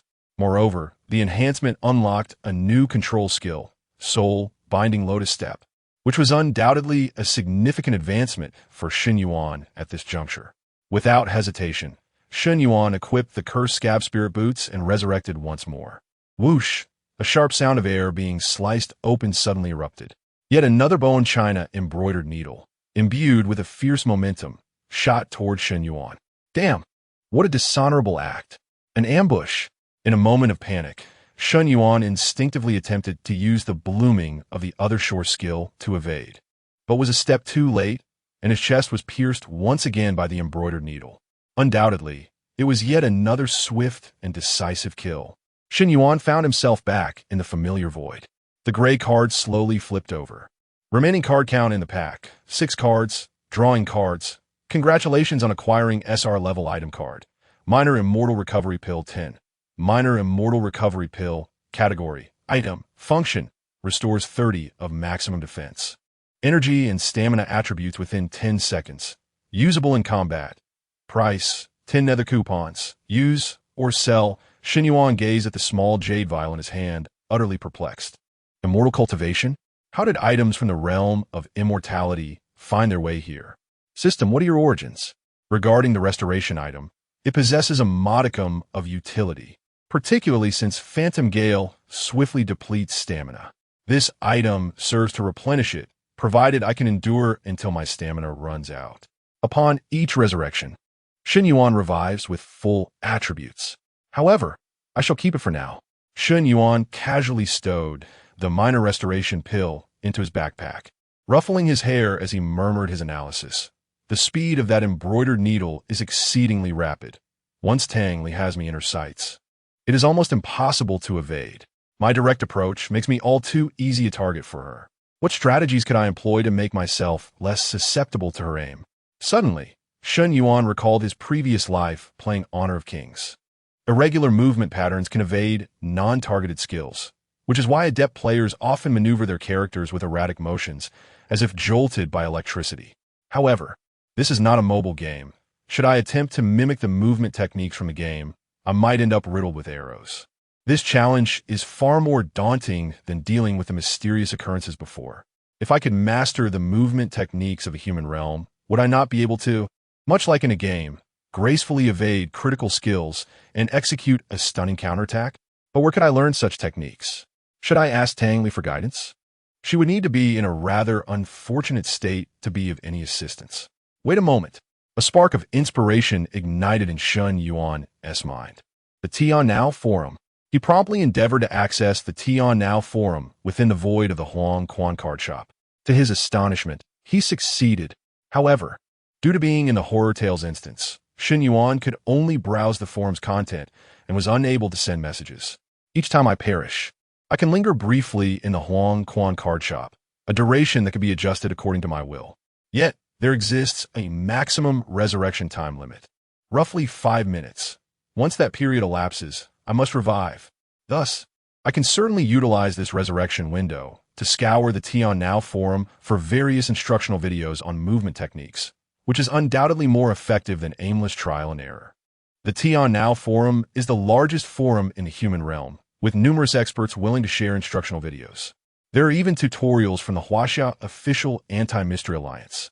The levels of these experts are generally quite high, and they often hold records for various leveling instances. Although their deductive skills within the Horror Tales instance may not be particularly exceptional, with some even requiring assistance from boosters, their combat prowess is undeniably formidable. They often dominate in their level range and can contend with higher-tier opponents. Wait, learning? Shen Yuan suddenly paused, recalling yet another item. The UR level card he had just obtained, Epiphany of the 1,000 Mechanisms. He immediately opened his backpack. Do you confirm a use of the item card Epiphany of the 1,000 Mechanisms? Without hesitation, Shen Yuan chose yes. If not now, there may never be another opportunity. With this item card, my learning speed will increase immensely. At the moment when Shen Yuan made his choice, 1,000 Mechanisms enlightenment transformed into a beam of golden light, penetrating into his very being. It was an unprecedented and wondrous sensation, akin to a clear spring that instantaneously coursed through his entire body. The only word capable of encapsulating this experience is exhilarating. As the resurrection limit approached, Shen Yuan abruptly opened his eyes. To his astonishment, he discovered that the world before him seemed to have undergone a transformation. It felt as though the haze that clouded his mind had dissipated entirely, allowing his long dusty gaze to perceive the world with newfound clarity for the very first time. The descent of the leaves in the courtyard appeared to slow down in Shen Yuan's eyes. He realized that if he wished, he could instantaneously calculate the speed and landing point of each falling leaf. The crimson moonlight draped above him, and even the slightest variation in brightness was keenly captured by Shen Yuan's astute vision, every detail vividly apparent. In the distance on the steps, the delicate eyelashes above Tang Li's eyes, her fair and refined cheeks, the robes shimmering with an enigmatic luster. Every detail was crystal clear. Is this the essence of 1,000 Mechanisms enlightenment? Chapter 60. Stubbornness, Clamor, 10 minutes. Shen Yuan inhaled deeply, forcefully suppressing the surging excitement within him. His gaze fixed intently on Tang Li. Tang Li furrowed her brow. She couldn't shake the feeling that Shen Yuan's eyes had undergone a transformation, becoming much clearer. Perhaps it was merely a figment of her imagination. Dismissing the thought, she slowly raised her hand. A grand bridal sedan chair materialized above Shen Yuan's head, plummeting swiftly. The moment Tang Li lifted her hand, Shen Yuan had already deduced the skill she was employing. 8 lifted bewitching blood sedan. Casting a glance upward, Shen Yuan took less than 1/10 of a second to ascertain the approximate location where the sedan chair would descend. 1. 32 seconds. I have only one. 32 seconds to evade. I must select the quickest method and path. A forward dash was unfeasible. Stepping aside was impractical. And running was out of the question. My current attributes are insufficient to avoid this in such a brief span. Blossoms of the Other Shore offers a glimmer of hope, but it can only flicker backward at present. If that's the case, I will never be able to close the distance to Tang Li and launch a counterattack. Thoughts raced through Shen Yuan's mind. Ultimately, he resolved to remain motionless. Bang! He was directly crushed into a pulp by the descending sedan chair. It turns out I was merely frightening myself. Tang Li exhaled quietly upon witnessing this. She genuinely believed Shen Yuan had awakened some latent potential capable of evading this strike. It appeared she had overthought it.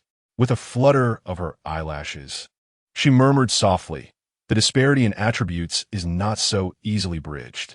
In her ears, Cui Ju's mocking voice echoed. "It is not merely difficult. It is impossible. Tang Li, you shall endure a bit more hardship. There is still about 47 hours remaining in this eerie tale, so take your time to play with him. It seems the abyssal soul artifact we prepared will go and use such a pity." Tang Li fell silent, saying nothing. In the Huangquan card drawing chamber, Shen Yuan felt a surge of exhilaration. This enigmatic state was truly delightful. After employing 1,000 machine enlightenment, he glimpsed the possibility of a flawless victory. Though the difficulty remained exceedingly high, he had perceived a 1 in 10,000 chance. As long as there is a possibility, miracles can be wrought. Hurry, hurry. Let us draw cards. Do not waste my time. Shen Yuan, for the first time, urged impatiently. Huangquan card drawing chamber. Remaining card quantity, 5 cards. Drawing cards. Congratulations. You have obtained SR level experience card 1. Is that all? Shen Yuan couldn't be bothered to glance again, promptly stashing the experience card into his backpack. Such trifles did not warrant the expenditure of his time. Shen Yuan quickly accessed the Tian Now forum, searching for movement tutorials, starting with the most liked videos. 5 minutes later, Shen Yuan was forcibly resurrected, opening his eyes once more to find himself before Tang Li. Tang Li did not directly intervene this time. Instead, she narrowed her eyes and spoke to Shen Yuan in a solemn tone. "Shen Yuan, relinquish your efforts. Although you possess the ability to resurrect infinitely, you cannot eliminate me, and the quest cannot proceed. In 48 hours, you will be forcibly defeated due to the timeout of the horror narrative, expelled from it. If I recall correctly, you have run out health points. I must concede that your class is formidable, more powerful than any I have encountered, but it is time to conclude." Tang Li's intention was to persuade Shen Yuan to abandon his futile struggle, suggesting he instead make the most of the remaining 48 hours. To her surprise, Shen Yuan merely scoffed, leaning against the suspended heavy shield, with a radiant smile, though it seemed laced with a hint of provocation. "What are you babbling about?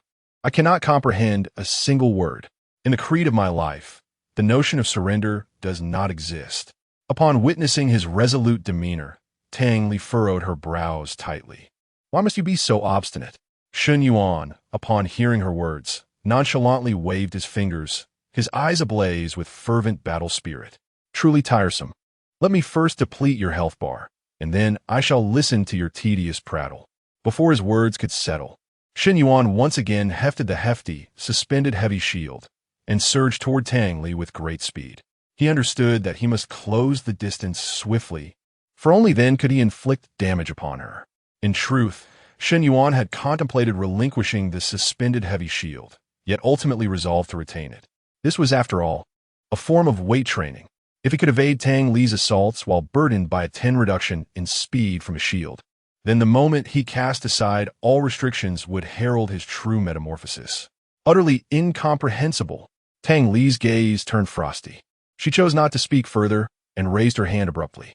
In an instant, Shen Yuan keenly detected this movement. Tang Li possessed 4 skills, having utilized only 2 thus far: bone porcelain embroidery needle and 8 palanquin blood deception.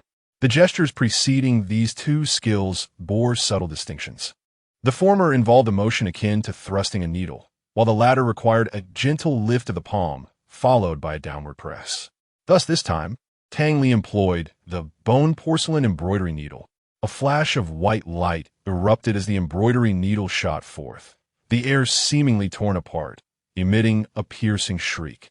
With remarkable speed, Shen Yuan sidestepped. Alas, despite his swift motion, the embroidery needle grazed his arm, resulting in an instantaneous defeat. Nevertheless, Shen Yuan felt no sense of discouragement. He had made significant progress this time. He was so close to evading that needle. In contrast, Tang Li, upon witnessing her embroidery needle nearly miss its target, felt her pupils dilate, disbelief etched across her fair visage. How could this be? How did Shen Yuan react with such speed? Remaining card quantity: 4. Drawing cards. Congratulations on acquiring an SSR level attribute card 1. SSR level attribute card successfully used. Gaining an enhancement in all attributes. Defense 150, Energy 120, Attack 30, Speed 30, Stamina 30. Shen Yuan clenched his fists slightly. This reward was exceptional. Attributes were undeniably the most coveted resource for him at present. Naturally, the more the better. If only his attributes could match those of Tang Li. Would he still need to exert such effort to defeat her? Shen Yuan shifted his gaze from the cards and continued to focus intently on learning movement techniques from the forum. Upon revival, Shen Yuan appeared increasingly spirited. Gulme, let us continue. This time, he no longer charged forward blindly. Instead, he began to employ the combat technique he had just learned, Thunder Z-Flash. Thunder Z-Flash does not advance in a straight line, but involves alternating directional shifts to make it challenging for opponents to track his movements, significantly increasing their predictive difficulty. While this may sound straightforward, achieving fluid execution is far from simple. Typically, players with innate talent require at least a week from understanding the principles to applying them in combat. Transitioning from basic application to fluid usage can take months of arduous practice. Yet Shen Yuan accomplished it in just 10 minutes. The moment he finished watching the tutorial video, he had already mastered it. This exemplifies the terrifying nature of Shen Yuan's innate talent combined with the Thousand Machine Epiphany. Chapter 61. Thunder, Empty Shot, Juicer. Within the courtyard, a sinister wind howled, enveloped in a scarlet glow. As Tang Li beheld Shen Yuan's form shifting like lightning, she was left utterly astounded. What is he doing? She had never anticipated that Shen Yuan possessed such a skill. In her gaze, his movements were erratic and unpredictable, making it nearly impossible to discern his intentions. No, I must not allow him to approach any closer. Furrowing her brow, she contemplated for a moment before decisively targeting a minuscule distance in front of Shen Yuan, launching a needle with deft precision. At the very instant the needle was cast, it appeared as though Shen Yuan had already anticipated her aim, swiftly altering his trajectory. Clang! The needle whizzed past him, embedding itself into a mound of earth behind Shen Yuan, vanishing without a trace.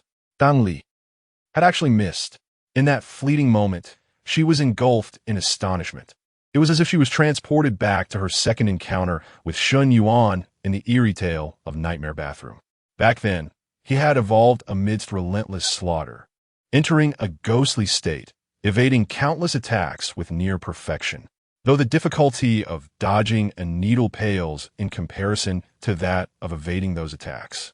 Shen Yuan's current state evoked a sense of familiarity within Tang Li. He was growing in alarming speed. In the corner of the bizarre tale, Cui Ju, who was spectating, suddenly sprang to his feet, his astonishment so profound that his eyes nearly bulged from their sockets. Von der Z-shaped Fleisch. How could Shen Yuan, merely a novice player, possibly master such an intricate technique? Sister Xia glanced at Cui Ju, puzzled. What did you just say? What thunder? What's... As a judge of the 100 Strange Realms, Cui Ju held a position of high esteem, typically encountering Earth Realm players who were of a higher level, around 50 to 60. Thus, his experiences were broader. He pressed his eyes back into their sockets, inhaling deeply before speaking in a grave tone. It is the Thunder Z-shaped Flash, a sea-level combat skill from the Earth Realm. essential for many high-level players, was a combat skill. Sister Xia blinked, her curious expression melting Ju's heart, prompting him to explain patiently. The standards for assessing the strength of Earth Realm players generally encompass three aspects. The first is attributes, the most direct criterion. The second is skills, which include class abilities, equipment functionalities, and skills acquired from skill books. Lastly, we have combat skills, techniques accumulated by Earth Realm players over the years, designed to enhance operational limits. Attributes establish the foundation, skills determine height, while combat skills define the extreme. Combat skills are categorized from low to high, spanning 5 levels: D, C, B, A, and S. The technique Xin Yuan just employed is indeed a C-level combat skill, the Thunder Z-shaped flash. Sister Xia appeared bewildered. C-level combat skill? Why does it seem rather simple to me? Ju took a deep breath and said in a low voice, "It merely appears simple. Although I harbor no fondness for Xin Yuan, I must concede that the fluidity of his Thunder Z-shaped flash is certainly on par with the adept players I have encountered in the mortal realm.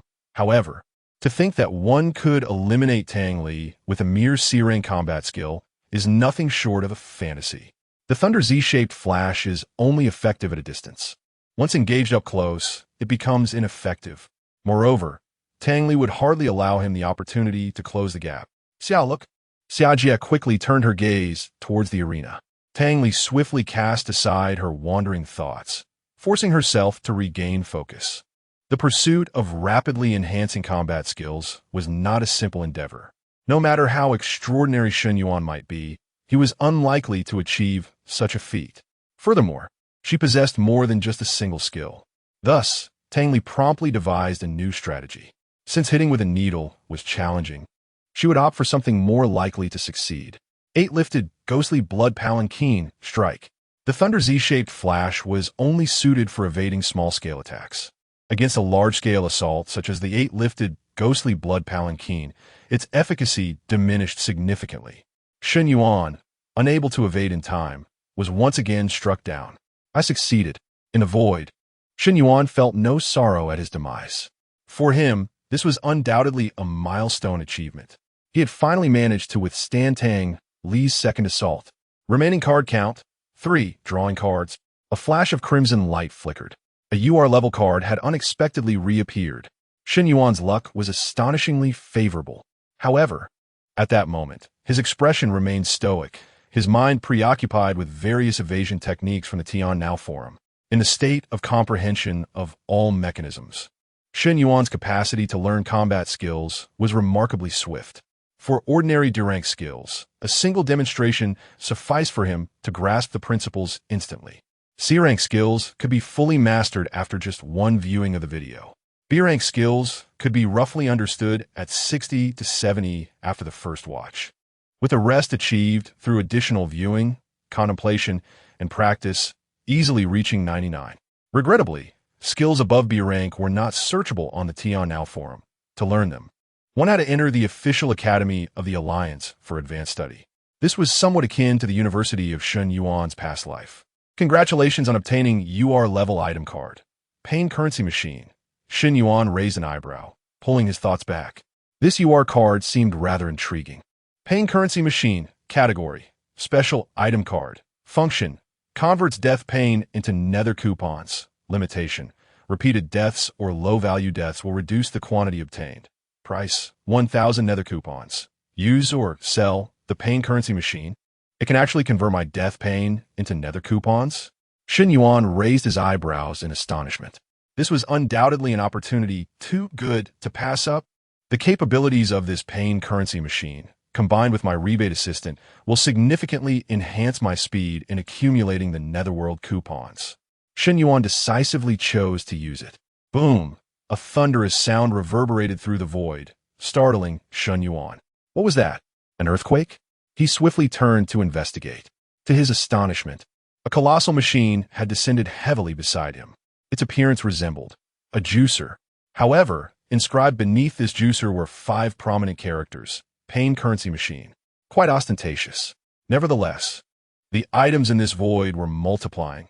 Initially, there was only the Huangquan card draw bureau, Then a netherworld shop emerged, and now, yet another machine. Speaking of a netherworld shop, as I unlocked the pain currency machine, I also received a reward of 200 netherworld coupons through the rebate assistant.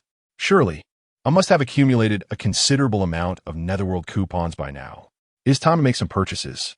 Shen Yuan exited the Huangquan car draw bureau and promptly headed toward the netherworld shop.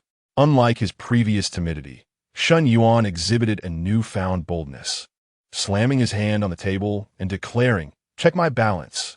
Your netherworld coupon balance. 845 points, over 800 already. How did it accumulate so quickly?" However, it remains too far from the top-tier equipment Shen Yuan initially intended to exchange for. Regrettably, I cannot afford to keep saving. I must exchange for items that can enhance my current combat capabilities. Chapter 62, Perverse, Disgusting, Shameless. Shen Yuan's gaze swept over the array of goods displayed on the shelves of the netherworld shop. Equipment?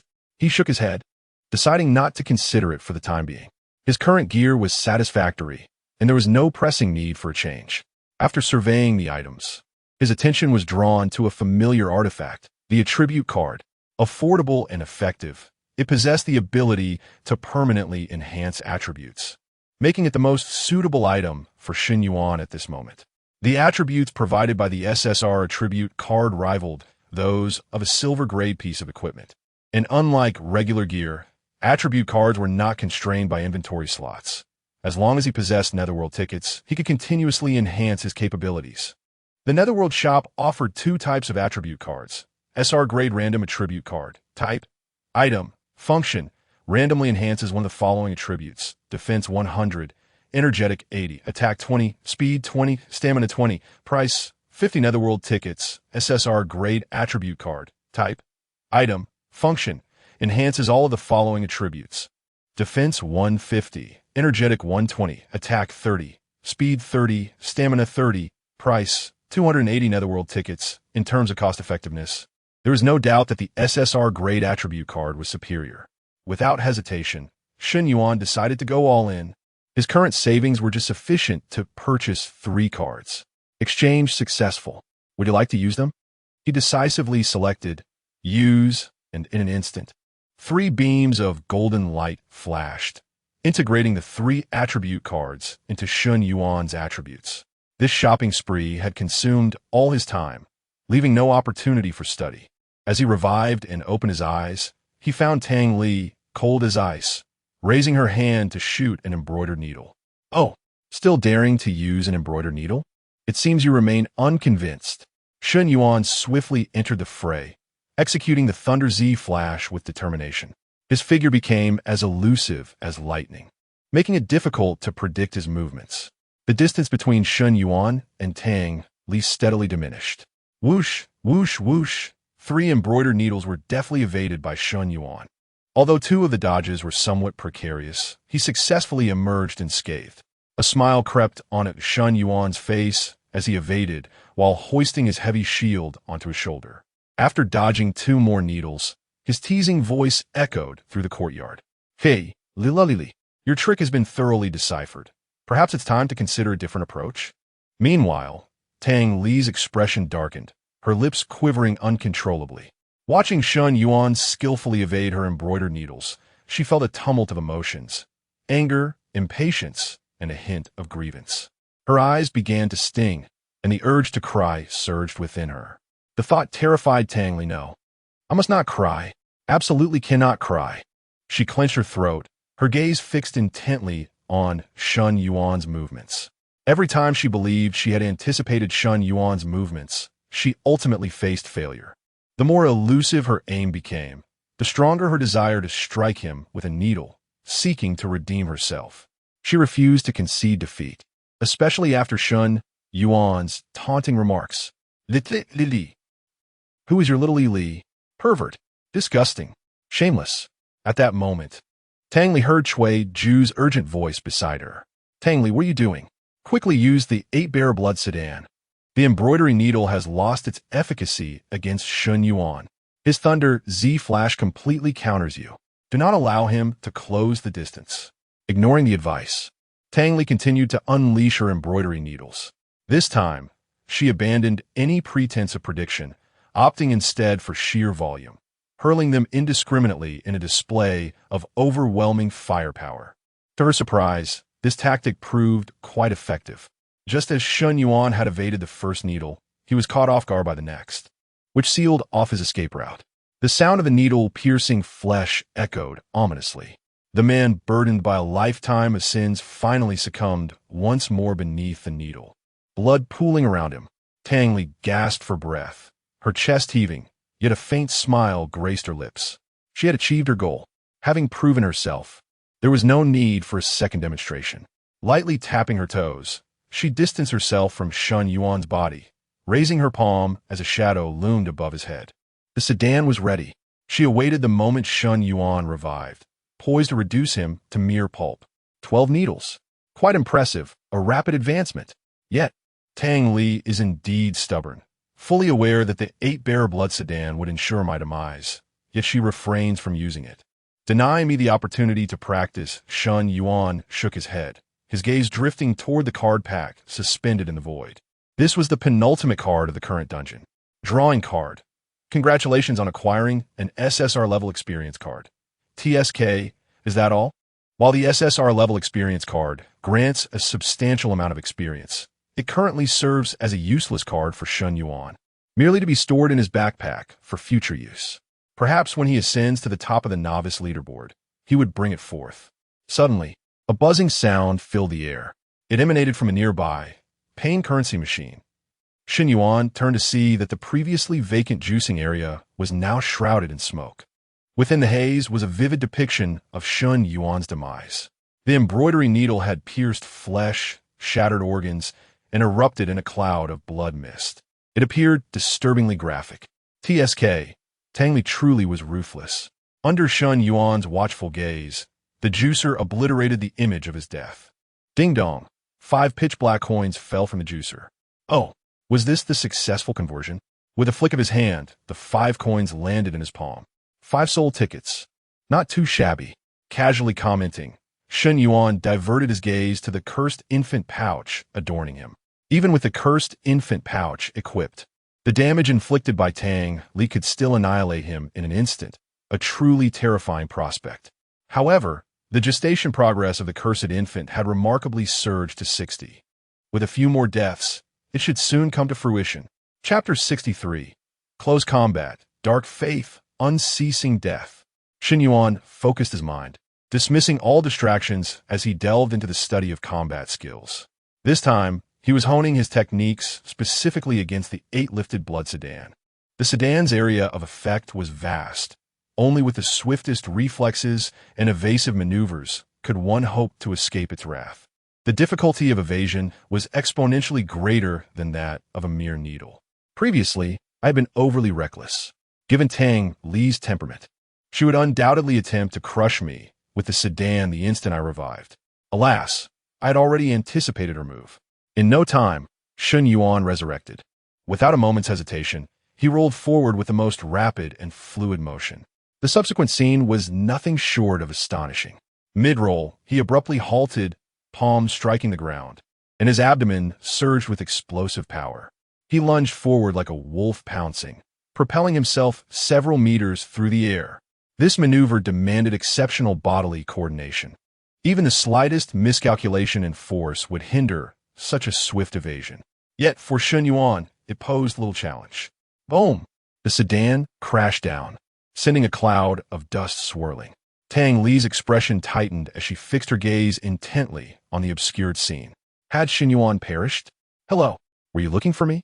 A mocking voice echoed through the dust. Alarmed, Tang Li's face paled, her body stiffening as she turned sharply toward the source of the voice. This time, Shun Yuan had not been reduced to a mere smear. Instead, he landed gracefully, wielding the suspended heavy shield, charging fiercely toward Tang Li. At that moment, he was a mere meter or two away from her. Shun Yuan swung his shield with all his might, aiming it directly at Tang Li. You've been hitting me for so long. It's my turn now. What?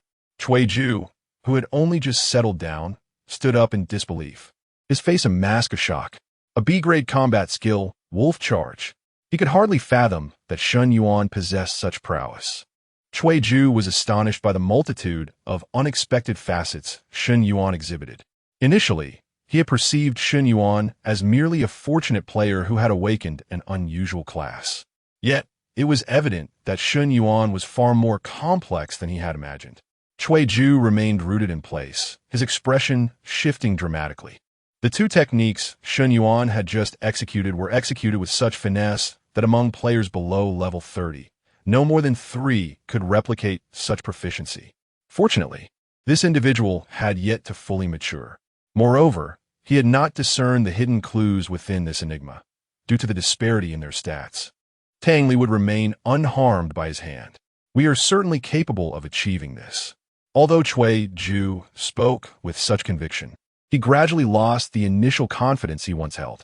Yet, upon reflection, he realized that even if Tang Li were to perish, the Abyssal Soul device would serve as a safety net. Everything would be fine. With me, Cui Ju, around, nothing would go awry. Tang Li watched as a shield was swung towards her, her mind momentarily blank. Had the flower palanquin been evaded? Had she been approached so closely? Despite her dazed state, her instinct prompted her to retaliate. Tang Li's delicate, fair hand collided with Shun Yuan's sturdy shield. With a deafening roar, Shun Yuan's hands, gripping the shield, were instantly shattered, blood and flesh flying, revealing stark white bones, which in the next moment turned to dust. Shun Yuan was obliterated in an instant. The attribute suppression was almost terrifying. Yet, Tang Li gazed at the dash 382, floating above her head with no hint of joy, instead falling into a trance. Given such a disparity in attributes, how had she still been struck by Shun Yuan?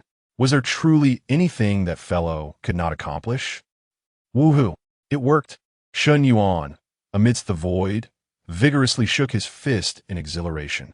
Although he had only 300 drops of blood left, which barely constituted a fraction of Tang Li's total health, it was still worthy of celebration.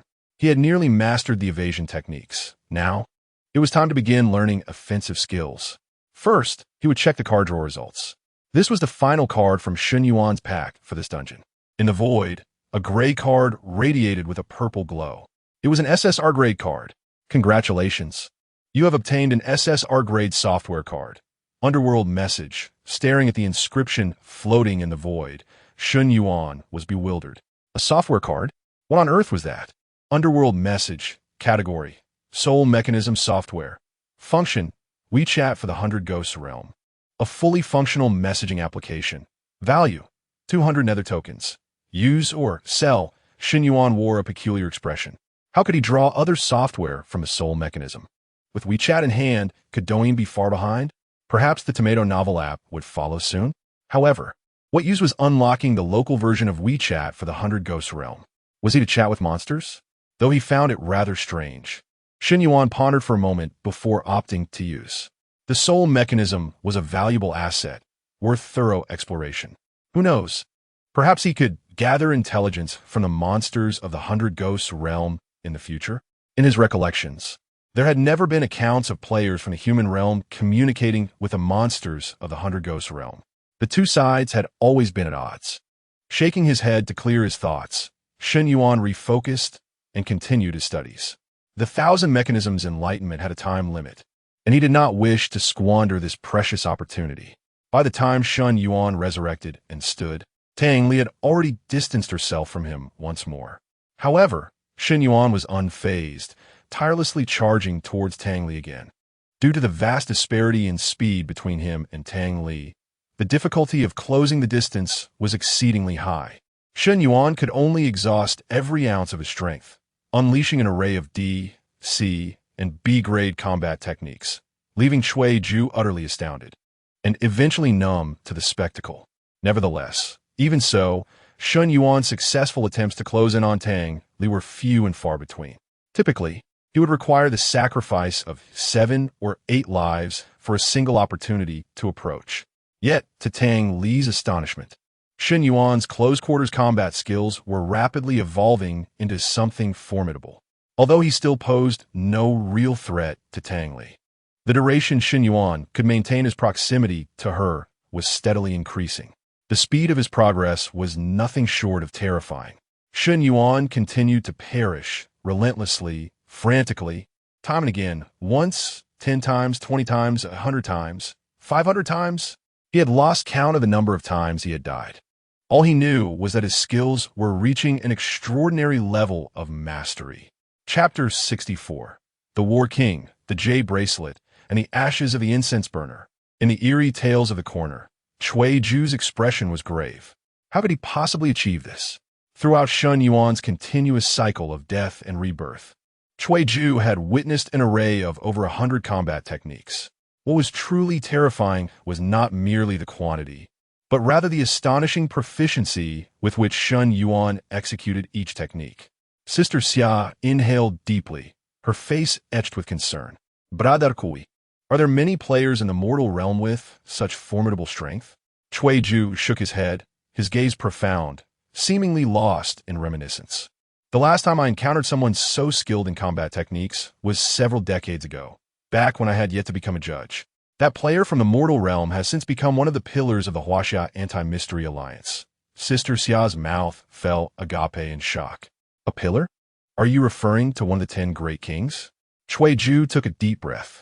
The War King, Yi Wuwang. That individual is like a walking arsenal of combat techniques. Over 60% of the S-class techniques in the mortal realm originated from him. I never anticipated that decades later I would witness the shadow of Yi Wuwang in a mere youth. Back when Yi Wuwang first emerged, he was already above level 40. Yet what level is Shun Yuan now? However, while this news is grim for us, it also carries a hint of hope. Cui Ju felt a sense of relief wash over him several times during those hours. He was fortunate that Shun Yuan's level was still low. Otherwise, they might truly have found it impossible to contend with him. Cui Ju exhaled slowly, murmuring, "We cannot allow the mortal realm to have an 11th king. Shun Yuan must be eliminated." Yet this time, it was Tang Li who bore the brunt, enduring 10 full hours of intense combat. Shun Yuan was nothing short of a madman. Did he not feel fatigue? Reflecting on their earlier speculation that he could only die 100 times seemed utterly ludicrous now. Just in this encounter, he had likely perished thousands of times already. Sister Xia, her voice hoarse, nodded in agreement. It should be even more than that. Kui Ju sighed. With over 30 hours remaining, I hope Tang Li can hold on. Once Shun Yuan perishes, everything will settle down. Oh, Cui Ju looked toward the arena, astonishment giving way to elation. Why was Shun Yuan standing still? Could it be that he has finally surrendered? Please note, the duration of 1,000 Machines' enlightenment has ended. The system's voice echoed within Shun Yuan's mind, interrupting his momentum as he was about to charge toward Tang Li once more. Oh, has it already been 10 hours? Shun Yuan murmured, somewhat dazed. He had been completely engrossed in his growth and refinement, oblivious to the passage of time. Now, with the system's reminder, he felt as though he had awakened from a dream. As 1,000 Machines' enlightenment came to a close, exhaustion surged over Shun Yuan like a tidal wave. Yet it is not yet time to rest. Shun Yuan raised his gaze towards Tang Li, who stood not far away. After 10 hours, Tang Li's health bar had scarcely changed. However, Shun Yuan remained unfazed. The true spectacle was merely beginning. In a separate courtyard, Tang Li observed Shun Yuan, who suddenly stood still, a flicker of confusion crossing her eyes. Has he finally given up? A sigh of relief escaped her lips. She was utterly exhausted. 10 consecutive hours of combat had begun to take its toll. Tang Li turned to Shun Yuan, her red lips slightly parted. You have finally made the right choice. I warned you that it would be futile. You cannot defeat me. The disparity in our attributes is far too great, an imbalance that mere skill cannot compensate. Shun Yuan flashed a smile. I understand that. Tang Li's frustration flooded. You understand? Then why have you exerted yourself so desperately these past 10 hours? Are you out of your mind? Leaning casually against the suspended heavy shield, Shun Yuan replied, If I miss this opportunity, where else could I find such a formidable sparring partner? Tang Li furuit herburoth. Sparring partner? With death looming over you, what is there left to practice? Shun Yuan chuckled heartily. Who told you that I am facing imminent death? Tang Li's voice turned icy. You cannot kill me. The instance cannot progress. Once the 48 hours are up, you will inevitably face failure, your health reduced to a negative value. Surely that spells are doomed? Shen Yuan shook his head, leisurely retrieving a jade bracelet from his bag. No, you are mistaken, dearly Li. It is only your full-strength self that I cannot defeat. Upon seeing the jade bracelet, Tang Li's expression shifted drastically. How could you possibly know? Shen Yuan's smile widened. I didn't know before, but now I do. Initially uncertain of the bracelet's function, he had now deduced everything from Tang Li's reaction. Tang Li was momentarily stunned. Had she truly fallen for his ruse so easily? In the next instant, the suspended heavy shield was swiftly stowed away in Shen Yuan's bag. With the shield removed, Shen Yuan's speed surged back to 100. His gaze sharpened, swiftly scanning the entire courtyard while his mind raced to analyze the content of the eerie tale. The jade bracelet must be one of the witch's artifacts. Destroying it would surely weaken her power. Within this courtyard, the most likely object capable of shattering the artifact was the incense ash. As the incense holder absorbed the power of offerings, the ash contained protective properties. Without hesitation, Shen Yuan dashed towards the 8 Immortals table. His speed was nothing short of blinding. Compared to when he first entered the joyful evil tale, he was now significantly faster. The reason was simple. The pain currency machine had been an absolute workhorse during these 10 hours, tirelessly converting every instance of Shen Yuan's demise into ethereal tokens. Although the manner of Shen Yuan's demise was somewhat monotonous, resulting in a slight impact on the production of the Netherworld tokens, he nonetheless reaped a bountiful harvest this time. A staggering total of over 200 Netherworld tokens. This exceeds all that he had amassed previously. It can truly be described as a windfall of wealth. Chapter 65. Rebound.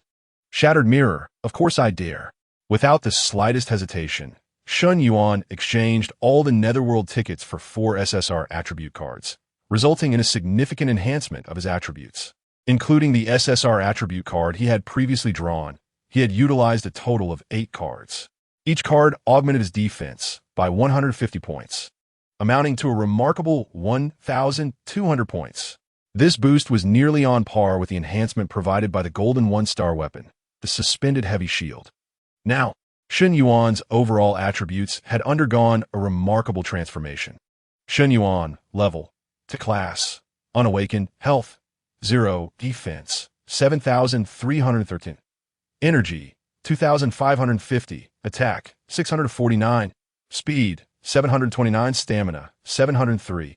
Although Shen Yuan was only level 10, his overall attributes were comparable to those of an ordinary level 15 player. Once he transitioned to a new class, his attributes would undoubtedly become even more formidable. As soon as Cui Ju saw Shen Yuan charging towards the 8 Immortals table, he urgently shouted, "Quick! Stop him!" However, there was no need for his command. Tang Li had already reacted. Without a moment's hesitation, she unleashed her skill, 9 thread puppetry, aiming to restrain Shen Yuan. Instantly, several paper figures materialized within the courtyard, their pale and terrifying forms twisting rigidly. In their hands, they tugged at crimson threads. Should Shen Yuan make contact with these scarlet threads, he would be immobilized for 3 seconds. Alas, Tang Li's skill had long since been countered by Shen Yuan. He leaped high into the air and executed the B-grade skill, double jump, using the momentum to alter his direction and elevation. Simultaneously, he combined it with the B-grade skill, wolf charge, propelling himself forward and effortlessly evading the grasp of 9 thread puppetry. As Shen Yuan gracefully landed, he stood before the 8 Immortals table, guessed 2 characters. Shen Yuan even had time to turn back and flash a grin at Tang Li. In the next moment, he unhesitatingly tossed the jade bracelet into the incense burner. At the instant the bracelet touched the ash, a violent sizzling sound erupted from within the burner, akin to throwing a red-hot iron into icy water. No, Tang Li's steps faltered, and her bridal gown tightened suddenly, followed by a wave of excruciating pain. The crimson gown began to emit smoke, and her attributes plummeted rapidly. The voice of the heavenly brain resonated slowly. Ghost Bride Infernal Scarlet Makeup is undergoing a rebound. Current rebound progress, 10. Indeed, he had guessed correctly. Xin Yuan looked at Tang Li, who stood frozen, clutching her chest, and said earnestly, "Don't cry if it hurts. I'll comfort you later. Right now, my primary task is to clear this challenge." Tang Li, in her agony, Tang Li was rendered speechless. Otherwise, she would have rolled her eyes heavenward before unleashing a torrent of scornful remarks. "Comfort? From you? Even if my Tang Li were to perish from this agony, I would not shed a single tear, nor would I ever require your consolation. Furthermore, this pain is not truly excruciating. Rather, it is merely a manifestation of the constraints imposed by the eerie tale. As Shun Yuan has triggered the narrative, the enigmatic bride, Tang Li, must relinquish all means of offense and exhibit a fa ade of suffering. It is all but a script." Xin Yuan pinched his chin, continuing his analysis. The backlash progress stood at 10. It seemed that there were more than just one item capable of weakening the boss. Seizing the opportunity while Tang Li was preoccupied, Xin Yuan swiftly scanned the entire courtyard for suspicious objects. The first item he identified was the suona beside the octagonal table, which continued to play its haunting melody. Its sudden appearance was undeniably peculiar. Moreover, it is well known that certain characters experience enhancements under specific musical themes. I have long found this sound intolerable. It makes my head throb. Xin Yuan retrieved his large shield from his backpack and swung it roundly, unhesitatingly bringing it down upon the suona with great force. No! Just as Tang Li had begun to recover, she attempted to intervene. Alas, Xin Yuan acted more swiftly. Crack! The piercing sound of the suona abruptly ceased. The instrument was shattered to pieces, releasing a cloud of acrid black smoke. Tang Li grimaced, as the pain surged through her once more, leaving her pallor even more pronounced. Eerie bride dark makeup blood curse current backlash progress. 20 indeed, I was right. Xin Yuan did not linger and continued his charge towards the main house. There was another highly suspicious object. That was the mirror in the main house. Xin Yuan recalled that he had been pulled into the mirror by Tang Li. This meant he was currently ensconced within its depths. The mirror was undoubtedly problematic. Such a glaring flaw could not possibly escape Xin Yuan's meticulous mind. Shatter for me. The shield came crashing down upon the grand mirror. Crack! A resounding noise reverberated throughout the courtyard. At the moment, the mirror shattered. The entire courtyard seemed to convulse violently, shaking and spinning. The whirl was so intense that Shun Yuan felt nauseous, gripping tightly to his suspended heavy shield. After a shrill cry, the tumultuous transformation finally ceased. Congratulations, you have returned to the normal world. Eerie bride dark makeup blood curse current backlash progress 50. This mirror is indeed pivotal. Look, it has surged to a 50 backlash in an instant. Xin Yuan instinctively glanced beside him and discovered he still stood at the entrance of the main house, precisely where he had been, eyes closed. Before Tang Li had seized him by the neck from within the mirror. All along, he had not moved an inch. He then turned his gaze towards the rear courtyard, where the moonlight had returned to its normal silvery hue, calm as water, as if all that had transpired before had never occurred. Suddenly, he understood. All that had happened previously was merely an illusion within the mirror. Now, the mirror has shattered, and he has consequently returned to the realm of reality. As his gaze shifted, Shun Yuan beheld Tang Li standing quietly beside the fractured mirror.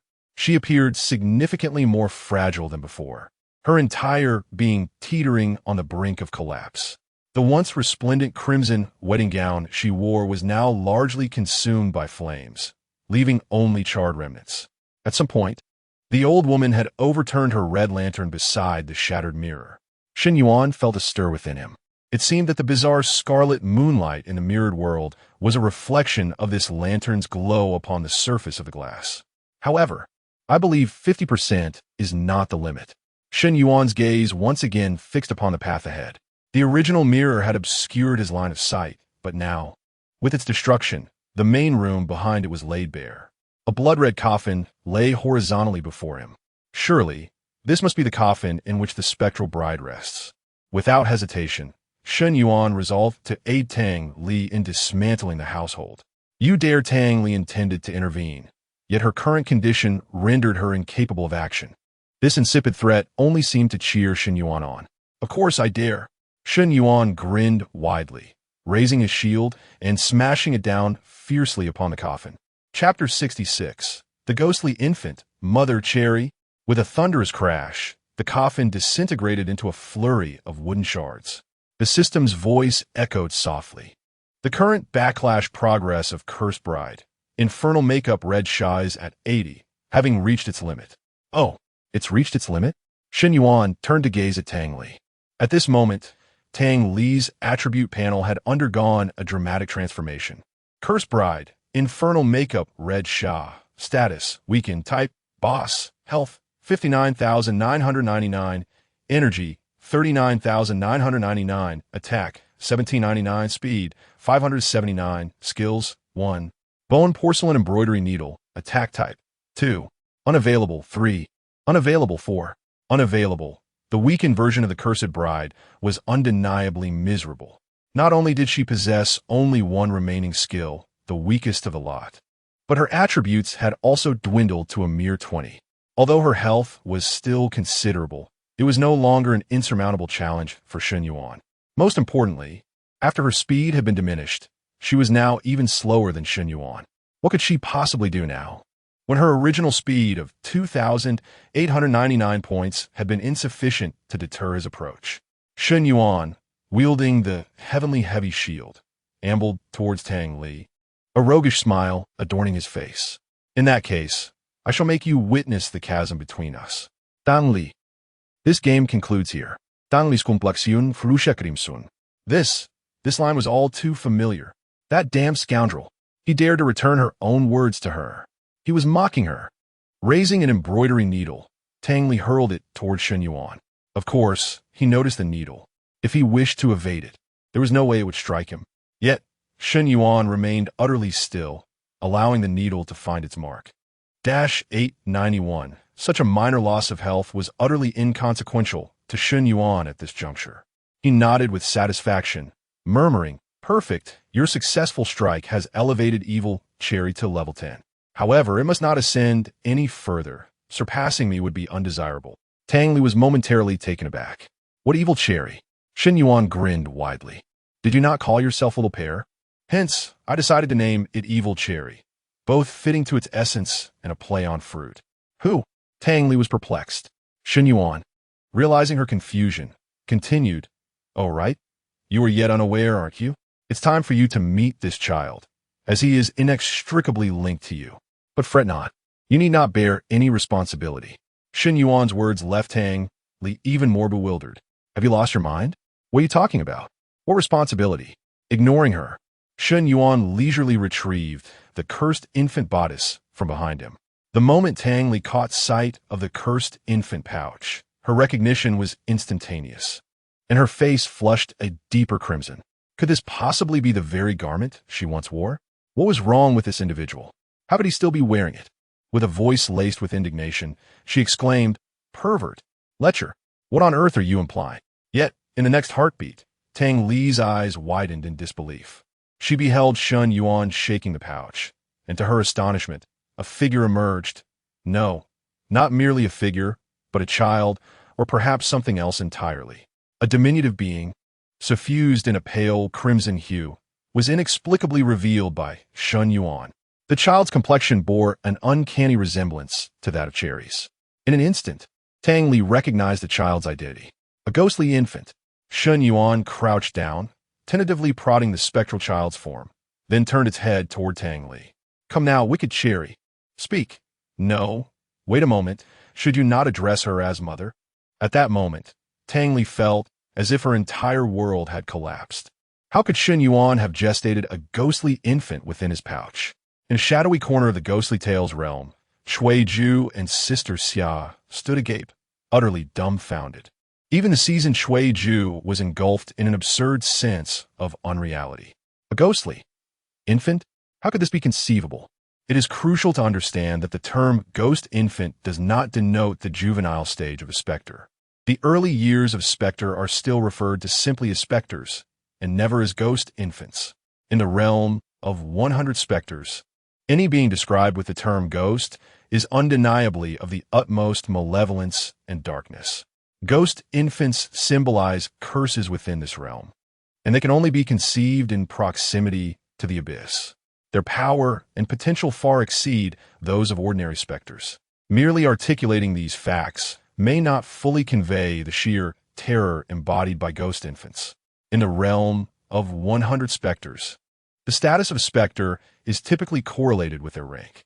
Ordinary folks are merely average specters, lacking any official position, possessing mediocre abilities, and typically subsisting by engaging in low-level ghostly tales, much like Tang Li and Sister Xia. Above the common folk are the specter agents. Specter agents possess considerable strength and have begun to manage certain affairs of the average populace, handling more sophisticated ghostly tales. Ascending further from specter agents are the judges. The judges hold a significant position within the realm of 100 specters, regarded as prodigies among specters, a rarity among thousands. Above the judges reign the kings of hell. Each of the 10 divisions boasts its own king, shrouded in mystery and fearsome power. Many specters may live their entire lives without encountering a king. It is rumored that even 100 judges combined may not stand a chance against a single king. Beyond the kings lies the legendary Ghost Emperor. Indeed, you read that correctly, is the ghost from Ghost Infant. Legend has it that among the 5 Ghost Emperors currently known in the realm of 100 specters, 3 of them are of ghostly infant origin. This illustrates the profound terror associated with ghost infants. At this moment, Cui Ju's expression was one of intense excitement. If he could capture a ghostly infant, his prospect for advancement would exponentially increase. Witnessing Shun Yuan's audacity in prodding the ghostly infant ignited a fury within Cui Ju, who bellowed, "Excessive. This is utterly outrageous. How could he show such disrespect to a ghostly infant?" Beside him, Sister Xia looked at him with exasperation. "Calm down for a moment.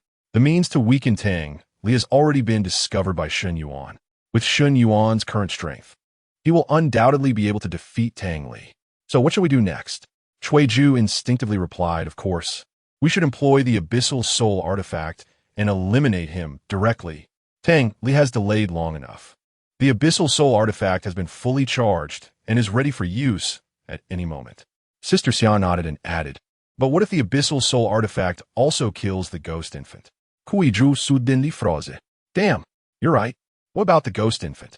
Even though the ghost infant possesses terrifying talents, that does not imply it can withstand the might of the Abyssal Soul essence. Am I to personally slay this ghost infant? If I wish to spare the ghost infant, does that mean I must let Shun Yuan go?" Cui Ju's expression grew grave.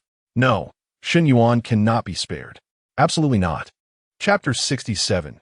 Maternal Filicide, Suffocation, No Slacking Off.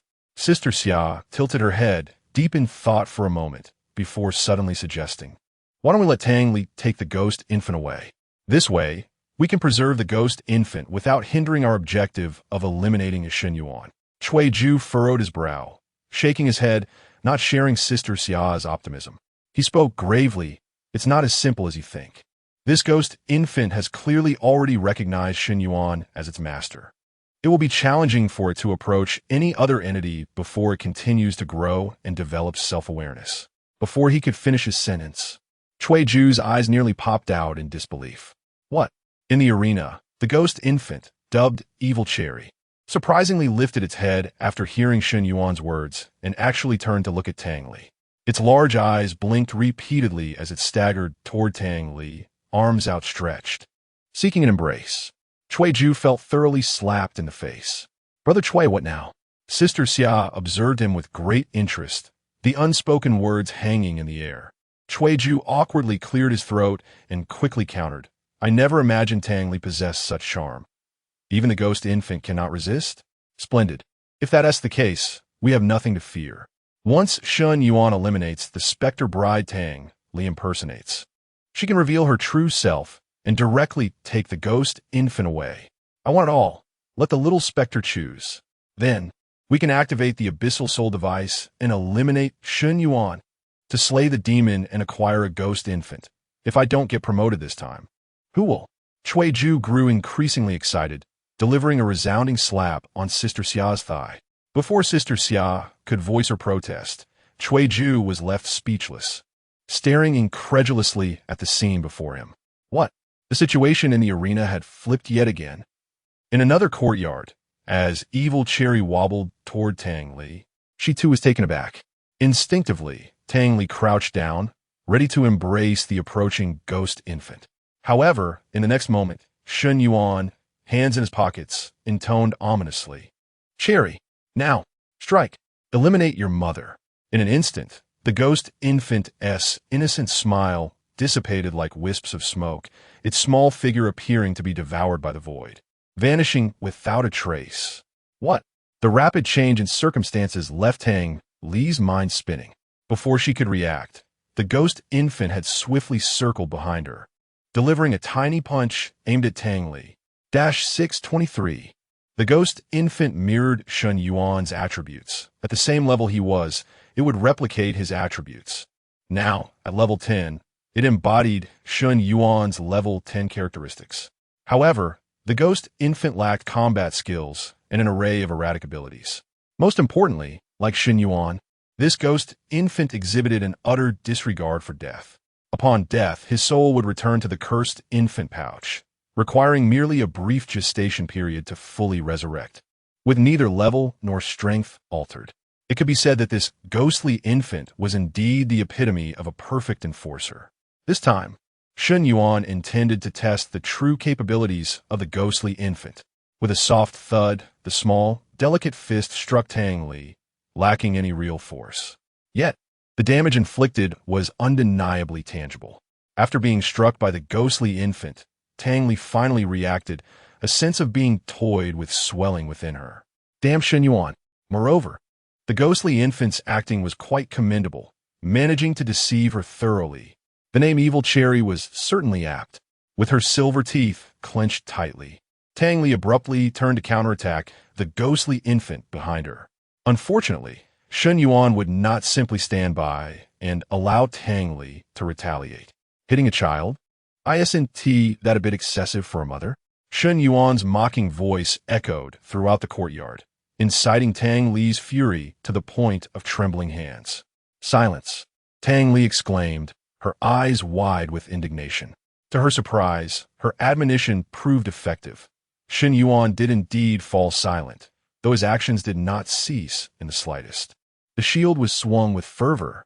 The clanging sounds reverberated through the courtyard. Shun Yuan's 10 hours of training were not in vain.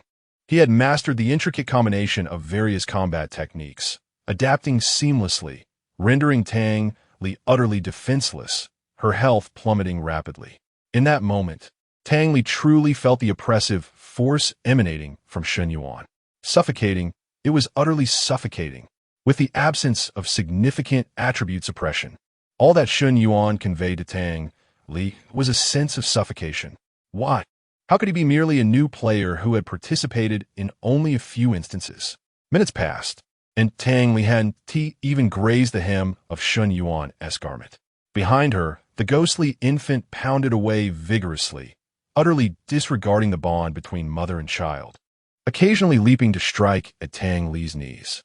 In moments of excitement, he would emit delightful little sounds, adorably charming. Cherry, put in more effort, no slacking off, Shun Yuan urged, swinging his shield while encouraging the ghostly infant's relentless assault. Initially, relying solely on Shun Yuan's output to whittle down Tang Li's over 60,000 health would have been a slow endeavor, but with the ghostly infant's assistance, the pace noticeably quickened. Tang Li found it sufficiently challenging to contend with Shun Yuan alone, while the Evil Cherry beside her unleashed a steady stream of pressure-free attacks with her small pink fists. In the corner of the eerie gathering, as Tang Li's health dwindled, Ju and Sister Xia's expressions grew increasingly grim. Ju could hardly fathom that they had truly reached this final juncture.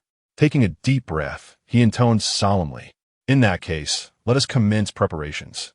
It is time for the Abyssal Soul artifact to make its appearance." Sister Xia nodded gravely in agreement. Indeed, Chapter 68. The auspicious hour has arrived. 3 coffins rise. In the secluded courtyard, the bloodied essence of Tang Li was thoroughly depleted by a man and an infant. A piercing wail echoed, and from Tang Li's form, two beams of crimson light cascaded to the center of the courtyard. Tang Li swiftly ratata, making her way toward the scarlet coffin that had been obliterated by Shen Yuan. Shen Yuan, however, did not pursue. Instead, he surveyed his surroundings with keen interest. Defeating the boss, the eerie bride, merely granted him the opportunity to delve deeper into the enigma. It did not signify that he had completed the mysterious quest. Come back. Wicked Cherry, Shen Yuan said with a smile, beckoning casually to the cursed infant pouch. The scoundrel, having used the ghostly infant, sought to have it returned to the pouch at once. This cursed infant pouch served as a haven for the ghostly child, allowing it to return at will, without the necessity of remaining by Shen Yuan's side. He could summon it whenever he required its presence. Upon seeing the cursed infant pouch, Cherry shook his head vigorously, displaying clear reluctance. He had only just relished a moment of freedom. What could possibly be more entertaining inside the pouch than outside? Yet, Shen Yuan was not one to be defied. With a mere wave of his hand, he summoned the ghostly infant back. You little rascal, dare to disobey? Next time, I'll spank your bottom, Shen Yuan chided. Cherry trembled within the cursed infant pouch, fearing his master. With the infant dealt with, Shen Yuan turned his attention to the two crimson orbs that had fallen from Tang Li. To his surprise, they were indeed two coffins. As he approached, he noticed that both coffins bore engravings of names. One was inscribed with Cui Ju, while the other, astonishingly, bore his own name. Shen Yuan, though he was familiar with himself, the identity of Cui Ju eluded him. A frown creased Shen Yuan's brow as a thought crossed his mind. The skeleton within the well. More precisely, the male skeleton. The differences between male and female skeletons were quite discernible, allowing for easy identification. If this were a ghostly marriage, there had to be both a male and a female presence. If Tang Li represented the eerie bride, then could Cui Ju be the groom? But why was there a coffin for me? Am I the interloper in this tale? A story involving three individuals seems rather congested. Suddenly, a sound barely perceptible, akin to a whispering breeze, pierced the air. It was so faint it could rival the sound of a leaf falling. However, Shen Yuan, ever vigilant, reacted in an instant, dodging to the side with remarkable speed. A yellow talisman was slapped onto the coffin inscribed with Shen Yuan's name. Had he not evaded in time, the talisman would have undoubtedly struck him directly. You truly are peculiar, Shen Yuan remarked with a hint of mockery, slowly turning to regard the figure lurking behind him. The client of Shen Yuan, an old woman, was currently emerging from the pool of blood, her body gradually piecing itself together. This bizarre scene was enough to send Shen Yuan's sanity spiraling. The old woman's form resembled that of a maggot, reborn amidst the crimson liquid. Her eyes, still not fully restored, fixated on Shen Yuan, clearly filled with astonishment. How could you possibly? In fact, the old woman was the character portrayed by Sister Xia in this particular horror narrative.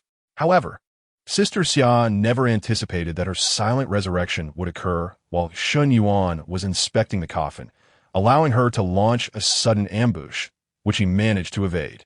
The sound of the talisman being released was so subtle that it would have gone unnoticed unless one was paying close attention, let alone reacting swiftly enough to dodge it.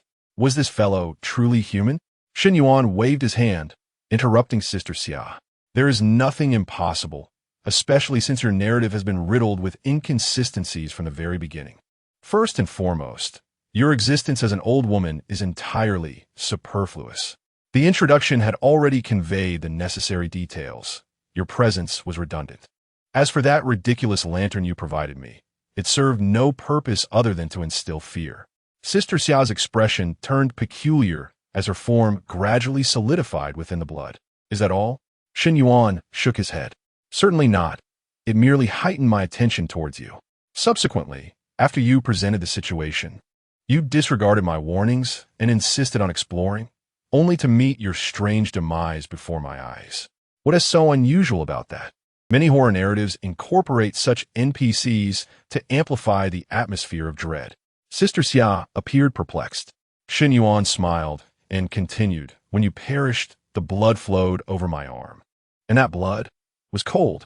In my last horror experience, I encountered human NPC blood, which was warm. Thus, something is amiss with you.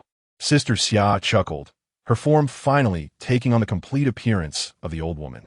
She coldly remarked, "None of these reasons constitute conclusive evidence." Shen Yuan shrugged. "I do not require conclusive proof.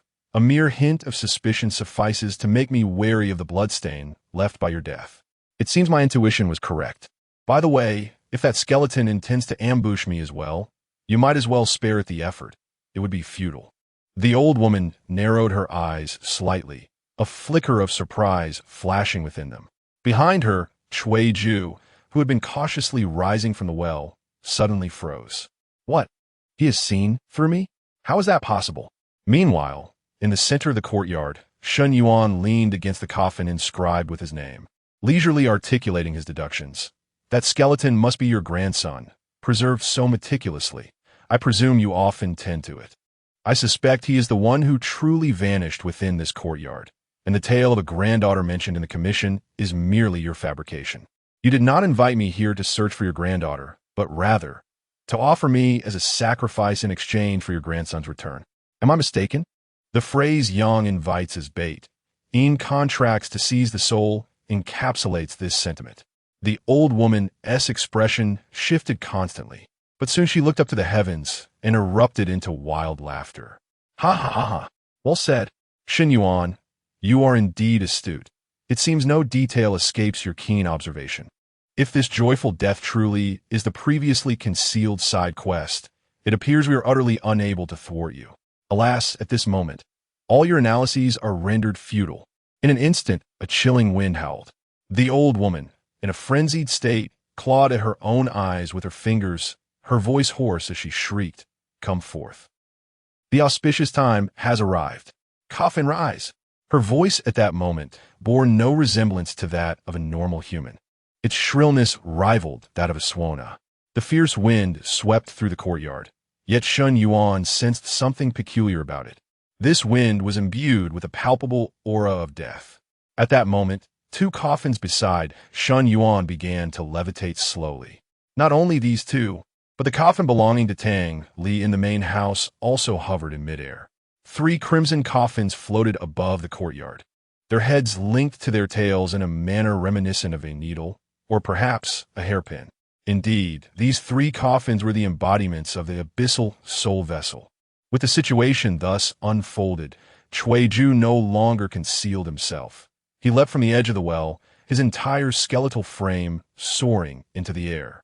However, his shoulders appeared oddly askew, lending him an air of absurdity rather than eeriness, a result of Shen Yuan's earlier leap. Cui Ju's voice resonated softly. "Shen Yuan, I am the judge Cui Ju. You are likely the first human player to encounter a judge at level 10. You should feel a sense of pride." Chapter 69, Abyss, Eternal Night, Obliterated Worlds. Shen Yuan turned his head and caught sight of a crooked skeleton, nearly bursting into laughter. How could the skeleton be so uneven? Cui Ju, witnessing Shen Yuan's unexpected amusement in such dire circumstances, felt a surge of anger within him. How could one smile when death was imminent? "I am at a loss whether to commend your resilient spirit or chastise your insensitivity." Suddenly, he noticed the old woman behind him stifling a laugh. Cui Ju was baffled. "Xia, maintain your composure. What is so amusing?" The old woman gestured towards his shoulders, and Cui Ju looked down to discover that the skeleton he was embodying had become skewed at some point, appearing exceedingly comical. Embarrassment washed over Cui Ju as he attempted to rectify the situation, but his efforts were in vain. He could only persist in maintaining the current appearance. Internally, however, he had already cursed Shen Yuan 1,000 times. He had initially planned to record the moment of his triumph over Shen Yuan and post it on by Gue Jie, showcasing his own elegance and charm. Now, such an endeavor would only serve to provide fodder for mockery for a decade within by Gue Jie. Cui Ju's eyes turned icy as he fixed his gaze on Shen Yuan, his voice resonating like thunder. "Shen Yuan, the current narrative has reached a point of 3 evils suspended, dark energies obscuring the sun, 3 coffins united, the heavens lamenting. The abyssal soul device has accurately locked onto you, and an inescapable net has been cast. You are like a trapped beast with no chance of escape. However, To perish beneath the abyssal soul device is the greatest honor of your life. Below, Shen Yuan raised an eyebrow, a flicker of curiosity passing through his eyes. Abyssal soul device? Abyss? Shen Yuan? It certainly sounded formidable. After all, it bore his name. In the next moment, Cui Ju's voice boomed like a thunderclap, reverberating with immense power that swept over the entire courtyard. Deep, abyss, eternal, night, obliterated worlds. Soul, breath burning. Heaven, shattering 10 halls. Shen Yuan, rest in peace. With Cui Ju's declaration. A pin composed of 3 coffins descended with a thunderous crash towards Shen Yuan below. The coffins fell slowly, yet an unsettling sensation surged within Shen Yuan. He could not evade it. No matter how he tried to flee, evasion was impossible. This feeling was unlike anything he had ever experienced. It was as though the 3 coffins had locked onto him. Since evasion was futile, then he would not evade. Shen Yuan resolutely placed his hands in his pockets, his gaze fixed unwaveringly on the 3 coffins above. I can resurrect infinitely. Do I fear you? Not far away. Tang Li also took to the skies, her eyes fixed on Shen Yuan below, her expression shifting continuously. Success or failure, life or death, all hinged on this moment. Not only Tang Li, but Cui Ju and Sister Xia were equally intent on Shen Yuan's direction. Sister Xia had distanced herself from the courtyard, wary of the destructive force of the abyssal soul device. She could not withstand the terrifying abyssal soul breath. In the midst of the void, the 3 specters could already sense the dense aura of death below, a sensation that compelled them to tremble uncontrollably. At last, the 3 coffins descended, and the inky mist erupted with a thunderous roar. In that instant, the entire courtyard was engulfed by the surging black fog, consuming everything in its path. The thick darkness, as deep as ink, swiftly stripped away all illumination from the world, leaving only an endless abyss of blackness, as if one had plunged into an eternal night. Simultaneously, a colossal shockwave surged forth from the epicenter of the explosion.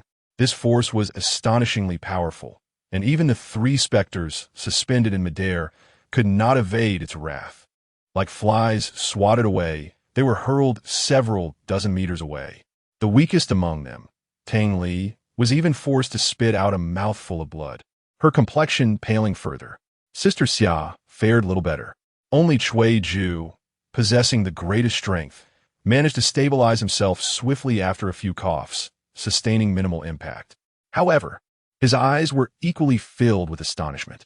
He had anticipated the terrifying power of the abyssal soul device, yet it seemed he had underestimated it. The 3 of them were not even at the epicenter of the explosion, yet they had endured such a dreadful onslaught. Cui Ju could scarcely imagine the dire fate that would befall him had he been below. With a soft exhale, Cui Ju gazed down at the roiling black clouds within the courtyard, his tone imbued with a semblance of relief. At last it is over. Meanwhile, Shen Yuan slowly opened his eyes in the void. Just as he prepared to revive himself once more, a voice echoed in his mind from the system. Detection of host's death. Resurrection successful. Remaining resurrection attempts. 999. Method of death this round. Devoured by abyssal soul essence. Rating. Strangely, the system paused at this point. Shen Yuan raised an eyebrow. Hey, is it stuck? Does the system lag too? After a brief moment, the system finally resumed, continuing its report. Rating S. Shen Yuan's eyes widened in shock. What? Did I hear that correctly? The rating for that death was actually S? This is the first time since awakening the advanced version of the death card system that I have received such a high evaluation. He was astonished that the 3 seemingly unremarkable coffins could wield such formidable power. However, he was further taken aback by the commentary provided by the system. Comment: S is the current upper limit of ratings, but it does not represent the limit of abyssal soul essence. Please continue to strive for a higher system level. Shen Yuan was left dumbfounded. S is not even the limit? Just what exactly is this abyssal soul essence that it is so astonishingly potent? In truth, Shen Yuan had sensed something amiss earlier. This particular tale of horror was exceedingly bizarre.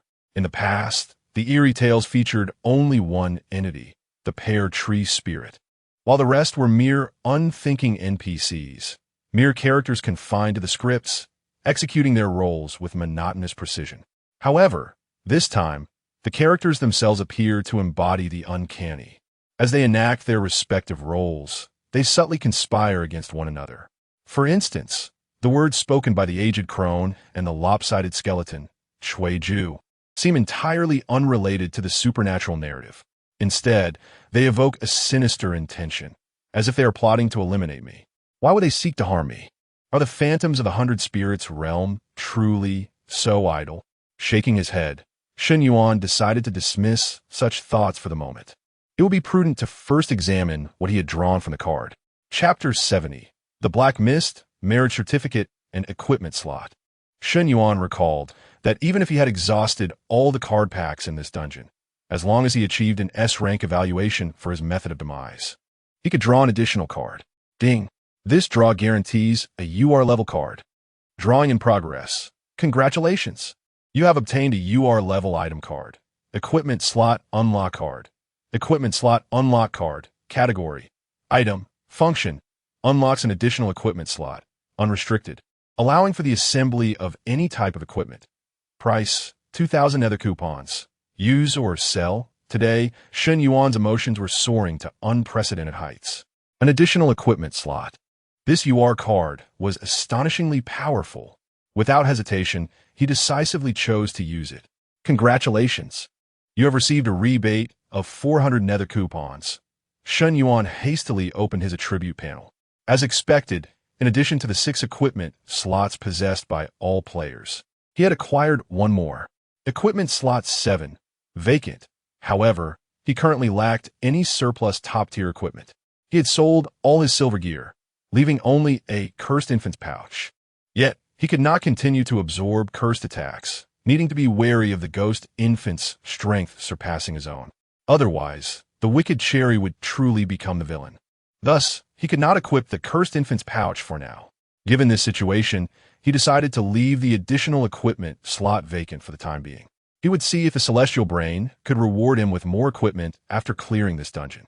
However, would such a special hidden dungeon even offer ranking rewards? That seemed rather unlikely. He could not harbor excessive hopes. Shen Yuan stroked his chin, preparing to depart the void when a tremendous clamor erupted from the juicer beside him. In the next moment, a cacophony of clattering ensued. Shen Yuan was left bewildered. What was happening? Nether coupons poured forth from the pain currency machine as if they were free, to the point that it could no longer contain them, scattering coupons across the ground. The entire spectacle lasted a full minute. As Shen Yuan collected the coupons, the pain currency machine continued to dispense. He didn't even have time to count how many he had gathered. When the pain currency machine finally calmed, he took a moment to organize himself. He was too lazy to count, simply depositing everything into the nether shop and checking his total balance there. Prior to this, he had nearly exhausted his nether coupons. Just moments ago, the rebate assistant had returned 400 points. Thus, the remainder must be the result of this conversion. Your nether coupon balance is 2,689 points. Shen Yuan was momentarily stunned. 2,689.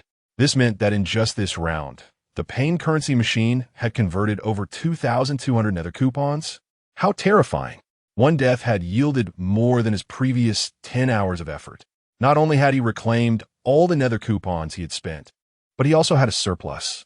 After a brief moment, Shen Yuan clicked his tongue in amazement, summarizing succinctly, absolutely insane. No longer lingering in the void, Shen Yuan opened his eyes and found himself back in the secluded courtyard. What is happening? Has night fallen? The dense black mist had yet to dissipate, leaving Shen Yuan in a state of bewilderment as he surveyed his surroundings. The enigmatic figures of Shui-ju and Sister Xia had vanished as well. Shen Yuan called out loudly, "Hello. Are there any remaining specters? Is that previous attack still forthcoming? The one referred to as the abyss? Could I perhaps experience it once more?" Silence enveloped the area, devoid of any sound. Have they all departed? I've stated countless times. Must they not offer a farewell before leaving? Is there no modicum of courtesy between humans and specters? Shen Yuan sighed in resignation. Alas, it seems that the earlier entity was indeed elusive. It is time for me to complete this instance. This marks the longest duration Shen Yuan has remained within the realm of horror tales, exceeding 11 hours in total. He was indeed feeling somewhat fatigued. While Shun Yuan merely felt a twinge of weariness, Cui Ju was on the verge of despair. The three of them had heard Shun Yuan's voice, yet they found themselves devoid of the ability to respond. Shun Yuan, he still lives? The abyssal soul had proven ineffective against him. A profound sense of hopelessness enveloped Cui Ju's mind. His hands trembled, and the earlier arrogance and confidence had vanished from his gaze. He had truly become subdued. Tang Li stood in the corner, her expression serene, lost in contemplation. Indeed, they had failed. Shun Yuan had resurrected as per usual. Only one instance of the horror tale remained. After the conclusion of the next one, Tang Li would meet her fate. Sister Xia inhaled deeply, wishing to console Tang Li. Shaoli Tang Li shook her head, interrupting Sister Xia's words. Sister Xia, I wish to be alone for a while. Do not worry about me. I am fine. Sister Xia gazed at Tang Li with a heart full of sympathy. Why? Why must it be Tang Li who encounters such misfortune? Why must she be bound by fate to someone as twisted as Shun Yuan? A profound sense of helplessness washed over Sister Xia. As the black mist gradually dispersed, the three specters once again beheld Shun Yuan's figure. At that moment, he was extracting the invitation that the old woman had given him at the outset. The invitation felt somewhat moldy and sticky to the touch, an odd sensation. At that juncture, Shun Yuan noticed the three specters hovering above and cheerfully inquired, "Oh, you haven't left? Why so silent? Shall we continue our game?" Cui Ju remained ensnared in shock and fear, while Sister Xia looked at Tang Li with concern. And Tang Li lowered her head, consumed by her thoughts. None of the specters wished to acknowledge Shun Yuan, the architect of their plight. Shun Yuan shrugged in disappointment, muttering to himself, "Everyone is so aloof. Perhaps a bit more warmth would be welcome." He grasped the invitation in hand and approached the octagonal table. "Since they sought me to exchange souls, it is likely this invitation is a ruse. I suspect it to be a marriage certificate.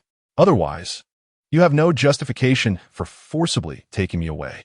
Shun Yuan sprinkled a bit of ash from the incense burner onto the invitation in his hand, and in an instant, the inscriptions upon it transformed. Marriage certificate. Shun Yuan was too indifferent to peruse the other chaotic content. Merely seeing the two characters marriage certificate at the top sufficed. However, the name in the corner captivated Shun Yuan's attention. Groom, Shun Yuan, bride, Tang Li Shirley. This must be the name that the old woman specially altered. How insidious. Moreover, countless fingerprints of Shun Yuan appeared on this marriage certificate. This explained the sticky and moldy texture of the invitation, intended to ensure Shun Yuan's fingerprints were imprinted upon it. Unbeknownst to him, he had left his mark, thereby consenting to this ghostly marriage. Shun Yuan raised his hand and tore the marriage certificate in half. With the certificate gone, this ghostly union would naturally come to an end. This must be the method to resolve this eerie tale. Crack. The marriage certificate in Shun Yuan's hand shattered with a sound. The originally crimson inscriptions vanished, replaced by 8 large characters. Yin and Yang in order. Joys and sorrows return to dust. Shun Yuan softly recited this phrase. Chapter 71. The hairpin, the ultimate, and the reconstructed stone. Tick-tock, a drop of rain fell, landing upon Shun Yuan's hand. In the blink of an eye, the rain intensified, cascading down like a torrential downpour. Amidst the deluge, 3 peculiar figures gradually turned to ash, and even the desolate manor where Shun Yuan stood began to fade away. The eerie tale of Zixayasha was nearing its conclusion. Shun Yuan stood amidst the rain, allowing the water to wash over him. Suddenly, he noticed that something had fallen from the ashen remains of Cui Ju. Could this eerie tale still yield equipment? Considering that a boss had already manifested in this narrative, Shun Yuan thought it plausible. Thus, he stepped forward. A hairpin lay quietly soaking in the rain, appearing rather ordinary.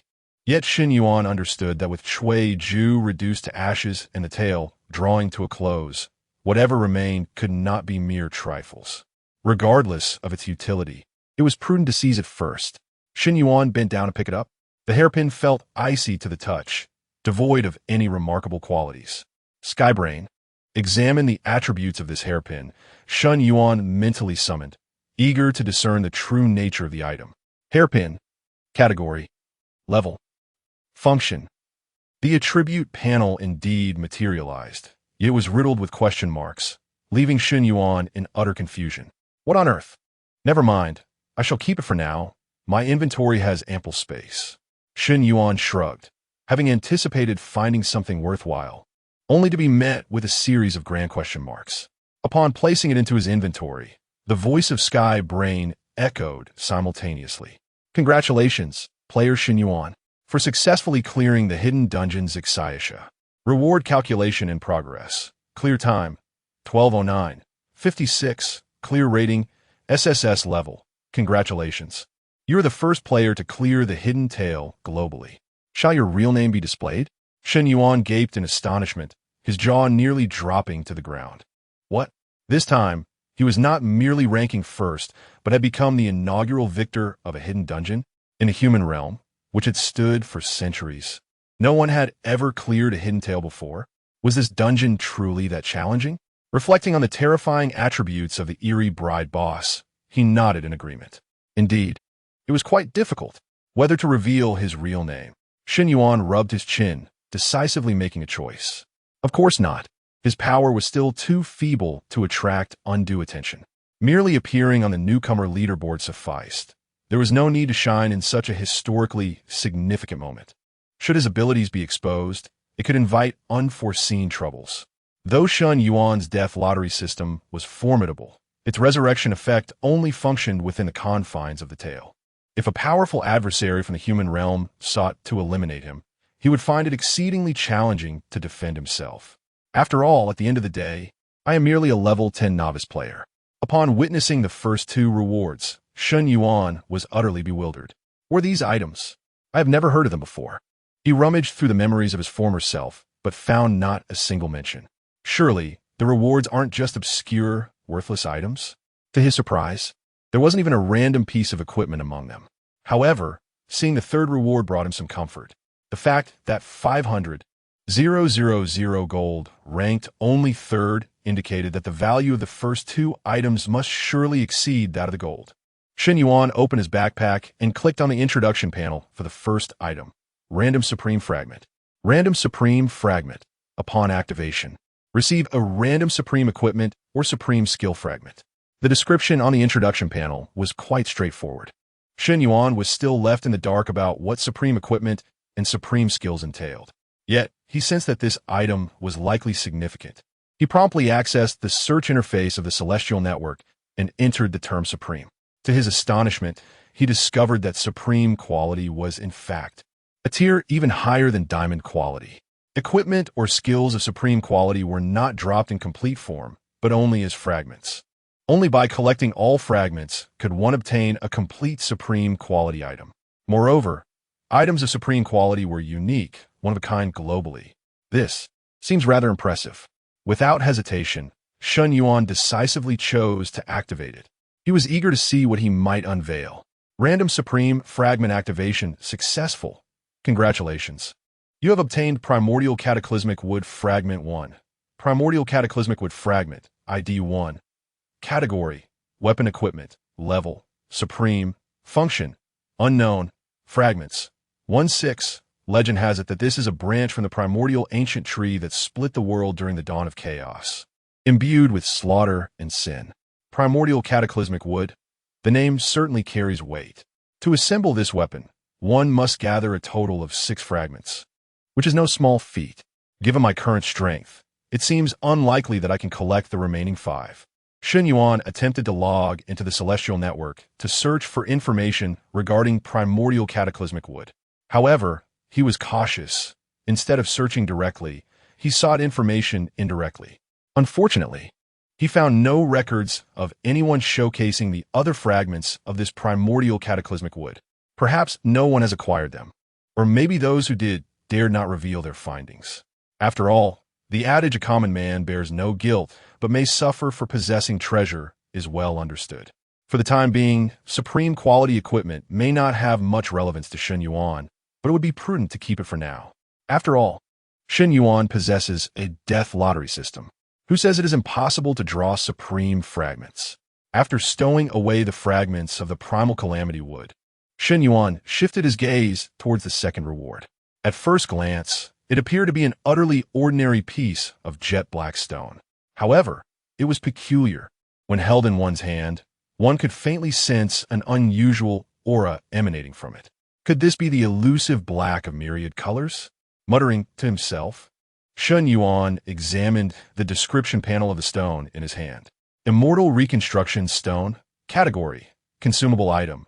Function: enhances any piece of equipment to diamond quality, star level inherited, with no change to the wearing level.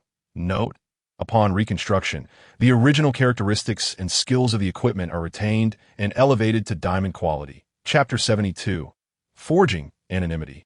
Sixth Sense? Shen Yuan stood in stunned silence, gazing at the unremarkable stone in his hand, momentarily lost in thought. Could this be the Pro-Max version of turning stone into gold? Diamond quality. Shen Yuan had never imagined that equipment of such caliber could be so close at hand. Moreover, a crucial detail was that using the immemorial reconstruction stone to elevate it to diamond quality would not alter its wear level. His ability to don the golden quality skeleton phoenix crown at level 5 was a direct result of turning stone into gold. Typically, bronze quality has no wear level restrictions, while silver quality requires level 5 or above.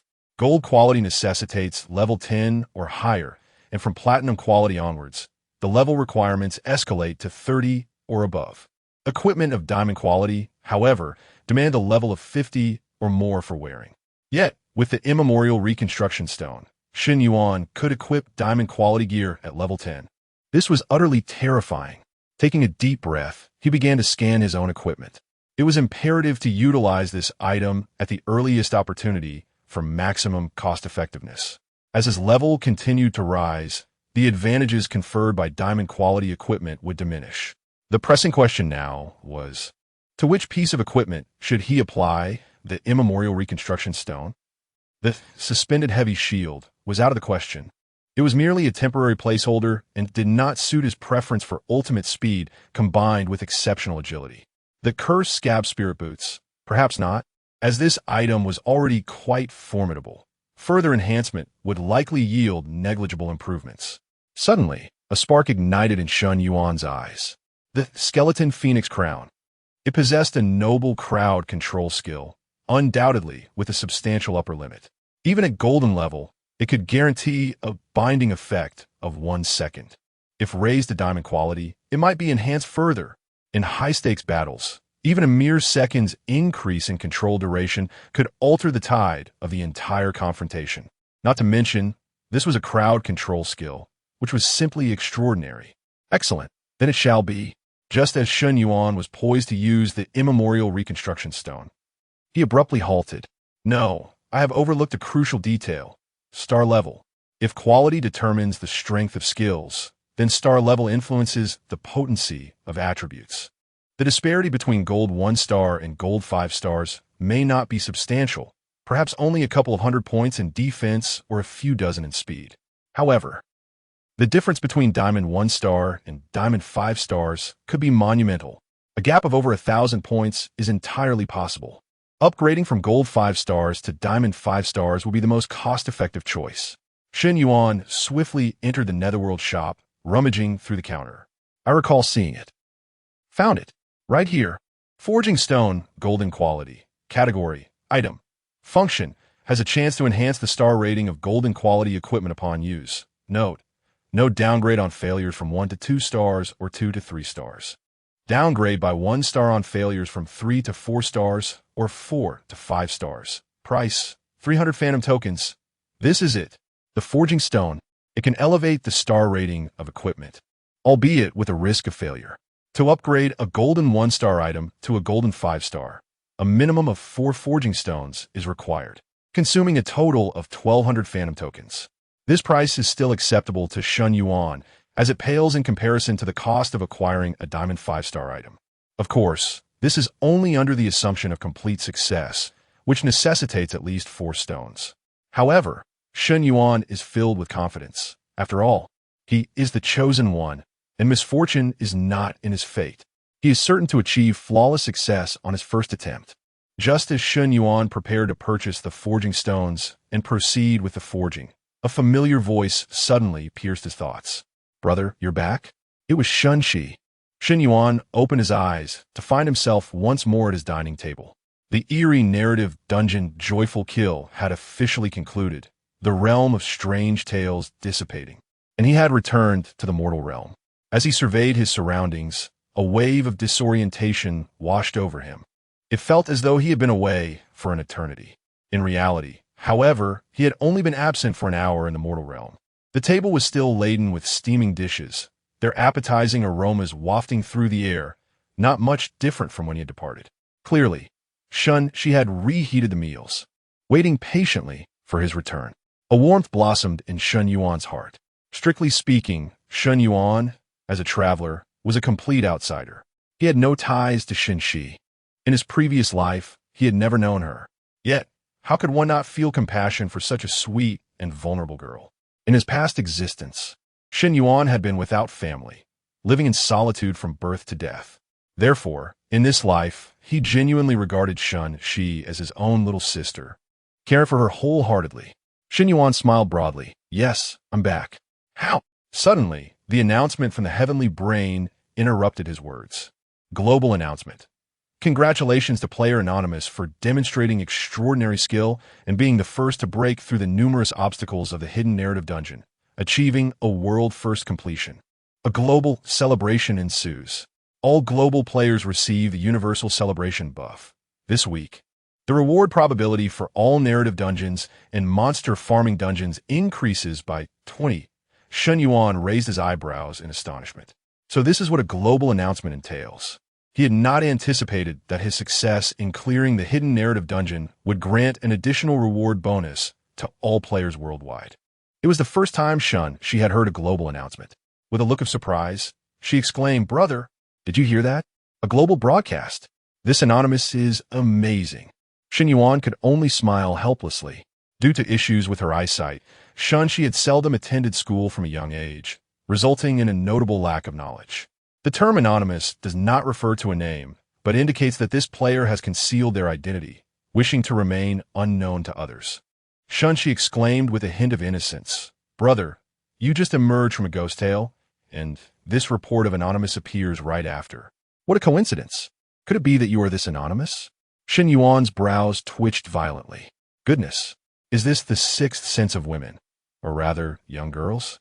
It's rather unsettling. My friend, Chapter 73. No worries, no regrets, Injo Candle. Shun Yuan coughed lightly, his mind racing as he quickly remarked, "Haha, just kidding. How could it possibly be me? I'm not that formidable. Besides, if it were truly me, why would I choose to remain anonymous? Wouldn't I want to seize this opportunity to enhance my reputation? That would make repaying our debts all the more convenient. Wouldn't it?" Shun Shi tilted her head thoughtfully, finding her brother's reasoning quite sound. "It's all right, brother. Even if you're not the one behind the anonymity, you are still the most remarkable in my eyes." Shun Yuan chuckled, genuinely appreciating her sweet words. "By the way, Shi, how did you know I was back?" Shun Shi smiled, revealing her little tiger teeth. "Because I calculated the time. You left exactly 1 hour ago, and I heard your breathing." Shun Yuan reached out to ruffle Shun Shi's hair. "But didn't I say I would go back to my room? Why were you waiting for me in the living room?" Shun Shi quickly lowered her head, resembling a child caught in wrongdoing, fearful of her brother's reprimand. "I was worried you might be hungry when you returned, so I came out 5 minutes early to warm up your meal." Shun Yuan had no intention of scolding Shun Shi. In fact, he was indeed feeling hungry. As he picked up his chopsticks and began to eat, he spoke earnestly, "Our family is in a special situation right now. Those who are after our debts might act a bit recklessly. If we encounter any danger, you must prioritize your safety and not worry about me. Understood? But such days won't last long. I'll strive to repay the debts swiftly, or once I grow strong enough to not fear anyone. Those debt collectors will think twice before approaching our family for money. In this human realm, strength ultimately reigns supreme. Without it, we must comply and repay our debts. With strength, there will be many eager to offer us support. However, until then, you must take good care of yourself, Shi." Shun Shi nodded obediently, choosing not to respond. Having returned home from the eerie tales, Shen Yuan felt considerably more relaxed, engaging in casual conversation with Shen Shi. Time slipped away unnoticed, and when Shen Yuan glanced at the clock, it was already 11 o'clock at night. All right, Shi, it's late. You should head back and rest. Shen Shi gasped in surprise, her mouth agape. What? It's 11 already? Sister Wang next door didn't tea practice today? She always plays at 10:30 without fail. I didn't hear any piano, and I thought it wasn't even 10:30 yet. Shen Yuan felt a twinge of confusion as well. Indeed, Sister Wang was a sound spirit pianist, and she practiced daily to maintain her prowess. Perhaps she had gone out tonight? Not dwelling on it further, Shen Yuan and Shun Shi washed up before returning to their respective rooms. Meanwhile, countless players in the human realm were startled by the announcement from the heavenly brain. Hidden Tale cleared. These 6 words reverberated deeply, shaking everyone to their core. On the forum, countless discussion threads regarding this matter appeared almost instantaneously. In the human realm, players of considerable stature comprehend the profound implications of these 6 words. The hidden horror instances are not a novel phenomenon. Throughout history, many formidable players have attempted to challenge such enigmatic scenarios, including numerous S-rank professionals. Yet, without exception, they all encountered failure. The success rate stands at an abysmal 0. Those who survived the ordeal emerged profoundly altered, their nerves frayed and hearts trembling. Many who subsequently engaged in horror instances were never able to regain their former composure, swiftly succumbing to the terrors within. Due to the limitations of the celestial brain, no one knows precisely what they encountered. However, it is evident to all that the hidden horror instances are exceedingly terrifying. Among the most infamous hidden horror events in recent years within the human realm, none is more notorious than the incident involving Night King Yi Wuwang's brother, Yi Wuqiu. Upon entering a hidden horror instance, Yi Wuqiu neither perished nor failed. Instead, he mysteriously vanished. Indeed, he simply disappeared. An hour after the horror unfolded. Logic dictates that Yi Wuqiu should have returned to the real world, whether he succeeded or failed. Yet, curiously, he seemed to evaporate into thin air, leaving no trace from that moment forth. Even now, 3 years later, Yi Wuwang has searched tirelessly, still fruitless in his quest for his brother. This peculiar event undoubtedly imbued the hidden horror with an even deeper air of mystery, inciting further dread among players in the human realm. Yet, astonishingly, the invincible myth surrounding hidden horrors has been shattered. The entire human realm is naturally ablaze with excitement. At the headquarters of the Xia Anti-Occult Alliance, a glass cup slipped from a hand, shattering upon impact with the tiled floor, instantly turning into shards. In the expansive conference room, filled with hundreds, an eerie silence enveloped the crowd. Not a single breath dared to be drawn. The breaking of a glass may not seem significant, but crucially, the one who shattered it was none other than Yi Wuwang, the apex of players in the human realm, the War King. At this moment, Yi Wuwang was devoid of his usual imposing presence. His eyes widened as if they might burst from their sockets, his mouth slightly agape, yet producing no sound. Had the hidden horror been conquered? Yi Wuwang gasped, fixated on the broadcast content from the celestial brain, fearing he might misread a single character. After what felt like an eternity, he finally spoke again, his voice quaking with emotion. Find him. I do not care what the cost. You must locate this anonymous individual who has cleared the hidden horror. He had triumphed over the hidden horror, and it was highly likely he possessed knowledge regarding its secrets. Perhaps even a means to rescue Wuqiu. Upon uttering these words, tears streamed down Yi Wuwang's face. Wuqiu, are you safe? At one of the largest guilds in the human realm, Yu Jioding headquarters, President Yin Jiozhu toyed with a wine glass in his hand, raising an eyebrow with keen interest. Having successfully navigated the hidden horror story dungeon, he chose to remain anonymous. The prestige derived from global announcements and rewards alone was sufficient to position him as a candidate for the title of King of Humanity. It perplexed him why he would opt for anonymity. Did he perhaps disdain fame? Or was it possible that this individual's identity was something to be concealed? Intriguing indeed. A thorough investigation was warranted. If such a talent could be persuaded to join my Yujinding, it might elevate our standing even further. Beside him, a subordinate puzzledly inquired, "President, are we not already the top guild in the realm of humanity?" Joju's expression soured, and he delivered a swift kick in response. "Enough of your prattle. What I seek is an unparalleled lead. Do you understand? Ideally, I aim to monopolize the entire realm of humanity. I refuse to be content merely as a president. Rather," he left his thought hanging, casting a glance towards the direction of the Huaxia Anti-Supernatural Alliance. "What I aspire to be is the king of humanity." Chapter 74. Confidence, Old Deng, and 9,000 Sorrows. In the Tianshan Garden 301, unbeknownst to Shen Yuan, much of the human realm was restless, unable to sleep due to a global broadcast that had stirred excitement. Many prepared to stay awake throughout the night, eager to grind in monster dungeons for coveted items. With a stroke of luck, they might even acquire a few pieces of equipment, propelling them to new heights. After all, ordinary players lacked Shen Yuan's extraordinary prowess. Obtaining equipment remained a formidable challenge for them. Within the human realm, the number of factions attempting to locate the anonymous player Shen Yuan was countless. By the time Shen Yuan donned his pajamas and settled into bed, it was already 11:30. He stared at the ceiling, blinking, yet sleep eluded him. After a moment of contemplation, he resolutely closed his eyes and once more entered the void. Perhaps he could seize this opportunity to forge the Bone Phoenix crown? Leveling it to golden 5 stars would grant him the chance to experience the sensation of diamond-quality equipment. Earlier, he had been interrupted while contemplating the purchase of forging stones. But now he could proceed without hindrance. "Do you confirm the use of 1,200 phantom coupons to purchase 4 forging stones?" Without hesitation, Shen Yuan selected confirm. For it is. No questions asked, just confidence. Current forging target, golden 1 star, golden 2 star. Success rate, 90. Do you confirm? Of course I confirm. With me here, there shall be no mishaps. At this moment, brimming with confidence, Shen Yuan was blissfully unaware that typically, the appearance of such a message heralded imminent misfortune. The Bone Phoenix crown and a forging stone levitated slowly into the air. A golden hammer manifested out of thin air, descending heavily. Yet, who could have anticipated that with the very first strike, the forging stone would shatter with a resounding crack, scattering fragments everywhere? Forging failed. Shen Yuan, what is going on? A failure on the very first attempt? You dare flip the script on a 90 success rate? Have you lost your mind?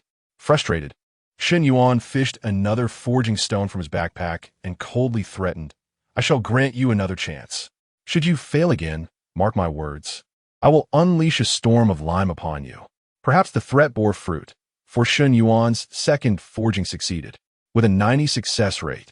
If he were to fail consecutively, it would warrant a lottery ticket. He might win a jackpot by morning and clear all his debts. Onward, maintain this momentum. Shen Yuan, emboldened by his success, initiated the third forging attempt. Without any incident, it succeeded once more. However, the experience of his initial failure had tempered Shen Yuan's exuberance. He refrained from prematurely celebrating. Gazing at the Bone Phoenix crown suspended in midair, he murmured, "Now that the Bone Phoenix crown has reached golden 3-star quality, should I fail to elevate it to golden 4-star, it would result in a demotion, not merely the loss of a forging stone." Having succeeded twice in quick succession, I had exhausted a fair share of luck. In such moments, one must find someone to shift the tides of fortune. Fortunately, I possessed a new account, undoubtedly brimming with good fortune. With a sly grin, Shen Yuan slowly retrieved the cursed infant pouch from his backpack amidst the void.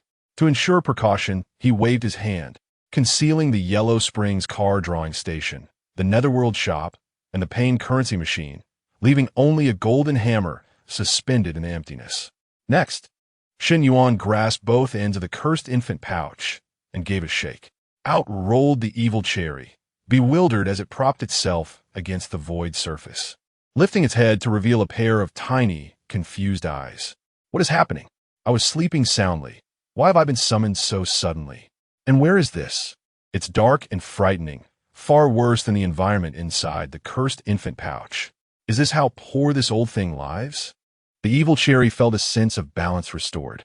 Shen Yuan beamed, helping the ghostly infant to its feet and pointing towards the golden hammer suspended in the void. Do you see the hammer, Cherry? Listen closely. Lend me a hand by pressing confirm. I assure you, it will have no adverse effects on you.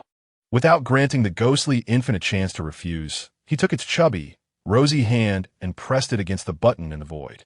The golden hammer vibrated a few times before resuming its swinging. Shun Yuan remained fixated on the hammer, and after a few strikes, the bone phoenix crown gleamed with brilliance. He understood this as a sign of success. Swiftly, he produced a forging stone, one he had procured prior to summoning the ghostly infant. Cherry, this is the final attempt. Put in your utmost effort. We must succeed. If we fail, you shall work to repay your debts once you grow up.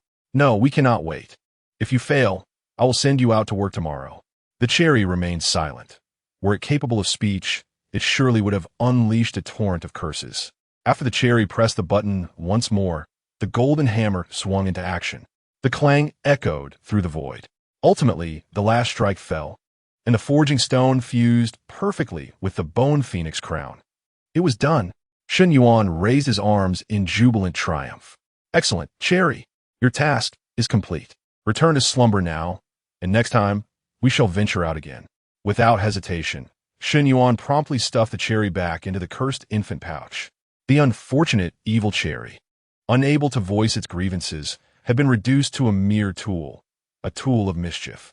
The bone phoenix crown returned to Shun Yuan's grasp, but it had undergone a transformation. Golden 5-star. Without further delay, he produced the immortal reconstruction stone and chose to use it on the bone phoenix crown. Use successful. Equipment reconstruction in progress. Please wait. Congratulations. Reconstruction successful. Bone phoenix crown. Category. Amulet equipment. Level. Diamond 5 stars. Defense. 22,000 energy. 8,000 attack. 1,200 speed. 1,000 stamina. 3,000. 3,000 vengeful threads. Energy cost. 200. Cooldown. 60s upon wearing. The hair transforms into 3,000 vengeful soul threads, capable of simultaneously ensnaring up to 99 targets. Each target is bound for a minimum of 3 seconds, with the duration extendable based on the disparity in strength. 6,000 deceptive threads, energy cost, 300 cooldown, 90s deceptive threads are unleashed, able to simultaneously attack up to 99 players, with each thread inflicting damage equivalent to 50 of the attack attribute. 9,000 sorrowful threads. Energy cost, 3,500. Cooldown, 600's 9,000 sorrowful threads transform into blood-red thorns, capable of piercing through up to 99 players, for every second of persistence. They siphon one of the ensnared player's maximum defense value and heal the wielder. Each blood-red vine remains anchored for a minimum of 3 seconds, with intensity augmented by the wielder's defensive attributes. Wearing restriction.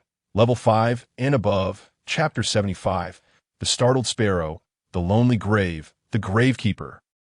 Shun Yuan could only imagine the formidable nature of diamond-grade equipment, yet he was utterly astonished by such an unparalleled model. Goodness, a defense bonus of 22,000 points. This figure is rather terrifying. Isn't it? The diamond-grade Bone Phoenix Crown grants an all-encompassing attribute enhancement, showing no favoritism whatsoever, a true numerical marvel. Each individual attribute's enhancement value has already surpassed Shun Yuan's total attributes at present. Not only is the attribute enhancement astounding, but the 3 skills of this Bone Phoenix Crown are equally extraordinary. The first skill, 3,000 Grievous Threads, is an absolutely top-tier control skill. Shun Yuan had yet to hear of any control skill capable of simultaneously controlling 99 players. Controlling 99 players, with each player held for a minimum of 3 seconds. To put it in familiar terms, if one person is controlled for 3 seconds, then 99 people would amount to a staggering 297 seconds. The second skill, 6,000 Deceptive Threads, is a premier area of effect attack skill. Although the damage bonus is only 50, which may not seem overly impressive, the ability to target 99 players is its true strength. Coupled with Shun Yuan's attributes that far exceed level 10, he has transcended the realm of one-on-one invincibility. Even facing 99 opponents is utterly within his capabilities. The third skill, 9,000 Sorrowful Threads, is the pinnacle of excellence. It can siphon off one of an enemy player's maximum defense value every second, if fully utilized on 99 individuals. It can restore an immense amount of defense value every second. It is simply the essence of immortality. Shen Yuan held back his excitement for a moment and finally managed to utter a phrase. Incredible. Truly incredible. He swallowed hard and unhesitatingly donned the Bone Phoenix crown. He might very well be the first player in history to wear diamond-grade equipment at level 10. Wun Tihi. Shen Yuan's attribute panel underwent a transformative change. Shen Yuan level 10 class. Not yet awakened. Health 0. Defense 28 963. Energetic 10 550. Attack 1 849. Speed 1 704. Stamina 3 653. As Shen Yuan gazed at his attributes, he estimated that they were roughly equivalent to that of a level 30 character without an awakened class. Outpacing by 20 levels, he took a deep breath, suppressing the excitement within. In the mere span of 2 days since his arrival in the human realm, he had achieved such remarkable accomplishments. To claim he felt neither pride nor joy would be disingenuous. With my current strength, I am quite formidable, am I not? It is hard to fathom what my attributes will resemble once I complete the 9 Tales of Horror and transition into an SSS grade class. Shen Yuan could scarcely contain his eagerness to complete the 9 Tales immediately. Alas, there is a limit to the number of tales. Even if he wished to participate, he could not. However, with only 5 tales remaining, the dawn of success was in sight. Twice a day, and within 3 days at most, Shen Yuan murmured to himself, content, as he withdrew from the void and prepared for slumber.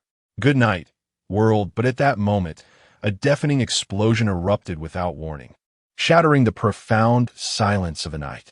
The sound was thunderous, and Shen Yuan distinctly felt the entire bed shudder violently as though struck by a heavy blow, nearly tossing the unsuspecting him onto the floor. His countenance turned ashen. The noise clearly emanated from his living room. A sudden dread gripped his heart as he realized that someone had forcibly entered his home. In an instant, the alarm blared to life, its shrill and piercing tone akin to thunder cracking in the stillness. This sound could undoubtedly be heard for miles around. Without a moment's hesitation, Shen Yuan sprang from his bed, flinging open the bedroom door and gazing into the chaos of the living room. Before him lay a scene of utter disarray. The security door had been reduced to splinters scattered across the floor. The shards on the ground gleamed with a blinding crimson light, accompanied by an excruciatingly shrill alarm. This was a defense mechanism set by his father before his capture, known as Startling Sparrow. If anyone attempted to breach the door, the alarm would sound, alerting the nearby police within a minute or two. Yet the shadowy figure standing at the doorway, hands tucked into pockets, seemed utterly unfazed by the cacophony of Startling Sparrow. He gazed at the shimmering fragments on the floor, mockingly muttering to himself. Indeed, I suspected that old fool favored useless contraptions, Startling Sparrow ha fool. Did you truly believe this would hinder me? No one can hear these alarms. No one will come here. And no one can save your son. This place has become a lonely grave. Shun Tian, watch closely as I methodically annihilate your entire family. The audacity of the shadow stemmed from his assurance in his professional prowess, having thoroughly sealed the entire 3rd floor. As an A-grade spatial practitioner known as the Gravekeeper, he wielded a formidable ability called Lonely Grave. This extraordinary skill allowed him to completely isolate any area, transforming it into an utterly desolate burial ground. Once Lonely Grave was successfully activated, the region would be cut off from the outside world. No sounds could escape, nor could anyone intrude. Those trapped within the Lonely Grave would find themselves utterly powerless to escape. The Lonely Grave of the Gravekeeper was regarded as the most potent sealing technique known in the human realm, justifying its A-grade classification. Moreover, the duration and extent of the sealing were directly proportional to the time invested in its activation. Today, the shadow had been lying in wait for a full 10 hours, successfully enveloping the entire 3rd floor within the confines of the Lonely Grave. In the tranquil silence preceding the storm, Shen Yuan had unknowingly become a caged beast. What overwhelming pressure! Almost instantaneously upon catching sight of the shadow, Shen Yuan sensed that something was amiss. He fixated on the figure cloaked in darkness, his heart tumultuous like the rising tides.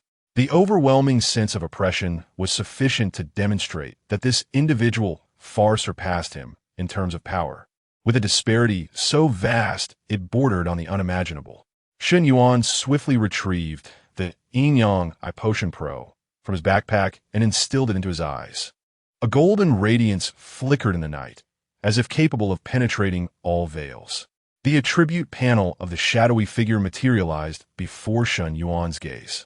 Pei Duanhong, level 59, class A-class, space type Gravekeeper, health, defense 247,310, energy 100,900, attack 14,591, speed 8,038, stamina 26,772, equipment count 6, weapon slot Dragon Flame Judgment, platinum 1 star, armor slot Embrace of the Seraph, gold 3 star, boot slot Wanderer, gold 5 star, ring slot Chaotic Twin Ring, platinum 2 star, amulet slot Eternal Covenant, silver 5 star, cloak slot Dark Abyss, gold 1 star. Chapter 76, Crisis. Cornered beast, unable to escape? Sucking in a sharp breath, Shen Yuan's heart plummeted into despair. Level 59, all 6 pieces of equipment fully upgraded. Such terrifying power was even greater than that of the joyful bride within the realm of Shisha. The speed attribute of the bride was merely 2,999 points. Yet this individual reached an astonishing 8,038 points. The attack attribute soared to an incredible 14,000. Shen Yuan's current defense could withstand at most 2 of his attacks. Even accounting for the damage reduction from blood overflowing wedding garment, he could barely endure a few more blows. Just moments ago, Shen Yuan had felt that his strength had reached a commendable level, but now reality had dealt him a harsh blow. Not enough. Far from sufficient. His power remained too feeble, leaving him entirely at the mercy of others. With fury roiling within him, Shen Yuan clenched his fists and coldly demanded, "Who are you?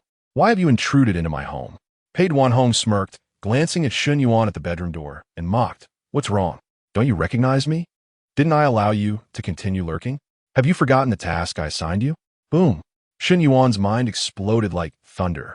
So it was him, the man behind Wu Yuzhu. In an instant, his gaze turned frigid. "So it was you. You wished to kill me." Pei Duanhong laughed uncontrollably, nearly gasping for breath. "Ha ha ha. Indeed, it is I. Did you think that by mimicking Hu Yuzhu's tone in your response, I would be deceived? Shen Yuan, do you consider others to be fools? The moment Hu Yuzhu perished, I was already aware. I simply did not expect that they could not even handle a fledgling like you. Truly pathetic. I have no choice but to take matters into my own hands." Shen Yuan discreetly cast a glance at Shun Shi's room, silently praying that she would not emerge. He took a deep breath, fixating on the shadow in the darkness, and spoke solemnly. "You seek money, do you not? I have money. I can give you money. I will gradually repay my parents' debts. If you kill me, you shall gain nothing. I have not found any money in my home. Your act of murder would be entirely meaningless. My parents did not set up any concealment talisman." Pei Duanhong shook his head, his voice menacing. "The concealment talisman was arranged by Shun Tian under my observation. I am certain he has hidden those items away. Shen Yuan, your attempts at evasion are futile. I require the information within that safe. I must know what they discovered. As for money, do you really think I need that filthy currency? At my level, money is but a trivial concern." Shen Yuan was utterly bewildered. No money? What is a safe? What connection does Pei Duanhong have with his father, Shun Tian, that he could oversee the arrangement of the concealment talisman? What? Have I exposed your lies, leaving you with nothing to say? Pei Duanhong's patience seemed to be rapidly depleting as he stepped forward, gradually approaching Shen Yuan, entering the light of the moon. For the first time, Shen Yuan discerned his face clearly. Pei Duanhong possessed a square face, with features that were remarkably well-defined. His thick brows and large, striking eyes rendered him quite handsome. certainly a paragon among middle-aged men. Yet his eyes exhibited an almost eerie crimson hue, swirling with complex emotions such as rage, ferocity, and malevolence, as if they were poised to engulf Shen Yuan in the next moment. It was a gaze more terrifying than bizarre. At that moment, Pei Duanhong appeared to be scrutinizing Shen Yuan, seemingly deep in thought. Shen Yuan, this is not our first encounter yet. This time, you evoke a different sensation in me. The genes of the Shen family are indeed formidable. If you continue to develop, you may well become a prodigy. Alas, today, you are doomed to perish. Shen Yuan remained composed and retorted, "You heard that piercing alarm, did you not? Soon, reinforcements will arrive. If you kill me, you shall not escape." Pei Duanhong scoffed, awkwardly rolling his neck. "Having resolved to strike, I shall not allow any unforeseen events. Neither you nor your sister Shun, she can evade me." Shen Yuan's expression shifted dramatically. This man was aware of Shun Shi's existence and had no intention of sparing her. Pei Duanhong continued, "Only with your deaths can I locate that safe. Only then can I acquire their research. Research that absolutely must not be discovered by humanity. Therefore, perish." As his words fell, Pei Duanhong casually raised his hand, intending to crush the insignificant creature before him. However, he had not anticipated that Shen Yuan was perpetually on high alert, observing his every movement. Almost simultaneously with Pei Duanhong's gesture, Shen Yuan sprang into action. He decisively unleashed a B-rank combat skill, Wolf Strike, swiftly darting aside to widen the distance between them. Upon landing, he rolled seamlessly, rising without a hitch, his speed unimpeded as he dashed towards the entrance. The sequence of movements was impeccably fluid. In distancing himself from Pei Duanhong, he also diverted his attention, safeguarding Shun Shi within the confines of the room. A twofold victory. Pei Duanhong grasped at thin air, somewhat astonished as he turned to see Shen Yuan's figure nearly vanishing into the distance. His speed is rather impressive. What level is he? He pondered. How can his attributes be so high? Wasn't he just an adult for a few days? Have I misremembered? And if I am not mistaken, that was a B-rank combat skill he just employed, right? How did he master such an advanced technique? Although Pei Duanhong harbored doubts, he did not dwell on them. Even if Shen Yuan surpassed his expectations in strength, he remained merely a trivial insect, easily crushed. He had no intention of pursuing Shen Yuan. After all, Shen Yuan could not possibly escape. Pei Duanhong gazed at Shen Yuan's fleeing silhouette and mockingly declared, "Run, by all means, you are free to flee. I could very well eliminate your sister, Shun Shi, for you. After all, you surely do not cherish this burden of a sister, do you? Allow me to assist you in her demise. You may yet escape, perhaps even survive." Shen Yuan abruptly halted, his teeth clenched in frustration. Damn it, abandoning Shun Shi. He could never bring himself to do such a thing. What should he do? What course of action should he take? With his back turned to Pei Duanhong, Shen Yuan took a deep breath, his mind racing. He understood all too well that in times of peril, one must remain composed. He could not afford to lose his composure. Focus. Think quickly. Chapter 77. Concealment, Judgment, Hide, and Seek. As hard power proved insufficient, Shen Yuan resolved to rely on the cards he had drawn from the underworld lottery. In his mind, the cards he once acquired flickered past like a revolving lantern. Suddenly, a thought crystallized. He recalled that he had drawn an item known as the concealment box. The concealment box had the ability to render them invisible, and it could cloak both him and Shun Shi. Once shrouded in invisibility, they could seize the opportunity to escape from this place. However, the concealment box required a 5-second guidance period, and he needed to be in close proximity to Shun Shi when activating it. Thus, he had to enter Shun Shi's bedroom. Without hesitation, Shen Yuan invoked 3,000 grievous threads. Thousands of delicate strands of hair concealed themselves within the night, shooting towards Pei Duanhong. By the time Pei Duanhong discerned the strands, it was already too late. The 3,000 grievous threads swiftly ensnared him, immobilizing him in place. What on earth? Pei Duanhong gasped in shock. What is this? He instinctively struggled, but found the bonds utterly unyielding. As the 3,000 grievous threads bound Pei Duanhong, Shen Yuan sprinted towards Shun Shi's bedroom without a moment's hesitation. He had merely 3 seconds. Regardless of how formidable the Bone Phoenix crown might be, Shen Yuan was only level 10, and the disparity between him and a level 59 Pei Duanhong was insurmountable. He could manage at most 3 seconds of control. Even additional second seemed implausible. As Shen Yuan unleashed the 3,000 grievous threads, the guidance for the concealment box commenced simultaneously. With a guidance period of 5 seconds and a control duration of 3 seconds, there existed a 2-second window. In merely 0.98 seconds, Shen Yuan dashed to the threshold of the bedroom like an arrow released from a bow.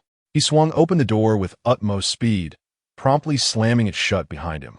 The sound reverberated ominously, sending a jolt through the air.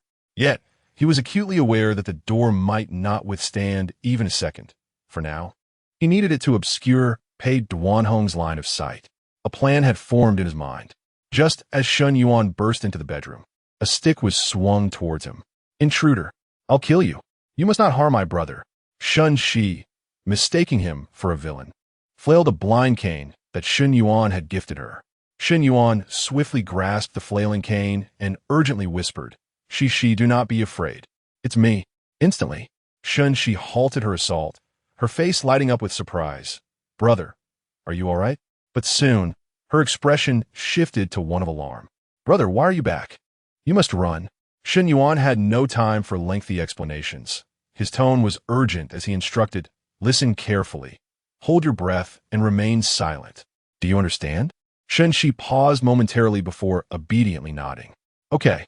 3 seconds had elapsed.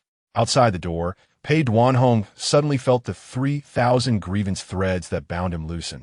With a slight exertion, all the 3,000 grievance threads disintegrated into fine ash. The restraints were lifted. Pei Duanhong's sinister voice resonated slowly.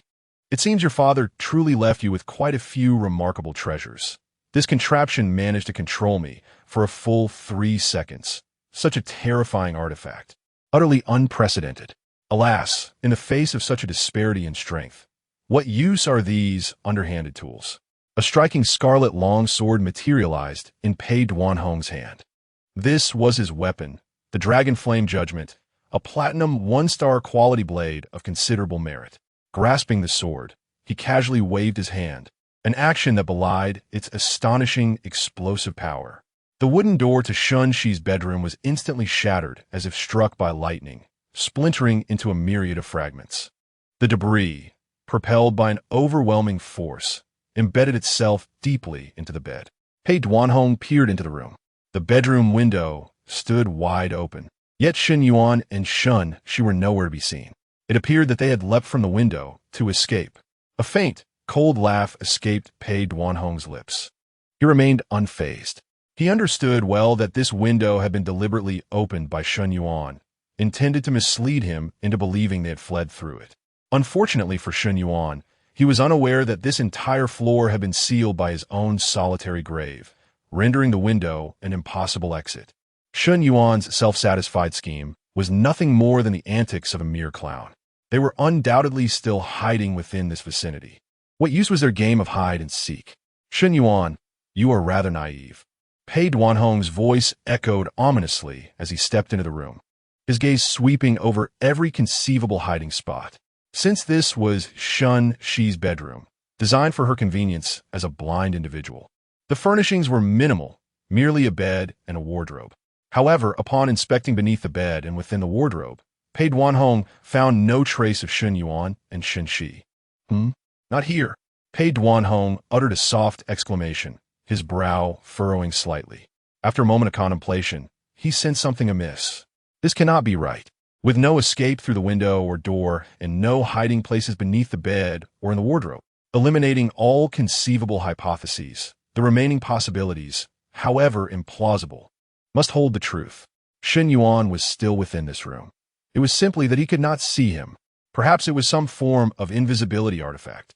After all, Shen Yuan possessed top-tier control tools. Acquiring an invisibility device seemed plausible.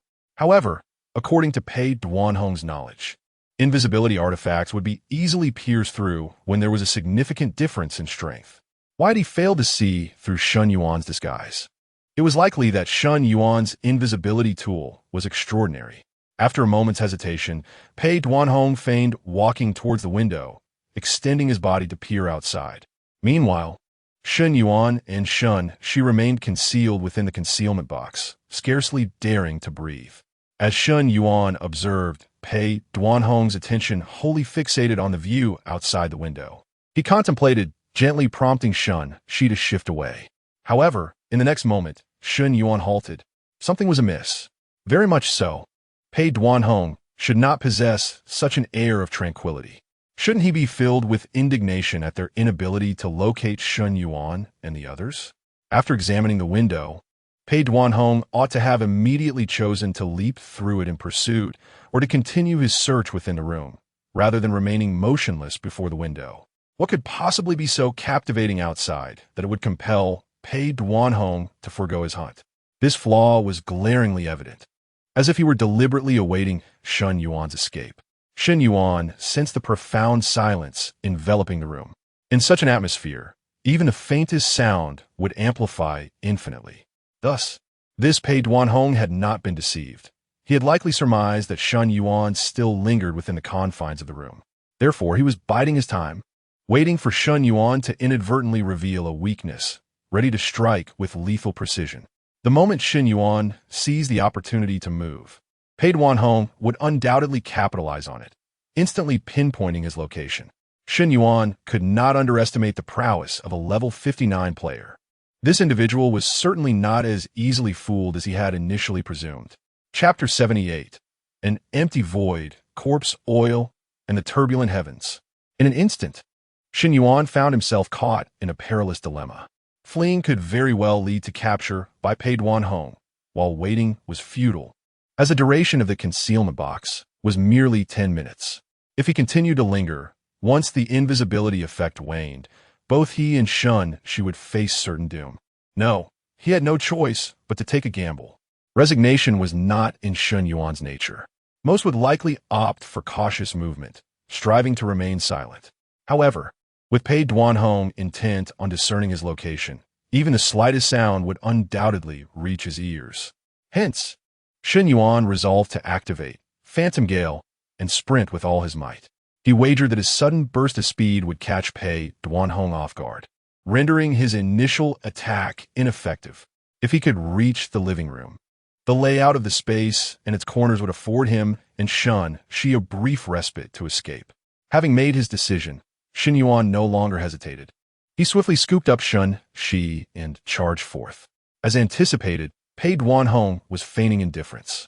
Almost simultaneously with Shun Yuan's movement, Pei Duanhong pivoted, his body a streak of black lightning surging towards the bedroom door, his sword slicing through the air with a menacing whistle as it aimed for Shun Yuan's head.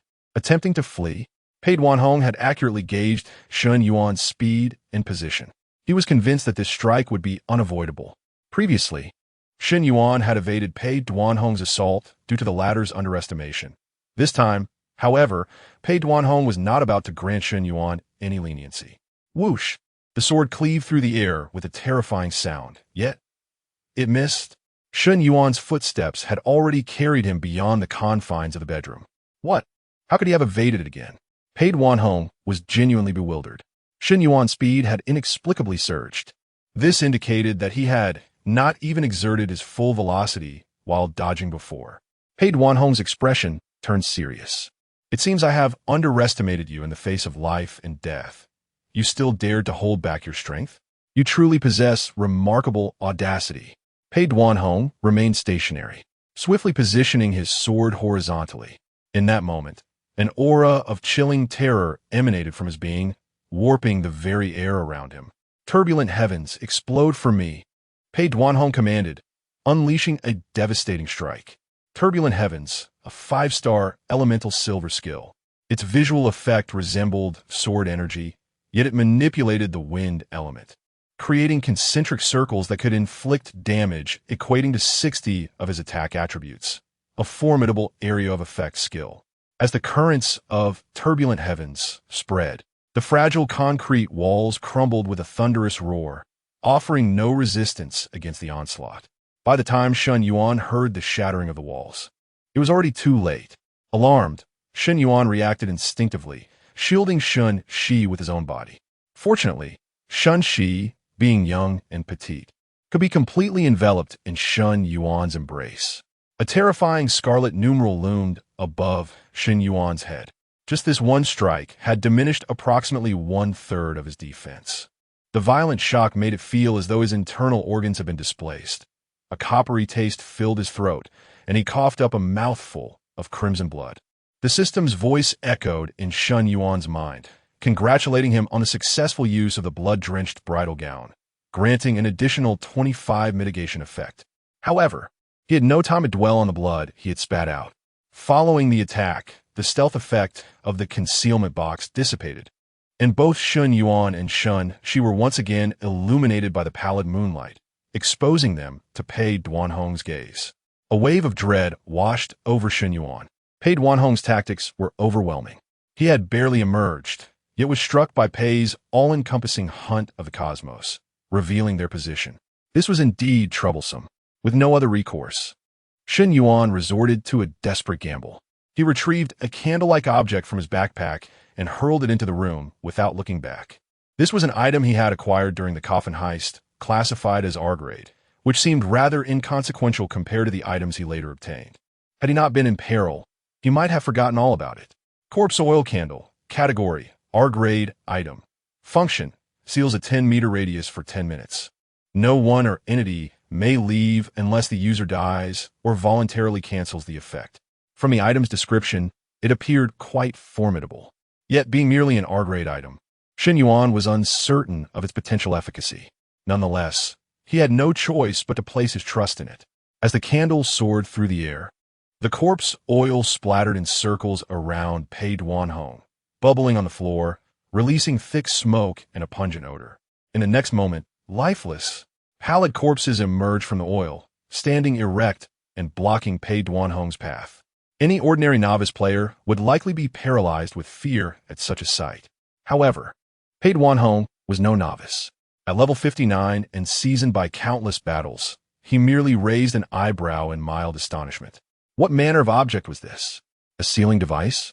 He had reached level 59 without ever encountering such a malevolent item. Intriguing indeed.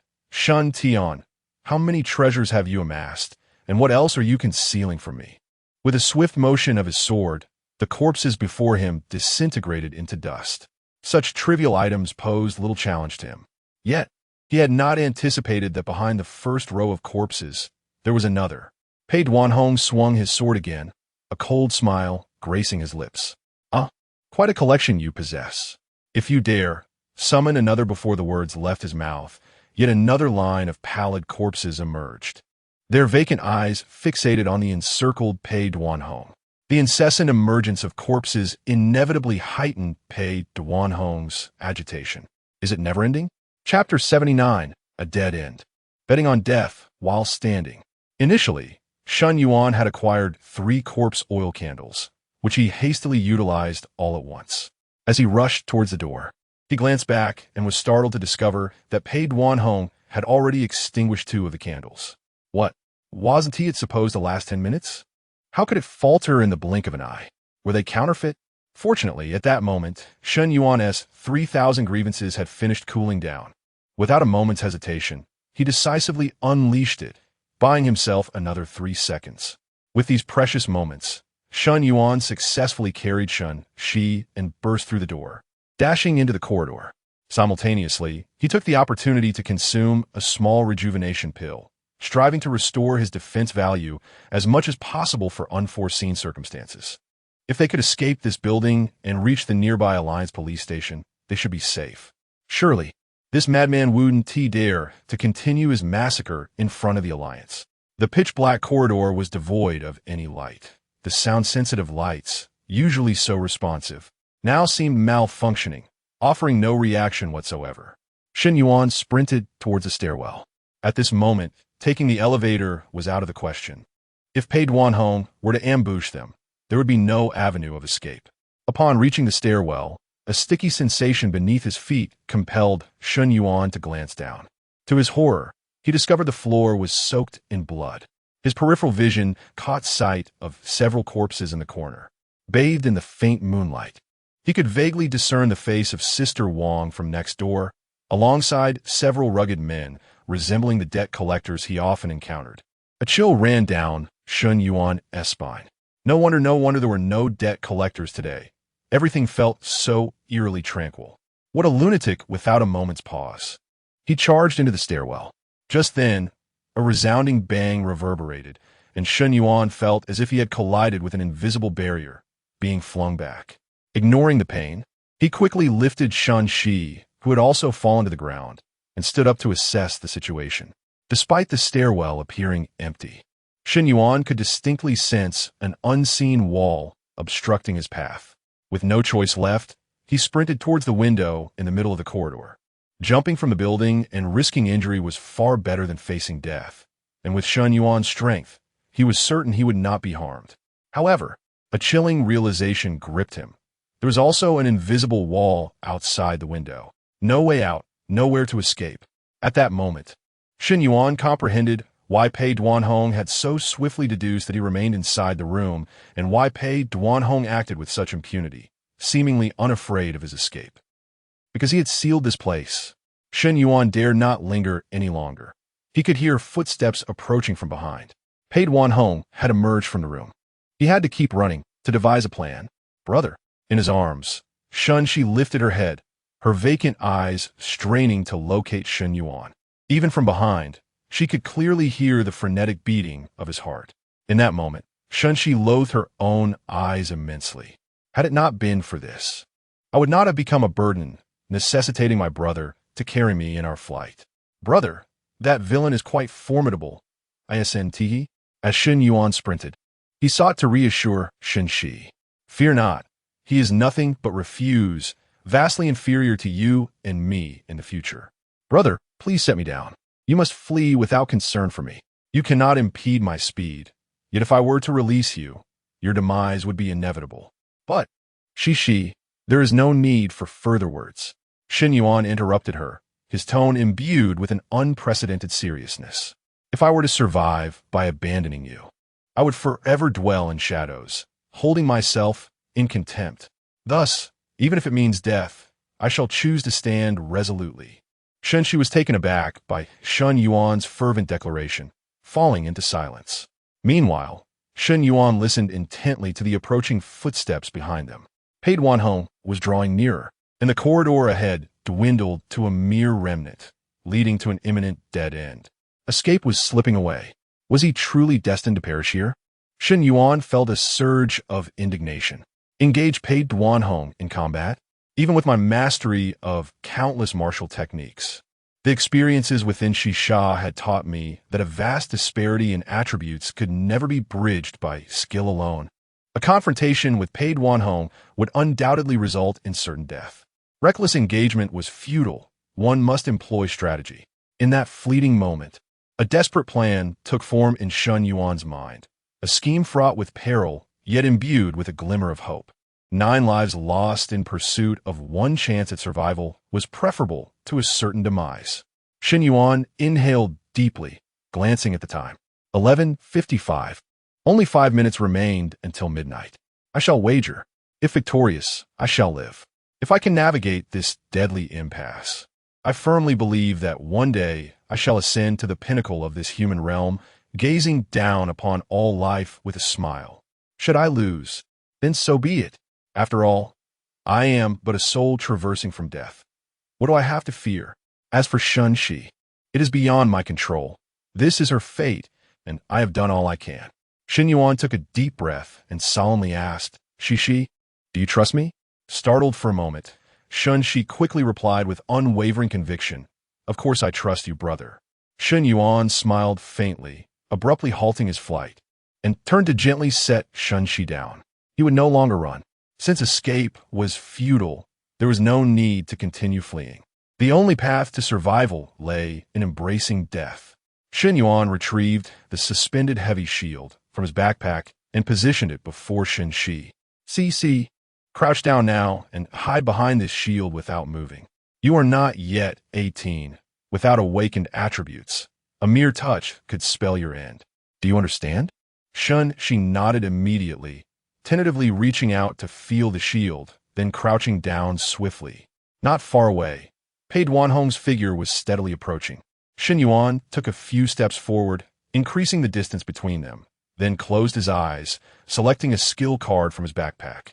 Crimson Marrow's spell, Function, consumes life force to significantly enhance all personal skill effects, including equipment skills, for a duration of 5 minutes. Cost, after 5 minutes. Due to the depletion of life force, a weakened state will ensue, lasting for 30 minutes. This is an SSR-level skill card that Shen Yuan drew within the cursed iron cage. Today's peril compels Shen Yuan to reveal all his trump cards.